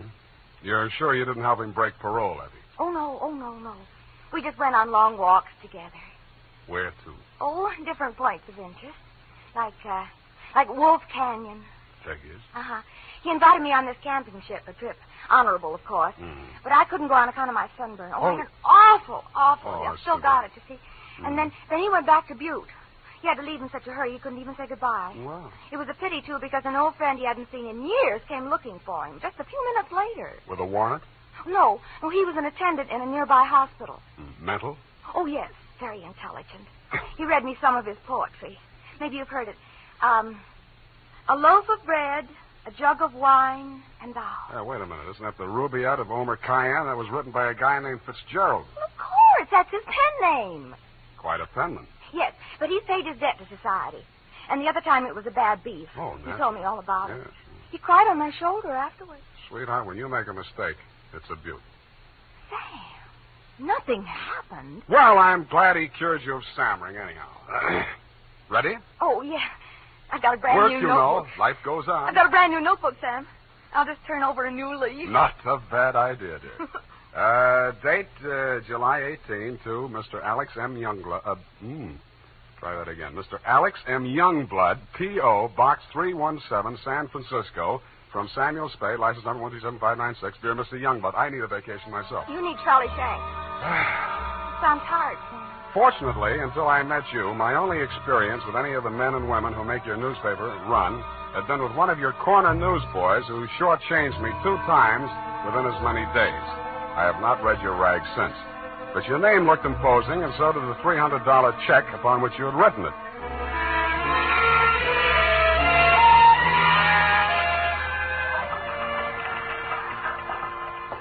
per your instructions, promptly at 4 p.m. on the 15th inst., I mushed through the litter of your city room toward a door marked A.M. Youngblood, publisher, managing editor, and city editor. I wondered if you were ambitious, frugal, or three men. I did not know that you had good taste until I saw the trim, 20-ish, and toothsome secretary in your outer office. Hello. You're new here, aren't you? Well, I'm not exactly here. I'm just here to see Mr. Youngblood. Oh. The name is Spade. Samuel Spade? Sam, except for my most intimate friend. Well, my advice to you, Sam, is to beat a hasty retreat. He's in a foul mood. Oh? Why? Is he blind or older than he feels? I refer, of course, to your spectacular charm, Miss, if I may call you Miss. Please, this is neither the time nor the place. My name is Phyllis Watson, and my phone number is in the directory, if you're really interested. I could be. Thank you. And if a man answers, tell him you're my French teacher. Oui. You better go in now. If you're late to an appointment with him, you're through. Do you have any more words of wisdom? No, but I hope you can do something to improve his state of mind. He's been awful lately. Good luck, Sam. Thank you, Phyllis Watson. Come in, come in. Now, 1 minute past 4. You must be Mr. Spade. That's right. You're almost late. Sit down, Spade. Cigar? No, thanks. Well, don't expect me to offer a drink. You aren't a drinker, I hope. You don't listen to the radio, do you? Well, you'll not drink in this office. Nothing here but a cooler filled with water from a clean, gurgling, laughing mountain stream. You sound like a reformed drunk, Mr. Youngblood. What's that? Well, it was a good many years ago. If you don't mind, I'll just paste up the weather report for my morning edition before we talk. Oh, you do that too, huh? Yes, obviously. And with good reasons. I remind myself that I was once a copy boy, and I find it a splendid way to, at least once each day, to lower myself to the level of the working man. There we are. Very hot in Phoenix, I see. Mm-hmm. Just what do you want a detective for, Mr. Youngblood? I was coming to that, Mr. Spade. Sorry. Now, well, first let me warn you that your assignment is a highly confidential one. They all are. In this case, a man's life may be at stake. The situation, my newspaper, at my order and under my guidance, has launched a campaign against crime. Not aimed at the petty criminal, but at the easy-living leeches at the controls of the rackets, the hoods in bankers' clothing, the mansion-house parasites who direct the pickpockets, the second-story men, the housebreakers, who gamble away $500,000 a year and pay income tax. Don't go to pieces. Yes, I understand. You're after the boys on the safer side of the fences. Nicely put, Spade, yes. Thank you. Well, the long and short of it is this. The author of the expose series, Ray McCulley, my top crime reporter, has been missing for 2 days. I want you to find him. What makes you think he's still alive? Good heavens, Spade. Why must you suggest that he isn't? Because if I were a mansion-housed parasite in danger of being unhoused by a newshawk, I'd see said newshawk standing in a cement block in the bottom of the bay. I will accept that only when no stone has been left unturned. Every straw and every haystack has been searched. Every... nook and cranny? Yes. Sounds as though you need at least one police force, Mr. Youngblood. Now, why don't you No. Impossible. We've already had a brush with the police over the expose. I'll not be dictated to at this stage of the game. I started this investigation, and I'll finish it alone. Well, it's a pretty big order, Mr. Youngblood, but times are tough. I'll see what I can do. Good. I hereby turn over to you all the resources and power of this, my newspaper. When one of my reporters is in trouble or danger, sir, I will spend every penny of my fortune, if necessary, to deliver aid and succor to his side.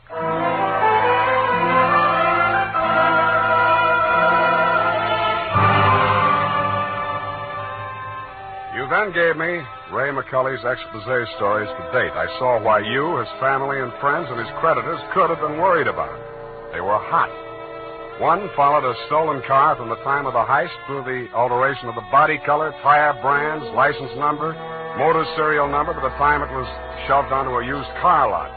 They named names all the way through. And another did the same to the firm of Otter, Badger, and Mole, furriers, and alleged manufacturers of coats from clouted pelts. Ray McCulley had dropped out of sight right after that story had been published. So I left your office hoping that I'd reach the address of Otter, Badger, and Mole before closing time. I did. The plushy showroom was occupied by a dozen attractive fur-bearing models, female, but wax. The live models, male, were wearing padded shoulders, pointed shoes, and coats tailored for underarm artillery. They would have looked more natural at Madame Tussaud's waxworks, Bertram the burglar section. Hey, oh, hey, what'll it be? Something for the little woman? Where do I find Mr. Otter? You the law? Leo sent me. He's in his office. Come on. Oh, wait a minute. Don't crowd me. You say you want to see the boss? On business. Stop nudging me with a rod. In there, hey, move. Okay. Hey, boss. Yes, Woody? Here's Joe here to see you. Leo sent him. Well, nudge him in, Woody. No nudging, Woody. Well. So Leo's sending a man to see me. I wonder why. If you'll comb this character here out of my hair, I'll try and tell you. Sit down, Woody. Thanks. You're new in town. Yeah, that's why Leo sent me. A local muckraker named Ray McCully interviewed you. He also interviewed Leo, but it didn't get printed yet. Leo wants to find him. So do I. How can I help? Well, he walked out of here, went to his hotel, wrote the story, and mailed it in. That's the last anybody's seen of him. Leo was just sort of hoping that you'd already taken care of him. Not yet. That's all I wanted to know. Thanks. Just a moment. Yeah? Leo's sending you out alone? Why not? That's a tough boy, that McCully. He's got plenty of protection. That's what you need. What kind of protection? Go along with him, Woody. Who, me? You're Woody, aren't you? Now, look, Mr. Otter, I don't want to look a gift horse in the mouth, but the way I see it, this is a lone wolf type caper. Hey, what's the matter, hey? You think I'm too good for you? Well, Woody, I wouldn't say that. Good, it's settled then. Take care of him, Woody, and don't mix it up with any of Leo's boys. If he's out to get that rat McCully, he's our friend.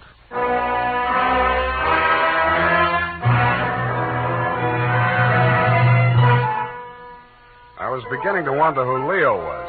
I'd grabbed the name off a calendar on the wall, Leo's Van and Storage. I didn't know whether he was the Leo Mr. Otter didn't like, and I hoped I wouldn't find out. The best way I could think to keep from finding out was to shake Woody. On the way uptown, I walked him past 4 police stations. Crossing Market Street, I pushed him straight into the arms of a traffic cop who begged his pardon and let me off with a warning. At the Blue Bottle Bar and Grill, I gave Joe, the bartender, the Mickey Finn sign, but Woody liked it. He ordered another. Then he said he knew a place on Columbus where the drinks were even better. It was called Leo's Place. I wondered if that meant anything. Hey, oh, hey. Who, me, huh? I want your drink. Don't you like this joint? Yeah, sure, it's fine. We're not getting anywhere, though. You really take your work serious. Me, when I go gun for somebody, I go where I'm least likely to succeed. You live longer. Yeah. Woody, what do you know about this guy, McCully? You hear the boss. He says he's a rat. Yeah, but he said he's got plenty of protection. Who's furnishing it? Well, you see, there's a... Boy, oh, boy. Look at what just walked in. I looked. What I saw was not disappointing. She was wearing a skin-tight black satin with a plunging neckline and a new look only in places where it didn't matter. But she still looked enough like your secretary, Phyllis Watson, to be out of place in Leo's place. She didn't stay there long. She made a beeline through the kitchen to the rear exit. I made a beeline right after her. Woody was breathing down my neck as I started up the rickety outside stairway at the back of the building. I stopped the landing and turned around to face him. See you later, Woody. I didn't wait to see if he made it all the way to the bottom of the stairs. I was more interested in what was going on at the top. A door had opened, and Phyllis stepped inside. The man who let her in looked like Ray McCully. Who are you? The name is Spade. I don't know that name. Your boss hired me to find you. Private Dick? Yeah. Can I talk to you for a minute? Sure. Put your hands behind your neck and walk up slow. Okay. All right. Go inside. What's the matter? You're not acting glad to see me. This is the guy, fellas. Yes. Alex hired him this afternoon. There, you see. Now, what do you want me to tell Youngblood? You're not going to tell anybody anything. Oh. It caught me right behind the ear. The last thing I saw was that plunging neckline as Phyllis rushed forward.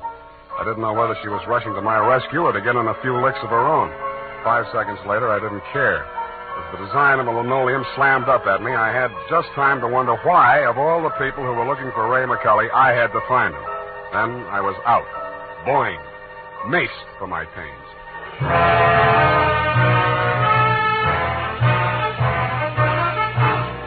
makers of Wild Root Cream Oil, are presenting the weekly Sunday adventure of Dashiell Hammett's famous private detective, Sam Spade.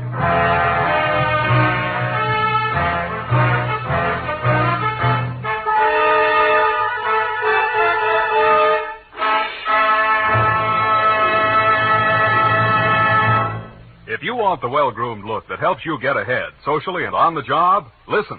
Recently, thousands of people from coast to coast who bought Wild Root Cream Oil for the first time were asked dryness and removes loose dandruff. What's more, non-alcoholic Wild Root Cream Oil is the only leading hair tonic that contains soothing lanolin. So ask for Wild Root Cream Oil Hair Tonic. Again and again, the choice of men who put good grooming first. By the way, smart girls use Wild Root Cream Oil, too. And mothers say it's grand for training children's hair.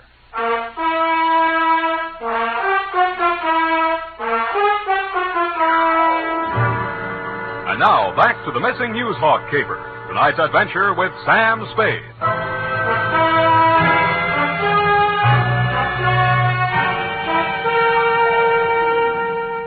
I was lying on the floor in a room with nothing in it but a sink, an army cot, a square of dirty linoleum, and a body. I staggered to my feet, ran some cold water over my head, and took a closer look. It was Ray McCulley. He was a very dead crusading reporter. He'd been stabbed clean through with a long-bladed kitchen knife. It set on the handle, property of Leo's place. I went through his pockets. In his wallet, a press card, a police card, union card, and 10 genuine, crisp, new $1,000 bills. That gave me a line on the killer. He was crazy. So was I. I left it on him, too. Folded up in his vest pocket, I found 2 newspaper clippings, one from the Chronicle and one from your paper, both weather reports for the same date. It was very hot in Phoenix, according to both papers. But according to your weather report, the temperature in Needles, California was 135 degrees. That needled me. So did the slip of paper I found on his shoe. The number 9 and a date had been stamped on it with a rubber stamp. The date was the same as that of the weather reports. I turned it over. It said Ruthie's Booth, Manson Bowling Alley.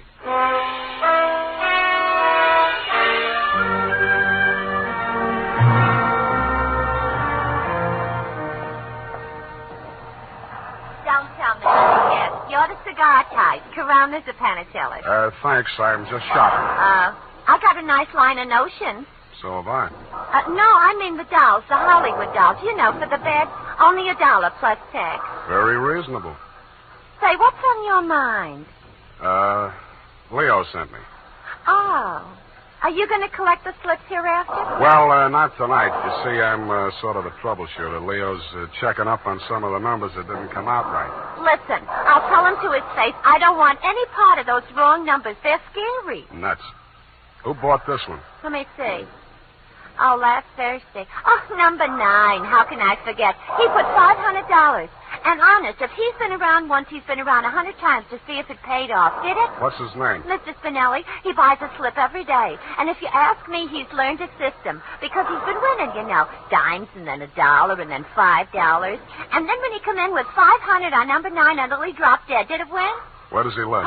It did. Wait, I'll look on the sheet. Hey, somebody else was in just this afternoon. Give me that address. Hurry up, will you? It's right around the corner on Manson, 810. Say, maybe that's his system, 8 and 1. Don't that add up to 9? Hey, what's the matter? Where are you going in such a rush?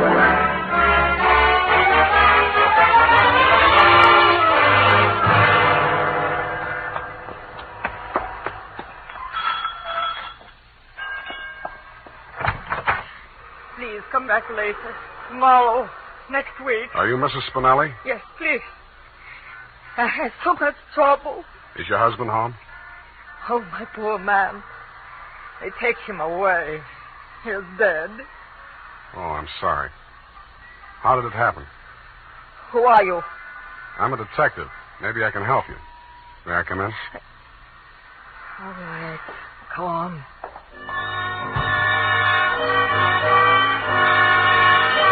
It took quite a while to gain her confidence, and after that it took still quite a while to piece together the grief-stricken grumble of words that poured out of her. When I got it down in the form of a statement, I asked her to read it over. Item, statement by Mrs. Arturo Spinelli.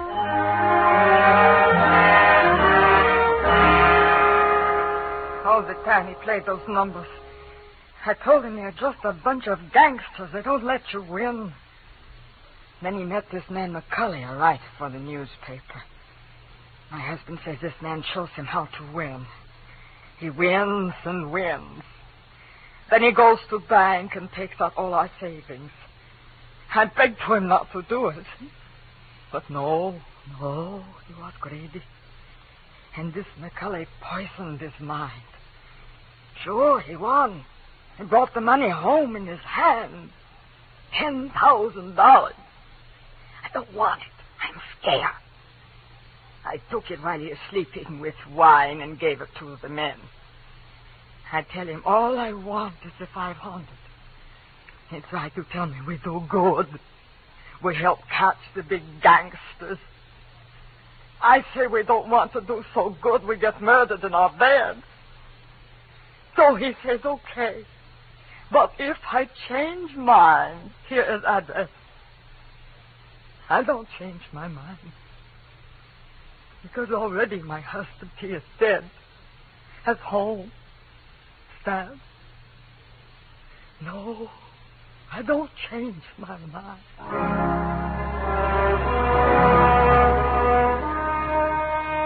She signed it, and I left her alone with her grief. I wasn't working for you anymore, Mr. Youngblood. You hired me to find you a reporter, and I had. And I wished I hadn't. The rest of it I did for myself. You weren't in your office when I got there, but Phyllis was. I found her behind the city desk in the act of dropping tomorrow morning's weather report into the slot. I grabbed it out of her hand. What? Oh, it's you. Where's your boss? At home, I guess. We'll talk in his office. Come on. Sam, I can explain how I You're happen going to to explain plenty before I'm finished with you. Sit down. Oh, you... I don't have to be so rough. What's the matter with you? Plenty. I'm stupid. I was stupid to take this job, and I was stupid to play it cagey with you.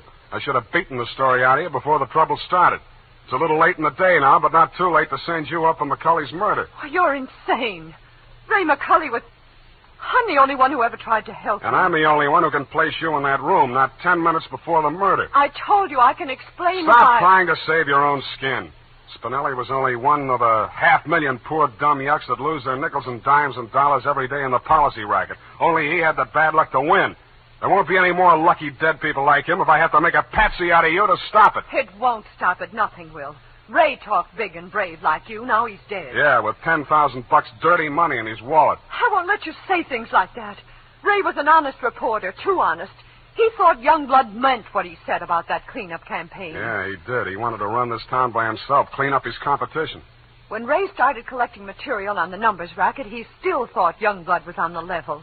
But that was before he stumbled onto the thing about the weather report. Yeah, that was a new one. The old Dutch Schultz mob used to add up the stock market quotations. If they cheated, they knew their customers weren't good enough at arithmetic to prove it. But who knows how hot it is in Phoenix unless they live there.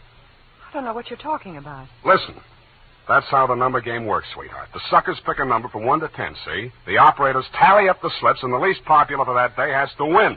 The weather report doesn't have to pass through the copy desk, and with Youngblood pasting it up with a few strategic corrections, it was easy to make their winners look as if they were on the level. Oh. But, of course, you had no way of knowing that. You only watched them do it day after day.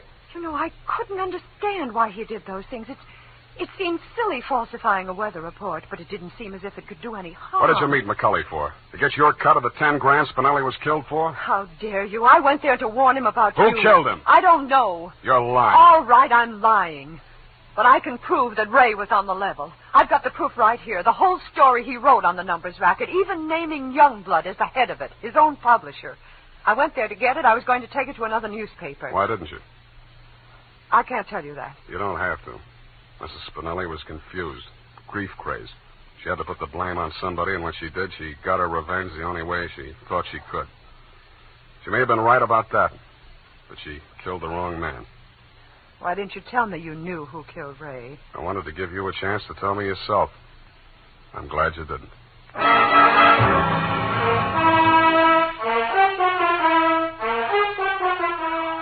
And that, Mr. Youngblood, is the crop. I'm sure you appreciate the fact that I gave the double scoop to your paper.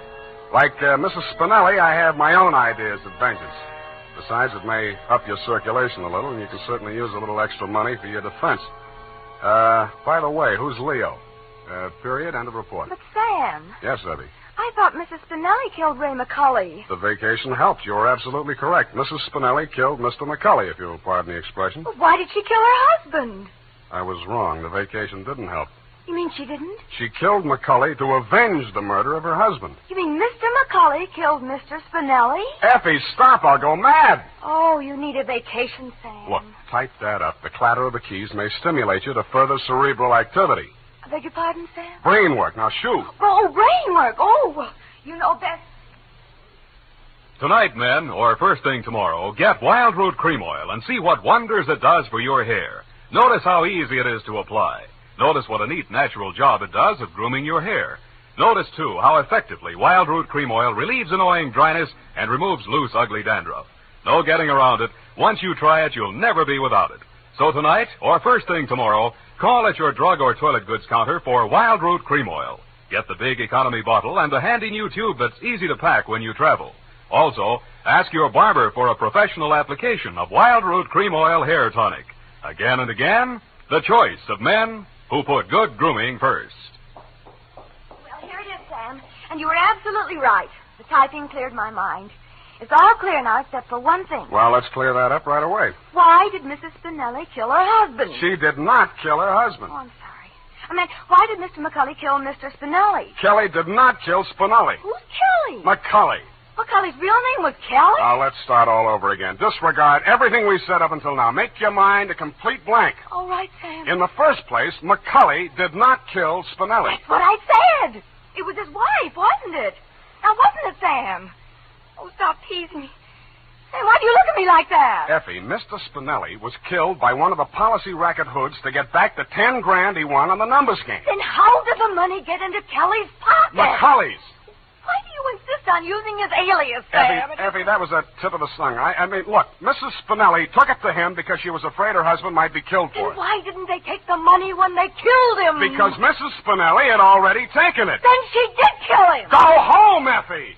All right, Sam. I'm sorry I'm so irritable to you, but I thought it's... Well, it's been so long since I've been here, you know, Sam. Angel, you're just tired. Vacations have a habit of doing that to you. After a week or two in the office, you'll be all rested up again. I'll take it. You act as though you thought my mind were affected. Come here. Sam, now don't. My sunburn. Yeah. Oh, it hurts. It's nice to have you back. You look good, too. All tanned and healthy. Your roof. It's great.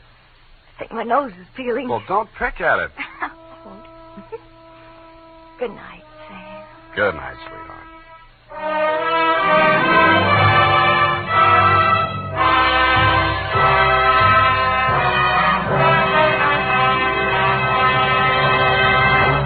The Adventures of Sam Spade, Dashiell Hammett's famous private detective, are produced and directed by William Spear.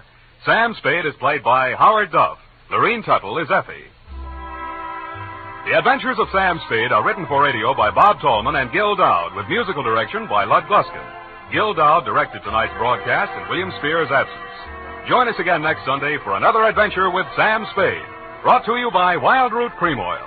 Again and again, the choice of men who put good grooming first. This is Dick Joy reminding you to... Get Wild Root Cream Oil, Charlie. It keeps your hair in trim. You see, it's non-alcoholic, Charlie.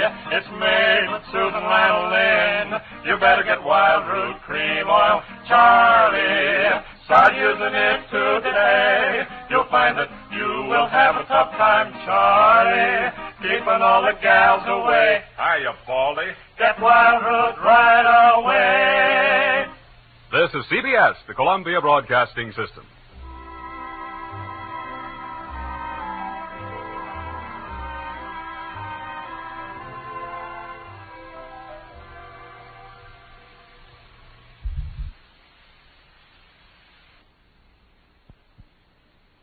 The Adventures of Sam Spade, Detective, brought to you by Wild Root Cream Oil Hair Tonic, the non-alcoholic hair tonic that contains lanolin. Wild Root Cream Oil. Again and again, the choice of men who put good grooming first.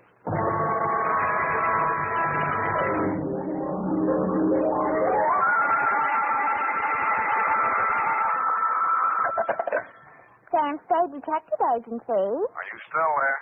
I I believe that interpolation is hardly rhetorical, Mr. Spade. To what have you been up, if you'll pardon the expression? And has that girl regained her facilities? I wouldn't know, but her faculties are as good as ever, if you'll pardon the expression. Mr. Spade, sometimes I think you're a regular philanthropist. Don't you mean philanderer? How much money did you make out of that case? Well, I broke even anyway. That's what I mean. You're a philanthropist. Well, you know best, Bernadine. By the way, was that man really murdered with the buzzsaw, or was that just publicity? He really was, Bernadine. Why? There just happened to be one lying around. Oh, I don't mean that. Why was he killed? For the Wheel of Life. Oh. You're not going to ask what that is? Some curio, no doubt. Listen, Bernadine, the Wheel of Life is, oh, well. I suppose I don't have to tell you to stay where you are. Just sit quietly with your book in your hand, and I'll be right down to dictate my report on the Wheel of Life paper.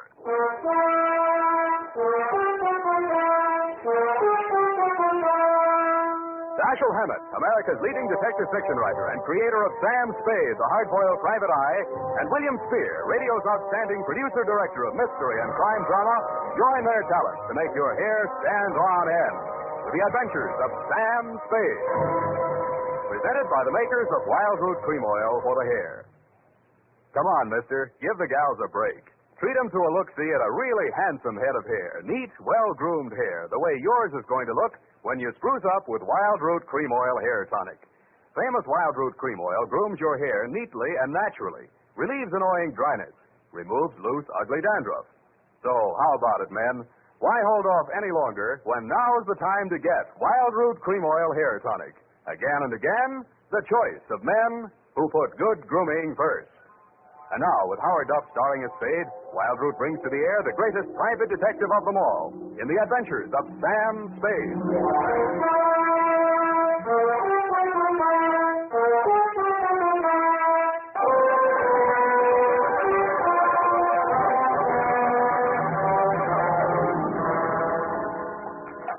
I went down to St. James Infirmary to see my baby there.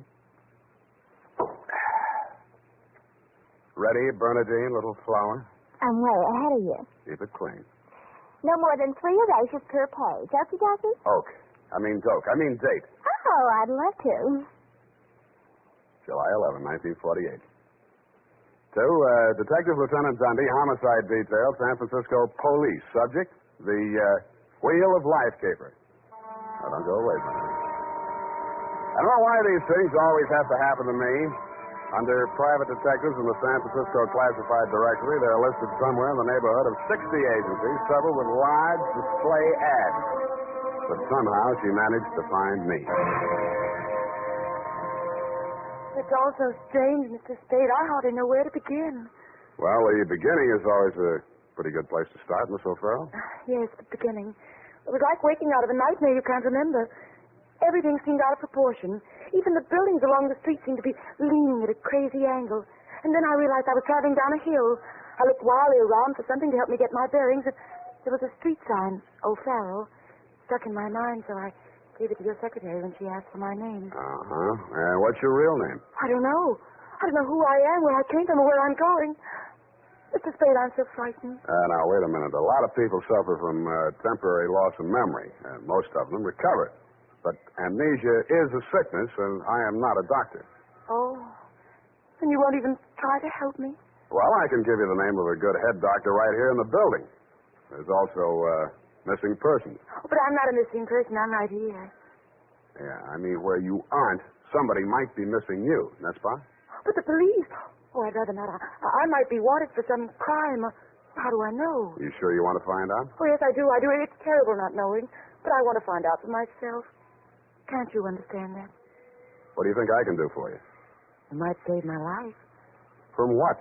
Well, I'll try to tell you exactly how it happened. First, I looked at my watch. It was 3 minutes past 10.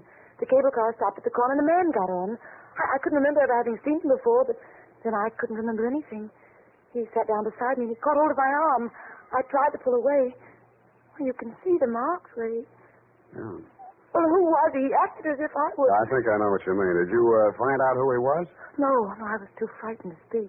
What did he say? He sort of growled it out of the side of his mouth, but it sounded as if he said, Lathrop wants to see you. You remember anybody named Lathrop? I can't remember anything before 3 minutes past 10 this morning. Well, let's go on with since then. The guy grabbed you, said somebody named Lathrop wanted to see you, and then what? I went into a panic. I managed to jerk away from him, and I jumped off the moving car, and then I looked in the classified section, and I found you. Why me? I don't know. The name, I guess. A spade to dig up my past. Please, Miss O'Farrell. Do you think I'm very silly? No, I think you're very beautiful. I wish you could remember whether you're married or not. Oh, no. Well, at least I have no wedding ring. What have you got? I mean, besides what's visible. Well, I couldn't find much of anything. I went over my clothing. There don't seem to be any marks of any kind. Oh. Well, you got any money? A little over $300. Let's have it. The purse, too. All right. Lipstick, aspirin, bobby pins, Kleenex. Nothing here. They couldn't have been bought in any drugstore. Powder. Hey, what kind of powder is it? Then there was this in my coat pocket. A match folder. Sailor's Rest Bar, Hotel Calcutta, 1100 Embarcadero. Little number written inside. 120. What's that, a room number? I don't know. My purse, you have to destroy it. Here's $10 of your own money. Buy a new one. Wow. Did you find something? Coin, Chinese bit. Good luck piece, probably sewn in by whoever made it, maybe in China. That ring any bells? No. No, I'm afraid not. Shoe. What? Your right shoe. Let's see it. Take it off. You aren't going to tear it up the way you did the purse, are you? Dust. Plaster dust. Is that a clue? I don't know, is it? I'm not a detective. Well, you are in this case, baby. If it doesn't mean anything to you, it doesn't mean anything. Oh, it doesn't. That's everything. What am I going to do? Well, let me see. First, we better give you a name. O'Farrell's all right. You look like, Lana would do, but, no, that's in use. How about, Poppy, for forgetfulness? Poppy O'Farrell. That's a funny name. I think so. I think I like it. You do? I think I like you, too.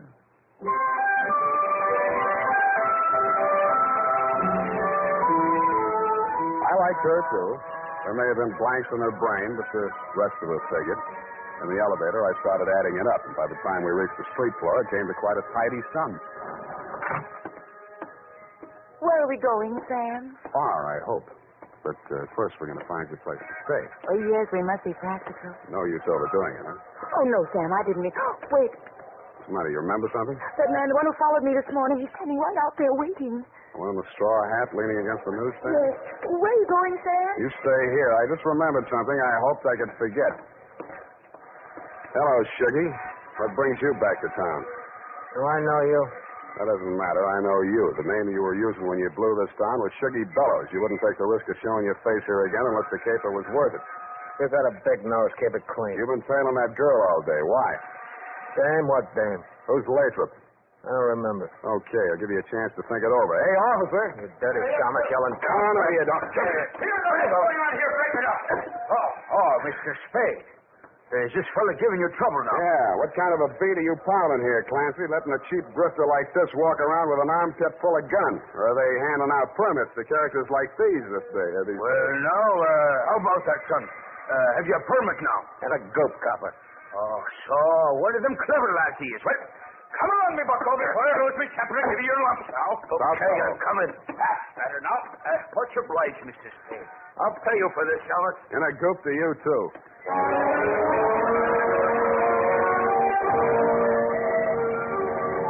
I was sure he would, but I was also sure that I wouldn't have to worry about him for the rest of the night. I checked Poppy O'Farrell, and at the Belvedere, locked her in her room, and told Tiny Stover, the house dick, to keep an eye on her. When I left him, he was, and he seemed to be enjoying his work. Then I headed for the Embarcadero.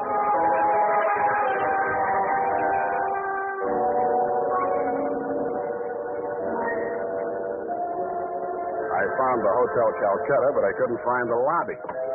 There wasn't any. It had been squeezed out by the Sailor's Rest Bar. So I tried the bosun-type bartender. Howdy, mate. You got business aboard? Yeah, where do I find the purser? Hey, one ashore. All the officers went ashore except the janitor. He's passed out in his bunk. Oh, how about the passenger? You're in the thick of them right now. They spend most of their time and their money right here. Which one belongs to 120? You a dick? Yeah, but I got $10. Well, what I can tell you ain't worth it, but thanks anyway. He stayed in his cabin. I only saw him at once. That's when he went ashore. I says to the deck steward, that's room clerk to you. It was the general. He says, name of Korolenko. I noticed him because he was a real creep, see? 6'4", of solid brass. His head stuck up in the air, and he didn't move nothing from his stern to his shoulders. A real Frankenstein. Do I keep it there? Yeah. Do I get a look at his room? Yeah, sure. Go ahead. Who's stopping you?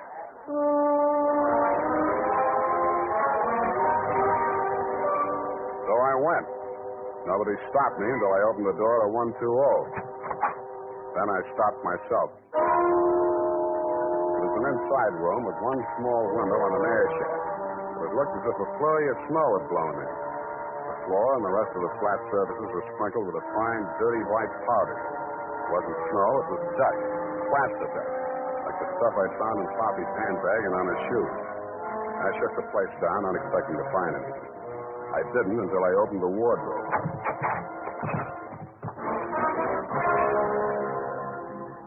It was the body of a well-dressed ship surgeon, but his uniform was rumpled, torn, and bloodstained.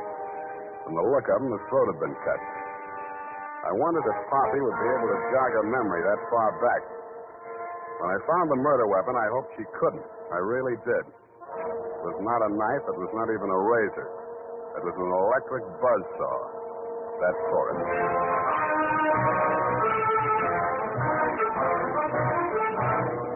The makers of Wild Root Cream Oil are presenting the weekly Sunday adventure of Dashiell Hammett's famous private detective, Sam Spade.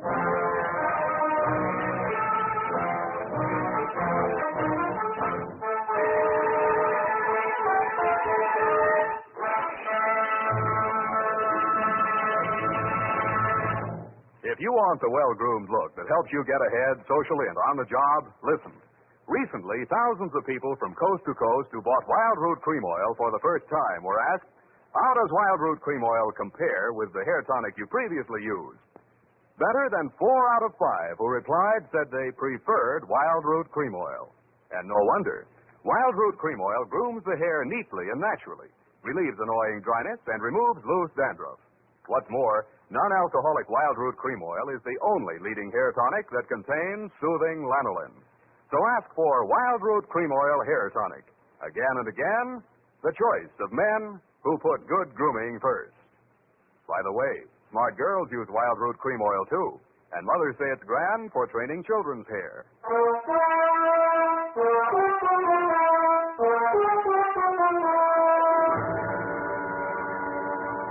And now, back to the Wheel of Life capers. Tonight's adventure with Sam Spade.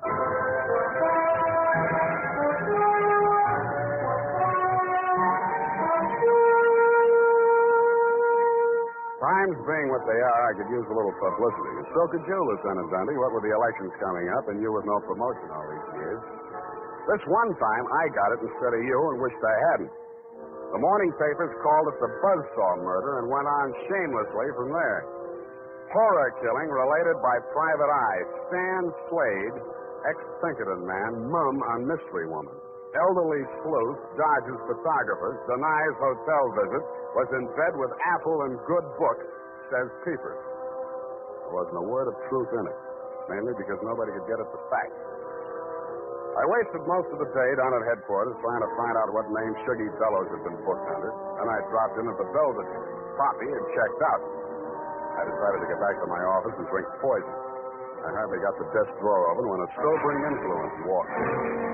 It was an Mr. 6'4" of solid brass. The Frankenstein who had been described to me by the bartender as the occupant of room 120.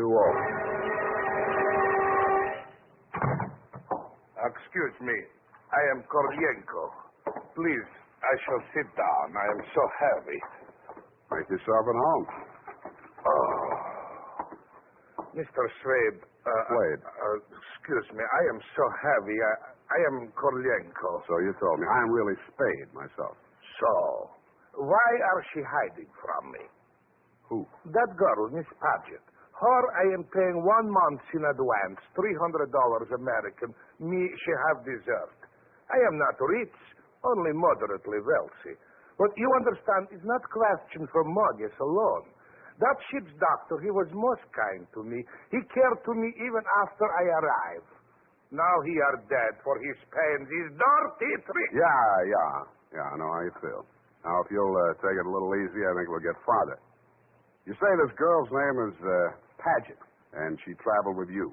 From Macau, where she is the Florence Nightingale for Portuguese hospitals, forcing me to employ her, all others being Chinese nuns. That figures.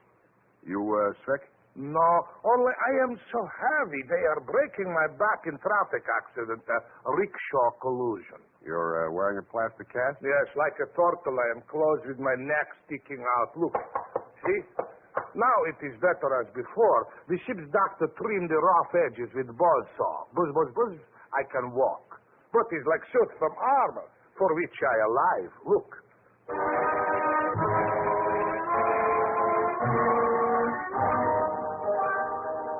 I looked again where he opened his shirt front, exposing the great white shell of plaster that surrounded his trunk from collarbone to hips. In a 6-inch circle over the left side of his chest, I counted 4 bullet gouges. I dug one of the slugs out and examined it, the .32 caliber. The plastic cast, which was molded to the shape of his body, was no more than an inch thick. I didn't see how it had stopped the slugs, but it had. About then, the parts of Korolenko that were not held rigid in the cast began to tremble violently. Why are they doing this? Why? To a virtually helpless man. Why, Mr. Spade? Why? Where did you have that cast put on? Don't I said Macau? The Portuguese hospital there? The same. They are hanging me up with the neck and plastering me. Comes great pain, they put me to sleep from anesthetic. I are waking up in ambulance riding at shipboard. Why you wish I should tell you my operation? More important things we should be discussing. I think so, too. I think Miss Paget and her friends had something they wanted to smuggle out of Macau and into San Francisco, and you're it. Oh, excuse me. I am not comprehensible. Look, I mean, while you were out with the anesthetic, they planted the goods, whatever they are, in or under your cast. Oh, that is why I am so heavy. The wheel. The what? The wheel. Look, I'll show you. He hauled a manila envelope out of his overcoat pocket and waved it in my face. I took it over to my desk and fished out the contents. It was a set of X-ray films. 3 of his spine, showing the fractures, 4 of the skull, 3 I couldn't figure out, and 1 of his rib cage, only something new had been added. In silhouette, it looked like the wheel off of a child's wagon. What is it, this wheel? What to do? 6 months I must remain in this straitjacket. If I remove it, I die. If I keep it on, they kill me to get their smuggle. Well, you look to me like the luckiest man alive. That wheel, or whatever it is, saved your life by stopping 4 slugs. But still, I shall die. How shall I die? When shall I die? Your best advices, please. Korolenko, I think you'd better die right now. Excuse me? It's the only safe place for you. The morgue.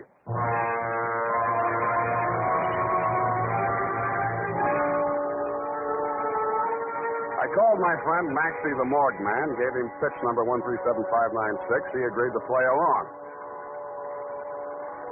An hour later, I stood on the curb, head bowed, hat in hand, as the morgue wagon drove away into the gathering mist. Stay facing the way you are. What do you want, Shuggy? I want to blast this gun straight through you, and I will if you give me any excuse at all. You sound like you mean that, Shuggy. You're getting smart, Shamus. I got going. Where to? Mr. Lathrop wants to see you.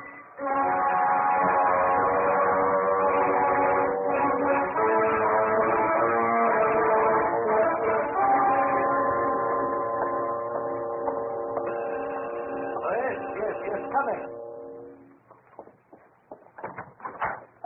Shuggy, dear boy, you've not failed me this time. This will be the favour of Mr. Spade, eh? Come in. Sit down, Mr. Spade. We'll talk. Tell your Gunsville to get that pistol out of my ribs. Oh, yes, indeed, Sugar. You mustn't overdo it. And get him out of here. I'm tired and nervous, and my price goes up $1,000 every minute he's in this room. When I get to 10,000, I kill him. Then the price jumps to 100 to take care of me on a murder rap. I should ought to plug you downstairs. Come, Sugar. Don't be ungracious. You wait in the other room now. Okay, it's your party.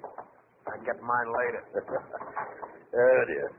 His bite's much worse than his bark, Mr. Spade. Don't start boring me so early in the evening. I came here to talk about the wheel. Oh, so you know about the wheel? I do better than that. I've got it. That may well be, but do you know what to do with it? I got two possibilities. I can turn it over to the cops and you with it, or I can sit on it until it hatches. A quaint conceit, sir. Round and round the little wheel goes, and where it shall stop, nobody knows. That's where you're wrong. It stops right here. So you better start placing your bets. Just what do you mean by that, sir? There's part of it. What is it? It's one of the slugs you gunsel through at Korolenko. I got 3 more just like it that I dug out of him before he was carried to the morgue. Well, an advantage, I'll admit, but hardly worth your while to take advantage of. Don't be too sure of that. Just how much do you know about the wheel? So far, it's been worth 2 human lives to you at the risk of your own. That tells me all I need to know. Oh, no, not quite. Men have been killed in hold-ups for a few paltry sovereigns, but the wheel is a horse of another color. Let's not change wheel horses in midstream, Mr. Lathrop. Yes. You must understand that the wheel has no absolute definitive value. Monetarily speaking, the British Museum might pay close on to £5,000, hot as it is for the privilege of returning it. Occidentals aren't the puka sahibs that they once were in the Orient. A theft of the wheel, if countenanced by the Western powers, would have most grave consequences. Most grave. Are you attending, sir? Wake me up when you get to the point. Well, the point, sir, is this. That little wheel of gold, is the wheel of life, which the Buddha himself is said to have received into his hands from paradise. Now, given such a relic, a few old Buddhist monks can set up a shrine which, even in the most miserable surroundings, can attract enough pilgrims to outgross Radio City, Madison Square Garden, and Miami Beach in season. To say nothing of Hialeah. Yes, quite. In short, we propose to act as booking agents for the wheel on a royalty basis with a percentage of the house. Mm-hmm. Why did you bring it to San Francisco? Oh, gad, sir. Were we to bargain in the Orient, we should be hacked to pieces in our beds. I'll settle for a lump sum and let you do the bargaining. Your price, sir? We can talk money later. First, I got to give the cops somebody for the doctor's murder and for Korolenko. Well, that ought not to be too difficult. When may I expect delivery? I'll check on it. I went out to St. James Infirmary. City morgue. Maxie, Sam Spade. Yeah, Sammy. Deal's okay. Send it up. The address is... Sam, wait. Yeah? Sam, he ain't here no more. What happened? Somebody claimed him. A girl. Said she's his daughter. What did he do? Went on playing dead like you told him to. Maxie, where did you send him? Avalon Mortuary, corner of Lynch and Haight. Okay, by the way... Yes, Sammy? Maxie, put some clean sheets in that morgue wagon, size 16. I may be your next passenger.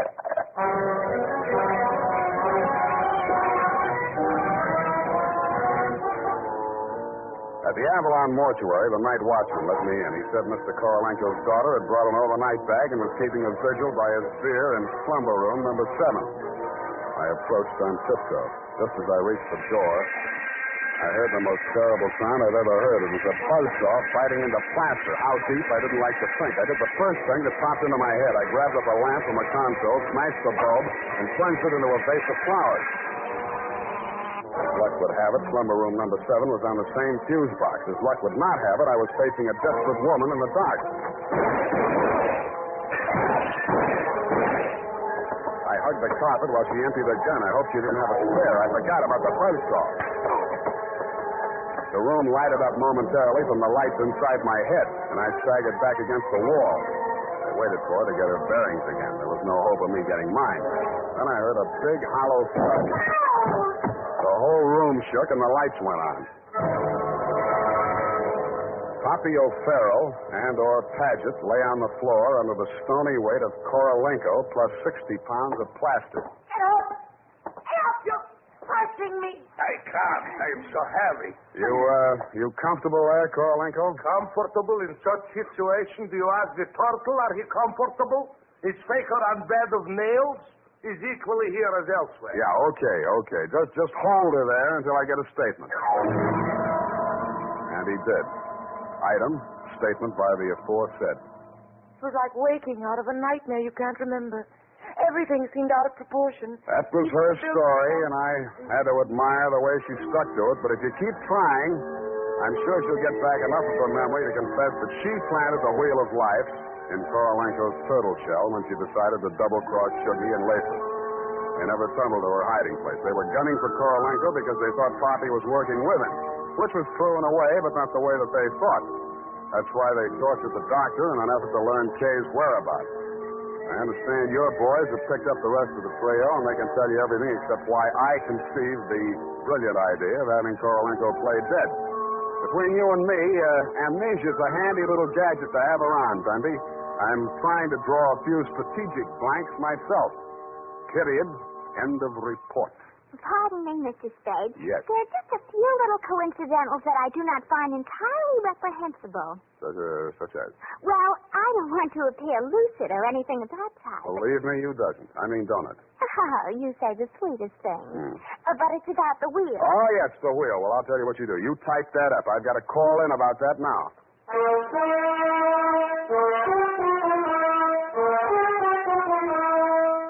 Tonight, when you're making out your must-do list for tomorrow, why not include a reminder to get Wild Root Cream Oil for the hair? Honestly, men, you'll be delighted with the neat, natural way Wild Root Cream Oil grooms your hair. The way it relieves that annoying dryness and removes loose, ugly dandruff. Just try it and see if I'm not giving you a good steer. Make a note right now to call at your drug or toilet goods counter for Wild Root Cream Oil. Get the big economy bottle and the handy new tube that's easy to pack when you travel. Also, ask your barber for a professional application of Wild Root Cream Oil Hair Tonic. Again and again, the choice of men who put good grooming first.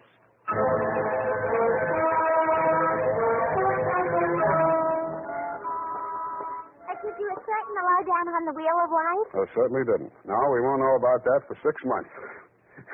Because definitively, I mean definitely, that plastic cast has to stay on him. Doctor's orders, you know. Oh, but I won't be here 6 months from now. You can say that again. But I won't be here 6 months from now. Stop repeating yourself. But you just said you can say that again. Yeah, Just as distinctly as if I was sitting here. That's what I like about you, Bernadine. A woman of distinction. That's what you are. Well, if you want to take me dancing, why don't you just say so? Bernadine. It's leap year, and I always say discrimination is the better part of value. You are absolutely corrupt.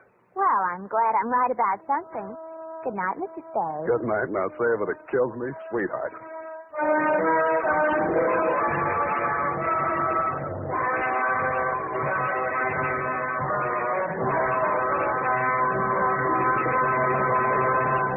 The Adventures of Sam Spade, Dashiell Hammett's famous private detective, are produced and directed by William Spear.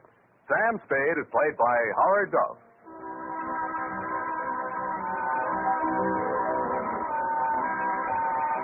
The Adventures of Sam Spade are written for radio by Bob Tallman and Gil Dowd, with musical direction by Lud Gluskin. Gil Dowd directed tonight's broadcast in William Spear's absence.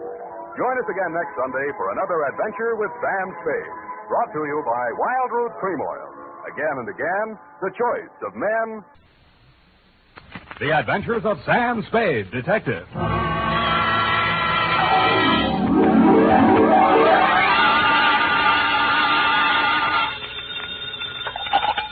Detective Agency. Oh, murder. Oh, Sam. Have you had a hard day? Murderous. 9 this morning, I grinned through 25 poses, count them, over dishes of all 25 varieties of Sanderson succulent soup, a meal in a can. Then, Really, Sam? Then I was imprisoned in a plush chair for 2 hours with a glass in my hand. No. Yes, of Brannigan's Bog, the whiskey that smells like old Ireland. It sounds interesting. It wasn't. They wouldn't let me touch it till after. Ah. And for the rest of the afternoon, I've been pulling up my trousers. Woo. For a series of leg art shots which will bear the legend, Samuel Spade, prominent San Francisco detective, says McGonagall's grip tight is the garter for me. Oh, Sam, how thrilling to be prominent. Maybe so, but fame is a sometime thing, sweetheart. Just a flash bulb in the pan, as you will agree when you have heard my report on the Cheesecake Caper.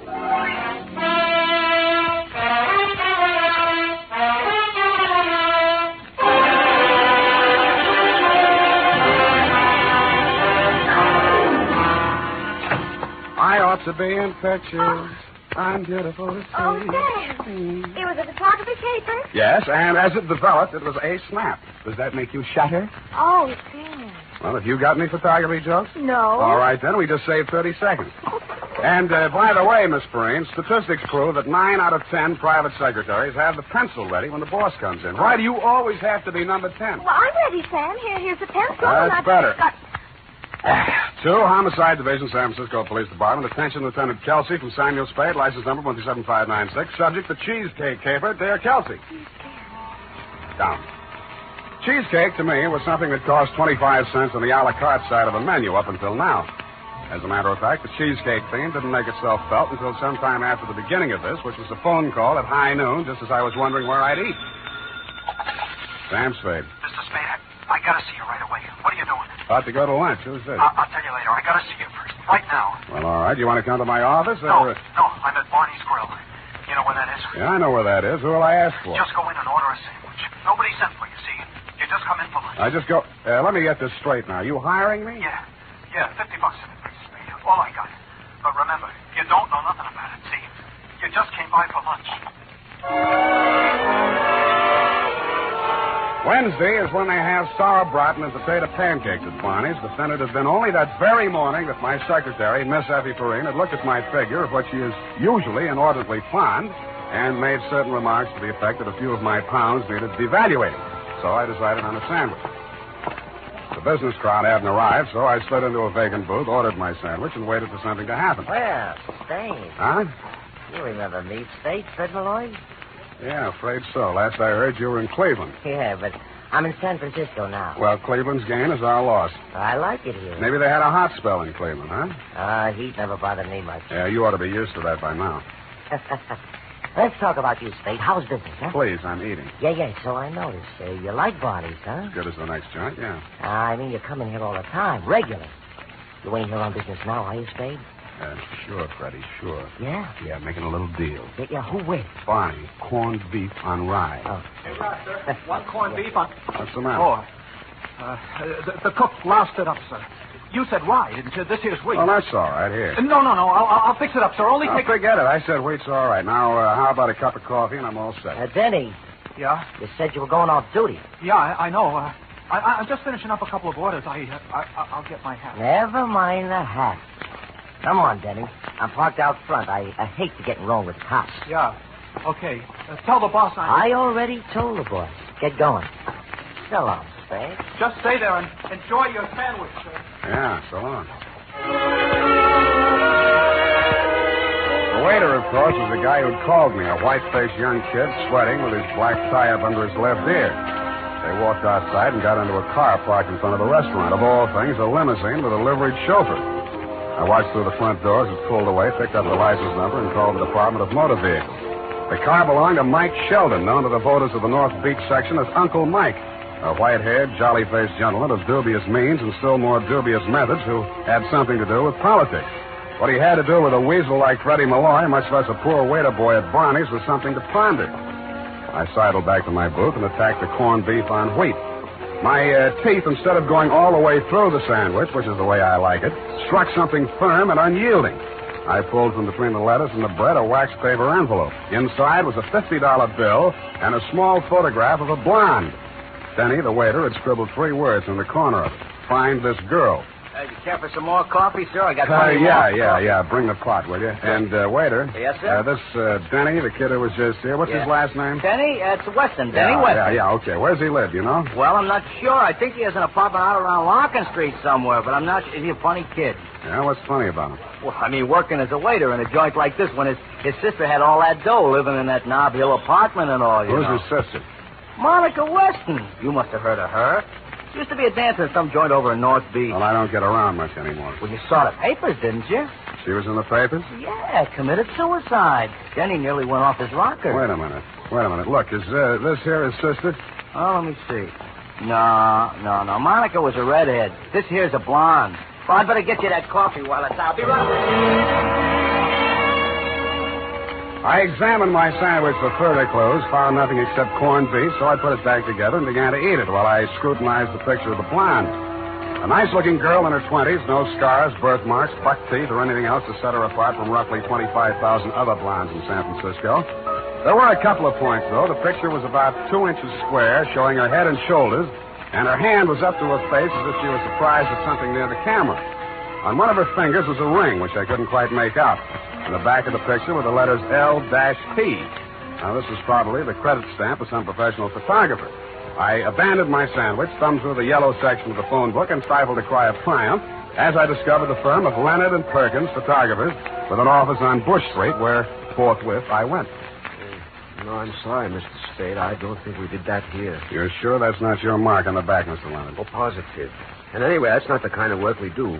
Looks like an outdoor flash shot. Ours is all studio stuff. Funny trimming it down like that. Trimming it down? Yeah, this is probably a standard 8x10. Someone just cut the center out of it. Thanks very much. Bye.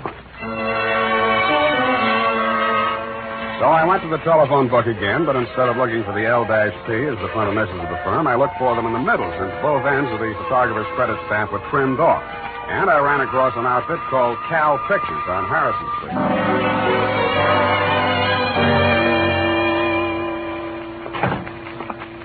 Yes, sir. I'd like to speak to the proprietor, please. There's 3 of them. Mr. Murphy, Mr. Silverian, and Mr. Brennan. Take your pick. Murphy will do. He's out. How about Silverian? Tied up with Mr. Brennan. Uh-huh. Where are they tied up? First door to your right.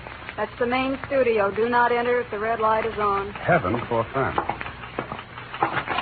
No. Al, will you let me do it, man? No, there's no human interest. I have seen photographers at work in my time, but not like this. I saw now why they were tied up. They were fit to be tied. In the middle of the studio was a mass of equipment that looked like a cross between the Palomar telescope and an atom smasher, with what seemed to be a stretched-out accordion on the bottom. All of it pointed at something lit up by floodlights on a small table. When I got up close, I found out what it was. Brennis and Silveria were photographing a plate of pork and beans. Al, for crying out loud, look at that pork. What is the matter with that pork? What's the matter with it? It just lies there. What do you expect it to do, Chummy? Excuse me, fellas. When did we hire you? You didn't. I only wanted to... don't pay any attention to him, John. Now, come on. Focus. Focus. Now, what's the use? Let's... Why waste the shot? You know what he said? The pork's got to have get up and go. Get up and go. It's got to look succulent. It's got to look married to those beans. What do you want me to do? Sprinkle it with orange sauce? Look, fellas, I really don't want to interrupt. No good, Silveria. You know what they're going to run under the shot, don't you? Loose bombs, New England, pork and beans, married in the can. Can I be best man? What? Okay, what do you want? I'm only Sam Spade, a private detective, trying to locate this girl here. What girl? Ever seen her? Sure. Where? Well, this is our shot. Look, you remember, Al, the cheesecake job the other night? Look at it. Oh, yeah. Cheesecake job? Down at the railroad. Yeah, that was for Norby's nifty nylon. You mean this girl's a model? No. She walked in front of the camera at just the wrong time and loused up the shot. We had to shoot it over. Yeah, we had a model with a pair of Norby's nylons on, see? Well-known brand of stocking, and the idea was to stand her up next to a train coming down at the depot there. Then what we tried to do was get a shot of her fixing her guard, her leg guard, you know. Yeah. Surefire. With a lot of admiring glances from the crowd. From the crowd. Brand new idea. Yeah. Real train, real station, real people. Documentary. Yeah. So Al sets up the camera, and the model makes with the garter, and I whistle to get the crowd's eye, and we set off the flash. But the dame here walked in front of the camera. However, it was not her fault. No, it's an awful nice kid. We told her to drop by, we'd give her the shot. Great, swell. What's her name? I don't know her name. Did she come by? Yeah, a couple of mornings ago. I gave her the print and the negative, too. Got any other copies of it? Well, I don't know. It'll take us a while to check the file. Oh, it's third. Look, do that, will you? And if you find anything, here's my phone number. Yeah. Now, as I was saying about that pork, John, again with a your pork. pork is your pork. There is nothing you can do to glamorize it. I glamorize the number of pork.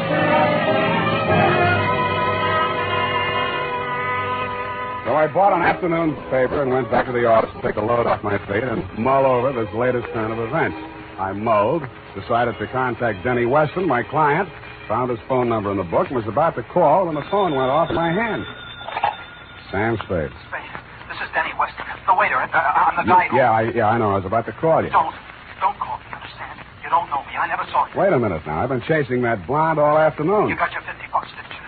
What's the matter? Steady standing there with a gun at your back? Shut up about Ray. Okay, then let's talk about your sister Monica, or maybe this blonde you stuck in my corned beef sandwich. And don't let Freddie throw a scare into you. Hello. Hello, Danny.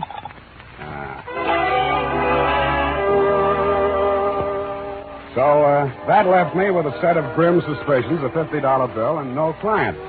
I put my feet up on the desk and opened the paper. Then I put my feet back down on the floor. On the front page was a picture of my blonde with a caption over it reading, "You know this girl." I took the other picture out of my pocket and compared them. They were the same except for one thing. The picture in the paper was taken on a slab in the city morgue.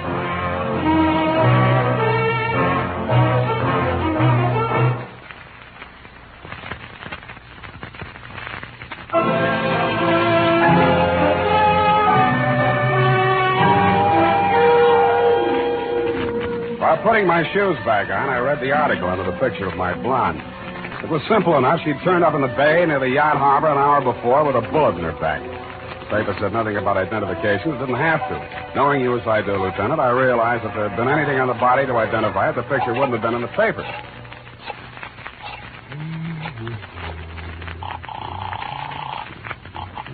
Now, pictures, Prentice. This is Spade. Got anything on that front of the blonde? But we're still on the pork and beans. Yeah, well, drop it for now, will you, and check the files. And if you find the print, sit on it or put it in the safe or something. Understand? But the pork and The pork and beans will have to wait until we find who put the lady in the bay.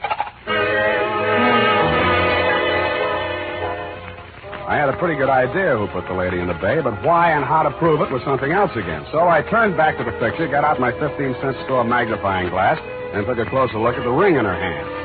It seemed to be black, shaped like a shield with a gold center that looked like a dagger and a mask. 5 telephone calls later, I found the company that made it for an honor society at the University of California. Blue and gold office. Is that the campus yearbook, the blue and gold? Yes, sir, that's right. Do you publish the pictures of the members of the Mask and Dagger Society? We sure do. Who's this? My name is Spade. I'm trying to locate one of the members of the society. Have you got the yearbook files in your office? Clear back to 1895. Well, good. Get out the books from about 1940 on, will you? I'll be over in a half hour. We found her in the class of 1941. Her name was Helen McKelvey.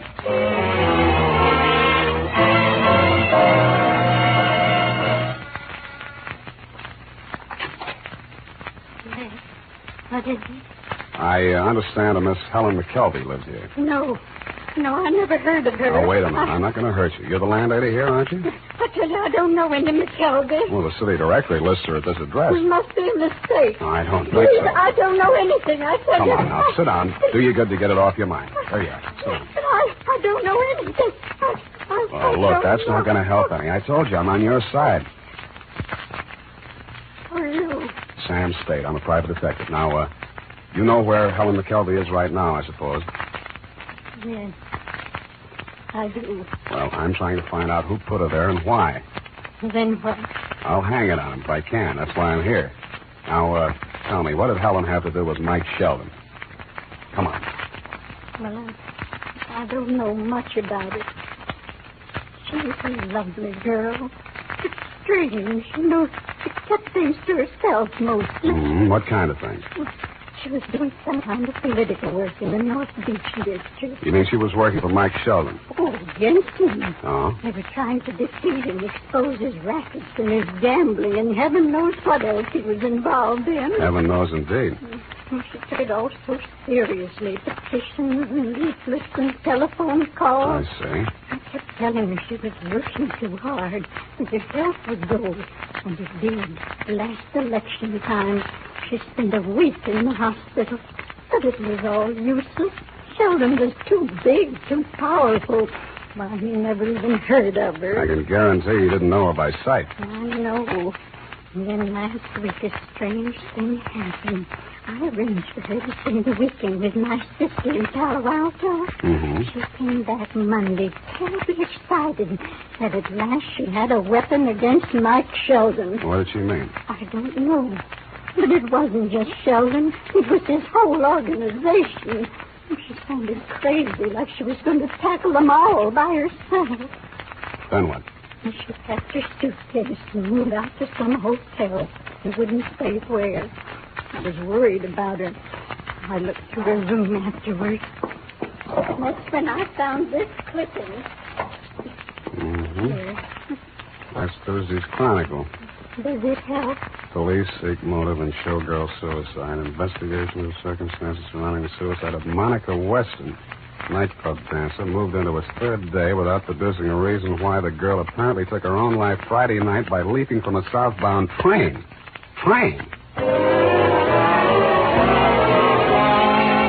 I took off for headquarters where, as you'll recall, Kelsey, we went over the file on the showgirl caper. As you'll also recall, we came up with nothing that wasn't in the newspaper. The girl had apparently climbed aboard the train at 3rd and Townsend, eased down the aisle to the end of the car where a porter had left the door open, and flung herself off on a straightaway stretch near South City, where the train hits it up around 70 miles an hour. She'd been pretty, unaccountably prosperous, and hardly a candidate for suicide. But nothing had turned up in her background to set her up as a candidate for murder, either. So that's where it stood. 2 dead young ladies and a missing cheesecake photograph of Norby's nifty nylon. Feeling this is enough for a day, I limped back to my apartment. I tossed my hat on the bed and started to pour myself a drink. I never want to do that, Spade. Huh? Oh, Freddie. Dumb stunt tossing your hat on the bed, Spade, with that? Yeah, it's not so bad, Freddie. Well, I expect to go home to a cold, empty apartment, and I find you. How about a drink? Oh, no, thanks. I didn't come to drink. Oh, how'd you get in? Walk under the door? Oh, in a gay mood, ain't you? I'm the cheerful type. Had a busy day, Spade? Oh, ran a few errands. There's an ugly rumor running around town, Freddie. Huh? They're saying Uncle Mike Sheldon played sucker for this Monica Weston dame, that she was shaking him down and he got tired of it, what with the election coming up and all. Yeah? It's a fact. And they say she didn't commit suicide at all. Well, where'd you hear this? In Union Square while I was feeding the pigeons. You think I'm kidding, huh? You think I'm kidding? Now, wait. You know what happens to boys who play with guns, Freddie? Shut up. Go on, answer it. Okay. Hello. Mr. Speed? Yeah? Silverian, Cal Pictures. Uh-huh. Listen, about that cheesecake shot. Oh, now, Luella, don't take on. So I didn't mean it that way. Luella? No, I'm talking about the cheesecake shop down at the depot. Luella, honey, the girl is only a good friend. It's all your imagination. Well, it's not my imagination. We found the print in the files, and it's here. The secretary just put a boner. Whatever do you mean? Someone named Mike Sheldon called, and she told him that we had it. Now, he's on his way here to pick No, it up. no. Listen, Luella, don't do it. I'll be right down. Sorry, Freddie. No, you ain't going nowhere, Spade. Look, Freddie, this girl, she's all worked up about nothing. Feeding the pigeons, huh? You want to know what you were doing, Spade? What? I'll tell you. 1:30 p.m. Went to a photographer's on Harrison Street. 3 p.m. across to the campus at Berkeley. 10 after 4 to a rooming house on Bay Street. And from 5:30 to 7 at headquarters. Feeding the pigeons, huh? You're just like Luella, Freddie. Your imagination's running away with you. Come on, have a drink. Now, I told you I don't want to drink.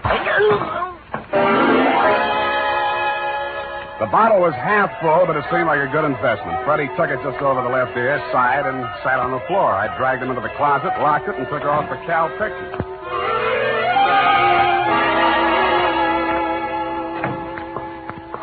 All right, Al, have it your way. If we lose a new Tom New England bean account, don't come sniveling to me. Where's the picture? Hello, Spade. Oh, come on, John. Now focus down on it. Let's get this thing.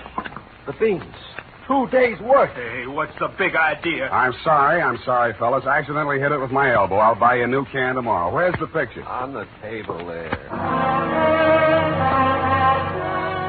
I brought it over the floodlight and looked at it. The blonde was in the foreground, blocking out the model with the garter, but the shot wasn't entirely worthless since directly behind her, about to get on the train, looking squarely into the camera, was Monica Weston, the dead showgirl, and with her, with his white mane a-flying, was you-know-who. Now, wait a minute. You can't find him like this. All right, hold it, boys.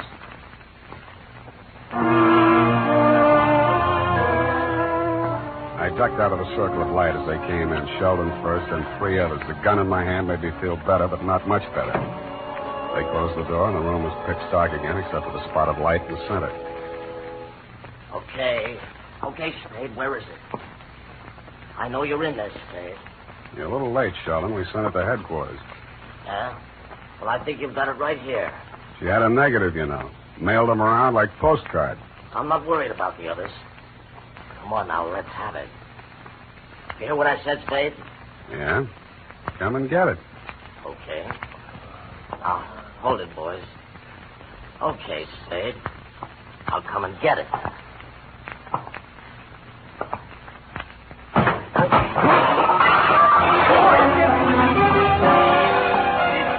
Good old Newfound Fiends. He started toward me, stepped squarely on the fork, loop-de-loop, knocked over the light stand, and we were all in the dark.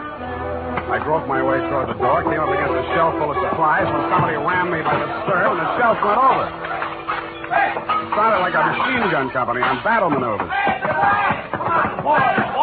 mob hit the door in a rush, all that is except Sheldon, whom we found when we finally got the lights back on, trying to untangle himself from A, the floodlight stand, B, the table that had held the pork and beans, and C, 50 feet of light cable.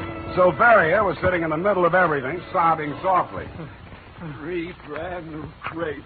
$450 worth of plastic. And our last can of Nussbaum's pork and beans.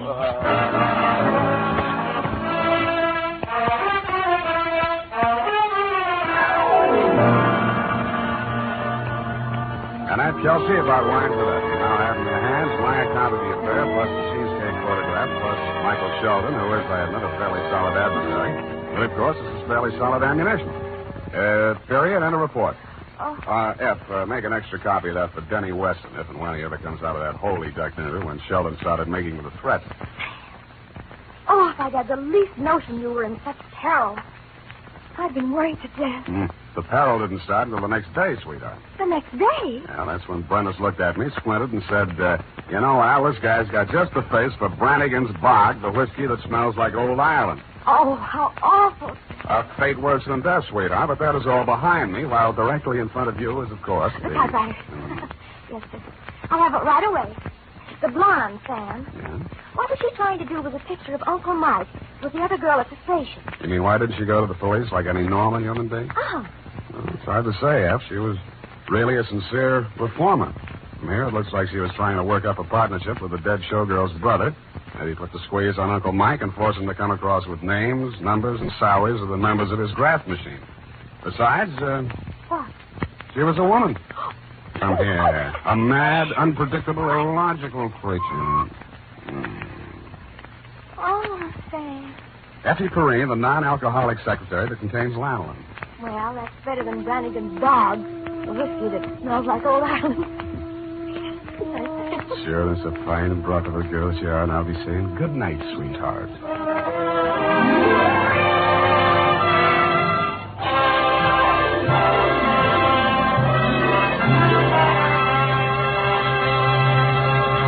The Adventures of Sam Spade stars Howard Duff as Spade, with Lorene Tuttle as Effie. This is the United States Armed Forces Radio Service, the voice of information and education. The National Broadcasting Company presents The Adventures of Sam Spade, Detective.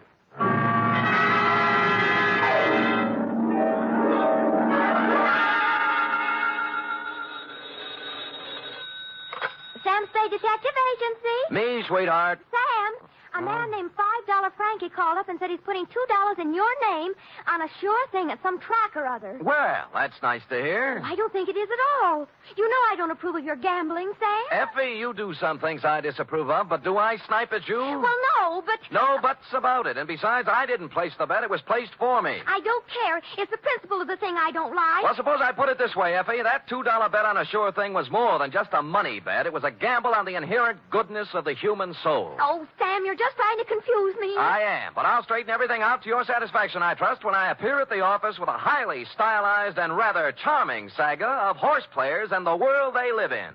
What else but the sure thing caper? For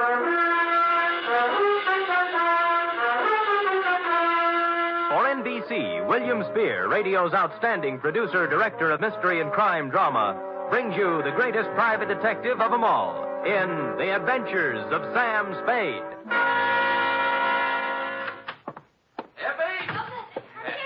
Yes, and I hope you always are at the wages I pay you. Oh, I'm glad you brought that up, Sam. When I pay them. I don't want to start an argument, but I do need some new clothes. Oh? You want me to put up a good front, don't you? I will rephrase my answer. Yes. Well?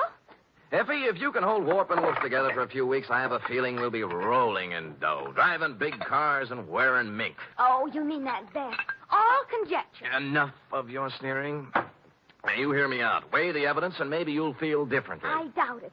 No good comes of playing the horses. Dates, fill it in. Two $5 Frankie, care of... Sam, wait a minute now. $5 Frankie what? What's his last name? I don't think he has one, F. As I get it, he was born just before a Gold Cup handicap at Pimlico, and they didn't have time to give him a last name and place a bet, too. So they chose the bet. Oh, Sam, that's awful. What do you mean, awful? That horse paid 18-1.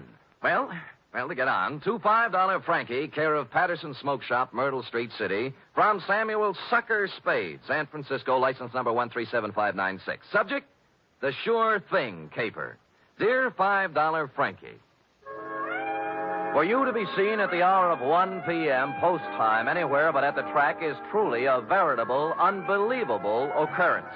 So when my door pivoted open Monday at said hour and a short gent with 36 shoulders and a 44 long plaid coat came in, my eyes told me it was you, but my mind screamed no. I checked your wide-brimmed pork pie, your zoot gabardine slacks, suede and alligator wing-tipped shoes, and it still repeated you.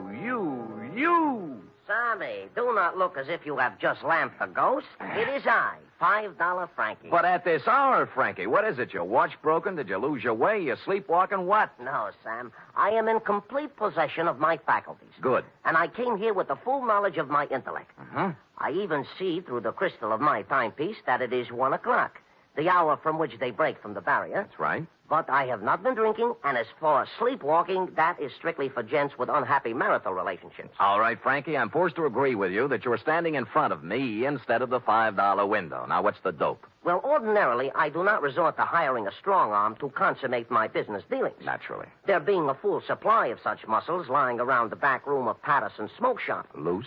But when the job calls for both tact and muscle, I am forced to roam far abroad in search of the same. You mean you have a job for me? A real honest-to-Seabiscuit job that'll pay money? With the ordinary Seamus, I might try to offer a little paddock chatter, you know? Yes. But with you, Sammy, I will tender coin of the realm. Good.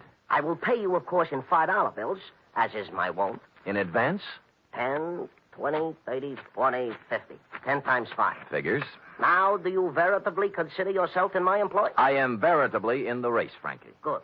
Now, Sammy, leave it to be understood by both parties that I am not touting you off on any sour deals. Mm-hmm. A rather curious situation has arisen, and I will explain it to you candidly, as they say in certain novels which I have not read. Well, most novels lose so much in the translation. True.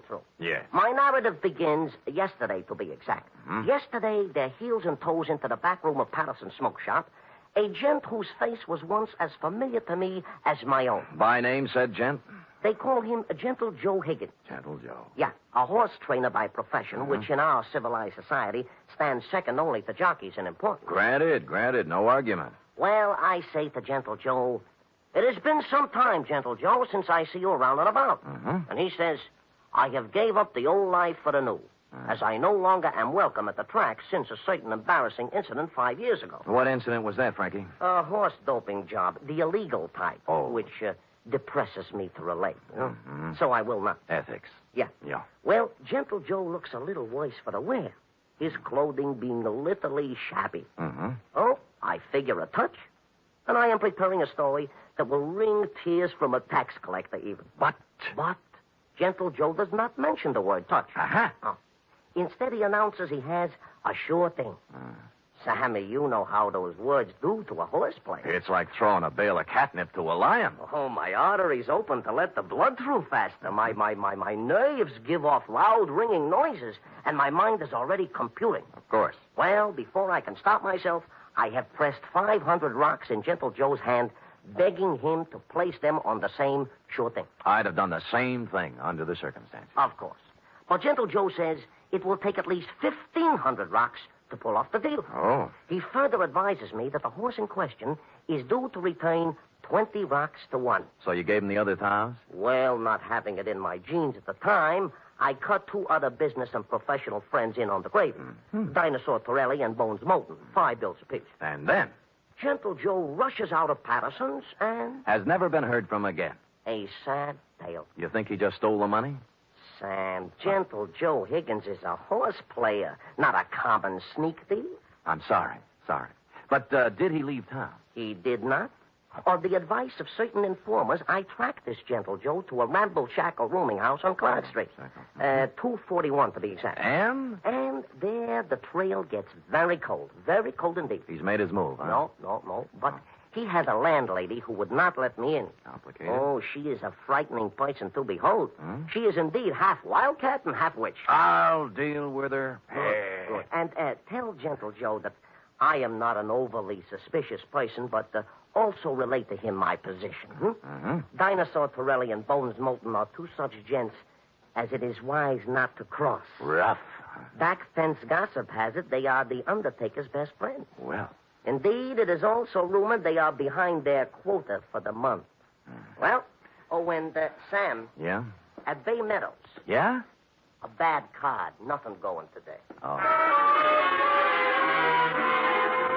In preparation for my meeting with this redoubtable landlady, I ran through my repertoire of low, mean faces in front of the mirror, leaving smoking holes in the glass. And then I stamped out, heading for the rooming house on Clark Street, 241 to be exact. My knock was answered by, well, it was even worse than you told me. She was gumming a sen-sen. What are you standing there for? You're shading my geraniums. Oh, no. Well, sir? Speak up, Curly. I ain't got all day. Madam, perchance do you house in this quaint colonial inn a fine old gentleman called Gentle Joe Higgins? You the Lord? No, I'm in business for myself. You see this? Oh, one thing I hate worse than the law is private detectives. Can't trust them. No. Cheap, never have any money. Look. Never want to pay anything. Look. Always want something for nothing. A surly, no-good lot of pocket pickers who should all be boiled in oil and thrown in a pit full of snarling One beasts moment, of prey. madam. Madam, look at this. Oh, Yeah. well.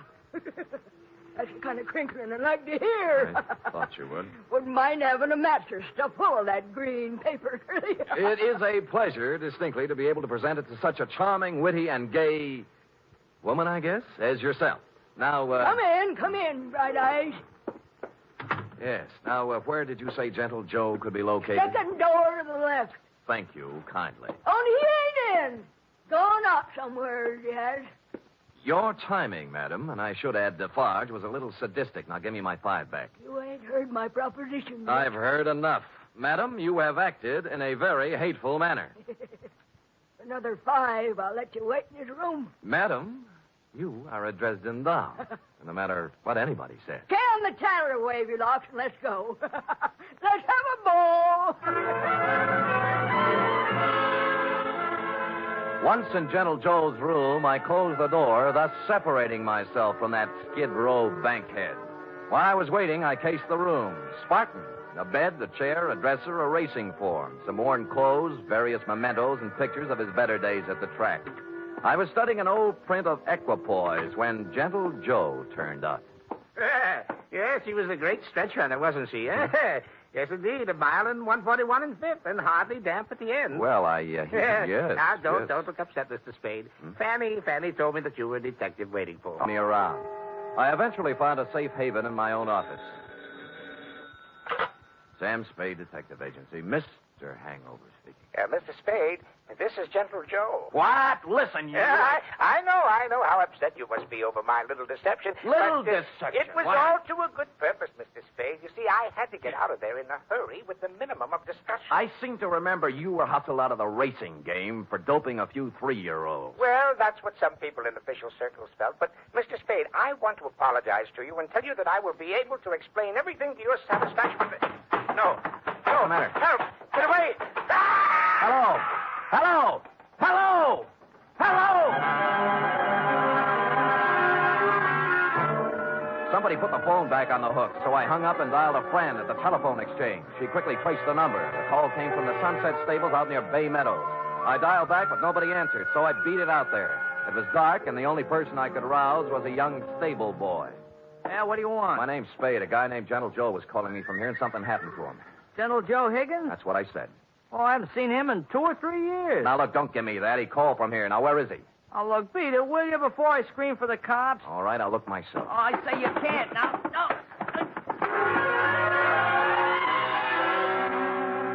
But I did.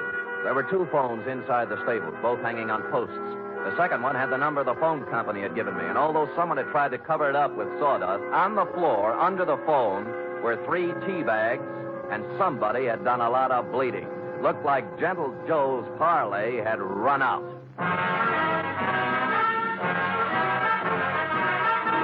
You are listening to the weekly adventure of radio's most famous detective, Sam Spade.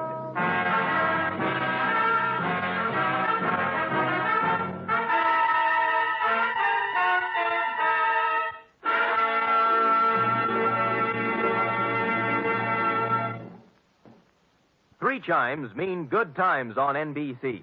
There's music and mystery on NBC every Saturday night. For music tomorrow, your hit parade brings you the top tunes in the land as selected by you and presented by Raymond Scott's Orchestra, Snooky Lanson, and Eileen Wilson. For mystery tomorrow, Herbert Marshall stars as the man called X. In all the strange and far-off places of the world, wherever there is intrigue, danger, and romance, there you will find the man called X. Hear him tomorrow night.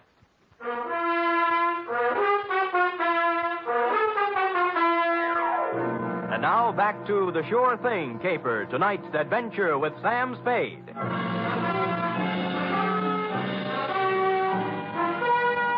I collared the stable boy and questioned him about the blood under the phone and about what could have happened to Gentle Joe Higgins. Nothing.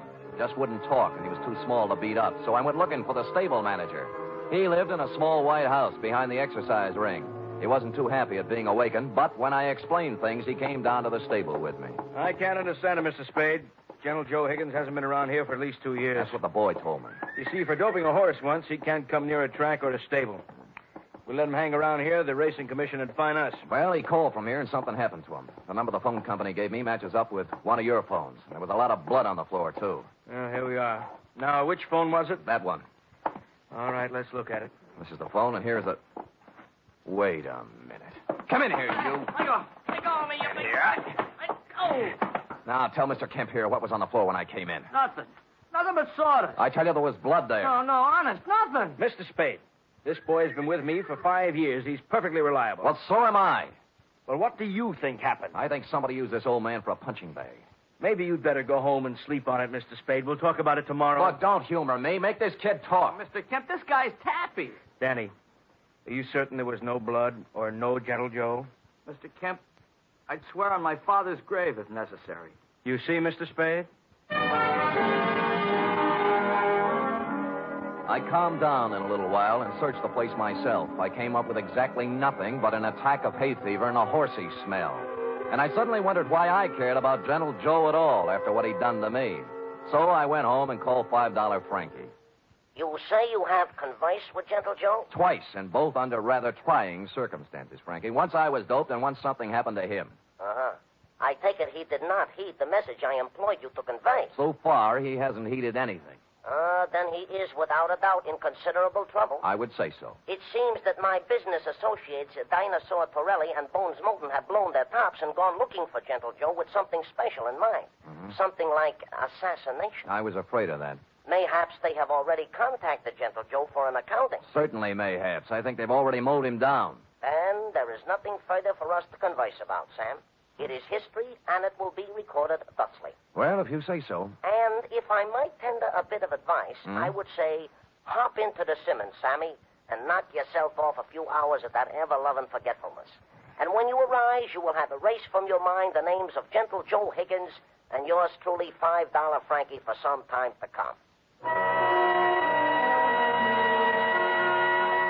I was tired, and it seemed smart to take his advice. So I did. I went to bed. It must have been 3 a.m. when something woke me up. It was a ghost with a big white head tiptoeing into my room. The thought was so absurd that I turned over and started back to sleep.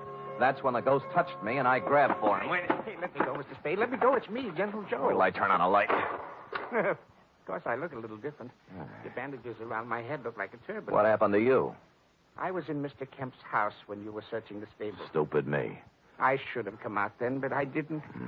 And then I got to thinking I certainly owed you some kind of an explanation. So I found your address and came here. All right, I'll collect the explanation. Now, first, what was the dope for? Well, I was afraid you might take me back to $5 Frankie and his friends before I did what I had to do. Would you care to tell me what that was? I wanted to buy a horse. With their money? Yes, with their money. They thought you were betting it on a horse, a sure thing. I know, but let me explain. I was thrown off the tracks for doping a horse. I needed money, but that's another story. After 5 years, I could get my trainer's license back. Tell me more. Do you know what it is to love horse flesh and not be able to go near it for 5 years? No, the bangtail bug never got me. You can't con guys like Frankie and his thugs out of some money to buy a horse whenever you want one. There's more to the story. The horse I doped didn't get into the race. And the jockey had to ride another mount. He was thrown and killed. Well, it was too bad. I felt that I'd murdered the man. His name was Sandy Bean. Sandy Bean? That stable boy at Sunset Stables any relative? His son. Oh. His wife and son ran out of money, and they've had a hard time of it. I've worked as a janitor for the past 5 years trying to raise enough money to buy them a horse to help make up for what I did. How much did you save? Only $1,500. The horse I wanted, a 2-year-old named Sure Thing, cost $3,000. Well, things are beginning to clear up now. How did you figure you could take money from Frankie to buy it? Well, Frankie and his friends made a lot of money off Sandy Bean when he rode. I figured it wouldn't hurt them to pay a little of it back. No, I don't think they'd see it that way. I wasn't stealing the money. I was going to give each of them a 10% of the horse. I didn't dare tell it until after I bought it. Mm-hmm. Well, Gentle Joe, maybe they'll see the light, but I doubt it. I was going to take 10% for training her, give the other 60 to Mrs. Bean and her son, Danny. He'll make a good jockey. And Sure Thing is a great horse. I know. They'll make a lot of money off of it. It's a noble plan. Tomorrow my 5 years is up, and I wanted to give them the horse then. I see. Who roughed you up when I was talking to you on the phone? Danny was backing a horse into the stable, and it got excited. Started kicking, and I was in the way. I thought maybe you'd been done in. I know. That's why I came to see you and explain things. Can you do anything to help me? Well, All right, everybody, just stand where we are. There's no need to wave a gun around here. Get up, you. Gentle Joe, we've been looking for you around and about. Now, Dinosaur, now look. Here all we wish to hear from you, Joe. Come along. Look, you're not going to take him out of here without a fight. We wouldn't mind this at all, inasmuch as we come equipped with a little artillery. Bones, I didn't steal that money. Shut up. All right, knock it off. You want some of the sand? Yeah, if you think you can do it. And it turned out they could. I knocked Torelli's gun aside, hit him with a hard left, and he didn't go down. I tried a right, then a knee, then a couple of elbows. I was just getting ahead of the game when something hit me across the face and printed Code 45 on my forehead. I know this sounds repetitious, but I went out again. Honest, I did. Really. I'm sorry. Appropriately, it was dawn when I woke up cold and headachy. Of course, I was alone. Gentle Joe Higgins was the victim of a successful snatch, and I had an idea what might have happened to him. I dressed and started looking all over town, but I didn't have any luck. Any. It wasn't until I was eating breakfast and met a police sergeant I know that I got a tip. Morning, Sam. Hello, Sergeant. What happened to you? I tried to kiss her. I didn't know they made those kind of dames anymore. Mind if I sit down? Pleasure. Yeah, we got a homicide this morning. Yeah, who? Who knows? Just an old man. Found him in the park. Somebody really worked him over. Well, what do you look like? Ooh, 5'10", white hair, old clothes. Probably a bum. Where is he, Mord? Yeah. Kelsey's putting a rundown on him now. Well, I'll see you later, Carter. Thanks. Hey, Sam, haven't finished your breakfast. They let me in the morgue, and I took a look at the corpse. And once I saw it, I knew just where I had to go. I caught a cab out to the Sunset Stables. The horses were just having their rolled oats when I pulled in, and Danny Bean, the stable boy, was there, dressed in his cleanest Levi's. What do you want? Where's the show going to be? What show? When Gentle Joe gives you the horse. Isn't this the day? Okay, so you know. Mm-hmm. Gee, I'm sorry about last night, Mr. Spade. I had to keep it a secret. Forget it. You did the right thing. When's the ceremony? In about an hour, right here. You want to wait? Sure. I wouldn't miss it for the world. Of course, I cheated a little. I didn't tell you who it was I saw in the morgue. The truth was I didn't know. It wasn't Gentle Joe Higgins, though, and so I reasoned thusly if Torelli and Moulton didn't finish him off in the night, he must have gotten out of it somehow. He was a resourceful old man, and I was sure nothing short of death would keep him from presenting Danny with a horse on the day he planned. And I was right. An hour later, he came walking in leading the prettiest chestnut mare I'd ever seen. There was a smile 2 feet wide on his face, and behind him, carrying blankets, a saddle, and riding colors, were who else? $5 Frankie, Dinosaur Torelli, and Bones Moulton. Well, Mr. Spade, this is a surprise. That was a pleasant one. Yeah, this is Sure Thing. Oh, isn't she a beauty? She is indeed. How'd you do it, Gentle Joe? Well, Mr. Spade, I just invited them over to my place to have a cup of tea. You get it? Yeah. While we was a half out, he explained the whole thing to us. Sound like a good deal to me. We can win both ways on the track and at the window. Oh, look at the life of that horse. Just waiting to cross the finish line. Sammy boy, this is indeed a signal occasion, huh? This is the first time I have ever been this close to a horse, and me being a horse player. Well, have you talked to her yet? Why, sure. I am already talking to Sure Thing and explained to her our financial position. Oh. She has assured me she will romp home first more times than not. Well, gentlemen, shall we do what we came here to do? Sure, leave us make the presentation. Come on, let's get into business. Give the animal to the kid already, I agree. Danny? Yes, Mr. Higgins? Danny, the four of us are giving you this horse, Sure Thing, in memory of your father, the late, great Sandy Bean. Thank you. Thank you, sir. She's a beauty, isn't she? I feel like I was just born. Ride her well, son. Ride her well.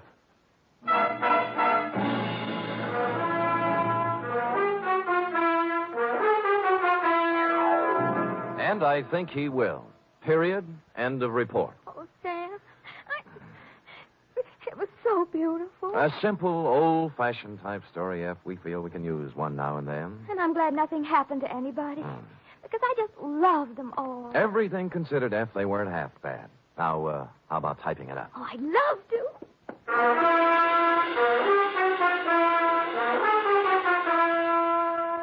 Three chimes mean good times on NBC. There's music and fun in the air tomorrow evening, styled to suit your Saturday night of merriment. Dennis Day brings you songs and comedy in his charming, boyish manner, and then Judy Canova gets together with her frolicsome friends for Mountain Melody and Mayhem, followed by Grand Ole Opry with singing MC Red Foley and his gang. It's a Saturday night of fun designed for you.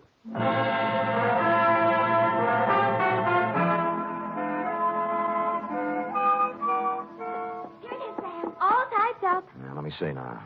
Mm-hmm. You captured $5 Frankie's peculiar style. Perfect. And that wasn't easy. Oh, Sam, I was just thinking. Oh? We ought to contribute something along with everybody else. To that horse, that Sure Thing. I probably will, Effie. A few dollars here, a few there, whenever it's running. Oh, I didn't mean betting. Oh. What I meant is, for example, it's going to need a lot of hay, isn't it? Bales and bales. Well, my cousin Frisbee cuts our lawn. I'll have him save the grass and send it to the stable. Effie, you are a noble creature, but I think Sure Thing can get along without your little lawn. Well, I've seen horses wearing stockings. Couldn't I knit a pair? Two pair. But, F, let's not lose our heads. $5 Frankie and his pals will take good care of Sure Thing. How about worrying about taking care of me? All right, Sam. Yes. Could you use some grass or some socks? Effie, knock off this horse talk, will you? We're almost at the wire now. People are just champing at the bit for the payoff. All right, Sam. Let's finish neck and neck, huh? Why not? Come here, Sure Thing. Night, Sam. Good night, sweetheart.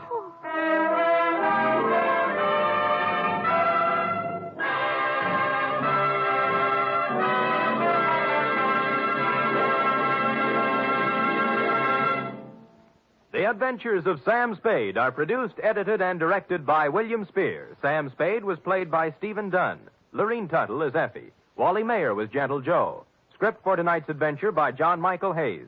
Musical scoring by Lud Gluskin, conducted by Robert Armbruster.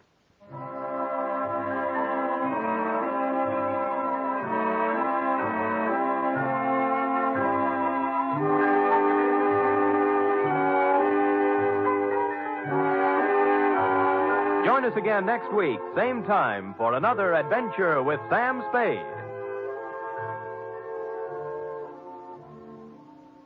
The fight against heart disease, the greatest killer in America, goes on with increased intensity. But doctors cannot wage this battle alone. They need your help for the eventual control of heart disease through research, education, and community heart programs. Give now to fight heart disease. Send your contribution to HEART, H-E-A-R-T, in care of your nearest post office. Join the magnificent Montague. Then it's Duffy's Tavern on NBC. The Adventures of Sam Spade, Detective, brought to you by Wildroot Cream Oil Hair Tonic, the non-alcoholic hair tonic that contains lanolin, and new Wildroot Liquid Cream Shampoo.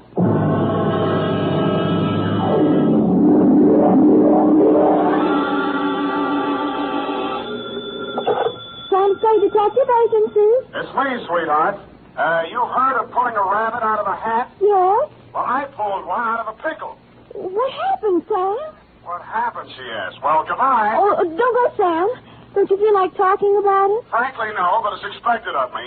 Sharpen a carrot, throw me some rabbit punch, get the hutch ready, for I'm about to hippity-hop through the door with the lowdown on the Flopsy, Mopsy, and Cottontail caper.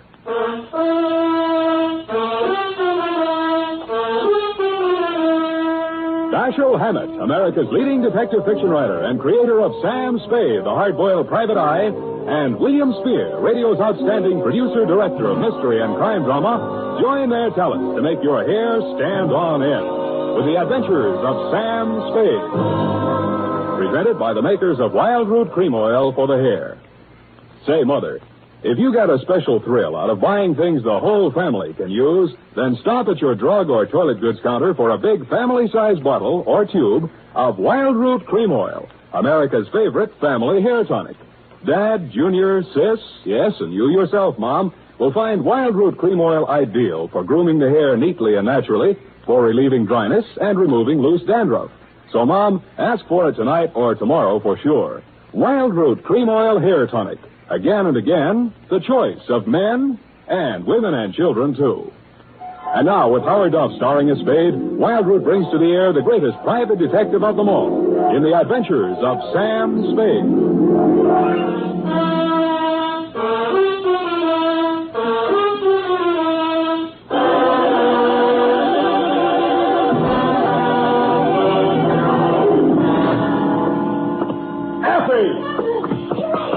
What's the meaning of this? Of what? My desk and my chair shoved over to one side of the office. To make room for the other desk and the bookcase. There'll be no other desk and no bookcase and no anything else. But, Sam, I thought you... Don't say it. Don't even think about that, man. You understand?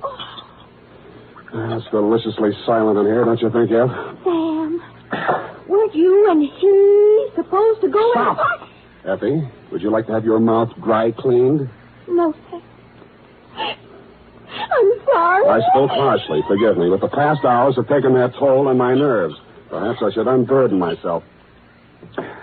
We'd all feel better. All right, Sam. Unbourbon yourself. I'm still in command here. Oh. 2, this is Wellington Van Cleve Montague, Nob Hill, where else? City. From Samuel Spade, license number 137-596. What else? Subject, the Flopsy, Mopsy, and Cottontail caper, or how Fritz Crockett saved the day. My dear, dear Mrs. Montague.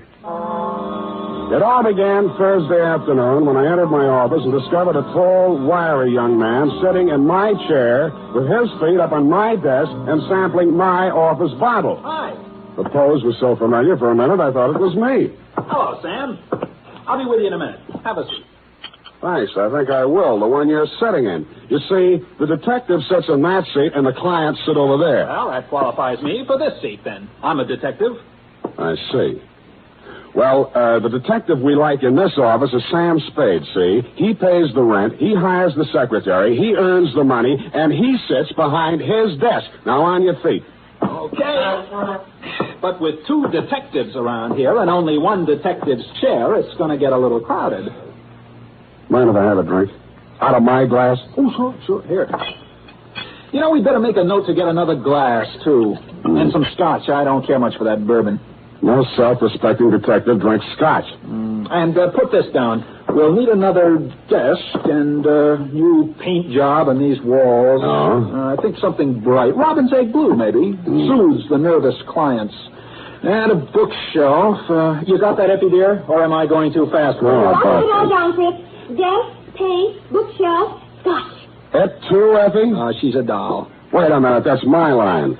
After I work with you a while, Sam, you'll appreciate me. So long. I'm great. Bye. You need me. Why? Because we'd be an unbeatable team. With high talent and your luck, we couldn't miss. Luck? Ever hear of Fritz Crockett? Chicago Fritz Crockett? Yeah. Never heard of him. Oh, Sam. Look, you're making a mark in your hometown. Now, why do you want to work for me in San Francisco? I lost my license in Chicago. Got caught on the hot side of a political battle. Worked for the losers, and the winners framed me for my license. Oh, gee, tough kid. I can't get a license in any state until I clear that mess up. And so I have to work under somebody else's. Figures, but why me? Because I've kept my eye on you, Sam. I like the way you're developing. I think you could work well with me. Gee, thanks. Well, your application's received. Now, give me a couple of years to think it over. What's the matter, Sam? Afraid I might cut your reputation in town? You found me out. But anyway, bye. Chicken, huh? Look, you want to compare scrapbooks sometime? A really good detective's got to be an actor. I play any style. Listen, we're following a Russian countess to recover Gorky's original manuscript of the lower depths. I meet her in the lobby of the St. Mark, disguised as an itinerant caviar salesman. Countess Natasha Bishakov. Oh, here in San Francisco, my dear. How long has it been? 8 years, 12 years. Have you forgotten little Andrea so soon? Andrea, sorry, no casting today. Well, look, you gotta be an actor, Sam. Look, we're dealing a mortal blow to the gun-running career of Don Jose Ortega Sanchez, the notorious bandit king. Oh, Don Jose, you have run your last peace-loving border countries. I am powerless to prevent your execution. Die like the proud Spaniard you are. Cigarette? Fritz, for heaven's sake. I help you, Sam. Look, you've been captured by a mutinous crew off an English tramp steamer, and I burst through the door. Get your bloomin' bloody hands off that man. This one I can do myself. Awful mode, Tigger. I don't know exactly why I sat there listening to the guy, but I did. He was a sort of a one-man theater guild. He ran through 28 dialects, played a scene in which James Mason and Montgomery Clift were trapped by an Armenian rug merchant and was saved by the voice of Gabriel Heater on the radio. Then he played all four of the Marx Brothers arguing with the Andrews sisters. Then, after the intermission, he told me a little bit about himself, regaling me with spine-tingling accounts of his Frank Merriwell-type achievements on the football field, in professional boxing, and hockey. It was pretty thrilling stuff, but nonetheless, I was about to usher him out when he came up with a particularly good bit of dialogue. I have a job for us. Yeah, well, so... John, where? Yesterday, Sam, I met an old friend from Chicago. She remembered me from an important cocktail party. Saved it for her, the party. Everyone was absolutely dreary until I became de rigueur with a brace of amusing anecdotes. The job, Fritz, the job. Oh, yeah. Well, anyway, she wants us to guard a valuable hunk of jewelry at a party tonight on Nob Hill. What's the money? $100 apiece, plus mingling with nautch dancers and all the caviar we can eat. Well, it's better than I expected. In fact, now, here's what I want you to do. Oh, wait a minute. What's this here's what I want you to do? This is the Sam Spade Detective Agency, named so because Sam Spade is the man who gives the orders around here. Now, what do you want me to do? Well, this is a costume party, and we have to wear costumes. It's in the deal. Good. I'll break your leg, and you can go as the man who came to dinner. Sam, I already have the costumes. What? Right here. Crockett, what would you have done if I didn't go with you? The thought never entered my head, Sam. What are the costumes? Sam, 100 clams apiece is a lot of dough, isn't it? Agreed. You are about to confront the reason we are being paid so much. What is that? Your costume. You are to go as a rabbit, a white rabbit. Here's the suit. Oh, and here's the head. Notice the shocking pink ears. No, the deal's off. It's been swell, Fritz. Now, wait a minute. I am also going as a rabbit. See? You will go as Flopsy, and I will go as Mopsy. I will not go anywhere dressed in that ridiculous outfit. $100, Sam. I will... Well... Sam, let's talk this over. Now, look, I will talk to you as a businessman might talk to you. Now, Mr. Spade, you take your ordinary type detective, and you have got it pretty solid.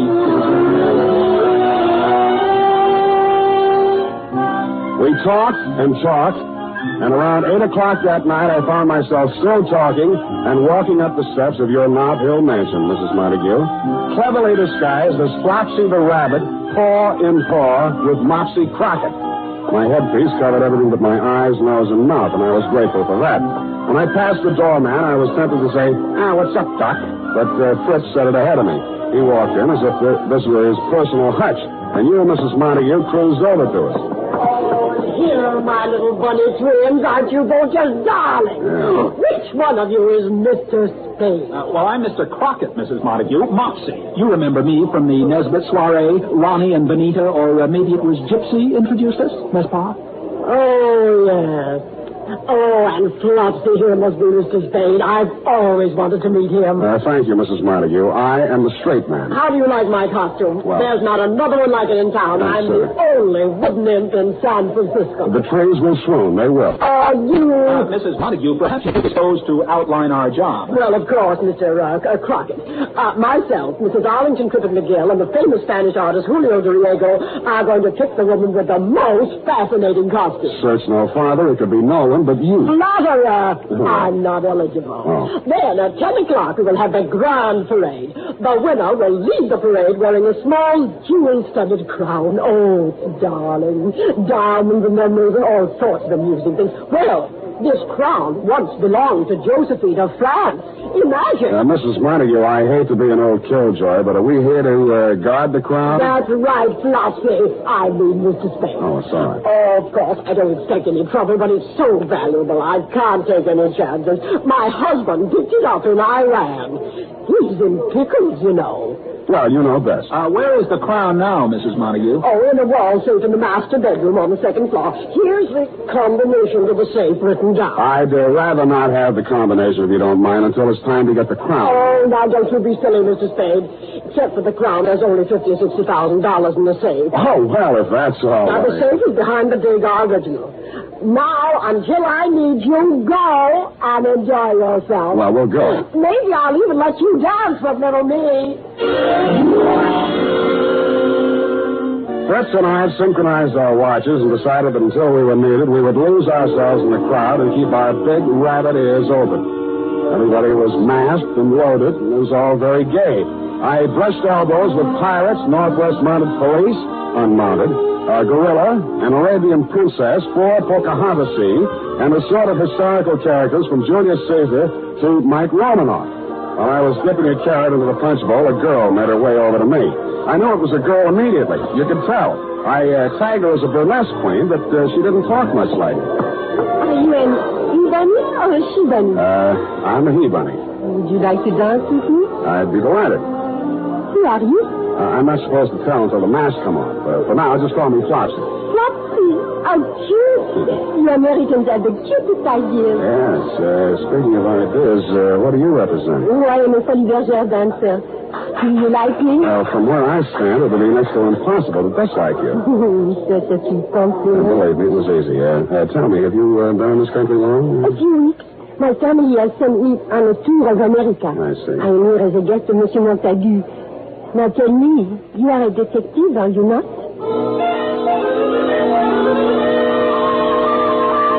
As much as I regretted doing it, I hastily detached myself from Miss Foley's Bergère of 1949. How she knew I was a detective puzzled me.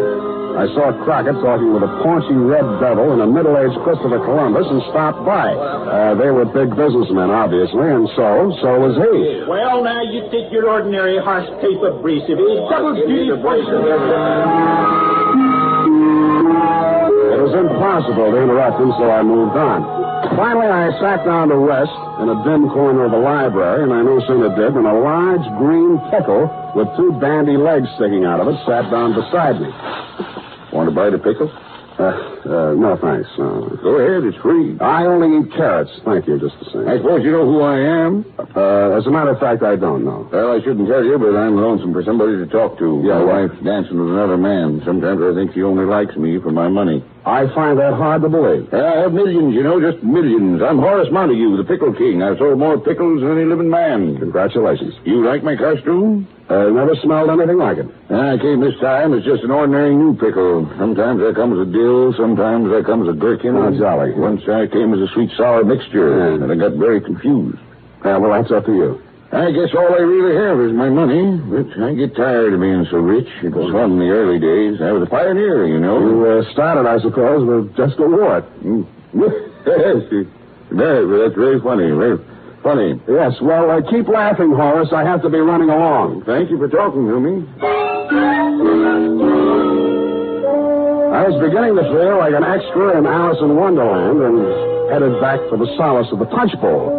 I saw Mopsy Crockett standing with a Foley's Bergère dancer and went over to him, but he suddenly turned and hopped away faster than I could hop after him. Why the coyness, I couldn't understand. When I finally caught up with him, 10 minutes later, he was waltzing with Anne of Austria, who was hanging on his every word, and that was a lot of hanging. Darling, until you tasted my Lebkuchen, you had the spirit of Goethe, Schiller, Heine, all baked in one Kuchen. Mind if I cut in? If you know. I mean with the other rabbit. Come along, Mopsy. Well, of all the Excuse me, darling. I come later back. Hello, Sam. What do you hear from the mom? The idea of avoiding me. Me? Avoid you? I don't know what you mean. Roger, don't you remember just 10 minutes ago my chasing you all over the floor? So help me, I don't. Oh, there you are, my little bunny. Yeah, here we are, Mrs. Montague. All right, you can give me the crown now. I'm almost ready to announce the winner of the costume contest. We haven't taken it out yet, Mrs. Montague. You haven't? Well, you just said you were going to get it. I didn't. Did you, Fritz? Not I, Flopsy. Now, Bunny, stop playing jokes. One of you came up to me a couple of minutes ago and said you lost the combinations of the safe, so I gave it to you again. You said you were going to get the crown. Now, where is it? I don't know, but let's find it. When we arrived in the master bedroom, the worst had happened. The Degas original was down off the wall. The safe had been opened. Believe it or not, the $50,000 or $60,000 habitually kept in it wasn't even touched. But you, Mrs. Montague, weren't worried about the cash. Oh, it's not there. The Josephine crown is gone. Oh, this is frightful. What will Horace say? We're sorry, Mrs. Montague. Sorry, you were supposed to guard it. It's your fault. Maybe you stole it yourself. Mrs. Montague, we did nothing of the I kind. distinctly remember saying you were going to get it, and I did give you the combination again. I know. Oh, it's Horace. Horace, what happened, hubby dear? I was walking down the hall, and a bunny came running out. Dragged me into a room, made me take off my pickle. Oh. He hit me on the head with something, and he took off his bunny suit, jumped right into my pickle, and ran off. Oh, my head. Crockett and I dashed down the hall to the room the Pickle King had abdicated. On the floor was the limp, unfilled costume of A. Rabbit. The Montague's party not only had a Flopsy and a Mopsy, but it also had a thieving Cottontail.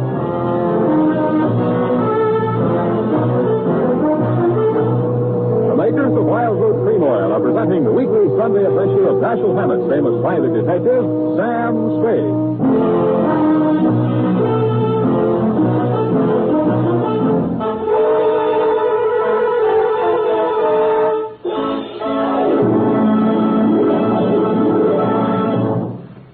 Now, here's important news on good grooming. If you want the well-groomed look that helps you get ahead, socially and on the job, listen. Recently, thousands of people from coast to coast who bought Wild Root Cream Oil for the first time were asked, how does Wild Root Cream Oil compare with the hair tonic you previously used? The results were amazing.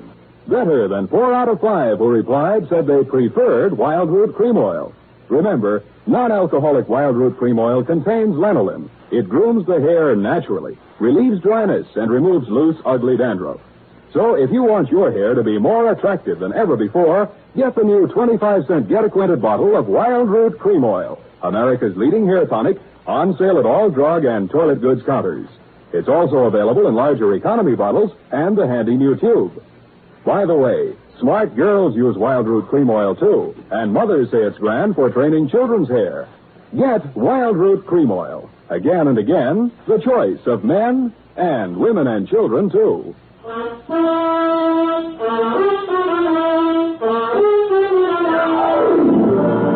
now back to the Flopsy, Mopsy, and Cottontail caper. Tonight's adventure with Sam Spade.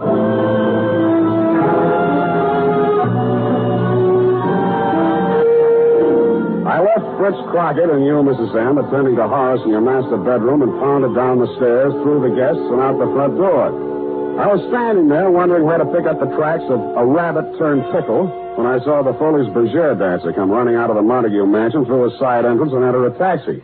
I jumped into another cab and followed her, divesting myself of my Flopsy costume en route. She went almost to the west end of O'Farrell Street and entered a shabby gray apartment house. I followed. I knocked on every door until I found hers. Yes? It's me, the he-bunny, Flopsy, remember? Why did you follow me here? Voila, because you're so beautiful. May I come in? No. Thanks. I said no. Did you not hear me? Yes, but have no fears. I'm bonded. How did you know there was a detective's heart beating under my rabbit suit? I am not going to answer. You have no right to come in here. Come on, huh? I think I overheard somebody say it. Now, if that is all you wanted to know, please go. Why did you leave the party early? Because it bored me. I thought America was not a police state. Why am I being questioned? Because somebody stole the Josephine crown that belonged to Mrs. Montague, you see. I heard that it was stolen, and I am delighted, but I did not steal it. What's your name? Charmaine Roger, and what is yours? Sam Spade. Why are you so happy that the crown was stolen? Because it does not belong in the ugly home of a rich American party giver. Oh? A childish woman who thinks only of her social position and her money. Where does it belong? In France, where it was made and where it was appreciated. I see. How much is it worth? In money, almost 52 million francs. In sentiments, more than 1/10 say. Now, will you leave me You're alone? saying that the crown means more to a Frenchman than money, How would you like it if your Abraham Lincoln's death was being used by some French businessman to serve cocktails over? I get the point. I tell you again, I do not know what happened to the Josephine crown tonight. Do you believe me? I did, but only because when she left the party, she wore only her costume, and that costume wouldn't have hidden, well, she couldn't have had it on her. I went a block up the street, picked up a cab, and sat in it until she came out 5 minutes later. She was now in street clothes and carrying an overnight case. She drove to Castle Street, and I followed. She went into a restaurant called La Parisienne. I waited a discreet moment, then went in. She was nowhere to be seen, but a tall, lean, black-haired individual approached me with a menu in his hand. Good evening, monsieur. I regret to say that we are just closed. I'm not interested in meeting you. Where's the girl who just came in? Girl? In here? Don't dummy on me. She walked right in here 30 seconds ago. Brown hair, red coat. Charmaine Roger by name. You have made some mistake. You can see there was no one here. I have made no mistake. Now come clean, will you? Monsieur, contain yourself, please. Let me go. No girl came in, but if one did, there is no place to hide but the kitchen. All right, then show me the kitchen. Monsieur Bonneau. Monsieur. Oh, my. Spade. Well, it didn't take you long to get here, Mr. Montague. Well, please. Don't move, Mr. Spade. I have a knife at your neck. Yes, I feel it. Shall I take care of him, Monsieur Montague? No, Bonneau. Put down your knife. Thanks. Mr. Spade and I will sit down at the table and talk quietly. You can go. As you say, monsieur. But I will keep out an eye. Let's keep an eye out. Sit down, please. Spade, while you're here, I have a personal matter to take up with you. About the Josephine crown? Yes. Well, I'm sorry to report that as yet I haven't found it. Good. I'd be happy if you never found it. Oh? Does Mrs. Montague know you feel this way? No, and I'd be equally happy if she didn't know. Mm-hmm. In other words, you want me to stop looking for it? That's the idea. Oh, you could make a pretense of trying to find it, but no more. That's interesting. I'll pay you a good fee if you do this for me. Why don't you want it found, Mr. Montague?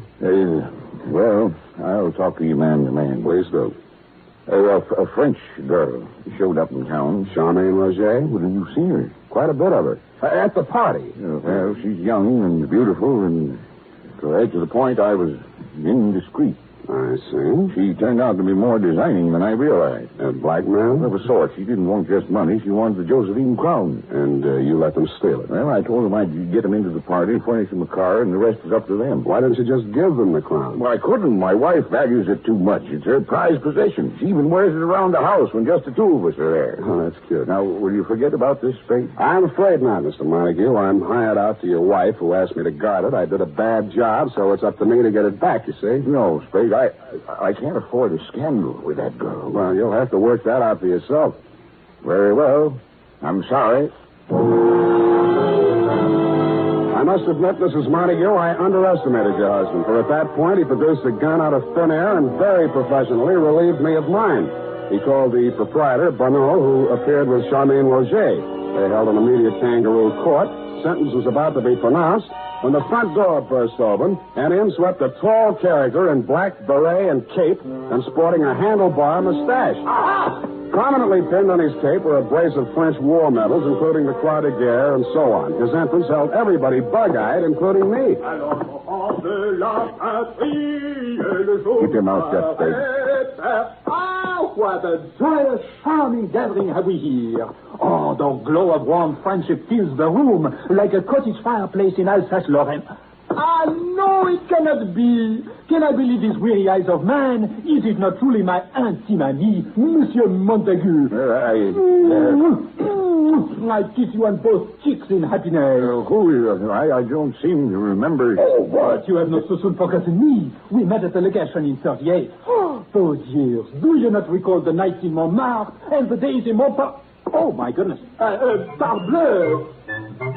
When he bent over to kiss Montague again, his mustache fell off. As usual, Crockett had overplayed. And before he could straighten up, Bunnell hit him in the back of the head, and he fell flat on his face, out cold. That was my cue to go into action. I turned over the table, wrestled with Horace and Bunnell, while Charmaine was striking at me with the heel of a shoe. I got to the gun first, and everything came to a sudden lull. At that point, Fritz Crockett came to. Oh, mes amis, where did the sudden darkness come from? Yeah, well, you can drop the dialect, Crockett. Oh. I wish I had a picture of you there on the floor for your scrapbook. Oh, it was in the act, Sam, all in the act. Yeah, well, you think you're well enough to hold this gun while I make a search? Oh, leave it to me, Sam. Everything will be under control. Now, stand back, everybody. I'm in charge here. The U.S. government is not entirely without influence in Washington.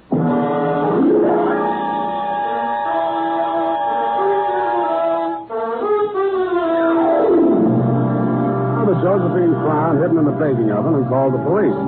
I was afraid the incident struck a blow at Franco-American relations until a search of Charmaine Rouget and Bernot produced 2 tickets not to Paris or Pointe French, but to Rio de Janeiro. And you know the rest, Mrs. Montague. Your husband went home and you forgave him. He made a superb gesture and contributed to international harmony by returning the Josephine Crown to the French Historical Society. And when you asked who might be the man to guard the crown safely back to La Belle France, I was overjoyed to be in a position to recommend to you Fritz Crockett.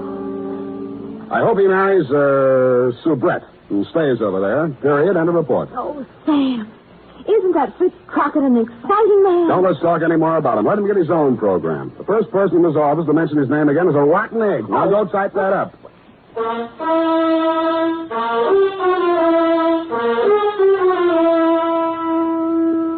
Don't buy a different brand of hair tonic for every member of your family. Get the one kind they all like. Wild Root Cream Oil Hair Tonic. Wild Root Cream Oil grooms your hair neatly and naturally, relieves annoying dryness, and removes loose, ugly dandruff. Get a bottle or tube tonight. And ask your barber for a professional application of Wild Root Cream Oil Hair Tonic. Again and again, the choice of men and women and children, too.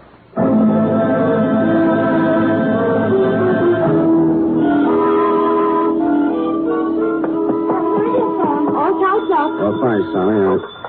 Sam Spade Detective Agency. Oh, it's for you, Sam. Hello. It's me, Sam. Fritz. Oh, no. I'm at the airport. I just wanted to tell you I'll be out of town for a while. Won't be using the office, so just take the whole thing over. Well, that's very generous of you. And you can use Effie if you need her for anything. Well, I'll never be able to repay you. Oh, that's all right. You did a pretty good job on the caper today. Thanks. I was just talking with Mrs. Montague, and I told her, I said... I'm looking over.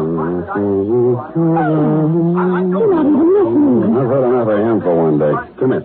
Tonight you'll have to be satisfied with my one arm. Oh, that's good enough for me. Oh, good night, Sam. Good night, sweetheart. Good night, Fritz.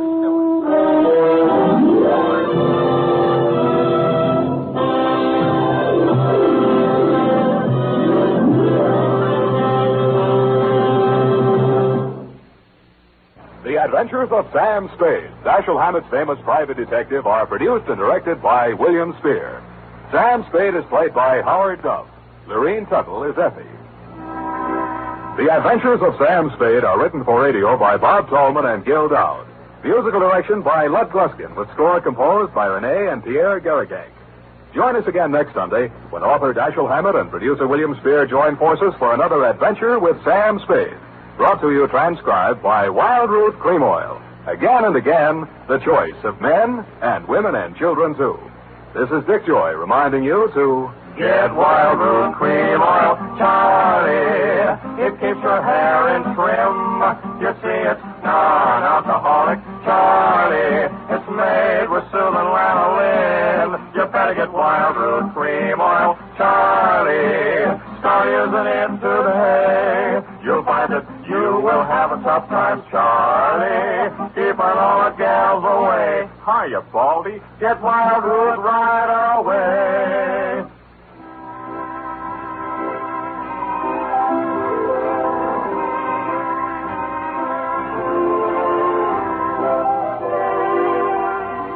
This is CBS, the Columbia Broadcasting System.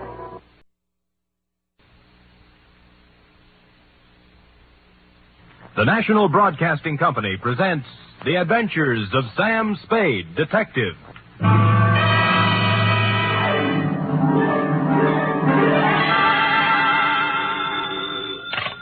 Spade Detective Agency. Me, sweetheart. How was your vacation, Sam? Who said it was a vacation? Well, I thought you said you were going skiing for a weekend. With me, F, it's always work. Do you know you can get killed on skis? If you say so, Sam. Yes. Most people just break their legs. Most people pick some easy little slope, the cowards. But I know a ski run up near a town called Lucerne that's sudden death. I know a ski run called the Backbreaker. Really? How dull. And one they named Suicide Drop. Effie, stop trying to top me. You just can't. This was the deadliest ski country ever seen. You just sit there while I do a Christiania swing down Market Street, a Geländersprung sprung up the stairs, and a Telmark right through the door with a tale I took out of the deep freeze only last night. The Chateau McLeod caper.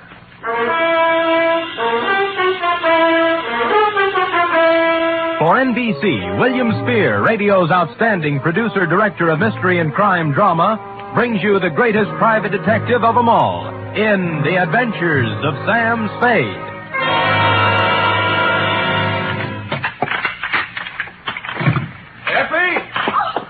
Oh, Sam. Take off those skis. I just wanted to prove I could do it. I did a herringbone up the stairs. And those clothes. I'll just bet you've rented all those things, Sam. You were never in the snow country at all. So, you don't believe me, huh? Well, here, doubting Effie, I brought you proof. And don't tell me I rented this. A snowball. Yes. Sam!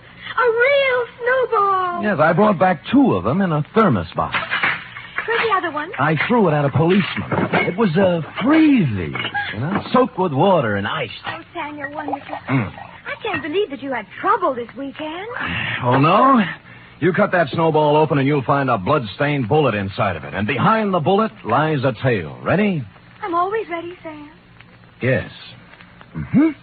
Date, fill it N2, Sierra County Sheriff's Office, Lucerne, California. From Samuel Spade, San Francisco, license number 137596. Subject, the Chateau McLeod caper. Dear Sheriff, you run a neat little county up there at Sierra, and I hate to be snide, but when my train steamed into the cold mountain air of your lovely little village of Lucerne, I knew the chill of death was afoot. It had to be. The place was too beautiful to last. The background hills were right out of the Alps. The snow from Grandma Moses and the rustic buildings that snuggled under the mantle of white were just too cute for words. It was abnormally perfect. Something had to give. Well, you were the only young man who got off the train. Are you from McLeod? Well, I'm supposed to find a Chateau McLeod. Oh, what do you know? I got the right man on the first try. Good. Rufus sent me down to pick you up. You could pick me up almost any time. Well, that took a little chill off the day. Shall we go? Ooh, mush. Mush.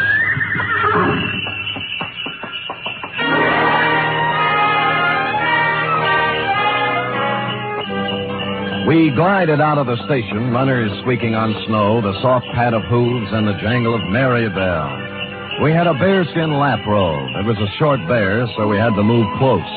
Her cheeks were apple red, and her silk brown hair flowed in a spanking breeze. Oh, it was a scene that will forever. Rufus tells me you're an advertising genius. Well, I have placed a few ads in my day, mostly help wanted. Aha, don't kid me. He says you're going to put the McLeod canneries right on top with a new campaign. On top. You know, you're supposed to have a big name. Just 8 letters, Sam Spade. Oh? Well, I'm Rita Parker. I'm supposed to be Rufy's girlfriend. Of course, I think it's only to make his wife mad. But it's fun up here. Yeah, well, this is my first trip. Oh, well, then you're in for a treat. That is, if abnormal psychology appeals to you. What does that mean? The McLeod guest register is always full of dynamite. Oh. For example, this weekend reads thusly. Rufus McLeod with half of the money in the world trying to get the other half. Good. His wife, who has an interlocutory decree. Mrs. Interlocutor. Yeah, Cora. Yes. Her boyfriend, Paul Endicott, gigolo type.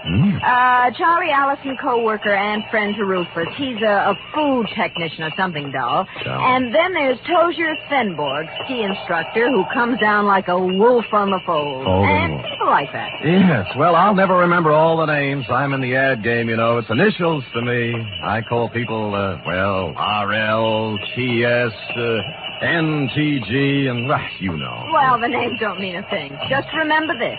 Every 30 seconds, duck. I beg your pardon?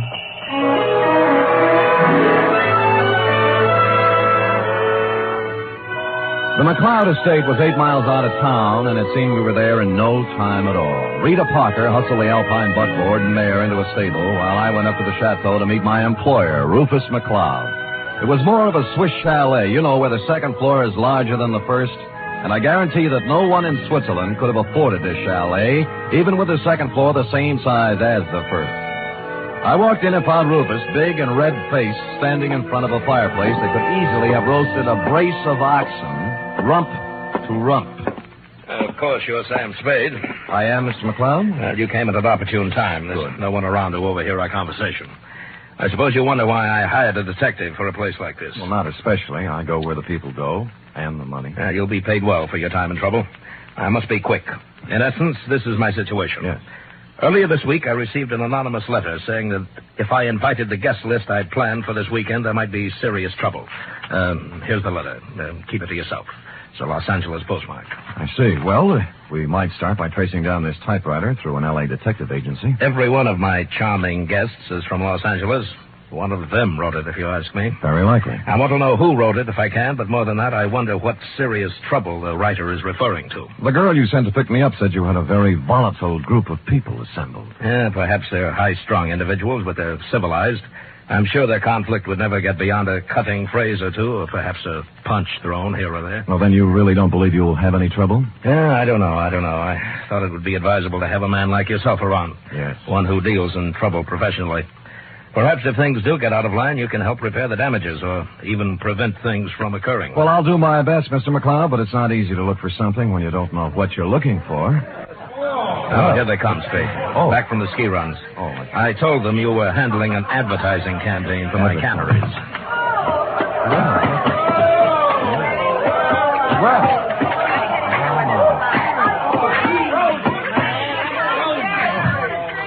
Well.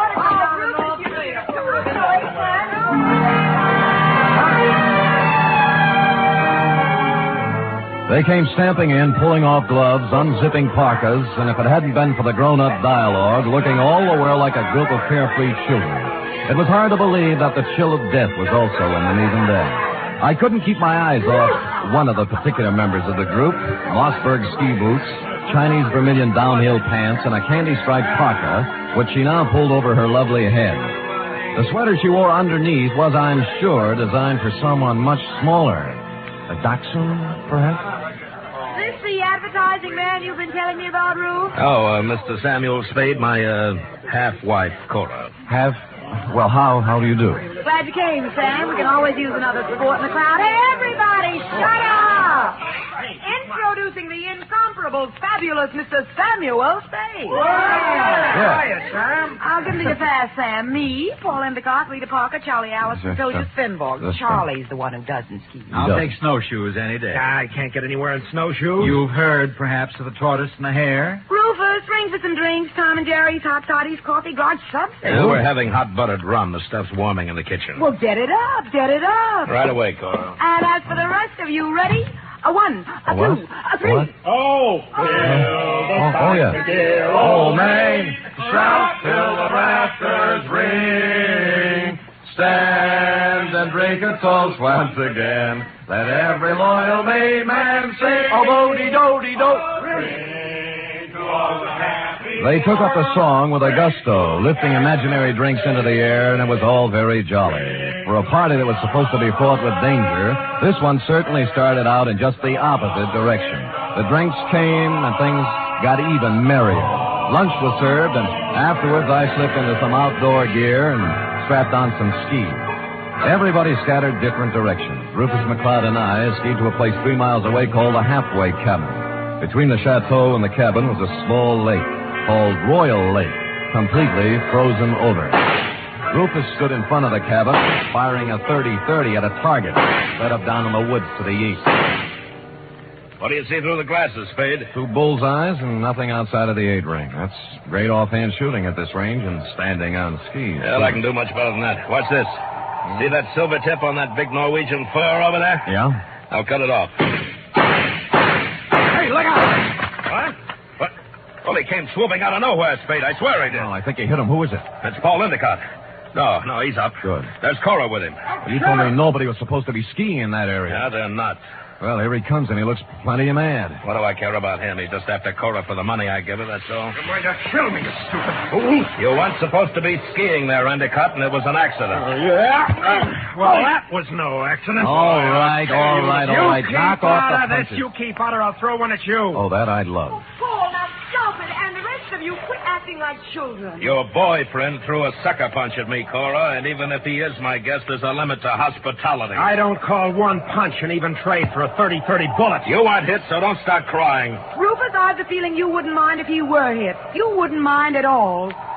Paul, I've just decided I don't like you without a mustache.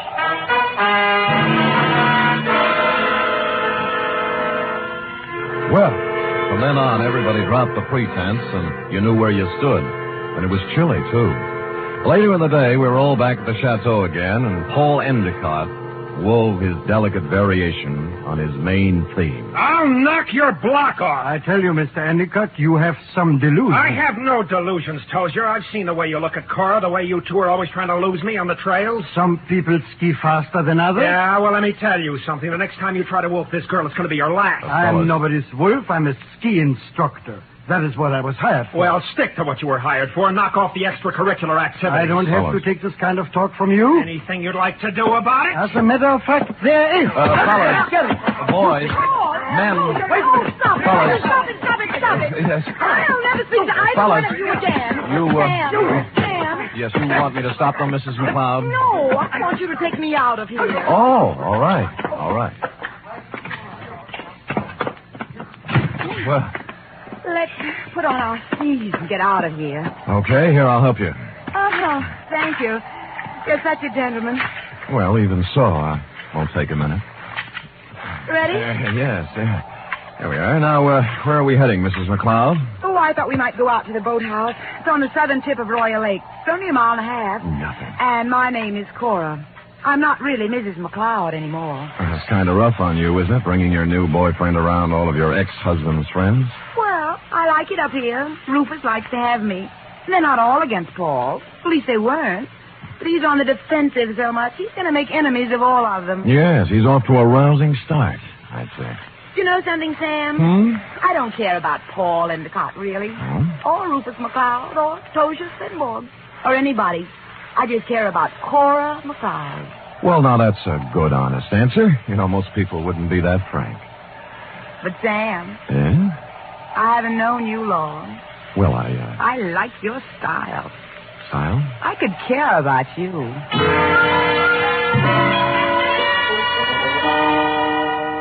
It broke my heart not to stop right there on the trail and kiss her because that's what she wanted me to do. So that's why I didn't do it. And I'll never turn down anything better. Well, next scene, a boathouse. And when we got there, it was not at all the way I thought. The food technician and close friend of Rufus McLeod was there, working on something that baffled me at first. It's an ice boat, Mr. Spade. That's what it is. Belongs to Rufus. Yeah. I don't think I've ever seen one up close before. I'd take you for a ride, but this one needs a lot of work before anybody could use it. I'm just puttering. What prompted you to come out here, Cora? Because Paul and Tozier Svenborg got in a fight over me, and I got tired of the whole thing. Sam and I went out for some air. Oh. Well, glad you did. I was getting a bit lonesome. You see, Sam, they always leave me in a cloud of snow on their skis, and I just plod along on snowshoes all by myself. Well, maybe we can go walking together sometime. I used to be able to shake a pretty good snowshoe. It's a deal. Tomorrow morning, I'll show you the place. Sam, I think I'll stick around here and help Charlie with the ice boat. Oh. Unless you're crazy about ice boats, why don't you go back to the chateau? We'll be there in time for dinner. Well, I don't need any engraved exvitation. I hope you catch a common cold.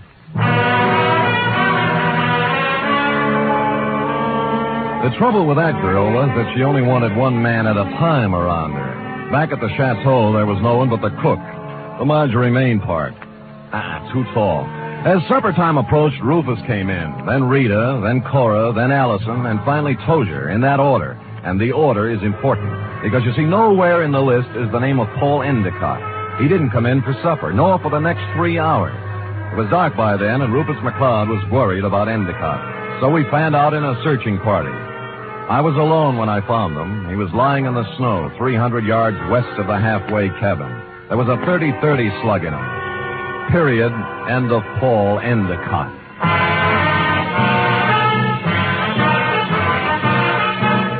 You are listening to the weekly adventure of radio's most famous detective, Sam Spade.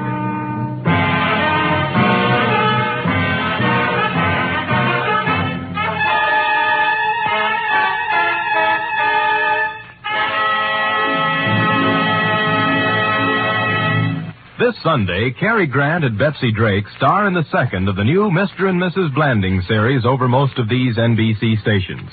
The delightful tribulations of Jim Blandings and his wife Muriel as they built their famous dream house entertained millions as a novel and then as a motion picture. And now you can follow the further adventures of Mr. and Mrs. Blandings every Sunday on NBC. And Sunday also means your weekly visit with the hilarious Harrises on the Phil Harris Alice Faye Show.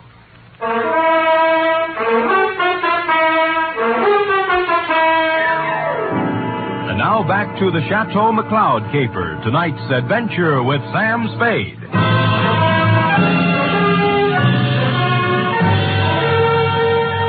There were no ski marks near the body of Paul Endicott, just his own. Somebody had drawn a bead on him in the dust from some distance. I started to look for the rest of the searching party and then changed my mind. If the body of Endicott wasn't found, the murderer might wonder what happened to it, get worried, and make a mistake. So I picked him up, carried him to a small cave I found, covered the entrance with snow, brushed over the ski marks, and went back to the chateau. One by one, they all showed up, discouraged. We can't give up. We have to keep looking. I know how you feel, Cora, darling. It's too dark. We'll try tomorrow. Oh, don't worry about him. Paul can take care of himself. How can he take care of himself, Miss Parker, if he got lost? Who said he got lost? I am assuming. I think we're all assuming too much.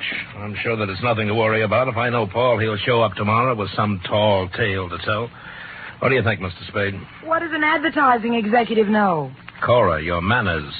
A sponsor might be listening. Oh, I'm sorry, Sam. I'm upset. Okay. Frankly, I don't know what to think. But if I were a detective, I'd hazard a guess that Paul met with foul play. Oh, nonsense, Spade, nonsense. Come on, everybody, let's have a drink and have some fun. Paul will be back, and even if he isn't, who really cares? Scotch for me. And I guess nobody cared. Rufus was a little more jolly than usual, and the drinks began to dispel the gloom. It was as if Paul Endicott never had existed. It began to get late, and the bizarre wake broke up. Everybody went to bed, including me. I lay there fully dressed, looking up at the beam ceiling for an hour. About then, my doorknob turned, and the door slid open and shut. Someone moved quietly into my bed as I was sliding my .38 out of its holster. Sam, me, Rita. Oh. Are you awake? Yeah, I wasn't even under the covers. Mind if I sit down here? Not a bit. Sam, Sam, I'm scared. I wish I could leave here. Oh, what's the matter? Paul's dead. I know he is. He didn't mean anything to me one way or the other, but I know he's dead. Anything to back up your feeling? I guess not. It's just something I'm sure of. Why'd you come to me? Because you're really a detective, and I know it. Oh, me? Oh, now, you handled a case for my father once. You just don't remember me. All right, I'm a detective. Rufus hired me because he expected trouble. Sam, I'll tell you something about Paul. Yeah? Cora didn't really like him. They were always fighting. She only cares about herself, so she said. Tell me, what kind of a car does Paul drive? It's a yellow convertible, but it's still in the garage. I checked. Any other cars missing? No, they're all there. Oh, and I found out something else. What? Before supper, there was a gun missing from Rufus's gun rack. It's back now. Mm-hmm. Anything else? That's all I know, Sam, except that Paul's dead. I know it. I wish I'd never come up here.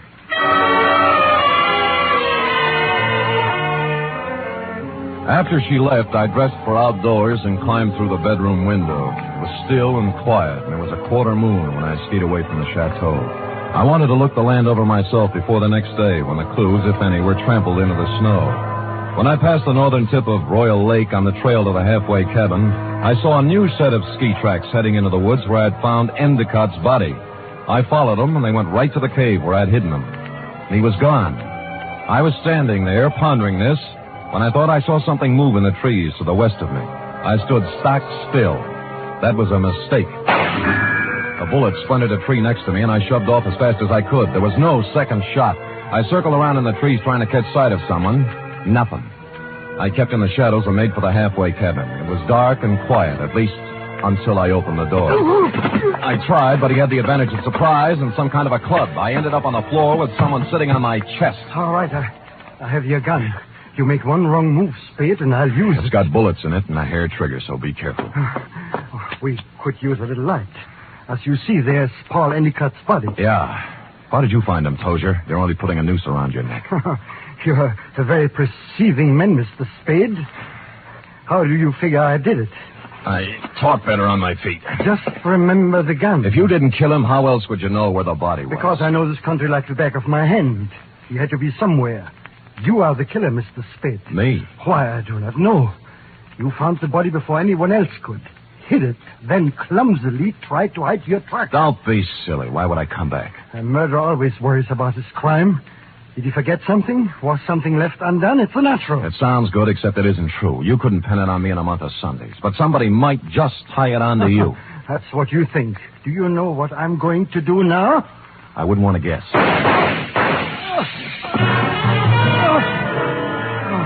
The shots came pouring in through the window, and Tozier Svenborg went down. I saw the flash of a face outside and was gone. I kicked at the lamp, threw the place into darkness, and lay on the floor. Then I crawled over to Svenborg and took my gun back. Well, that was a surprise.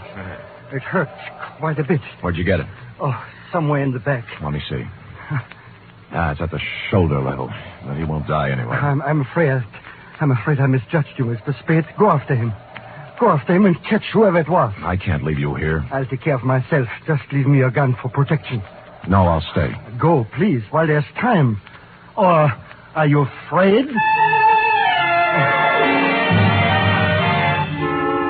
I was, but I gave him my gun and left. Outside, there were many ski tracks, but a fresh set led left from the halfway cabin down. They went right to the edge of Royal Lake and then stopped. There were no marks of ski poles on the ice, so I followed the shoreline, looking for some kind of a clue. It wasn't until I reached the southern tip of Royal Lake that my effort was rewarded. Leading up from the ice were a set of footprints, then a set of ski marks. They led to the boathouse. Inside, I found two interesting items. One, a dismantled ice boat with fresh ice on the runners. Two, a pair of skis with snow in the grooves. I made my way along the beaten path back to the chateau. Circled it once, found interesting item number 3, and went in. Well, what were you doing up, Spade? Did you hear the shots, too? Yeah, I thought I'd look around. It's cold. Woke me out of a sound sleep, Sam. What was it, you know? Well, I didn't find out about the first shot, Mrs. McLeod. That was fired at me. But the next 3 were fired at a man named Tozier Svenborg. Oh, no. Tozier?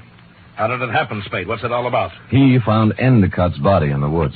Dead? Very. I told you, Sam. I told you. Told him what? What do you know about it? Nothing. I just had the feeling, that's all. You know something. Now tell us or I'll slap the rents right out of your head. I don't know anything at all. I just had a feeling. Who shot Tozier, Spade, and why? I don't know.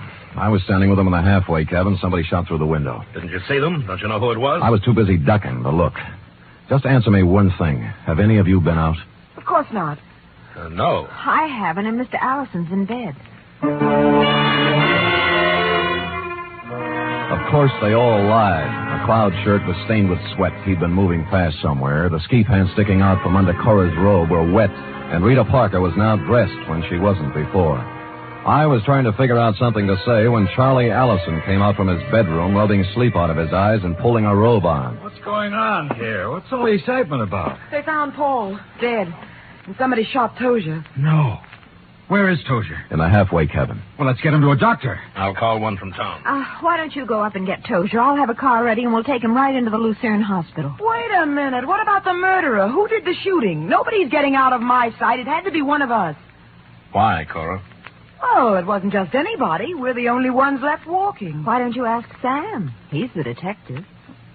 Detective? Yes, I hired him because somebody sent me an anonymous letter saying there'd be trouble. You knew there was going to be trouble, Rufus.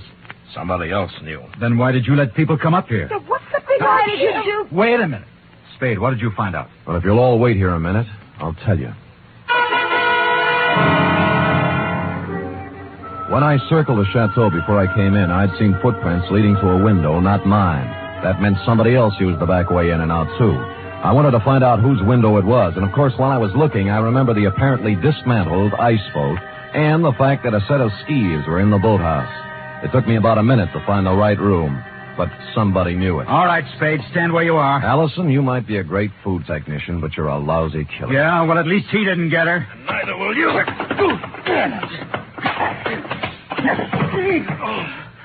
I got him, Spade. All right, come on, stand up. Come on. You sap. Cora, huh? You think you could get her by killing somebody? Shut up, leave me alone. I'm sorry for you. Sorry for anyone that ever knew her. I'm sorry for myself. She loves me, you fool. What's the matter? I was sound asleep. We found our killer, Mrs. McLeod. Charlie? Yes, baby, Oh, Rufus, it's been a long day. I need a drink.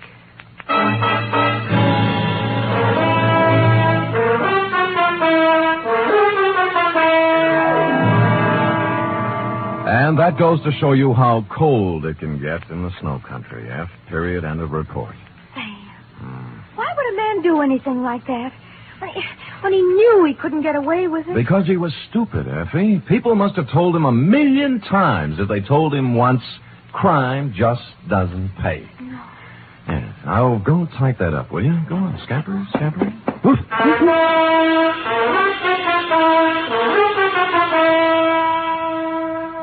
Three chimes mean good times on NBC. Here's news of two important musical events. This Saturday, Arturo Toscanini begins a new Saturday series of concerts with the NBC Symphony. And for his premiere, the celebrated maestro Toscanini will present a special hour-and-a-half performance of Verdi's Requiem. And beginning next Monday, you can hear the first in a new series by the Boston Pops Orchestra.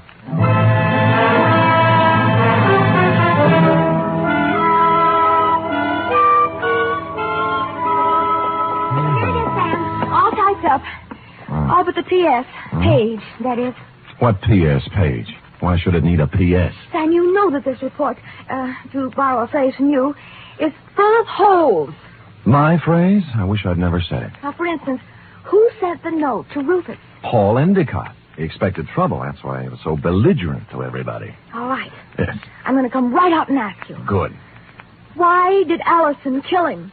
Well, I thought it was rather obvious, Effie. Cora was leaving Rufus McLeod for Allison, but because Allison worked for McLeod until Cora's divorce was final, they didn't want Rufus to know about it. So they used Paul Endicott as a decoy love affair. But I'll bet Endicott didn't want to give Cora up. I'll bet that was it, Sam. Effie, I don't know how you ever guessed. Endicott saw in it a chance to pick up a buck with a little blackmail. It was just a wild guess, Sam. Yes. And, of course, Allison did ski, didn't he? What do you think? Well, how else could he get around so fast? And he made such a point about those snowshoes. Sam? Yes? If I'd written the caper, I'd have covered that up a little. Come here. Oh, I'm sorry, Sam. I guess I shouldn't have said that. Huh? You certainly should not have. You know there's only one thing around here you're supposed to say. Yes, Sam, I know. Shall I say it? Make it fast. Good night, Sam. Good night, sweetheart.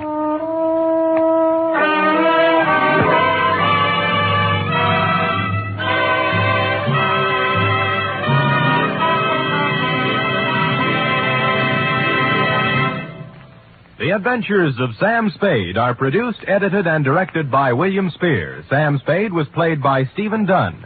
Lorene Tuttle is Effie. Script for tonight's adventure by John Michael Hayes. Musical scoring by Lud Gluskin, conducted by Robert Armbruster.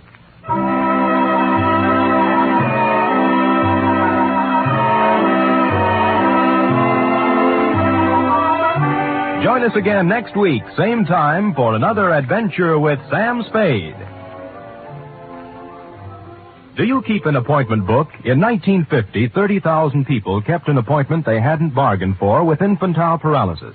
And 4 out of 5 of these were helped with March of Dimes money. We must go on helping, yet we also must be prepared for what may come in this year. March of Dimes is your way of fighting infantile paralysis. Give all you can to your local March of Dimes headquarters. Join the 1951 March of Dimes today. The Magnificent Montague next, then it's Duffy's Tavern on NBC.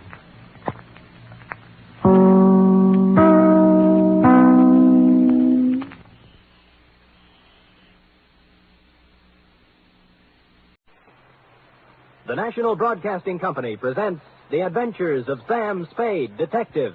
Sam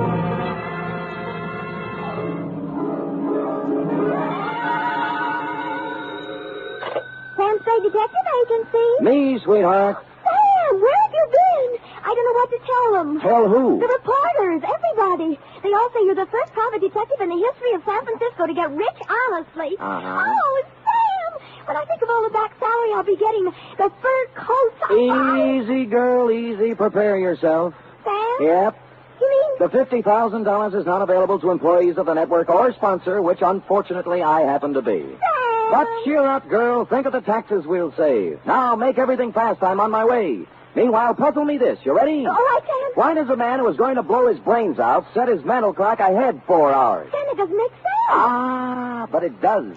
Mull and ponder, sweetheart. I'll be down in a trice, 1951 model, with an intellectual type report to challenge serious thinkers everywhere. To wit, the Biddle Riddle Caper.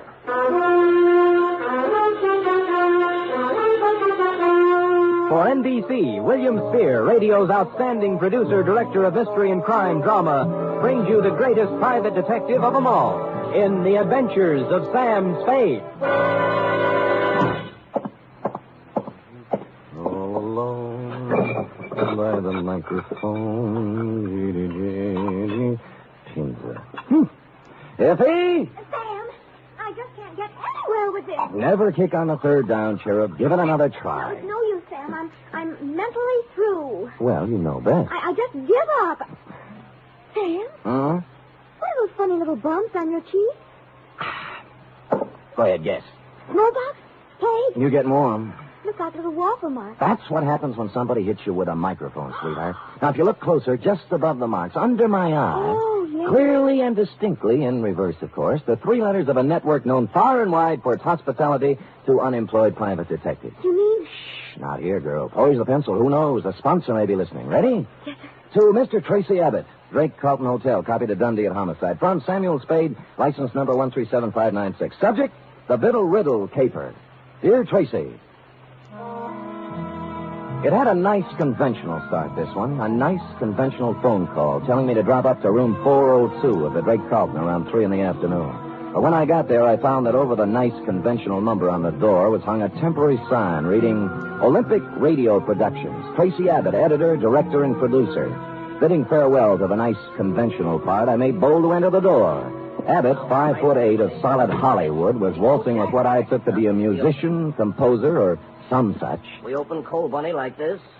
Now, Killer at Large. Banging with the theme. Theme. Bum, bum, bum, bum, bum, bum, bum, bum, bum, bum, bum, bum, bum, bum, bum, bum. A great big wonderful chord there, Bunny. Check. Check. And then the teaser. Quote. Don't go away, you out there. Stick right close to that radio set of yours, because the next half hour might put $50,000 in your pocket. Yes, $50,000 will be paid by the sponsors of this program for information leading to the arrest and conviction of a killer at large. Tonight, that's it, sustain the chord. Yeah. Tonight, the murder, tremolo. Tonight, the murder of Carol Stevens. Then, da-da-dee-pum-pum-pum-pum-pum-pum. Check. What's that? Cymbal crash. Do it again. Don't need it. Check. Check. Big, wonderful, lush. That's the word, lush. With scope and sweep and power. I got it. Well, I'll get as lush as I can with 8 pieces. Scope, sweep, importance. Gotta sound important. Check? Check. Oh, I'm Sam Spade, Mr. Abbott. Oh, yes, Spade. Glad to see you. Please sit down. No, on the other hand, you'd better stand up. No time to lose. You have 24 hours to find a man for me. Well, that's pretty short notice. Mr. Spade, Killer at Large is real. We keep a sensitive finger on the pulse of the people. Well, that's nice. We deal in real facts, real people, real crimes, and real criminals. Check?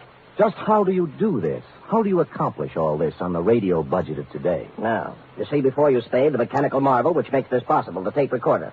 You're familiar with the tape recorder? Oh, more or less. Check.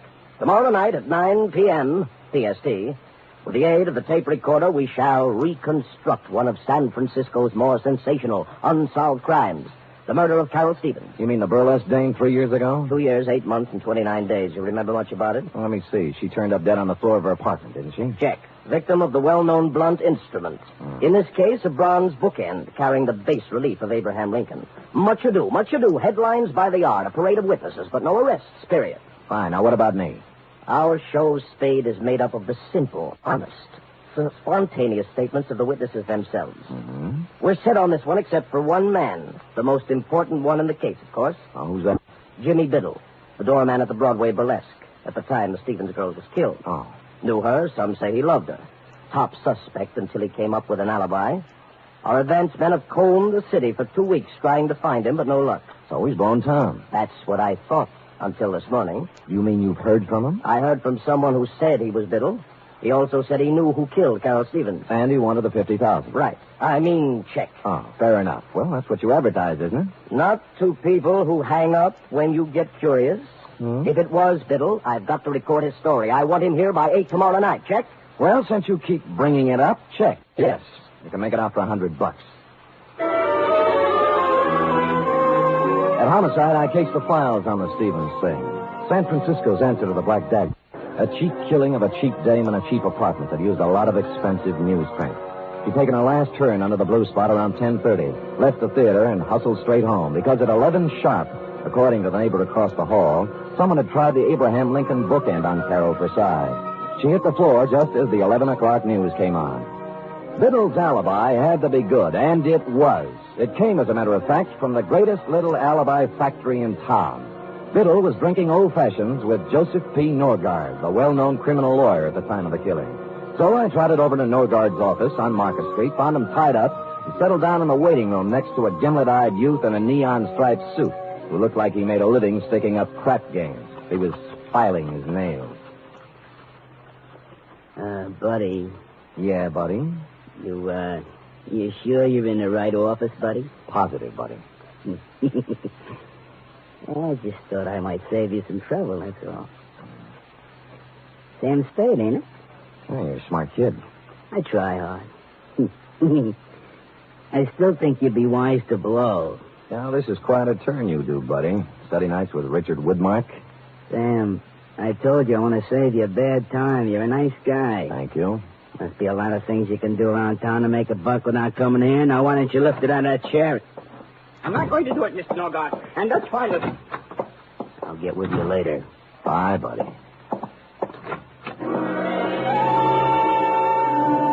The guy who bustled out of Norgard's office was flabby, florid, and frightened. Pinstripe gave me a last baleful look and sidled out into the hall after him, which was nice because I was running out of punchline. Luke, I thought I told you to.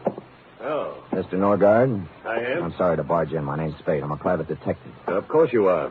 And a hungry one. Well, we're polite in here, too. Why do you say that? You're the fourth today. Oh? I'm about to prepare a mimeograph statement entitled, What I Know About the Stevens Case, or You Too Can Make $50,000. Like a copy? You know, I can't remember when I've been treated so nice. What do you know about the Stevens case, Mr. Norgard? It's all in the homicide file. On the fateful night, I ran into Jimmy Biddle as I was coming out of a bar in Chinatown. He'd hit the skids. But he used to be a useful friend, so I asked him up to my apartment for a drink. Was he? Sat him in a chair, made him an old-fashioned, loaned him $5, and hustled him out. Mm-hmm.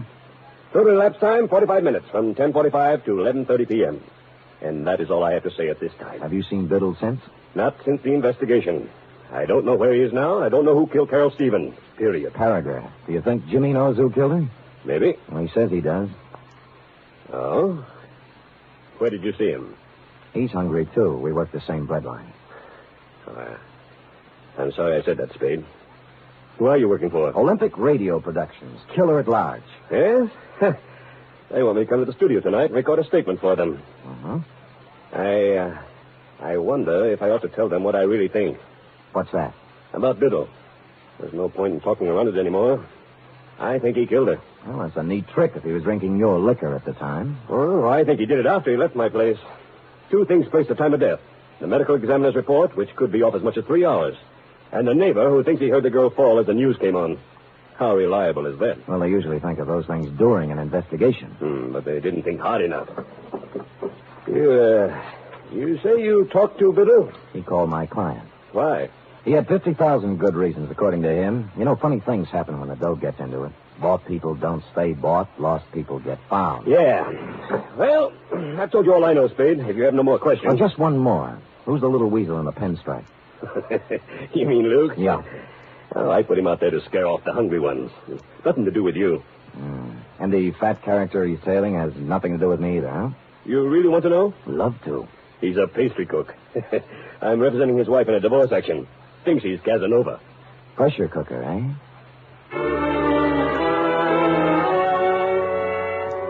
Shoving Norgard, Pinstripe, and the flabby pastry cook in the look-up later section of my hat band, I took off for Biddle's last known address, a boarding house on Pacific Avenue. There I held hands with the landlady long enough to learn that A, she hadn't seen Biddle since a few weeks after the murder, but B, when last heard of, Biddle had gone on from the burlesque dame to something even more extremely female.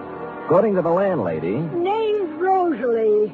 Understand she's working on the line at the Pacific Ballroom. Red hair, blue eyes, and boom, boom. You get me? I got you. Pacific Ballroom, eh? Would you do that last again? Boom, boom. Yeah, just checking. Thanks, Mrs. Landlady.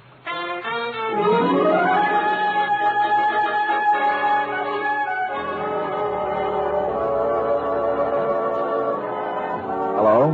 Hi. Am I the lucky girl? Well, you look like your name ought to be Rosalie. Oh, you're psychic. Got your tickets? Here, let me know when they're used up, huh? Don't worry. Hey. You know you're a pretty good dancer? Arthur Murray, class of 1906. Only I didn't come here to dance. Oh. I'm looking for Jimmy Biddle, you know him? Yeah, I know him.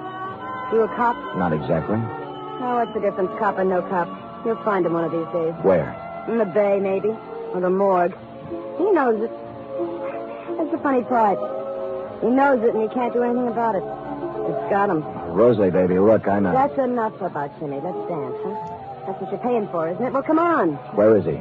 You're wasting your time. I won't sell him out. I'm through with him, but I won't sell him out.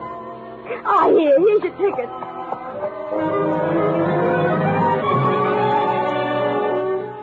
I sauntered over to the soft drink fountain and mulled the problem over a Coke for a minute or two. There are ways of dealing with dames like Rosalie. Some of them are a little cruel, as this one was going to have to be, but time was of the essence.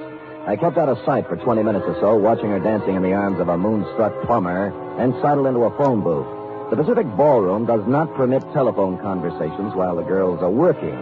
When I said it was the police, the plumber was turned over to a new candidate, and Rosalie came to the phone. Hello? This is Sam Spade, Rosalie. I was dancing with you a little while ago. What is it? I found Jimmy Biddle's apartment. Oh? What's the matter? He's hurt? That's right. Bad? I'm afraid so. He wants to see you. Oh, okay. I'll be right over. She didn't stop for a rap, just plowed a zigzag furrow through the mob at the main door and climbed into a cab at the curb. The driver must have been an old fan of hers, because they were almost out of sight by the time my cab got rolling, and that's the way it was across Market Street and all the way out Van Ness to the marina. Her cab was pulled up in front of an apartment on Jefferson Street, and she'd just gotten out when we slid in behind them. Hiya, you want to go up together? But you said you... I'm sorry, honey. I know it was a dirty trick, but now that's no way to be. You shut up.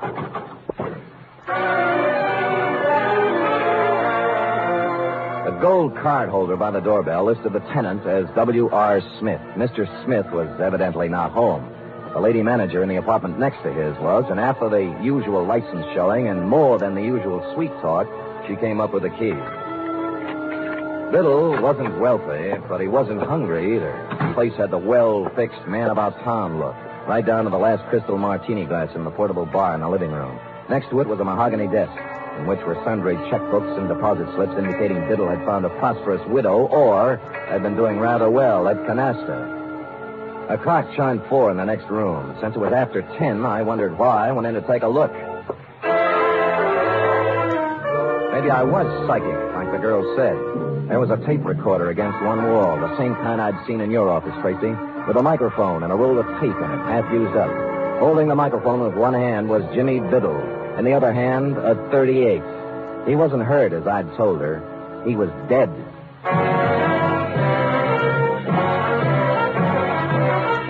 You are listening to the weekly adventure of radio's most famous detective, Sam Spade.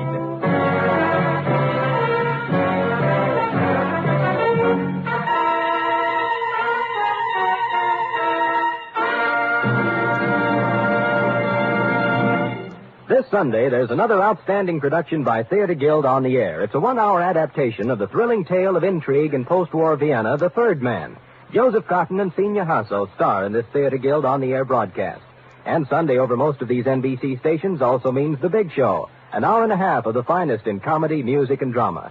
Tallulah will be your hostess, and just listen to a few of the stars. Fred Allen, Marlena Dietrich, Danny Thomas, and Fran Warren.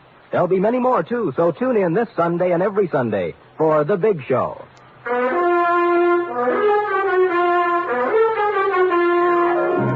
And now back to the Biddle Riddle Caper, tonight's adventure with Sam Spade.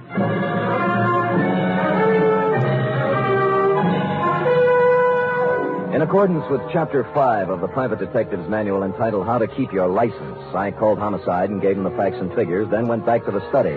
Jimmy Biddle was surrounded by props like part 1 of a photo-crime puzzle. I carefully reached over his shoulder and pressed the button on the tape recorder.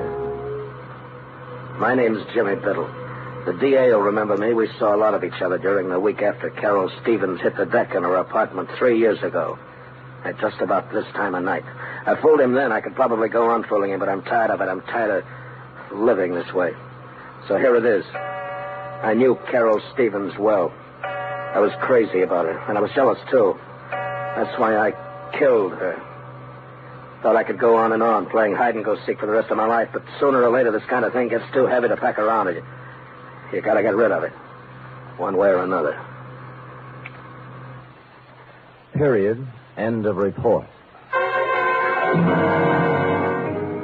I rousted the landlady again, and we went over the room together. A helpful type landlady. She contributed 1,000-odd bits of gossip about Jimmy Biddle, only one of which struck me as interesting. She'd come in this morning, she said, to clean his apartment, and among other things, had wound and set the 8-day clock on the mantel. The same clock, which was now exactly 4 hours fast.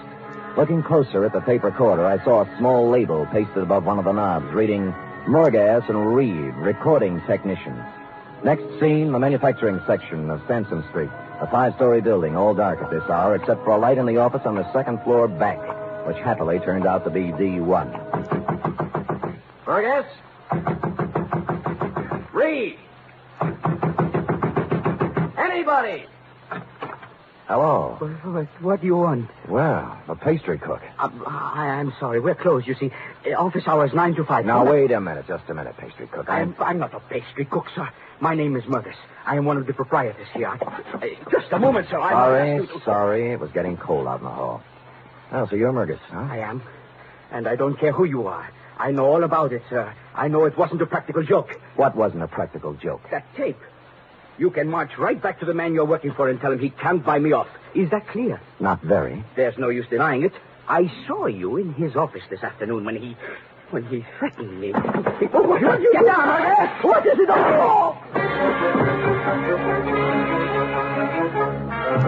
I called out on a fire escape in time to see my buddy in the pinstripe suit hit the bottom. The alley, praise thee, was blind at one end, so Luke took off toward the street. I caught him in one leg. He stumbled, fell, smacked his head against the brick wall of the alley, and took the count. I was frisking him when a prowl cop who'd heard the shots moved up. I convinced him I wasn't rolling a drunk and left him to run back upstairs. Murgas? Murgas? Here. I better get you to a hospital. Who are you? Sam Spade. I don't work for Noir. Right now I'm trying to hang a murder rap on him. Told me it was a practical joke. A gag. What? Tape. Jimmy Biddle. Tape. Jimmy rented the machine from you and made the tape himself, right? Yes. He... Norgard. What about Norgard?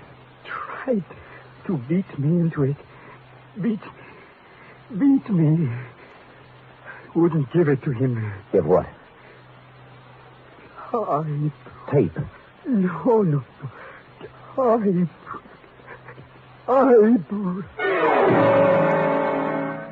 tried to point to the desk as he passed out, and so to this already bubbling stew, we had a crucial typewriter. While waiting for the ambulance, I cased it and found nothing. then stuck a piece of paper into it and began to type. 4 quick brown foxes had jumped over 4 lazy dogs when a sound changed. I looked closer, then tackled a messy job I always leave to my secretary. I hate to play with typewriter ribbons, but this wasn't a typewriter ribbon, since said ribbon had come to an end and I was pecking away at a piece of sound tape.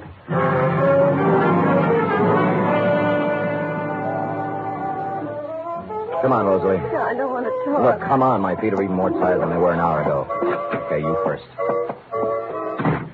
All right, now. I'm sorry, Mr. Spade.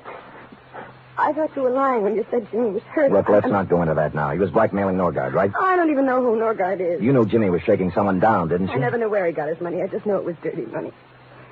He'd laugh and say he was living high, but not for long. He never mentioned Norgard? No, he just said he was going to make $50,000 on a radio program. Did he say how? Singing. I thought he was kidding, then he showed up with that tape recorder. Well, he wasn't kidding. Then what? He wanted to be alone, he said. He was going to make an audition and send it to a sponsor. That's where he made the mistake. He sent it to the wrong sponsor. Huh? He figured to hit Norgard for the biggest touch of all. Thought hearing it might make him dig deeper. So he recorded his statement, sent it to Norgard for a sample. But there was something he didn't think of. What do you mean? He should have studied up on his tape recorders, Davy. With a pair of scissors and a good technician, Jimmy's eyewitness account turned into a first-class confession. The final phase of the Biddle Riddle was, as you will recall, Tracy, enacted on one of the sound stages of the nation's leading network, where, as you will also recall, you were busily transcribing the testimony of various witnesses on the Carol Stevens case. How you got him there, I'll never know. But there he was, as big and legal-looking as ever, perjuring himself once more into one of your microphones. I walked out of the Twin Dragon on Grant Avenue. As I remember it now, Biddle was across the street. He apparently recognized me, though. Excuse me, will you, fellas? What? Oh. Hey, you idiot. You ruined it. I'm sorry, Tracy. Oh, we'll have to start it over again, Mr. Norgard. Would you mind if I record a few remarks? Spade, please understand my position. Biddle's confession has changed everything. I know. The killer is not at large. Yeah. 24 hours we spent recording the show. Now it'll all have to be done over again. Sorry. These people at this house. Listen, Tracy. All right, Spade. What is it? I'm only trying to help. Now, where's Biddle's confession? On the machine there. We're going to dub it onto the main tape. Good. Now, be a good lad and show me where you start and stop it, huh? Right there. Okay. What is this, Spade? This is going to interest you, Mr. Norgard. Now, let us turn to the tape, keeping our eyes on the spool as it slowly feeds Jimmy Biddle's last statement. My name's Jimmy the Biddle. amplifier. The DA will remember me. We saw a lot of each other during the week after Carol Stevens hit the deck in her apartment 3 years ago. At just about this time of night. I fooled him then. I could probably go on fooling him, but I'm tired of it. I'm tired of living this way. So here it is. I knew Carol Stevens well. I was crazy about her, and I was jealous, too. That's why There's a riddle for you, Norgard. He said the girl died, quote, at just about this time of night, unquote. But the clock struck 3 times. We know she died at 11. What happened to the other 8 chimes? Spade, this is no time. Be patient with me, Tracy. What about it, Norgard? Well, how do I know? The man was crazy, maybe. No. He wasn't crazy. Stupid, but not crazy. So we take this spool of tape off and put this one. What's that? This is the part that was cut out. Got it from the guy who did the splicing job for you, thinking it was a practical joke or something. Sam, do you know what you're saying? Yeah, but Biddle says it better. The last thing we heard was I was crazy about her, and I was jealous, too. That's why I killed her. Only he didn't say killed her. Just, that's why I... We're standing outside in the hallway of her apartment the night she died. I'd seen her leave the theater with a guy I recognized. I followed him home to her place. Heard the argument, everything, but I had no idea he'd kill her until I heard her hit the floor. Door busted open then, and he came out looking like a crazy man. He didn't even see me. He just ran down the back stairs as fast as he could go. I went in and saw her lying on the floor, dead. I could have killed him then, but I thought of something better. He's good pay. The cash comes right on time. But I'm tired of living this way. So there's the story. The man who killed Carol Stevens. That's right.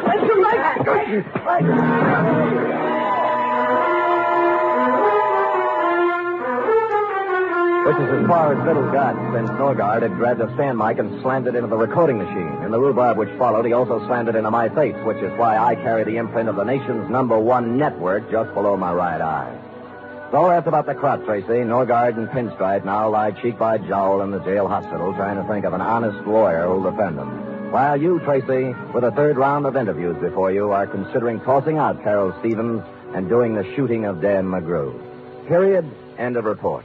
Sam, how unfortunate. Unfortunate? You never got to explain about the clock that was 4 hours fast. Why, sweetheart, that's self-explanatory. The clock said 4, you see? Yes. But it was 12. It'll have been dead an hour, which makes it 11. Carry 1. Subtracting 4 from that leaves 7. 7. And assuming he'd been there an hour before that makes 6. Sam, what relentless logic. Just like Ellery Queen. Effie, on this program, we do not plug rival products. Now go and type that up while I figure this out. Scoot, scoot. Yes.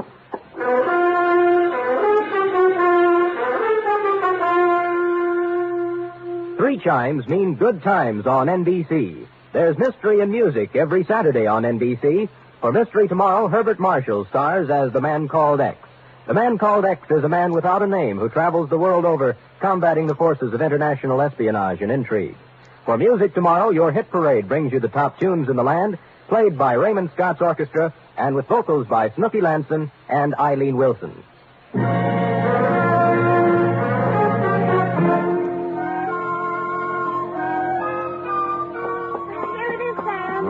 Thank you, dear one. I see by the furrows in your brow that you have not as yet solved the matter of the missing chime. Oh, why Norgard set the clock ahead when he shot Jimmy Biddle? How to approach this?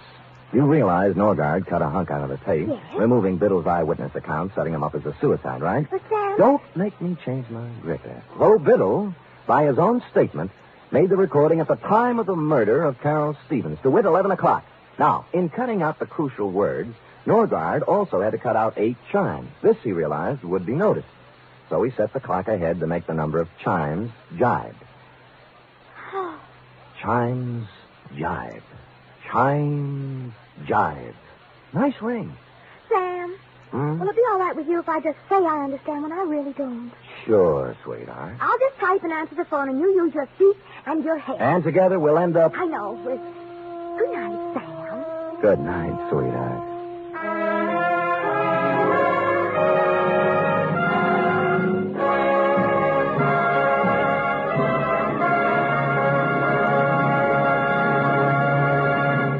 The Adventures of Sam Spade are produced, edited, and directed by William Spear. Sam Spade was played by Stephen Dunn. Lorene Tuttle is Effie. Script for tonight's adventure by Harold Swanton. Musical scoring by Lud Gluskin, conducted by Robert Armbruster.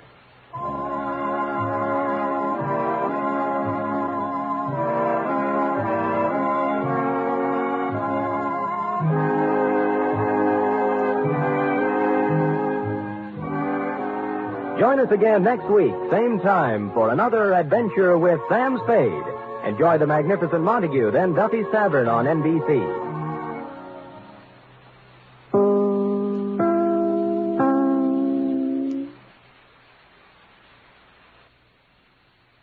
Wild Root Cream Oil Hair Tonic and the new Wild Root Liquid Cream Shampoo present The Adventures of Sam Spade.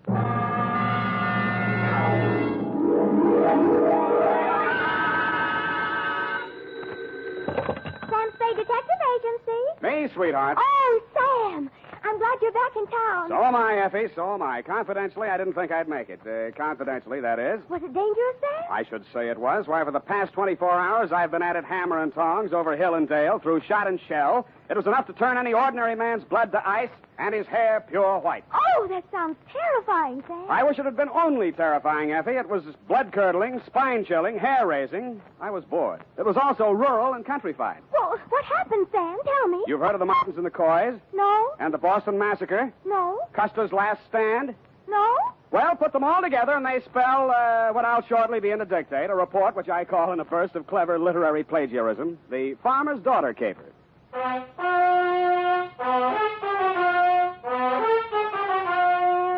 The Adventures of Sam Spade, Detective, starring Howard Duff. Produced, edited, and directed by William Spear. Presented by the makers of Wild Root Cream Oil Hair Tonic, the non-alcoholic hair tonic that contains lanolin. To look your holiday best, friends, be sure to use Wild Root Cream Oil, America's favorite hair tonic. Wild Root Cream Oil grooms your hair neatly and naturally, relieves annoying dryness, removes loose, ugly dandruff. What's more, it's non-alcoholic and contains soothing lanolin. Get Wild Root Cream Oil in the big family-size bottle or handy tube. Ask for it at your drug or toilet goods counter very first chance you get. For the holiday and all year round, use Wild Root Cream Oil Hair Tonic. Again and again, the choice of men and women and children, too. And now, with Howard Duff as Spade, Wild Root brings to the air the greatest private detective of them all in the adventures of Sam Spade.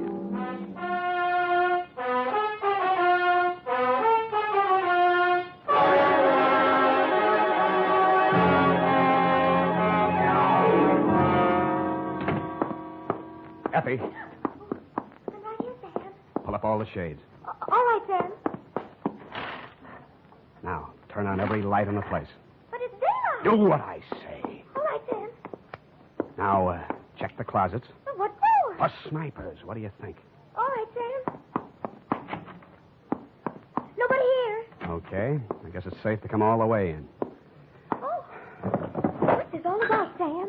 I don't understand. Effie, it's just that I don't ever want to be caught in the dark again, especially when people are shooting at me. I want to see every nook and cranny of every square foot of land that surrounds me. Sam, who was shooting at you? Where? They were shooting from the left, from the right, from up above, down below, everywhere. Death was winging in on every breeze that blew, and they all blew my way. Oh, Sam, now stop this. I'm just dying of curiosity. When my time comes, I hope that's all I ever die of. Ready?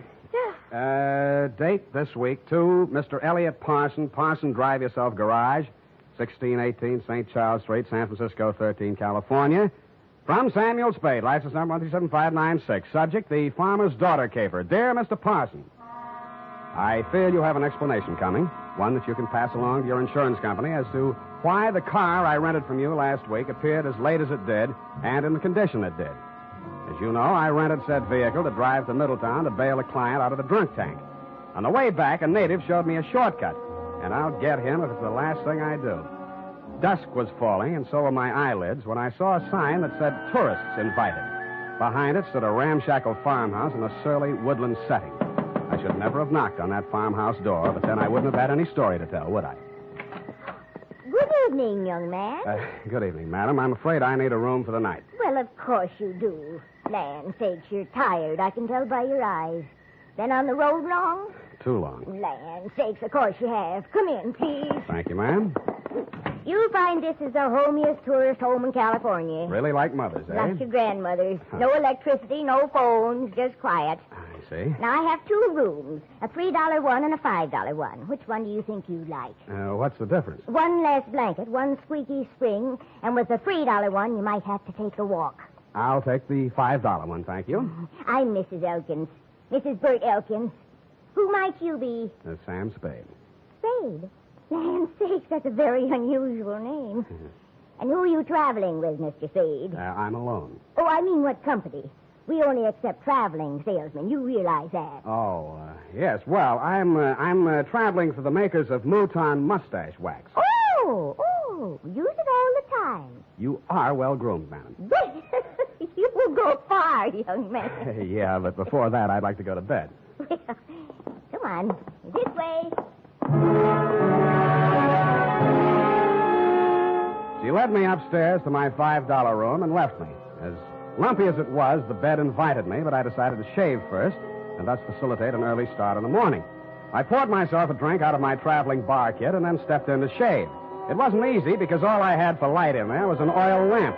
When I came back to the bedroom with the lamp in one hand, I stopped short in utter surprise. I'd heard about these things in traveling salesman stories, but I never expected to see it. She was sitting in an armchair, smoking a cigarette. High heels, silk stockings, light rayon dress, and a face right off the cover of Cosmopolitan. Hello, Sam. Hello. Mary Smith.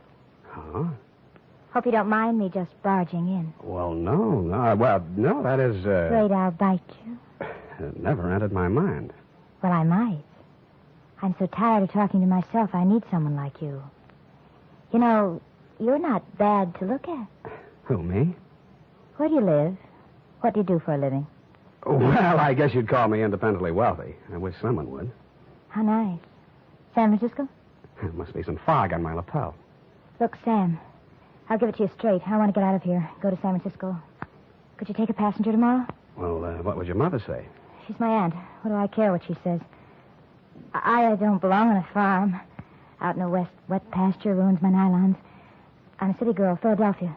Why did you leave? My parents died. Look, Sam, I won't be a burden to you. I just want to get to San Francisco. After that, I'm on my own. Sam, take me with you. Please take me with you. You won't regret it. What am I going to do with this lamp? Who cares? Oh, Sam. Well, I thought I'd find something like this going on in here. And what Get out of here. Go back to your room, young lady. Go on.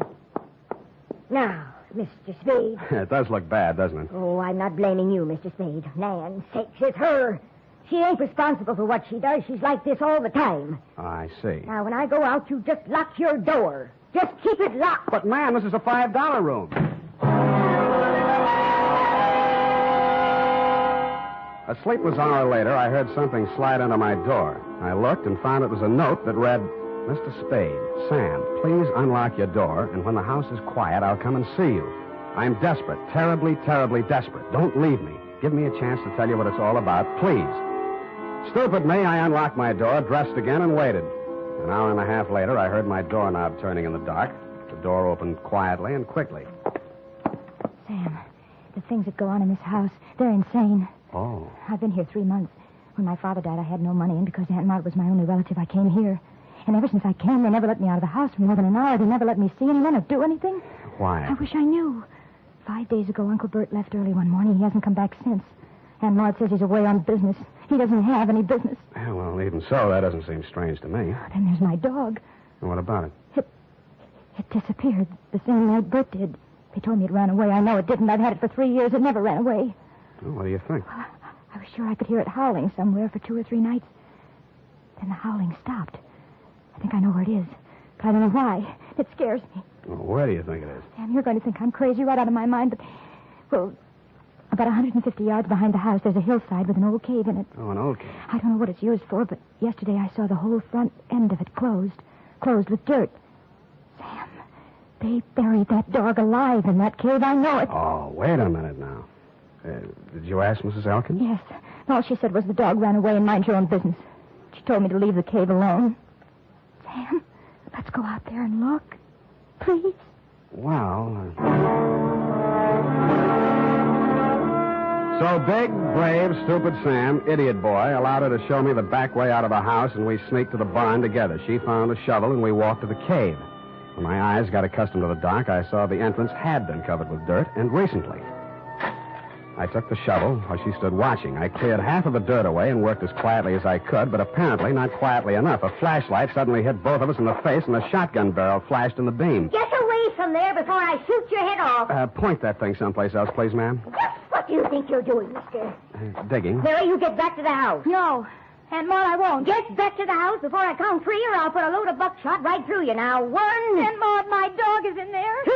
All right, Now, Mrs. Elkin, suppose you put that gun down and tell me what this is all about. I've got one thing to say to you, mister. Get in your car and get out of here, and don't waste any time doing it. But, madam... Your suitcase is in the car, and your $5 is with it. Yeah, but... Now get, or I shoot you as a trespasser. And I could do it, mister. Land sakes, I could do it. Now get. So I got, under guard, to my car. I got in and drove off. And Mrs. Elkin stood in the driveway with a shotgun still pointed at me until I was out of sight. I turned left at the first crossroad, parked the car, and cut through the woods back to the farm. I could see a light in the living room. Nobody was in or near the barn. And when I got to the cave, there wasn't a sound anywhere. I picked up the shovel I dropped and started digging again. 30 minutes later, the shovel broke a small hole through into that cave, and a stifling blast of fetid air rushed out, and something leaped out at me in the dark. And it wasn't the dog. It was a human hand on a human arm.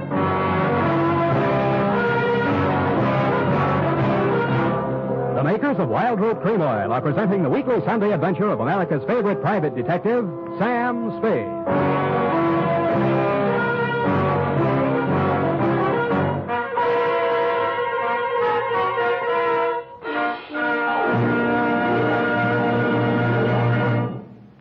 Now, here's important news on good grooming. If you want the well-groomed look that helps you get ahead, socially and on the job, listen. Recently, thousands of people from coast to coast who actually purchased Wild Root Cream Oil were asked, how does Wild Root Cream Oil compare with the hair tonic you previously used? The results were amazing. Better than 4 out of 5 who replied said they preferred Wild Root Cream Oil. Remember, non-alcoholic Wild Root Cream Oil contains lanolin. It grooms the hair naturally, relieves dryness, and removes loose, ugly dandruff. So if you want your hair to be more attractive than ever before, get the new 25-cent get-acquainted bottle of Wild Root Cream Oil, America's leading hair tonic, on sale at all drug and toilet goods counters. It's also available in larger economy bottles and the handy new tube. By the way, smart girls use Wild Root Cream Oil, too, and mothers say it's grand for training children's hair. Get Wild Root Cream Oil. Again and again, the choice of men and women and children, too.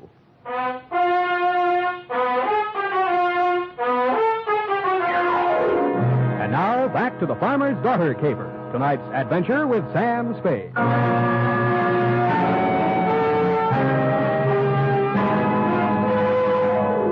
night already full of surprises. I should have been ready for the next one, but I wasn't. The loose earth, which had blocked the entrance to the cave, suddenly fell away, and I fell with it.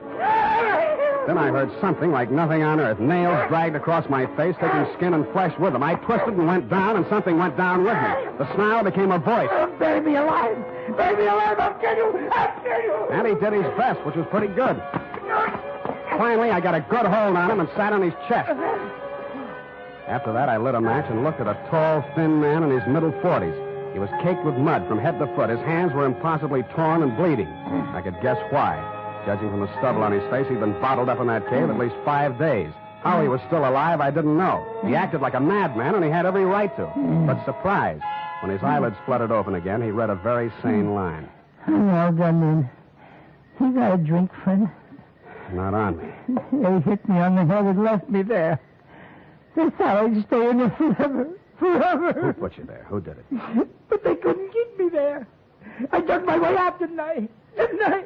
I dug my way out, didn't I? The force of the bullets knocked him halfway back down the incline to the cave. All I could do was hit the dirt. Finally, when it seemed safe, I broke cover and ran smack into somebody carrying 2 bags. No, please. Let's have a look at you. Sam, it's me. Sam, I knew you wouldn't go away without me. I knew it. I couldn't stay in that awful house any longer. None of that now. Who was that shooting at you? I don't know. Where's your aunt? House, I suppose. I slipped out the back way. Any visitors tonight? No. What is it? What is it? I think I found your Uncle Bert. Come on. I led her back to the cave entrance and showed her the body of the man I'd dragged out. I watched her face a long time as she looked at him very carefully. That's not Uncle Bert, Sam. Really? No. It's Mr. Linden. Jewelry salesman. Came to the place a few nights ago. 5 nights ago? Yes, come to think of it. The same night your uncle disappeared. Tell me, did you ask Mr. Linden to take you back to San Francisco the same way you asked me? I... Did you? Yes. He said he would. Got up early and left without me. You didn't get far. What kind of car was he driving? I don't know. I don't remember. Do you drive a car? Yes, but Here. Mine's down the road about 500 yards. Go to the nearest phone and call the highway patrol, a sheriff, anybody who represents law. Got that? Yes. I know exactly what to do. To make sure we were both thinking of the same thing to do, I followed her in the dark, watched her get into the car I rented from you, and drive off. Then I turned around, put a new clip in my gun, and walked back to the old homestead. It was still very homey. By the light of an oil lamp, Mrs. Elkins was peacefully knitting what looked like a shroud. Why, Mr. Spade? Why, Mrs. Elkins? Land sakes. Land sakes. Now that we got that out of the way, let's get down to business. If you're here to make trouble, young man, believe me, I can handle trouble. My kind of stock know about trouble. Well, suppose you tell me about the trouble I just had, or haven't you heard all the shots that were fired around here tonight? Shots? My. Seems I would have heard gunshots. Seems you would. Look, I've got a sheriff on the way. Have you, Mr. Spade? Why? I suppose you didn't hear the shooting. Oh, yes, I'd forgotten. Was anyone hurt? A man named Linden. He's dead. Linden. Now, that sounds familiar. It should. He stayed here 5 nights ago. He was a jewelry salesman. Yes, now I remember. You say he's dead? Somebody tried to bury him alive in your little cave. How awful. I do declare. I thought you would. Well? You must be joshing, Mr. Spade. I'm not joshing at all, Mrs. Elkins. Well. Buried alive, you say? Look, let's talk just like plain folks. Where's your husband? Where's the jewelry samples you probably stole from Linden? Is there anything else you want to say? Gunshots, eh? Well. I left the sweet old thing knitting and rocking and made my way through the house looking for guns, jewelry, and killers. I got downstairs in time to see Mrs. Elkins disappear out the front door. When I tried to follow, I stumbled over the rocking chair, which is indeed a lucky thing for me.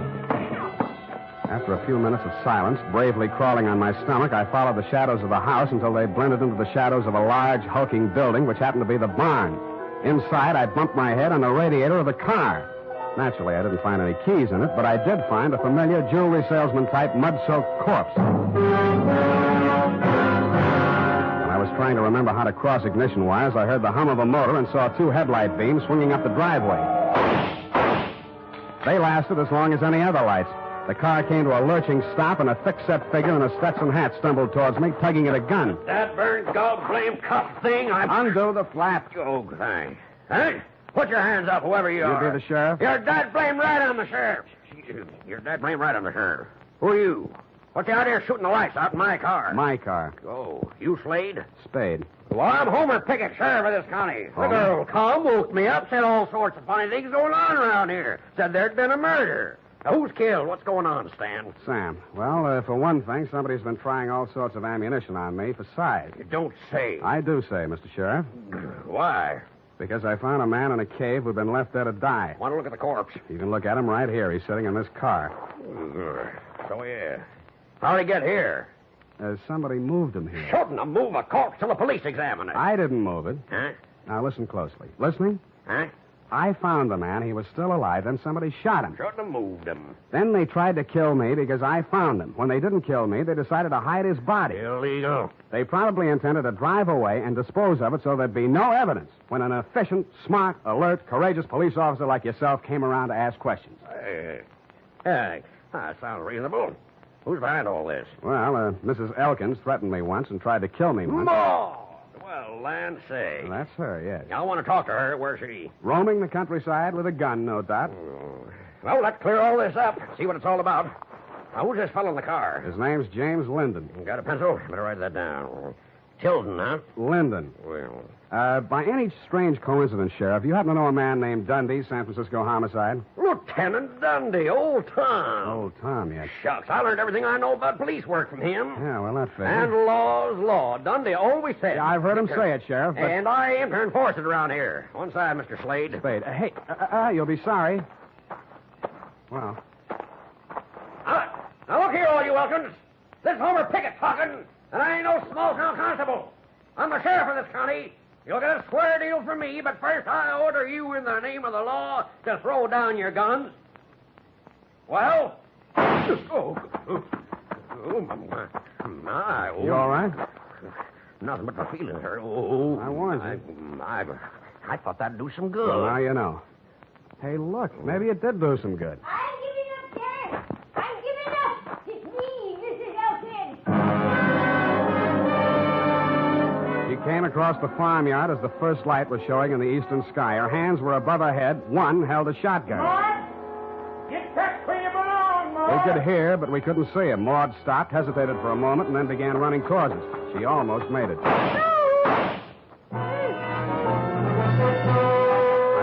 Drag her back, expecting any second to be the target for the night. There was a sudden and curious silence as I pulled her into the barn.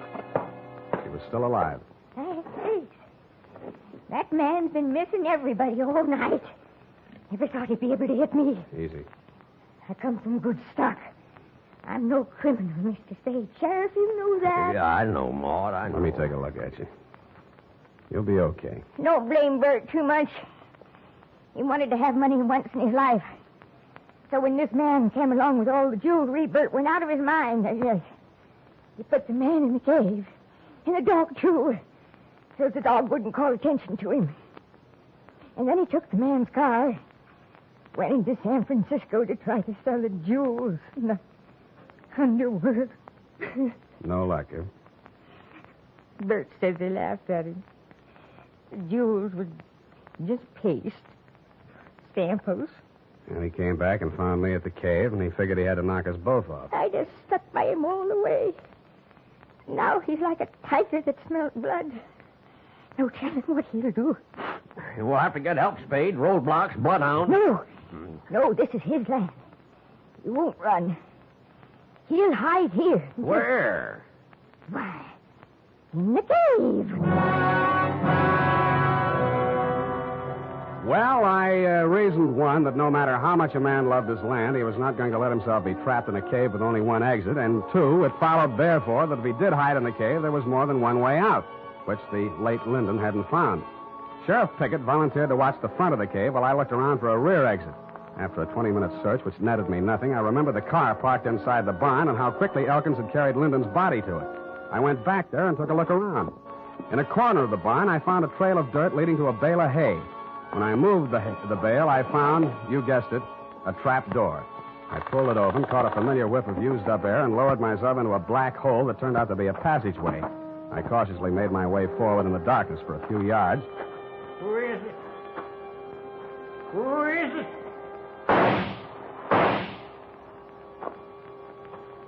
I pressed back against the dirt wall, listening to him approach. When I figured he was close enough, I threw a cloud of dirt toward him across the passageway. His gun flashed and lit up the whole place for a second, and I fired 3 times at the silhouette. I waited, then I went towards him. He was lying on his back. I kicked his gun away, and when I bent over him to feel his pulse, he suddenly came to life. Something crashed against the side of my head, and everything became darker than the inside of a cave. The next thing I knew, I was looking at a pair of red-rimmed eyes. Several minutes had gone by. Thought you was a goner for sure. You ain't used to this country fighting, are you? Is this country liquor, Sheriff? Yeah. Give me. Here. Yeah, country liquor. Tell me, Sheriff, did you by any chance... Well, sure. Of course I did. I got him, Slade.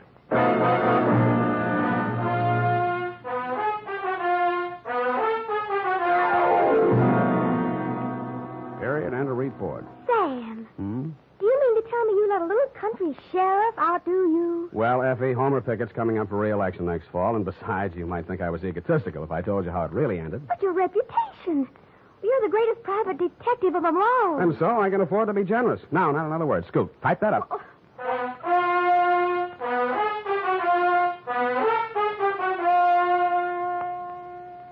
If your supply of Wild Root Cream Oil Hair Tonic is getting low, better make a note to get some more tonight or first thing tomorrow. Remember, Wild Root Cream Oil is the famous hair tonic that grooms your hair neatly and naturally, relieves dryness, removes loose dandruff. Always keep a big bottle or tube on hand. And ask your barber for a professional application of Wild Root Cream Oil Hair Tonic. Again and again, the choice of men and women and children, too. Here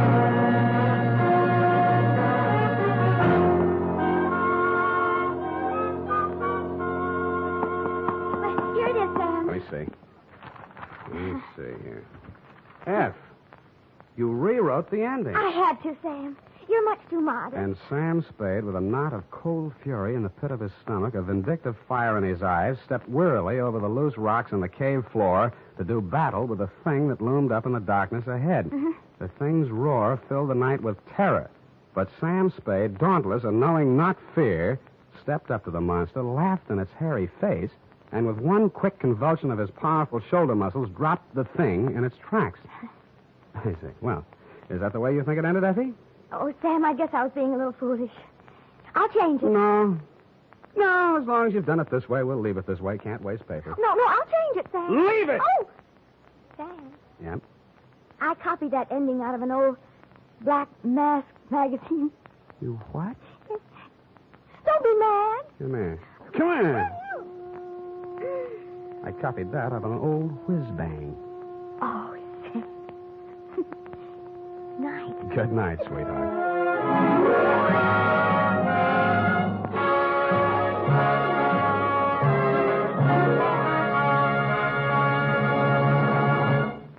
The Adventures of Sam Spade are produced and directed by William Spear.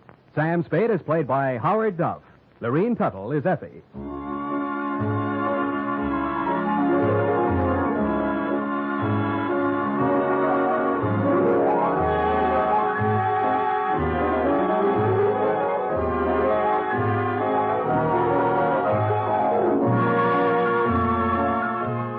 Tonight's adventure with Sam Spade was written for radio by John Michael Hayes and E. Jack Newman. Musical direction by Lud Gluskin, with score composed by Pierre and Renee Garrigang. Join us again next Sunday when producer William Spear presents another adventure with Sam Spade, brought to you by Wild Root Cream Oil, Again and again, the choice of men and women and children, too. This is Dick Joy speaking. Here's an exciting new shampoo that's grand for all the family. And here's our own Squeaky to tell you about it. Look at your hair. Is it stringy and dull? Does it only cover your skull? The Wild Root Liquid Cream Shampoo is just the thing for girls like you. Gleams your hair, know what I mean, and leaves your hair squeaky clean. Squeaky clean? Squeaky clean. Wild Root Liquid Cream Shampoo.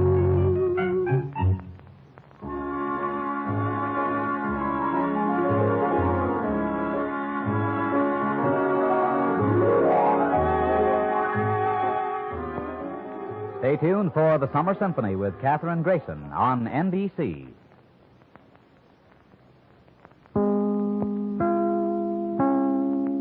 The Adventures of Sam Spade, Detective.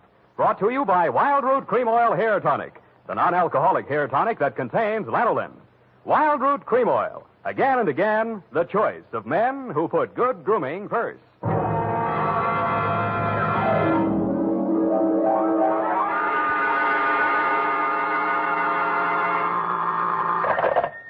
Sam Spade, Detective Agency. Good evening. That sounds funny in dialect. Good evening to you, and happy 4th of July, Bernadine Hemp. Oh, Mr. Spade. What was the caper? Don't you mean caper? No, the caper. The high point of the caper. The climax, the crescendo, the pinafore. Well, that's better. For a minute, I was afraid you were learning English. Oh, no. I'm studying Spanish. Soy infeliz que inicia... Yeah. Mucho interesting. Gracias.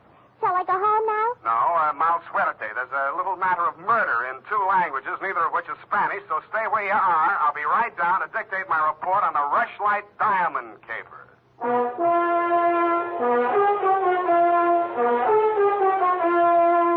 Dashiell Hammett, America's leading detective fiction writer and creator of Sam Spade, the hard-boiled private eye, and William Spear, radio's outstanding producer-director of mystery and crime drama, join their talents to make your hair stand on end with the adventures of Sam Spade. Presented by the makers of Wild Root Cream Oil for the hair.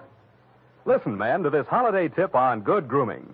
To help spark up your whole appearance, first be sure that your hair is well groomed. Be sure it's groomed with popular Wild Root Cream Oil Hair Tonic. Wild Root Cream Oil grooms your hair neatly and naturally, the way you like it, the way she likes it. Wild Root Cream Oil also relieves annoying dryness, removes loose, ugly dandruff. So look your best all the time by sprucing up right with Wild Root Cream Oil Hair Tonic. Again and again, the choice of men who put good grooming first. And now, with Howard Duff starring as Spade, Wild Root brings to the air the greatest private detective of them all in the adventures of Sam Spade.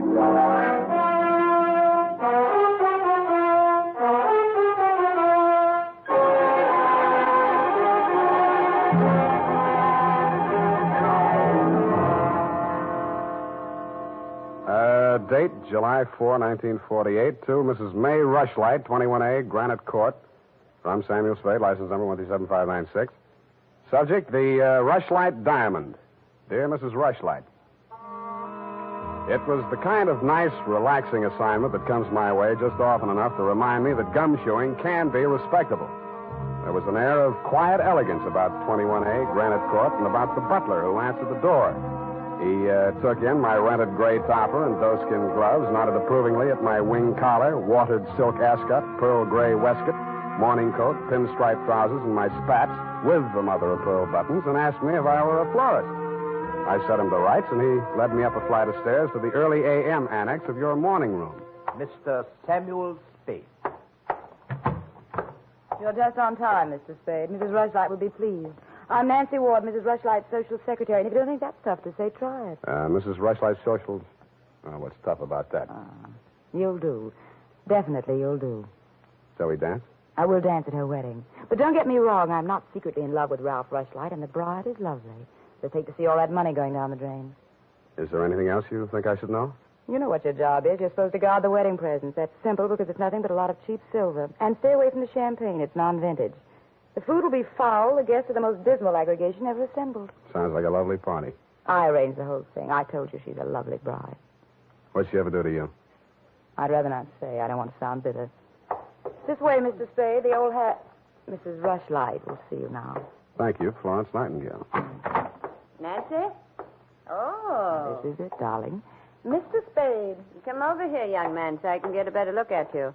How's this? It's good. Turn around. Yes, you'll do.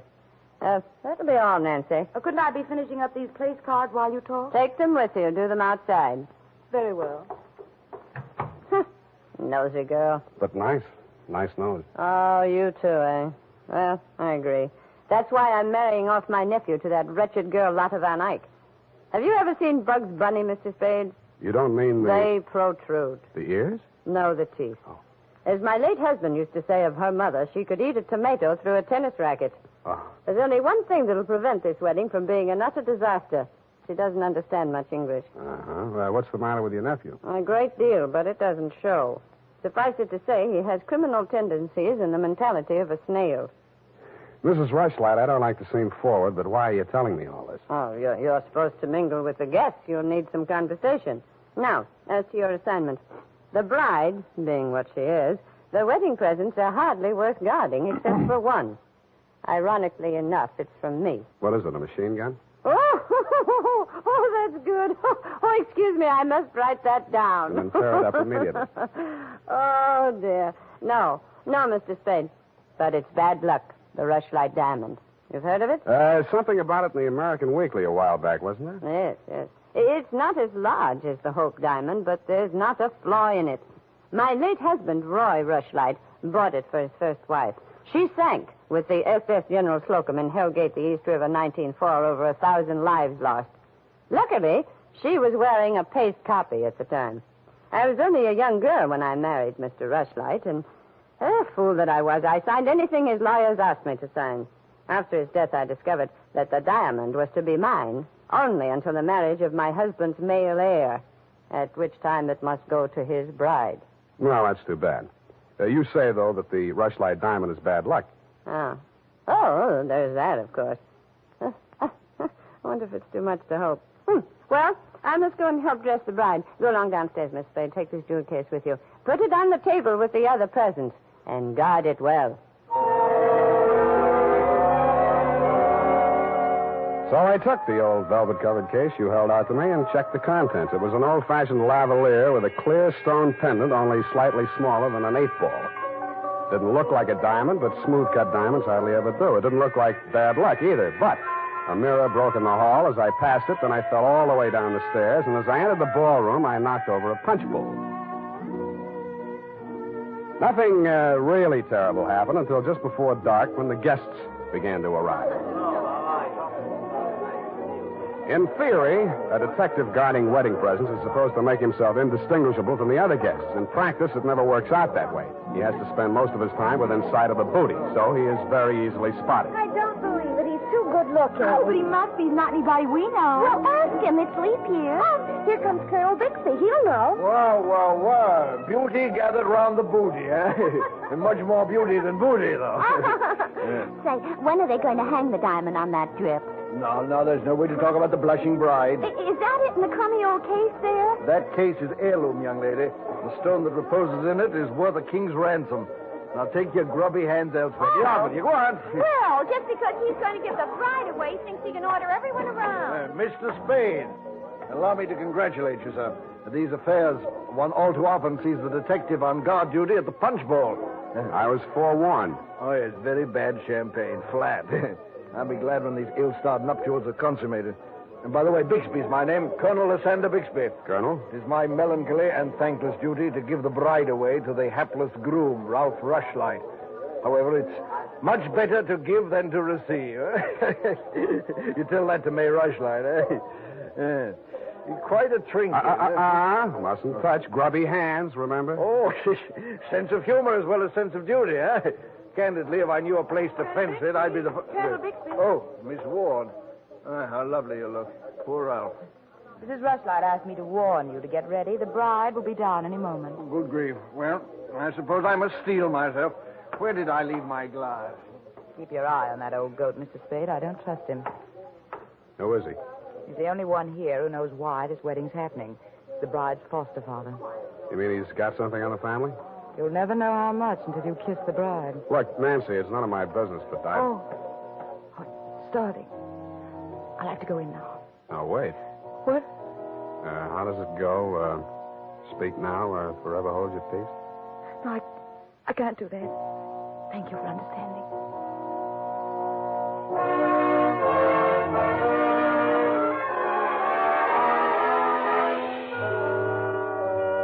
I didn't witness the ceremony, but judging from the mood of those who had, it was just as well I didn't. They shuffled back into the ballroom looking as if they'd witnessed an execution, and nobody seemed to be in a hurry to join the receiving line. After a few half-hearted handshakes, the groom left the bride standing alone, looking kind of bewildered, and came over to take inventory of the presents. Look at that junk. I'm Ralph Rushlight. Who are you? Spade. I was hired to guard this junk, as you call it. Sorry I'm wasting my time. The Rushlight dime. It's bad luck. Look at what it did to me. Look at her. Did you ever say anything? Keep it to yourself. Why should I? Because I'm liable to slap you clear across this room. Haven't I been punished enough? Go on, scram. Keep your hooks off that necklace. That's mine. I heard it's your wife's. Come along, you heard Come wrong. along over here. Oh, Mr. Spade, you haven't met the bride yet, have you? No. Thank you. I wish you a lot of luck, Mrs. Rushlight. You're going to need it. Thank you. Well, I suppose now, as well as any time, Colonel. Oh, very well, my dear. Quiet, please. Quiet, everyone. Mrs. Rushlight, the elder Mrs. Rushlight, that is, has something to say to you. Mr. Spade. Yes? The necklace, will you please hand it to me? With pleasure. I'm tired of looking at it. Oh, you're not done yet. Stay close by my side. Dear friends, at this solemn moment, I want, first of all, to welcome this dear little girl into the Rushlight family. Thank you. Yes. And now, dear Lotta, I will place around your neck the gem which was my heritage when I became a Rushlight and which is now yours. Thank you. Well, what's wrong? Lotta, come back here. Lotta! I'll go out to the carport and hit her off. You leave her alone. I'll take care of her. Whose wife is she, anyhow? Lotta, come back here. Lotta, bring it back.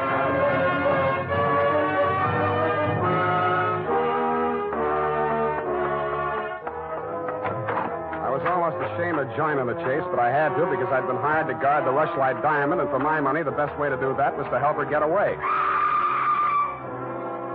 Somebody got to her before I did. A strip of wedding gown satin marked the spot. The body lay crumpled under a hedge, but it wasn't the bride's body. It was the groom. He'd been stabbed to death with a pair of garden shears, which made sense. But what didn't make sense was that the necklace she'd been wearing was still clutched in his hand.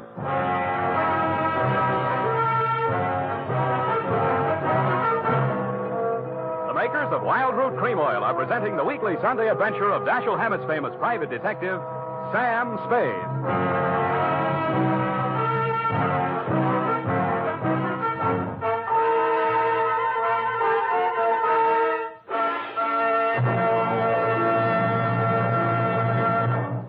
If you want the well-groomed look that helps you get ahead, socially and on the job, listen. Recently, thousands of people from coast to coast who bought Wild Root Cream Oil for the first time were asked, how does Wild Root Cream Oil compare with the hair tonic you previously used? Better than 4 out of 5 who replied said they preferred Wild Root Cream Oil. And no wonder. Wild Root Cream Oil grooms the hair neatly and naturally, relieves annoying dryness, and removes loose dandruff. What's more, non-alcoholic Wild Root Cream Oil is the only leading hair tonic that contains soothing lanolin. So ask for Wild Root Cream Oil Hair Tonic. Again and again, the choice of men who put good grooming first. By the way, smart girls use Wild Root Cream Oil, too. And mothers say it's grand for training children's hair.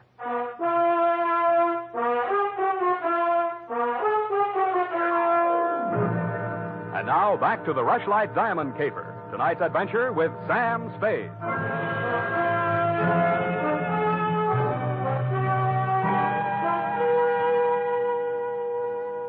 Number 21A Granite Court was teeming with motives and suspects. But the police were primarily interested in locating Lotta, the missing bride and widow of Ralph Rushlight. So was I. She looked like less work than the rest of you because if she had killed him, it was self-defense if she knew enough English. By 10 in the a.m., when I checked in at my office, she was still successfully eluding the police dragnet. That was because nobody, including me, had thought of looking in my office. Wow. Good morning. Thank you. Is that all the English you know? Thank you, no. I want my necklace. The police have it. You go with me. Tell them who I am. Okay, but first I have to know who you are. Where you came from, what your connection with Colonel Bixby is. I am in Macassar being born. In Macassar? Dutch colony. Uh-huh. My father there 7 years ago dying is.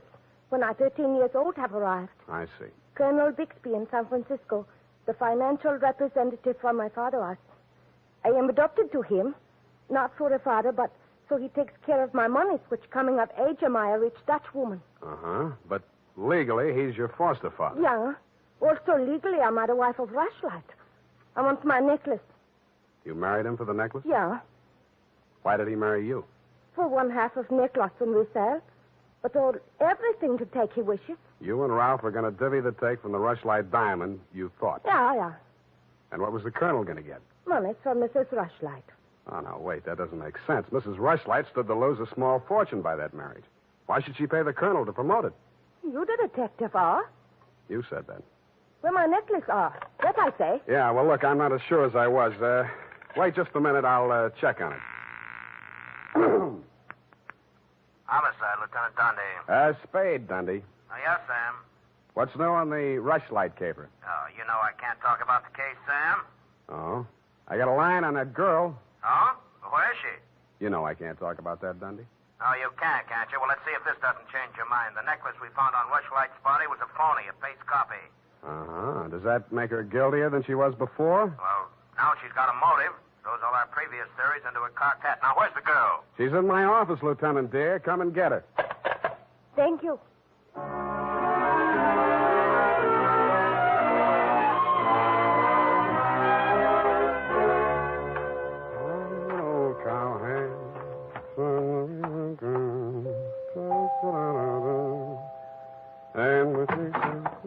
Oh, it's you, Sam.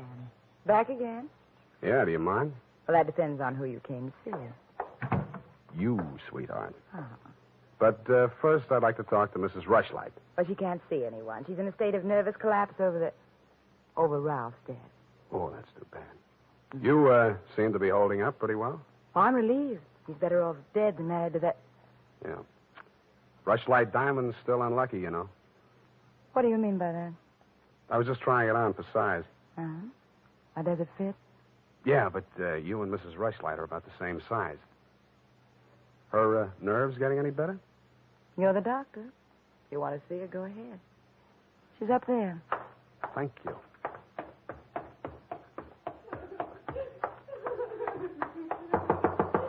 Mrs. Rushlight. Go away, I live. I'm sorry to break in on you like this, but I haven't got much time. How dare you? Nancy! Try that girl. Mr. Spade, please leave me alone with my grief. Funny thing. Yesterday, Nancy was carrying a torch for Ralph, and you were holding the torch to him. Today, it's different. Oh, good heavens. You don't think I'm grief-stricken over Ralph. Good. That's one less mystery. Mr. Spade, what do you want? Your nephew's killer. Oh, does it matter? It does to me. Somebody getting knocked off right under my nose is bad for private detectives everywhere. Oh. For a moment, I thought that... Say, wouldn't you rather make some more money? I refuse to marry Lotta. Oh, no, nothing like that. It's the necklace, Mr. Spade, the genuine. What is? I don't know. All I know is the other one isn't. Who told you that? Well, the police know. It's in the papers, isn't it? Not yet. Well, how else would I learn? The murderer's the only one who could have told you, unless you're the murderer. I see. Very well, Mr. Spade. I'll tell you what I know. I'm not as wealthy as you might think. In fact, I have for 4 years lived from pillar to post, from hand to mouth, ragtag and bobtail, struggling to make ends meet. Yeah, what you mean is you're eking out a meager existence, keeping your head above water, one jump ahead of the sheriff, stalked by the grim specter of poverty. Is that right? Oh, how well you put it. In fact, Mr. Spade, I'm something of a crook. I've borrowed large sums of money from Colonel Bixby, putting up as collateral something that was not mine to forfeit. Don't tell me. Let me guess. It was the Rushlight diamond? Well, you seem to know everything. All but one thing. Why did you think you could palm off a paste copy on an operator like Bixby? He sent you here. I won't tell you another single thing. Well, then I'll tell you a few things. The only way the Rushlight diamond could be transferred legally into the hands of Colonel Bixby was by tricking Ralph into marriage with Lotta. Since Ralph's wife automatically became the legal owner. With Ralph dead, Bixby would be in line to inherit the diamond from her. Inherit? California state law. Foster parent may inherit from a foster child in absence of any direct heir. Well, then he planned. He'd kill her, too. Mr. Spade, we must stop him. She's safe for the time being. I had her thrown into the pokey. They can hold her 48 hours for questioning, but they can hold you longer. They can even hold you as an accessory before the fact. Why, I didn't know he was going to kill anyone. Lotta was just going to hand over $1 million diamond to Bixby out of the kindness of her heart? Oh, no. Lotta wanted to become an American citizen. Marriage is the quickest way. For her, Ralph was the only way. Okay, I'll buy that. Now, tell me honestly, Mrs. Rushlight, what happened to the genuine stone? I honestly didn't know. I wasn't sure. But now there can be only one answer. Nancy with the laughing face? She went with me when I went to the bank vault to get the Rushlight diamond to present to Lotta after the ceremony. Uh-huh. She looked after all my jewels, including the paste copy that I habitually wore. Homicide, Lieutenant Dundee. Spade again, Dundee. I think I got the Rushlight caper all wrapped up. I'm heading for your office now, so wait for me. And whatever you do, don't let that Lotta dame out of your sight. Thank you. Goodbye. Wait a minute, Sam. Wait a minute. Yeah? The Lotta dame, she's already gone. Escape? Bailed out. Custody of her foster father. Wait a minute. I got the name here, sir. Bixby. He's a colonel, and no wonder you're only a lieutenant.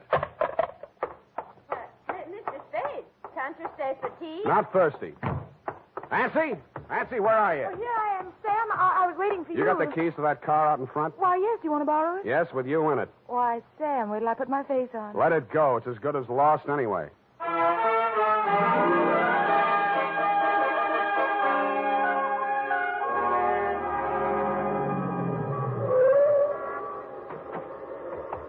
Come on. What is this place? Where are you taking me? Never mind. Just hang on. I'll fly you up to the second floor. Sam, that was a shot that sounded like Lotta. You stay here. Don't come in until I call you. Spade, what are you doing? Get back in there. Oh, sir. Drop it. No. Drop it or I'll crack your elbow. That's better. Now sit down. I want to look this over. Looks real cute. Powder burns, gun beside the chair, and what's this? Well, a note in Dutch. It's a suicide note. She killed herself. I can almost believe that. You've handled this very well, considering the bad breaks you've had. Only one thing wrong. Do I scent a bargain? I don't have to bargain. I've got the diamond. All you've got is 2 murders rapping on your thick noggin. Don't be absurd. I know who has the real necklace. Then you better talk to her directly. You can come in now. Sam, was that... Oh, that poor, homely little dame. What did she ever Stop, do? you're breaking my heart. She committed suicide. You know better than that. She committed suicide. If the colonel's price is right. Oh, I see. I'll put it to you directly. It's not easy to fence. It'll have to be cut. That'll decrease the value considerably. Say, $10,000, no questions asked. Pardon me, that suicide shot, it's ringing in my ears. I can't hear you. 20,000. 50. All right, 100,000. Sam, don't be a fool. Take it. I'll give you a real break, Colonel. That's the cops coming after you. Anything, Spade. What do you want me to do? I want you to try and get out of here. What are you going to do? There's the door. Go ahead. All right. Thank you, Colonel. All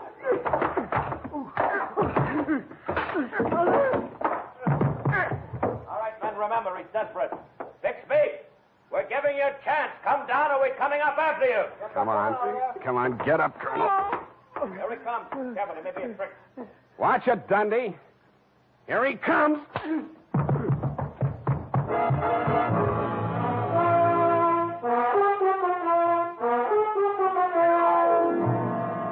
And that, Mrs. Rushlight, is the crop. For a man that went down fighting, Colonel Bixby didn't need much persuading once they got him under the lights down at headquarters.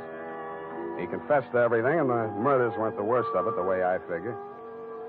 The worst of it was the cruel way he victimized the poor little ugly duckling, Lotta Van Eyck.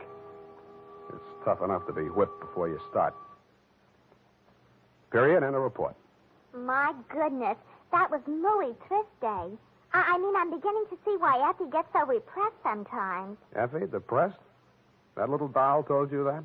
Only between she and I and the lamppost. She's so sensitive, you know. Not like I, of course. I invariably cry at weddings. You don't say, Bernadine. You attend weddings often? With high frequency, Mr. Spade. You mean frequently? No.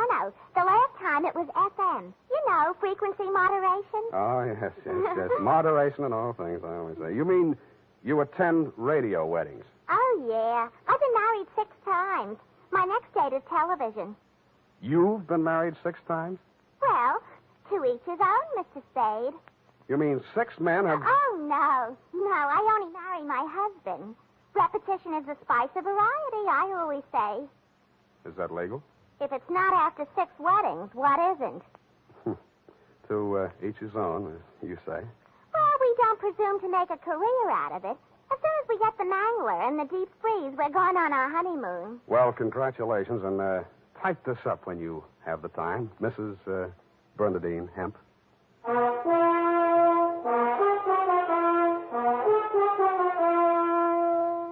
Every day, more and more men are turning to Wild Root Cream Oil for truly handsome hair. And that's not surprising, for what other leading hair tonic gives you these big advantages?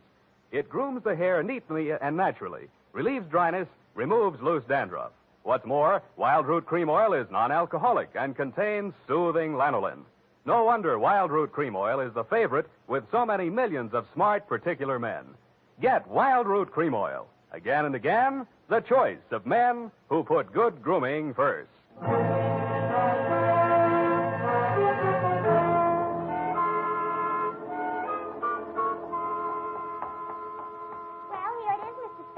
I'm sorry it took so long, but I kept relapsing into Spanish. That's I know how. And Effie's typewriter doesn't have any upside-down question marks. Upside down. Mm-hmm. Take a memo. Call typewriter man. I already have. Oh, I almost forgot. You received a telegramic commutation. A telegramic what? A wire. Oh, a wire. Well, open it and read it. In English, por favor. It says, Dear Sam. Figures. In the haste of my departure, I neglected to warn you about Well, when I do that one another favor, she'll have silver threads. Who? That ball of fire whom I'm taking the place of in order to be double-crossed of by. Effie? Is she still in far-off Canab?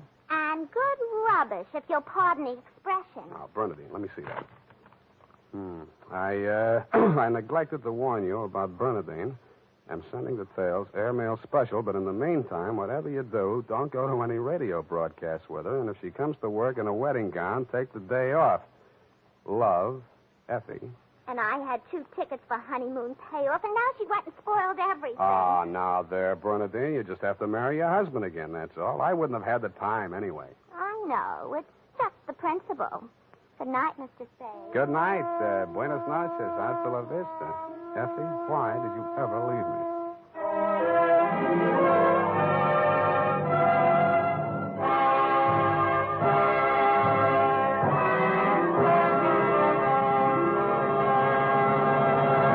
The Adventures of Sam Spade, Dashiell Hammett's famous private detective, are produced and directed by William Spear. Sam Spade is played by Howard Duff.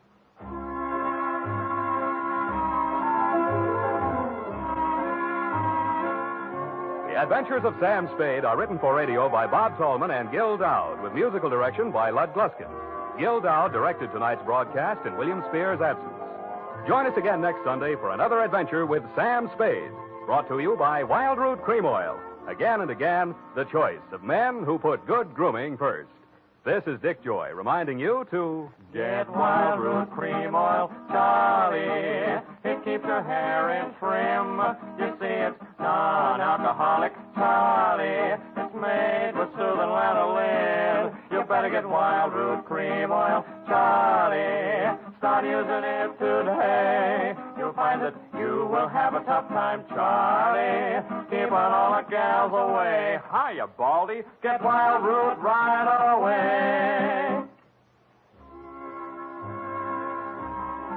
This is CBS, the Columbia Broadcasting System.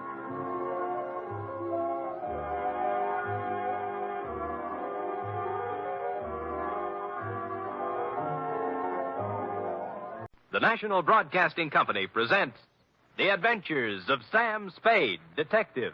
Sam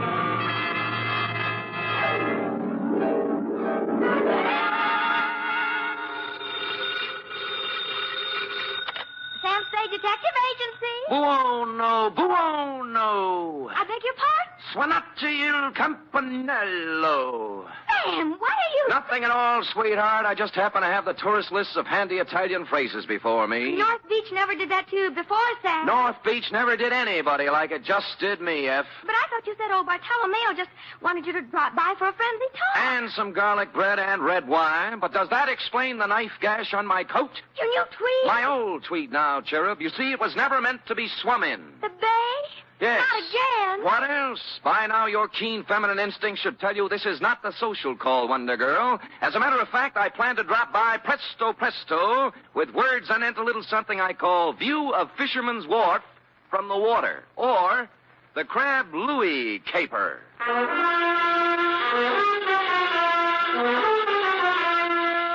Transcribed for NBC, William Spear, radio's outstanding producer, director of mystery and crime drama, brings you the greatest private detective of them all in The Adventures of Sam Spade. Zing, zing, zing, ding, ding, ding, ding. Buongiorno, Sam. Well, ballooning up, huh? Let me see now. Oh, Desidero un carburatore della Calzella. Great. What's it mean? I found my secretary's list of most used Italian phrases, Sam. It means, I want a carburetor for my voiturette. I'll remember that. Shall we proceed with the business at hand? Ready, Sam. Date, fill it in. To Bartolomeo Maggiore. Copy to Lieutenant Rossi, North Beach Division, from Samuel Spade, license number 137596. Subject, the Crab Louis Caper. Dear Bartolomeo, Fisherman's Wharf, as you know, is as changeable as an Italian wench. All smiles and laughter of a Saturday night with the lights blazing in the Cioppino palazzas and the tourists 3 deep around the steaming cauldrons outside. But it's something else again of an early dawn. Dark and lonely and quiet, except for the mutter of engines as the crab boats nose out into the fog that hang over the gate. Last night was somewhere in between. The lights were blinking out as I left my cab and walked over to your place of business, a gaudily painted building at the foot of the wharf with a red, yellow, and blue sign reading Museo Maggiore. Curios, souvenirs, waxworks. Admission 10 cents.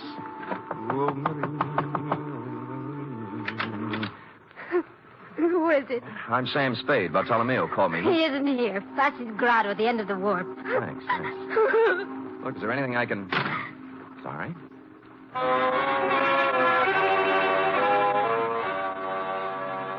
Except for Frosky's at the very end, the wharf was dark now.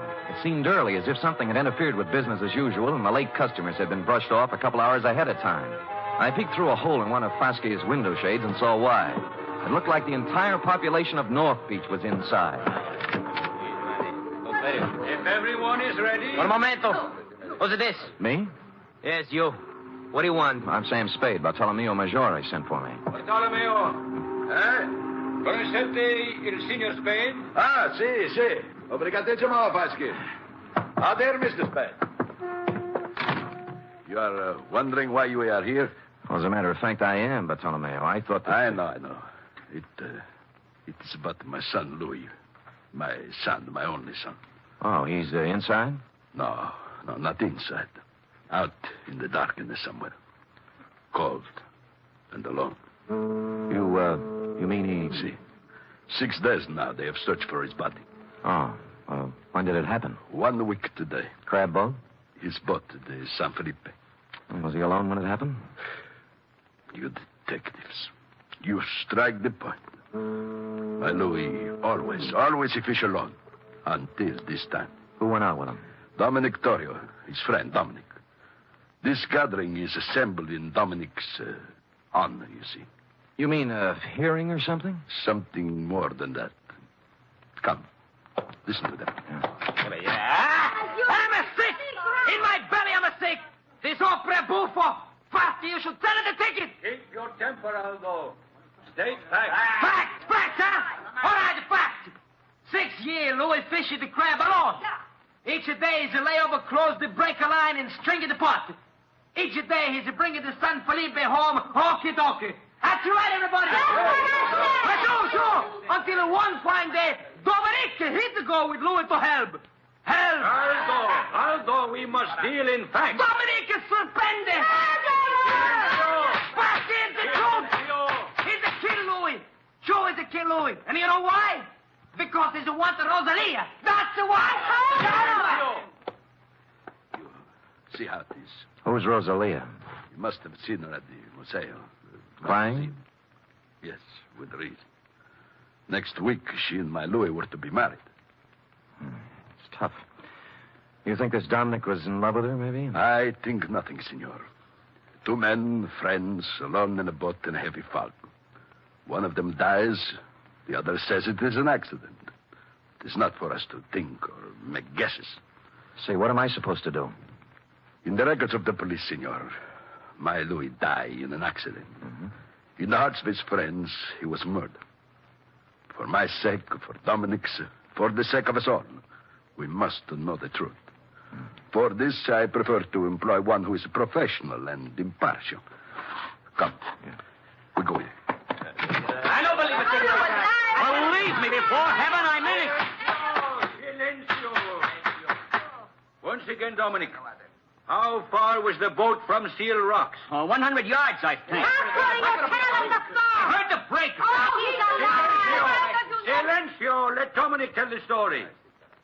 Go on now. You had dropped the last crab pot over the side. Then? Something went wrong with the motor. Louis told me to look at it. I went below, then it happened. Louis was leaning over the gunwale. We untangled a float, and the sea took us by the stern. We broached. I saw him go over and plunge into the white water. I brought the boat about then. For 2 hours, I yelled, I circled around, I blew the whistle, everything. Then the Coast Guard came. Fosky, I swear it, that's all I know. I never saw Louis after that. Silencio! My brothers, it was your will that I sit here in judgment of Dominic Torrio. Before I go on, are there any more questions you have to ask him?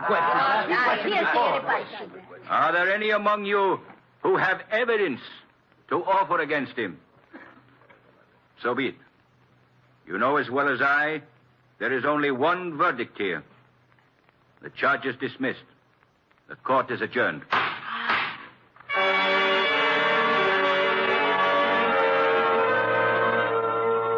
Everyone was still for a second, like a big tableau. Fosky, white-haired and dignified on the platform, looking down at Dominic, and the rest of them all on their feet now, boring holes through him with their eyes. He was the first to move, turning slowly, walking out through the crowd toward the door, looking tentatively from face to face, knowing now he hadn't been acquitted at all, as one by one they turned their backs on him. I felt terribly sorry for Dominic, until he walked past me and I got a look at his face, at his eyes. In my racket, I see that look more often than the next guy. I never saw it any clearer than I did now.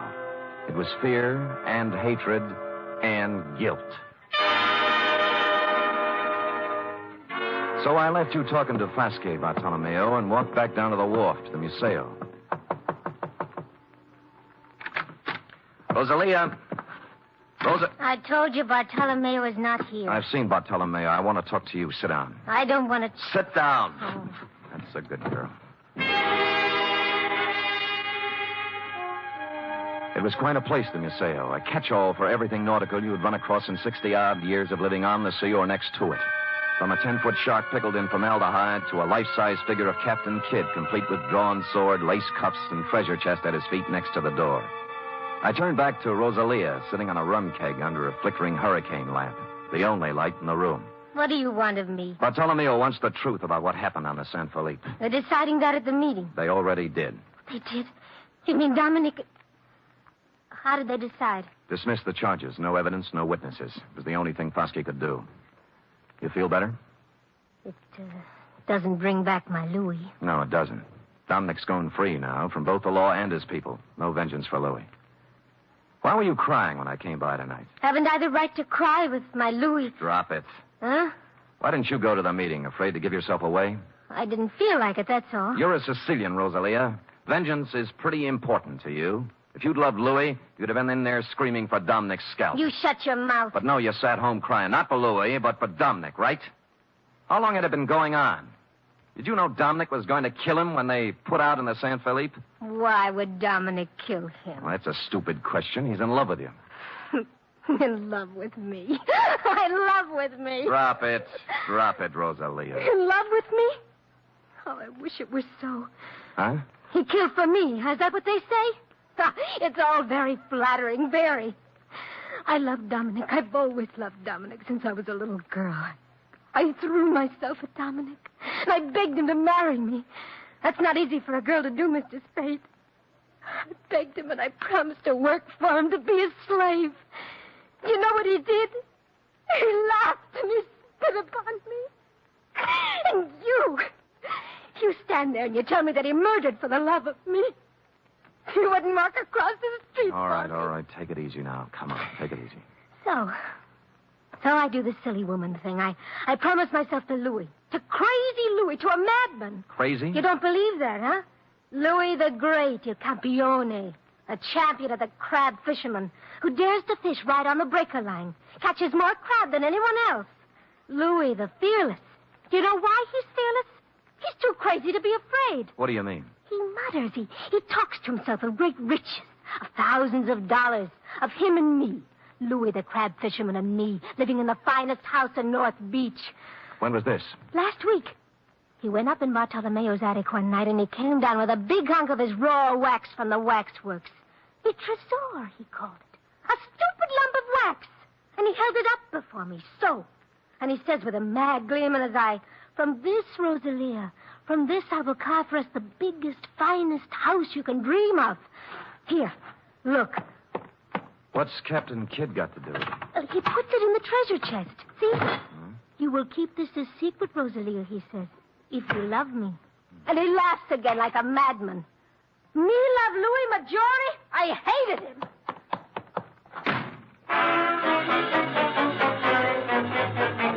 It was too good to be phony. The triangle notion had to go. You could hardly blame Rosalia for thinking he was crazy. In the treasure chest was a hunk of tallow, not a very fresh hunk at that. And Louis's routine with it must have hit her like the graveyard scene from Hamlet. Therefore, having no theory, nor evidence, nor witnesses, I also had no motive. As always in situations like this, I did the sensible thing. I went home and went to bed. Or I thought I went to bed. Hello? Spade? Yeah. I got a tip for you. Oh? Find yourself a nice, dirty divorce case somewhere and stay out of North Beach. Well, this almost sounds like a threat. Call it advice. There's $100 in the mail for you. You'll get it this morning. Plus a bribe? A gift. Can I keep it if I don't play? If you don't play, you won't need it. I suppose it's useless to ask who this is. Louis Maggiore. Say that again? Louis Maggiore. Shall I spell it? You might explain it. You talk to Rosalia. Figure it out for yourself. Sure. So she never loved you, and you knew it. So you go over the side when the comber hits, swim ashore, then discover they think you're dead and decide to leave it that way rather than go through with a wedding. You got it. I got more. So life without Rosalia in North Beach is impossible. You can't face the shame and loose talk that goes with a busted wedding. So you're going over the hill and find a new life for yourself. Wait a minute, Spade. Oh, there's more. So you're tossing over a car, a bank account, a boat worth $7,000. Walking out on your old man, to say nothing of 3 years apprenticeship and 6 years of hard work to get where you are. I understand perfectly. And you're being a little insulting. I make a lot of my dough with my big flat feet, but I do make some of it with my head. Now try again. You don't believe I'm Louis Maggiore? That is the general idea. And it might surprise you to know that 5 minutes ago I was ready to chuck the whole antipasto. Now I'm back in with both feet. What's with the music box? Nothing.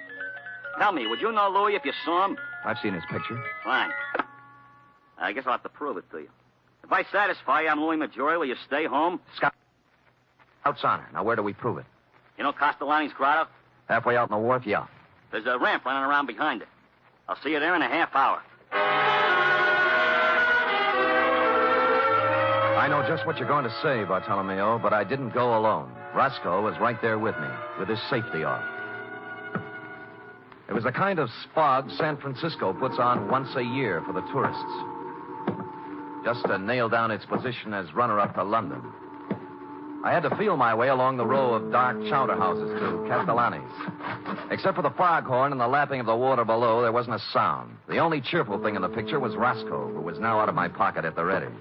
I eased up to the corner of Castellani's. There was an alley between it and the next building, leading around the ramp over the water. Spade?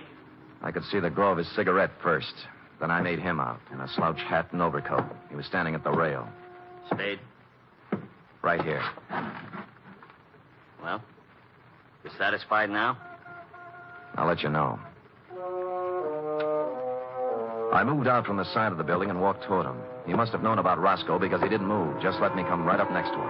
I was stupid, sure, but it wouldn't have worked for him except for the fog. 2 feet away, I saw what I thought was Louis was a booby trap. The hat and overcoat were slung over a piling with a burning cigarette on the rail next to one of the sleeves. I rolled to one side just in time. The knife slashed through the padding on my left shoulder, and he was on me. Roscoe went in the drink, and I took on the arm with a knife with my 2 hands and 32 teeth.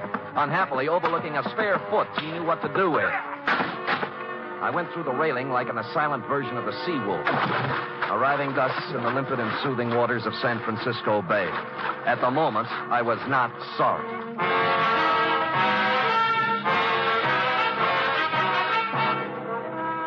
To the weekly adventure of radio's most famous detective, Sam Spade.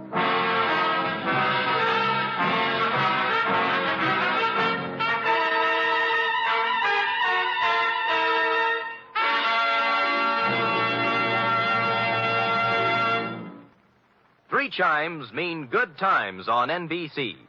Sunday, Theater Guild on the Air presents one of the greatest dramatic undertakings in the history of radio. It's a full hour-and-a-half adaptation of Shakespeare's masterpiece, Hamlet.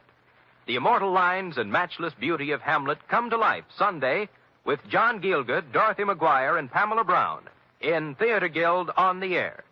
And a reminder, this Sunday also means another gala broadcast of The Big Show.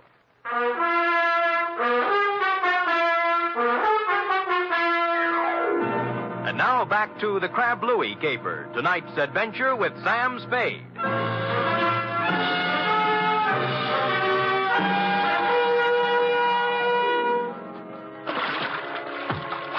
Wetting my finger and holding it up in the wind, I quickly determined where north was, and just as quickly decided there was no percentage in swimming the Golden Gate.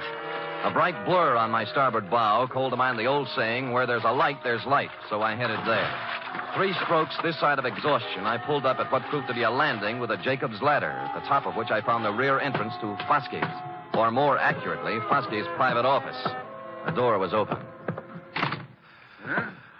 Oh. I'm Sam Spade. I've been swimming, if you're wondering. Bartolomeo told me about you. He didn't say you were crazy. Well, maybe he didn't know.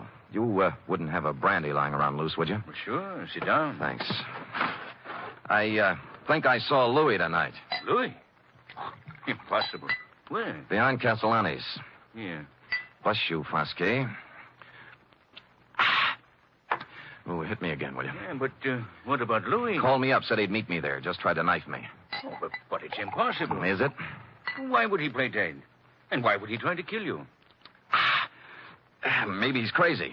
Well, how do you mean? You've heard of the dear old lady who had the trunk full of pancakes, haven't you? Hmm? Louis saves old tallow. Captain Kidd's treasure chest at the Museo is full of it. Who told you this? Rosalia showed it to me. May I? Help yourself. Thanks. Might be a good idea to call another meeting and tell the people. Make it easier for Dominic. Funny. Of the whole meeting here, I alone doubted his guilt. Good thing they made you the judge, or he might be 6 feet under by now. Got a cigarette? In the box there next to the phone. Thanks. Yeah, I went right along with him, too. Shows how wrong you can be when... When what? When you go by emotions and not by evidence. This is, quite a cigarette box. Yes. It stops when you put it down. Hmm? Well. I suppose now you'll drop your assignment? Sure. I'm a detective, not a psychiatrist. You've got a lunatic running around, that's your problem. Good night, Fosque, and thanks for the brandy.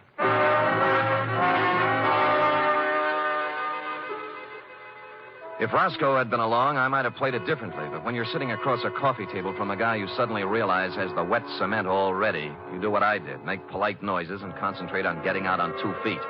It was 7-3. Dominic was stashed in a handy closet listening to the whole thing, which was handy since the next obvious move was his room in a house on Jefferson Street.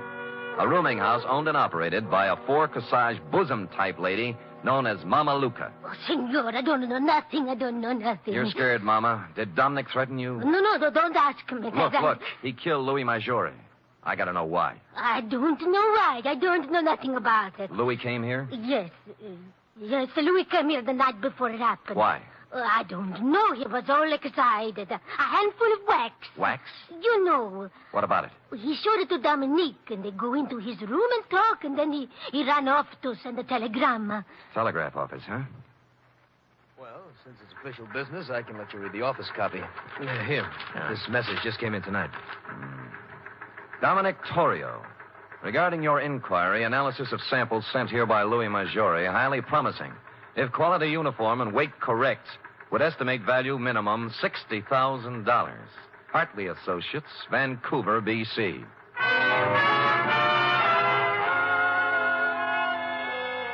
A lump of smelly stuff that looked like old tallow, picked out of the ocean and worth $60,000, was a strong enough clue for even stupid Sam to pick up.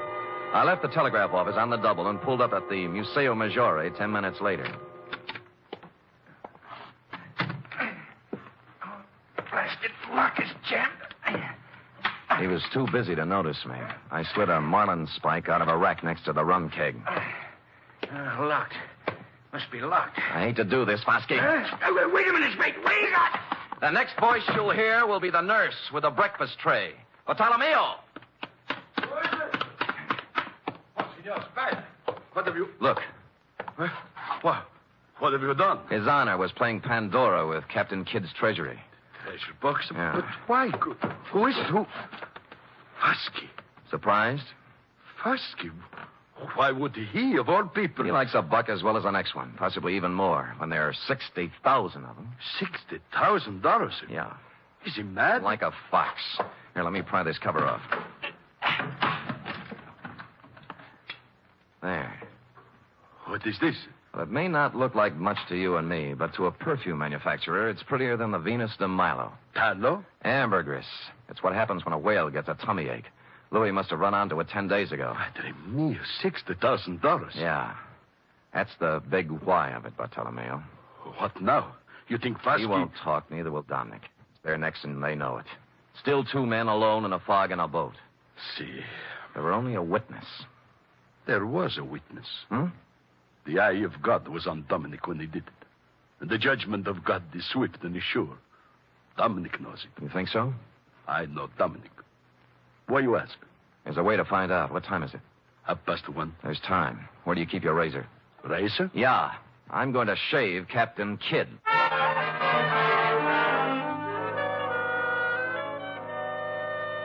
Which I did, finishing around 2 a.m. During the next 3 hours, I got wet, cold, and seasick in the order named, but made it back to the Museo in time for a couple of stiff horns of grappa before you and I hustled down to the wharf where Dominic was picking up bait for his crab nets.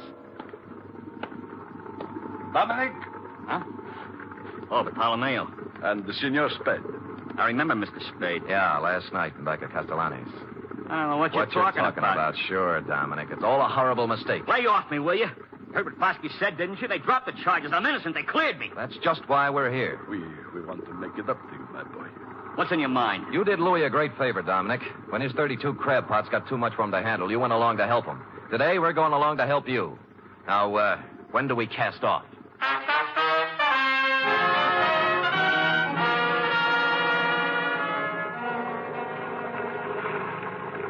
There's a float up ahead. What color? Yellow and red. Is that yours, Dominic? That's mine. Great. Pull up alongside. Well? What's this all about? I told you, Dominic. You're lying. What are you trying to do? Break me down? He's dead in an accident. You heard what Fosky said? Yeah. Forget it, Dominic. Forget it. We love you like a brother. I told the truth. What are you trying to do? Torture me? Is that what you want? Revenge? No. The matter is in other hands now. What? You mean? There is always one witness, isn't there, Dominic? Oh. That's what you mean, huh? Is that why you came to tell me that? That's a good one. Hold the wheel, Spade. I'll bait my net. I'll spit in your eye one day, old man. One birthday when you get smart. You and the whole lousy We war. both watched him hold the line, what you had playing it planned on for the me. deck, prattling to himself like a little kid whistling in the dark. He was a lousy actor, pale under his sunburn and drenched with I sweat. won't let you forget Up it came, coil by I got coil. something to prove. Then it began to come slower. And make it stick. When I can prove it in court, I'll sue you till you bleed. Hey, what's the matter here? What's pulling on this line? Maybe it's your conscience, Dominic. It's heavy. It's... What? The Lord moves in strange ways. I can't get it up. Let me help you. There we go. 1, 2... Up. Louie! Get away from me! Let me go! Louie! No!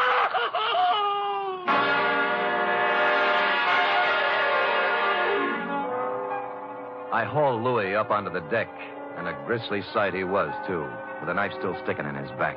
I figured that was where Dominic would put it, and I was right. Not that it mattered, because Dominic wasn't thinking logically from the moment he saw Louis's body tangled in his crab line. He sang us all 50 verses then and there and repeated them for the police stenographer later when we got him to headquarters. It looks like a first-degree rap for both him and Foskey, but I'm waiting till it happens before telling him the corpse was Captain Kidd, minus beard and ruffles. Period. End of report. Sam, again and again I rediscover you. And each time a new facet, a new thrill. You're just wonderful. It's true. But it pleases me to hear it from you, F. And so I propose to reward you in a fitting manner. First, back salary? Tut, a carburetor for your voiturette. And second, back salary? 10 free tickets to the Museo Maggiore. Third, back salary. An invitation to accompany me, your employer, to browse upon 2 bowls of Cioppino tonight at Castellani's. And fourth, I give up. back salary. Sam! Count it, girl, count it, and bless you. The voiturette, complete with carburetor, will call at your door in precisely 1 hour. Until then... Good night, Sam. Good night, sweetheart.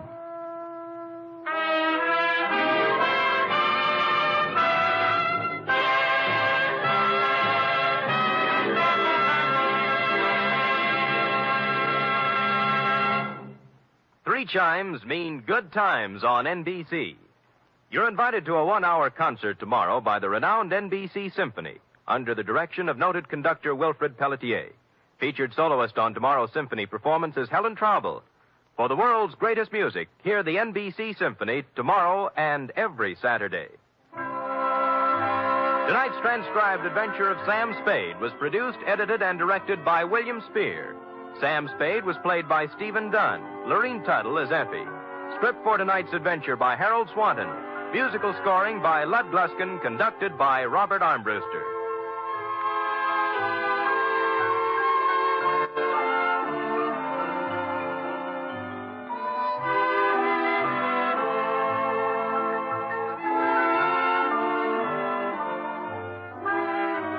Join us again next week, same time, for another adventure with Sam Spade. Through the years, the Red Cross has helped the victims of disaster and helped protect the health of our nation. Today, with the country rising to meet the challenge of possible aggression, the Red Cross has been asked by the government to undertake additional tremendous tasks. A goal of $85 million must be reached during the 1951 Red Cross campaign. This year, when you support the Red Cross, you'll be helping to mobilize for the defense of our nation. Join the magnificent Montague. Then it's Duffy's Tavern on NBC.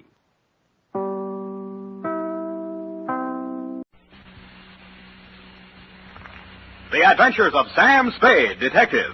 Brought to you by Wild Root Cream Oil Hair Tonic, the non-alcoholic hair tonic that contains lanolin.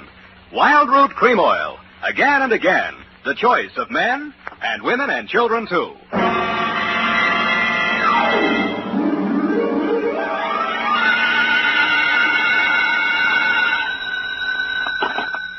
Detective agency. Very important, sweetheart. Write this down. Yes, Sam. I have pencil and paper ready. Ingredients, colon.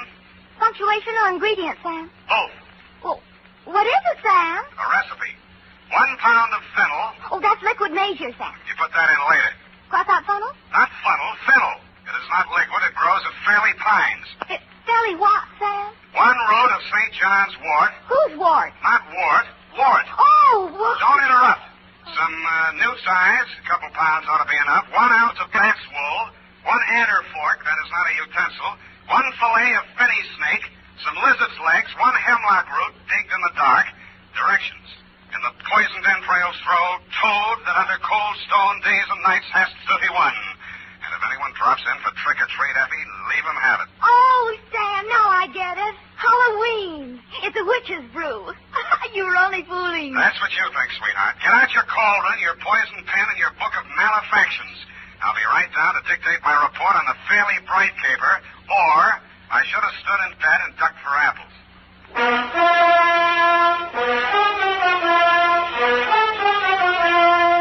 Dashiell Hammett, America's leading detective fiction writer and creator of Sam Spade, the hard-boiled private eye, and William Spear, radio's outstanding producer-director of mystery and crime drama, join their talents to make your hair stand on end with the adventures of Sam Spade. Presented by the makers of Wild Root Cream Oil for the hair. Are they saying this about you?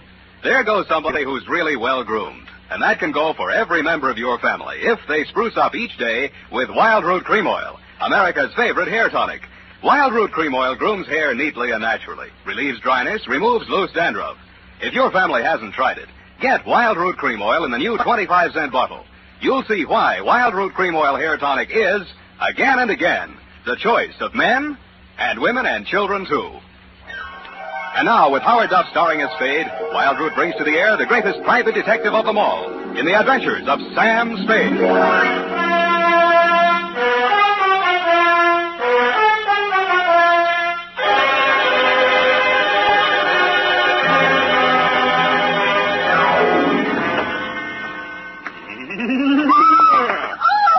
Is that the wind dying? Oh, no, it's only two devils that blow through a murderer's bones to and fro in the ghost's moonshine. Oh, Sam, take off that ridiculous mask. You look about as much like a demon. As a demon, check. Fly your broom into the adjoining office, sister, and we'll weave a few spells.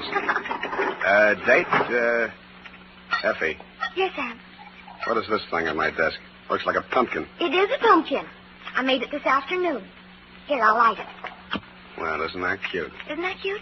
Eyes and nose and mouth. Looks like Lieutenant Dundee of Homicide. Well, thank you, Sam. Thank you. Well, I guess everyone knows it's Halloween, even if they don't listen to the radio. Shall we? We shall. Date, All Hallows Eve, 1948, to Hillary Bright, Esquire, number 13, Black Place, City. From Samuel Spade, license number 137596. Subject, the Fairly Bright Caper. It was a fairly bright afternoon for the fog-bound Bay Area. There was no frost upon the pumpkin. In fact, as yet, no pumpkin. But I did see a black cat and several attractive wolf girls in broomstick skirts during the bus ride down the peninsula to your client's ancestral estate, Fairley Pines. A bat flew out of a hollow tree as I mushed up a road through some pine woods to the house. In the gathering dusk, I also observed the toad, a lizard, and a hooty owl, which, if memory serves, are staple ingredients for a witch's brew. Then I observed, hobbling out of the forest, an authentic hag. She was wearing a dusty black robe, a peaked black hat, and her matted gray hair coiled serpent-like around her evil countenance. She leaned on a gnarled staff of hemlock, fixed me with her yellow, glittering eyes, and said, Hello, kiddo. Yes'm. Which way's the house? Which house? Fairly Pines. Lost my bearings, I did. I was looking for some fellow. Oh. I got the bat's wool right enough and newt's legs. Couldn't find no adder's forks, but reckon this here copperhead will do the trick. What are you going to do with all that stuff? It's for the brew. I'm the witch they hired for tonight. Name's Gudge. Born Sophia, but of course I don't have no Christian name anymore since I sold out to Old Scratch. Beat me down on my price, he did, too. Look at that wart on my nose. What nose? Huh? The house is up that way. Mind if I walk along with you, pretty boy? I don't like girls. Huh? No, not at all, ma'am. No need to be afeared. With the scroungy fee they're paying me, they'll be lucky if I give them a whiff of brimstone. Not so close, please. But I did promise one manifestation, and the scream of a soul in torment is the witching hour. Yeah. Fiddle, fiddle, aye, fiddle. Ready or not, Who is that? What's your hurry, sir? Where do I find Mr. Hillary Bright? Oh, You're the detective, Spade? Right. Oh, I'm Homer Langdon, attorney for the Fairley estate. Come along, I'll take you to it. Sorry for that challenge just now. Been hearing strange noises around the grounds. You notice anything peculiar as you came up the road? Well, there was an old lady. I use the term loosely. Looking for Fenwell? Yeah. That's the witch. Mr. Bright hired her for the party tonight. Takes her work kind of seriously, doesn't she? Well, you know how it is. Seasonal work. What does she do between Halloweens? Claims she hibernates. God, Ophelia. Mrs. Fairley, Spade. She's eccentric. Don't let her know. Check. Oh, here I am, Homer. What was it you wanted? Oh, it's the man from the catering. No, Ophelia. This is Mr. Spade, the detective that Mr. Bright employed. Oh, well, about that recipe for the aspic. Cook says she's never heard of putting fennel and lizard's claws in a tomato aspic. And Mr. Bright says hemlock is poison. You've got it mixed up, Ophelia. That's the recipe for the witch's brew. Well, anyway, the grocer says he doesn't stock them, so you'll have to garnish it with parsley. Ophelia, he's not the caterer. He's the detective. Oh! Well, keep your eye on those pumpkins. Mice, you know. Mice? You know, mice. Pumpkins? Where is that witch? I've got to tell her about the parsley. Oh, witch!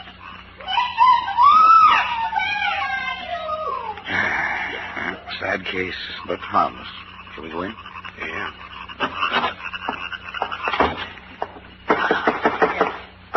Watch his jawbone, Wilma. Oh, you've already broken his neck. Oh, why don't you hire an assistant? I don't like hanging him in the house anyway. We don't even know who he is. What are they up to now? Halloween comes but once a year. Oh, it's a skeleton, part of the decoration. Henry. Oh, yes, Homer. I couldn't find the witch, but here's the detective. Ah, well, you can have the witch. I'll take him. Oh, watch what you're doing, Wilma. The ladder. Sorry. This just about completes the arrangements. Oh, this is Miss Wilma Fairley, for whom I'm managing this nauseous ball. Sam Spade. Hillary. Is that any way to speak about a girl's fifth engagement party? Forgive me if I'm guilty of understatement. Oh, fix that wire, Wilma. The top of Frankenstein's head's caving in. And look at that. The bolts are coming out of his neck already.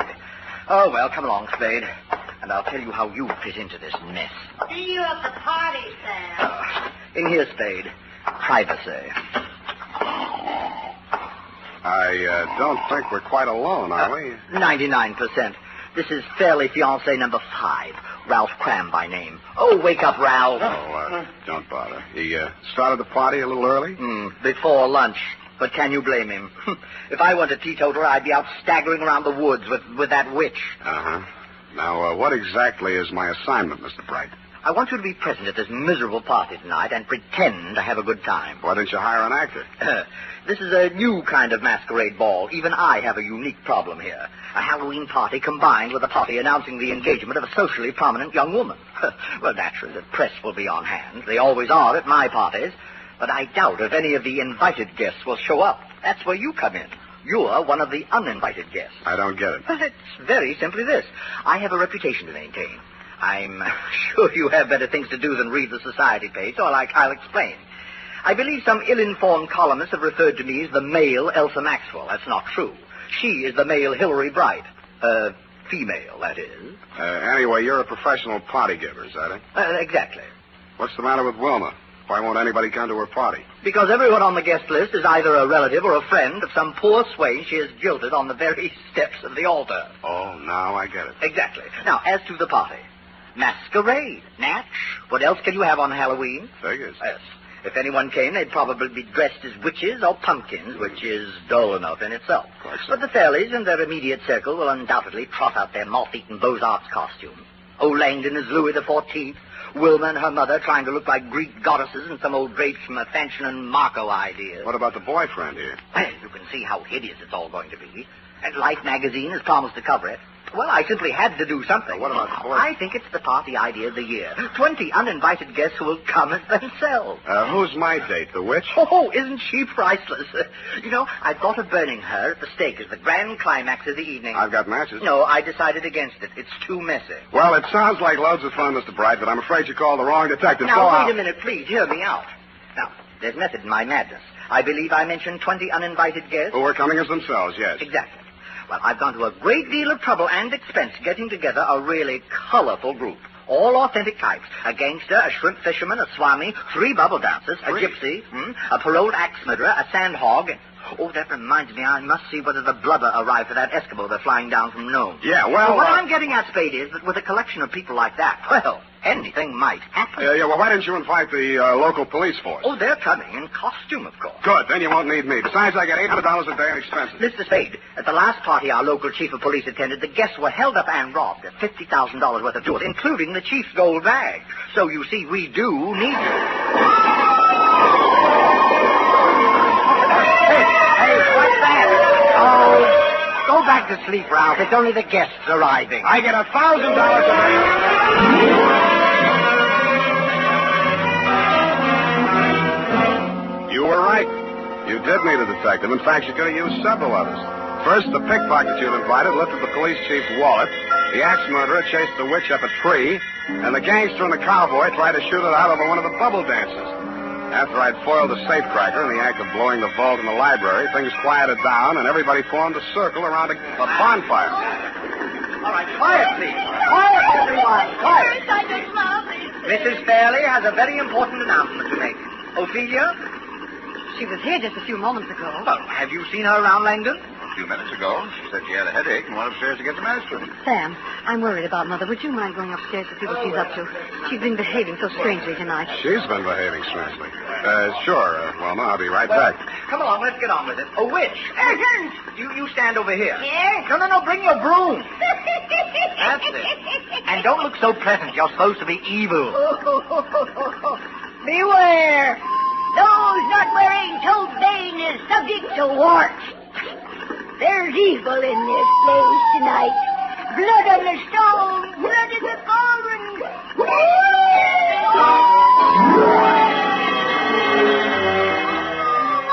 I hated to miss the manifestation, and I hoped I'd get back in time for the scream of the soul and torment to which it roused earlier in the evening. I cased the rooms on the second floor. Wilma's fiancé, Ralph Cram, was in one of them, asleep. Ophelia wasn't in any of them. But in one of the bedrooms, I found something that puzzled me. A rope made out of bed sheets dangled out of the window, but the window was closed. I walked over and opened it. The witch was still at it. I couldn't see the merry little group around the bonfire, but where the firelight glowed against the tree trunks at the edge of the woods, I saw a white-robed figure crouching in the shadows. Then I heard it.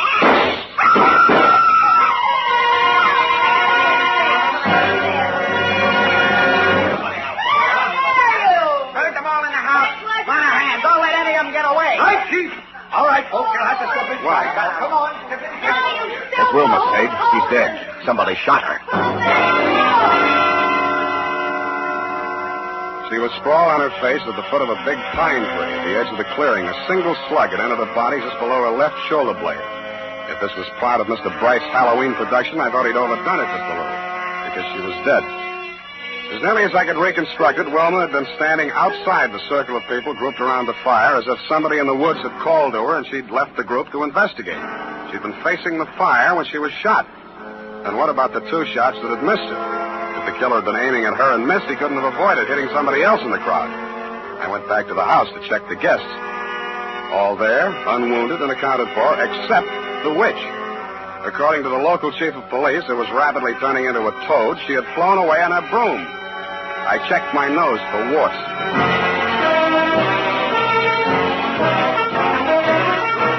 The makers of Wild Root Cream Oil are presenting the weekly Sunday adventure of Dashiell Hammett's famous private detective, Sam Spade.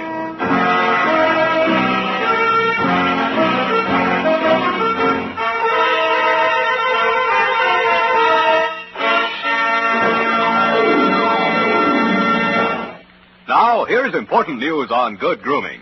If you want the well-groomed look that helps you get ahead, socially and on the job, listen.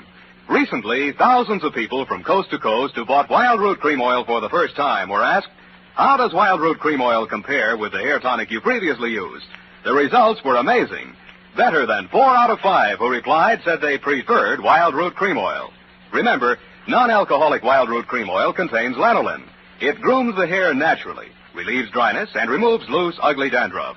So if you want your hair to be more attractive than ever before, get the generous new 25-cent size of Wild Root Cream Oil.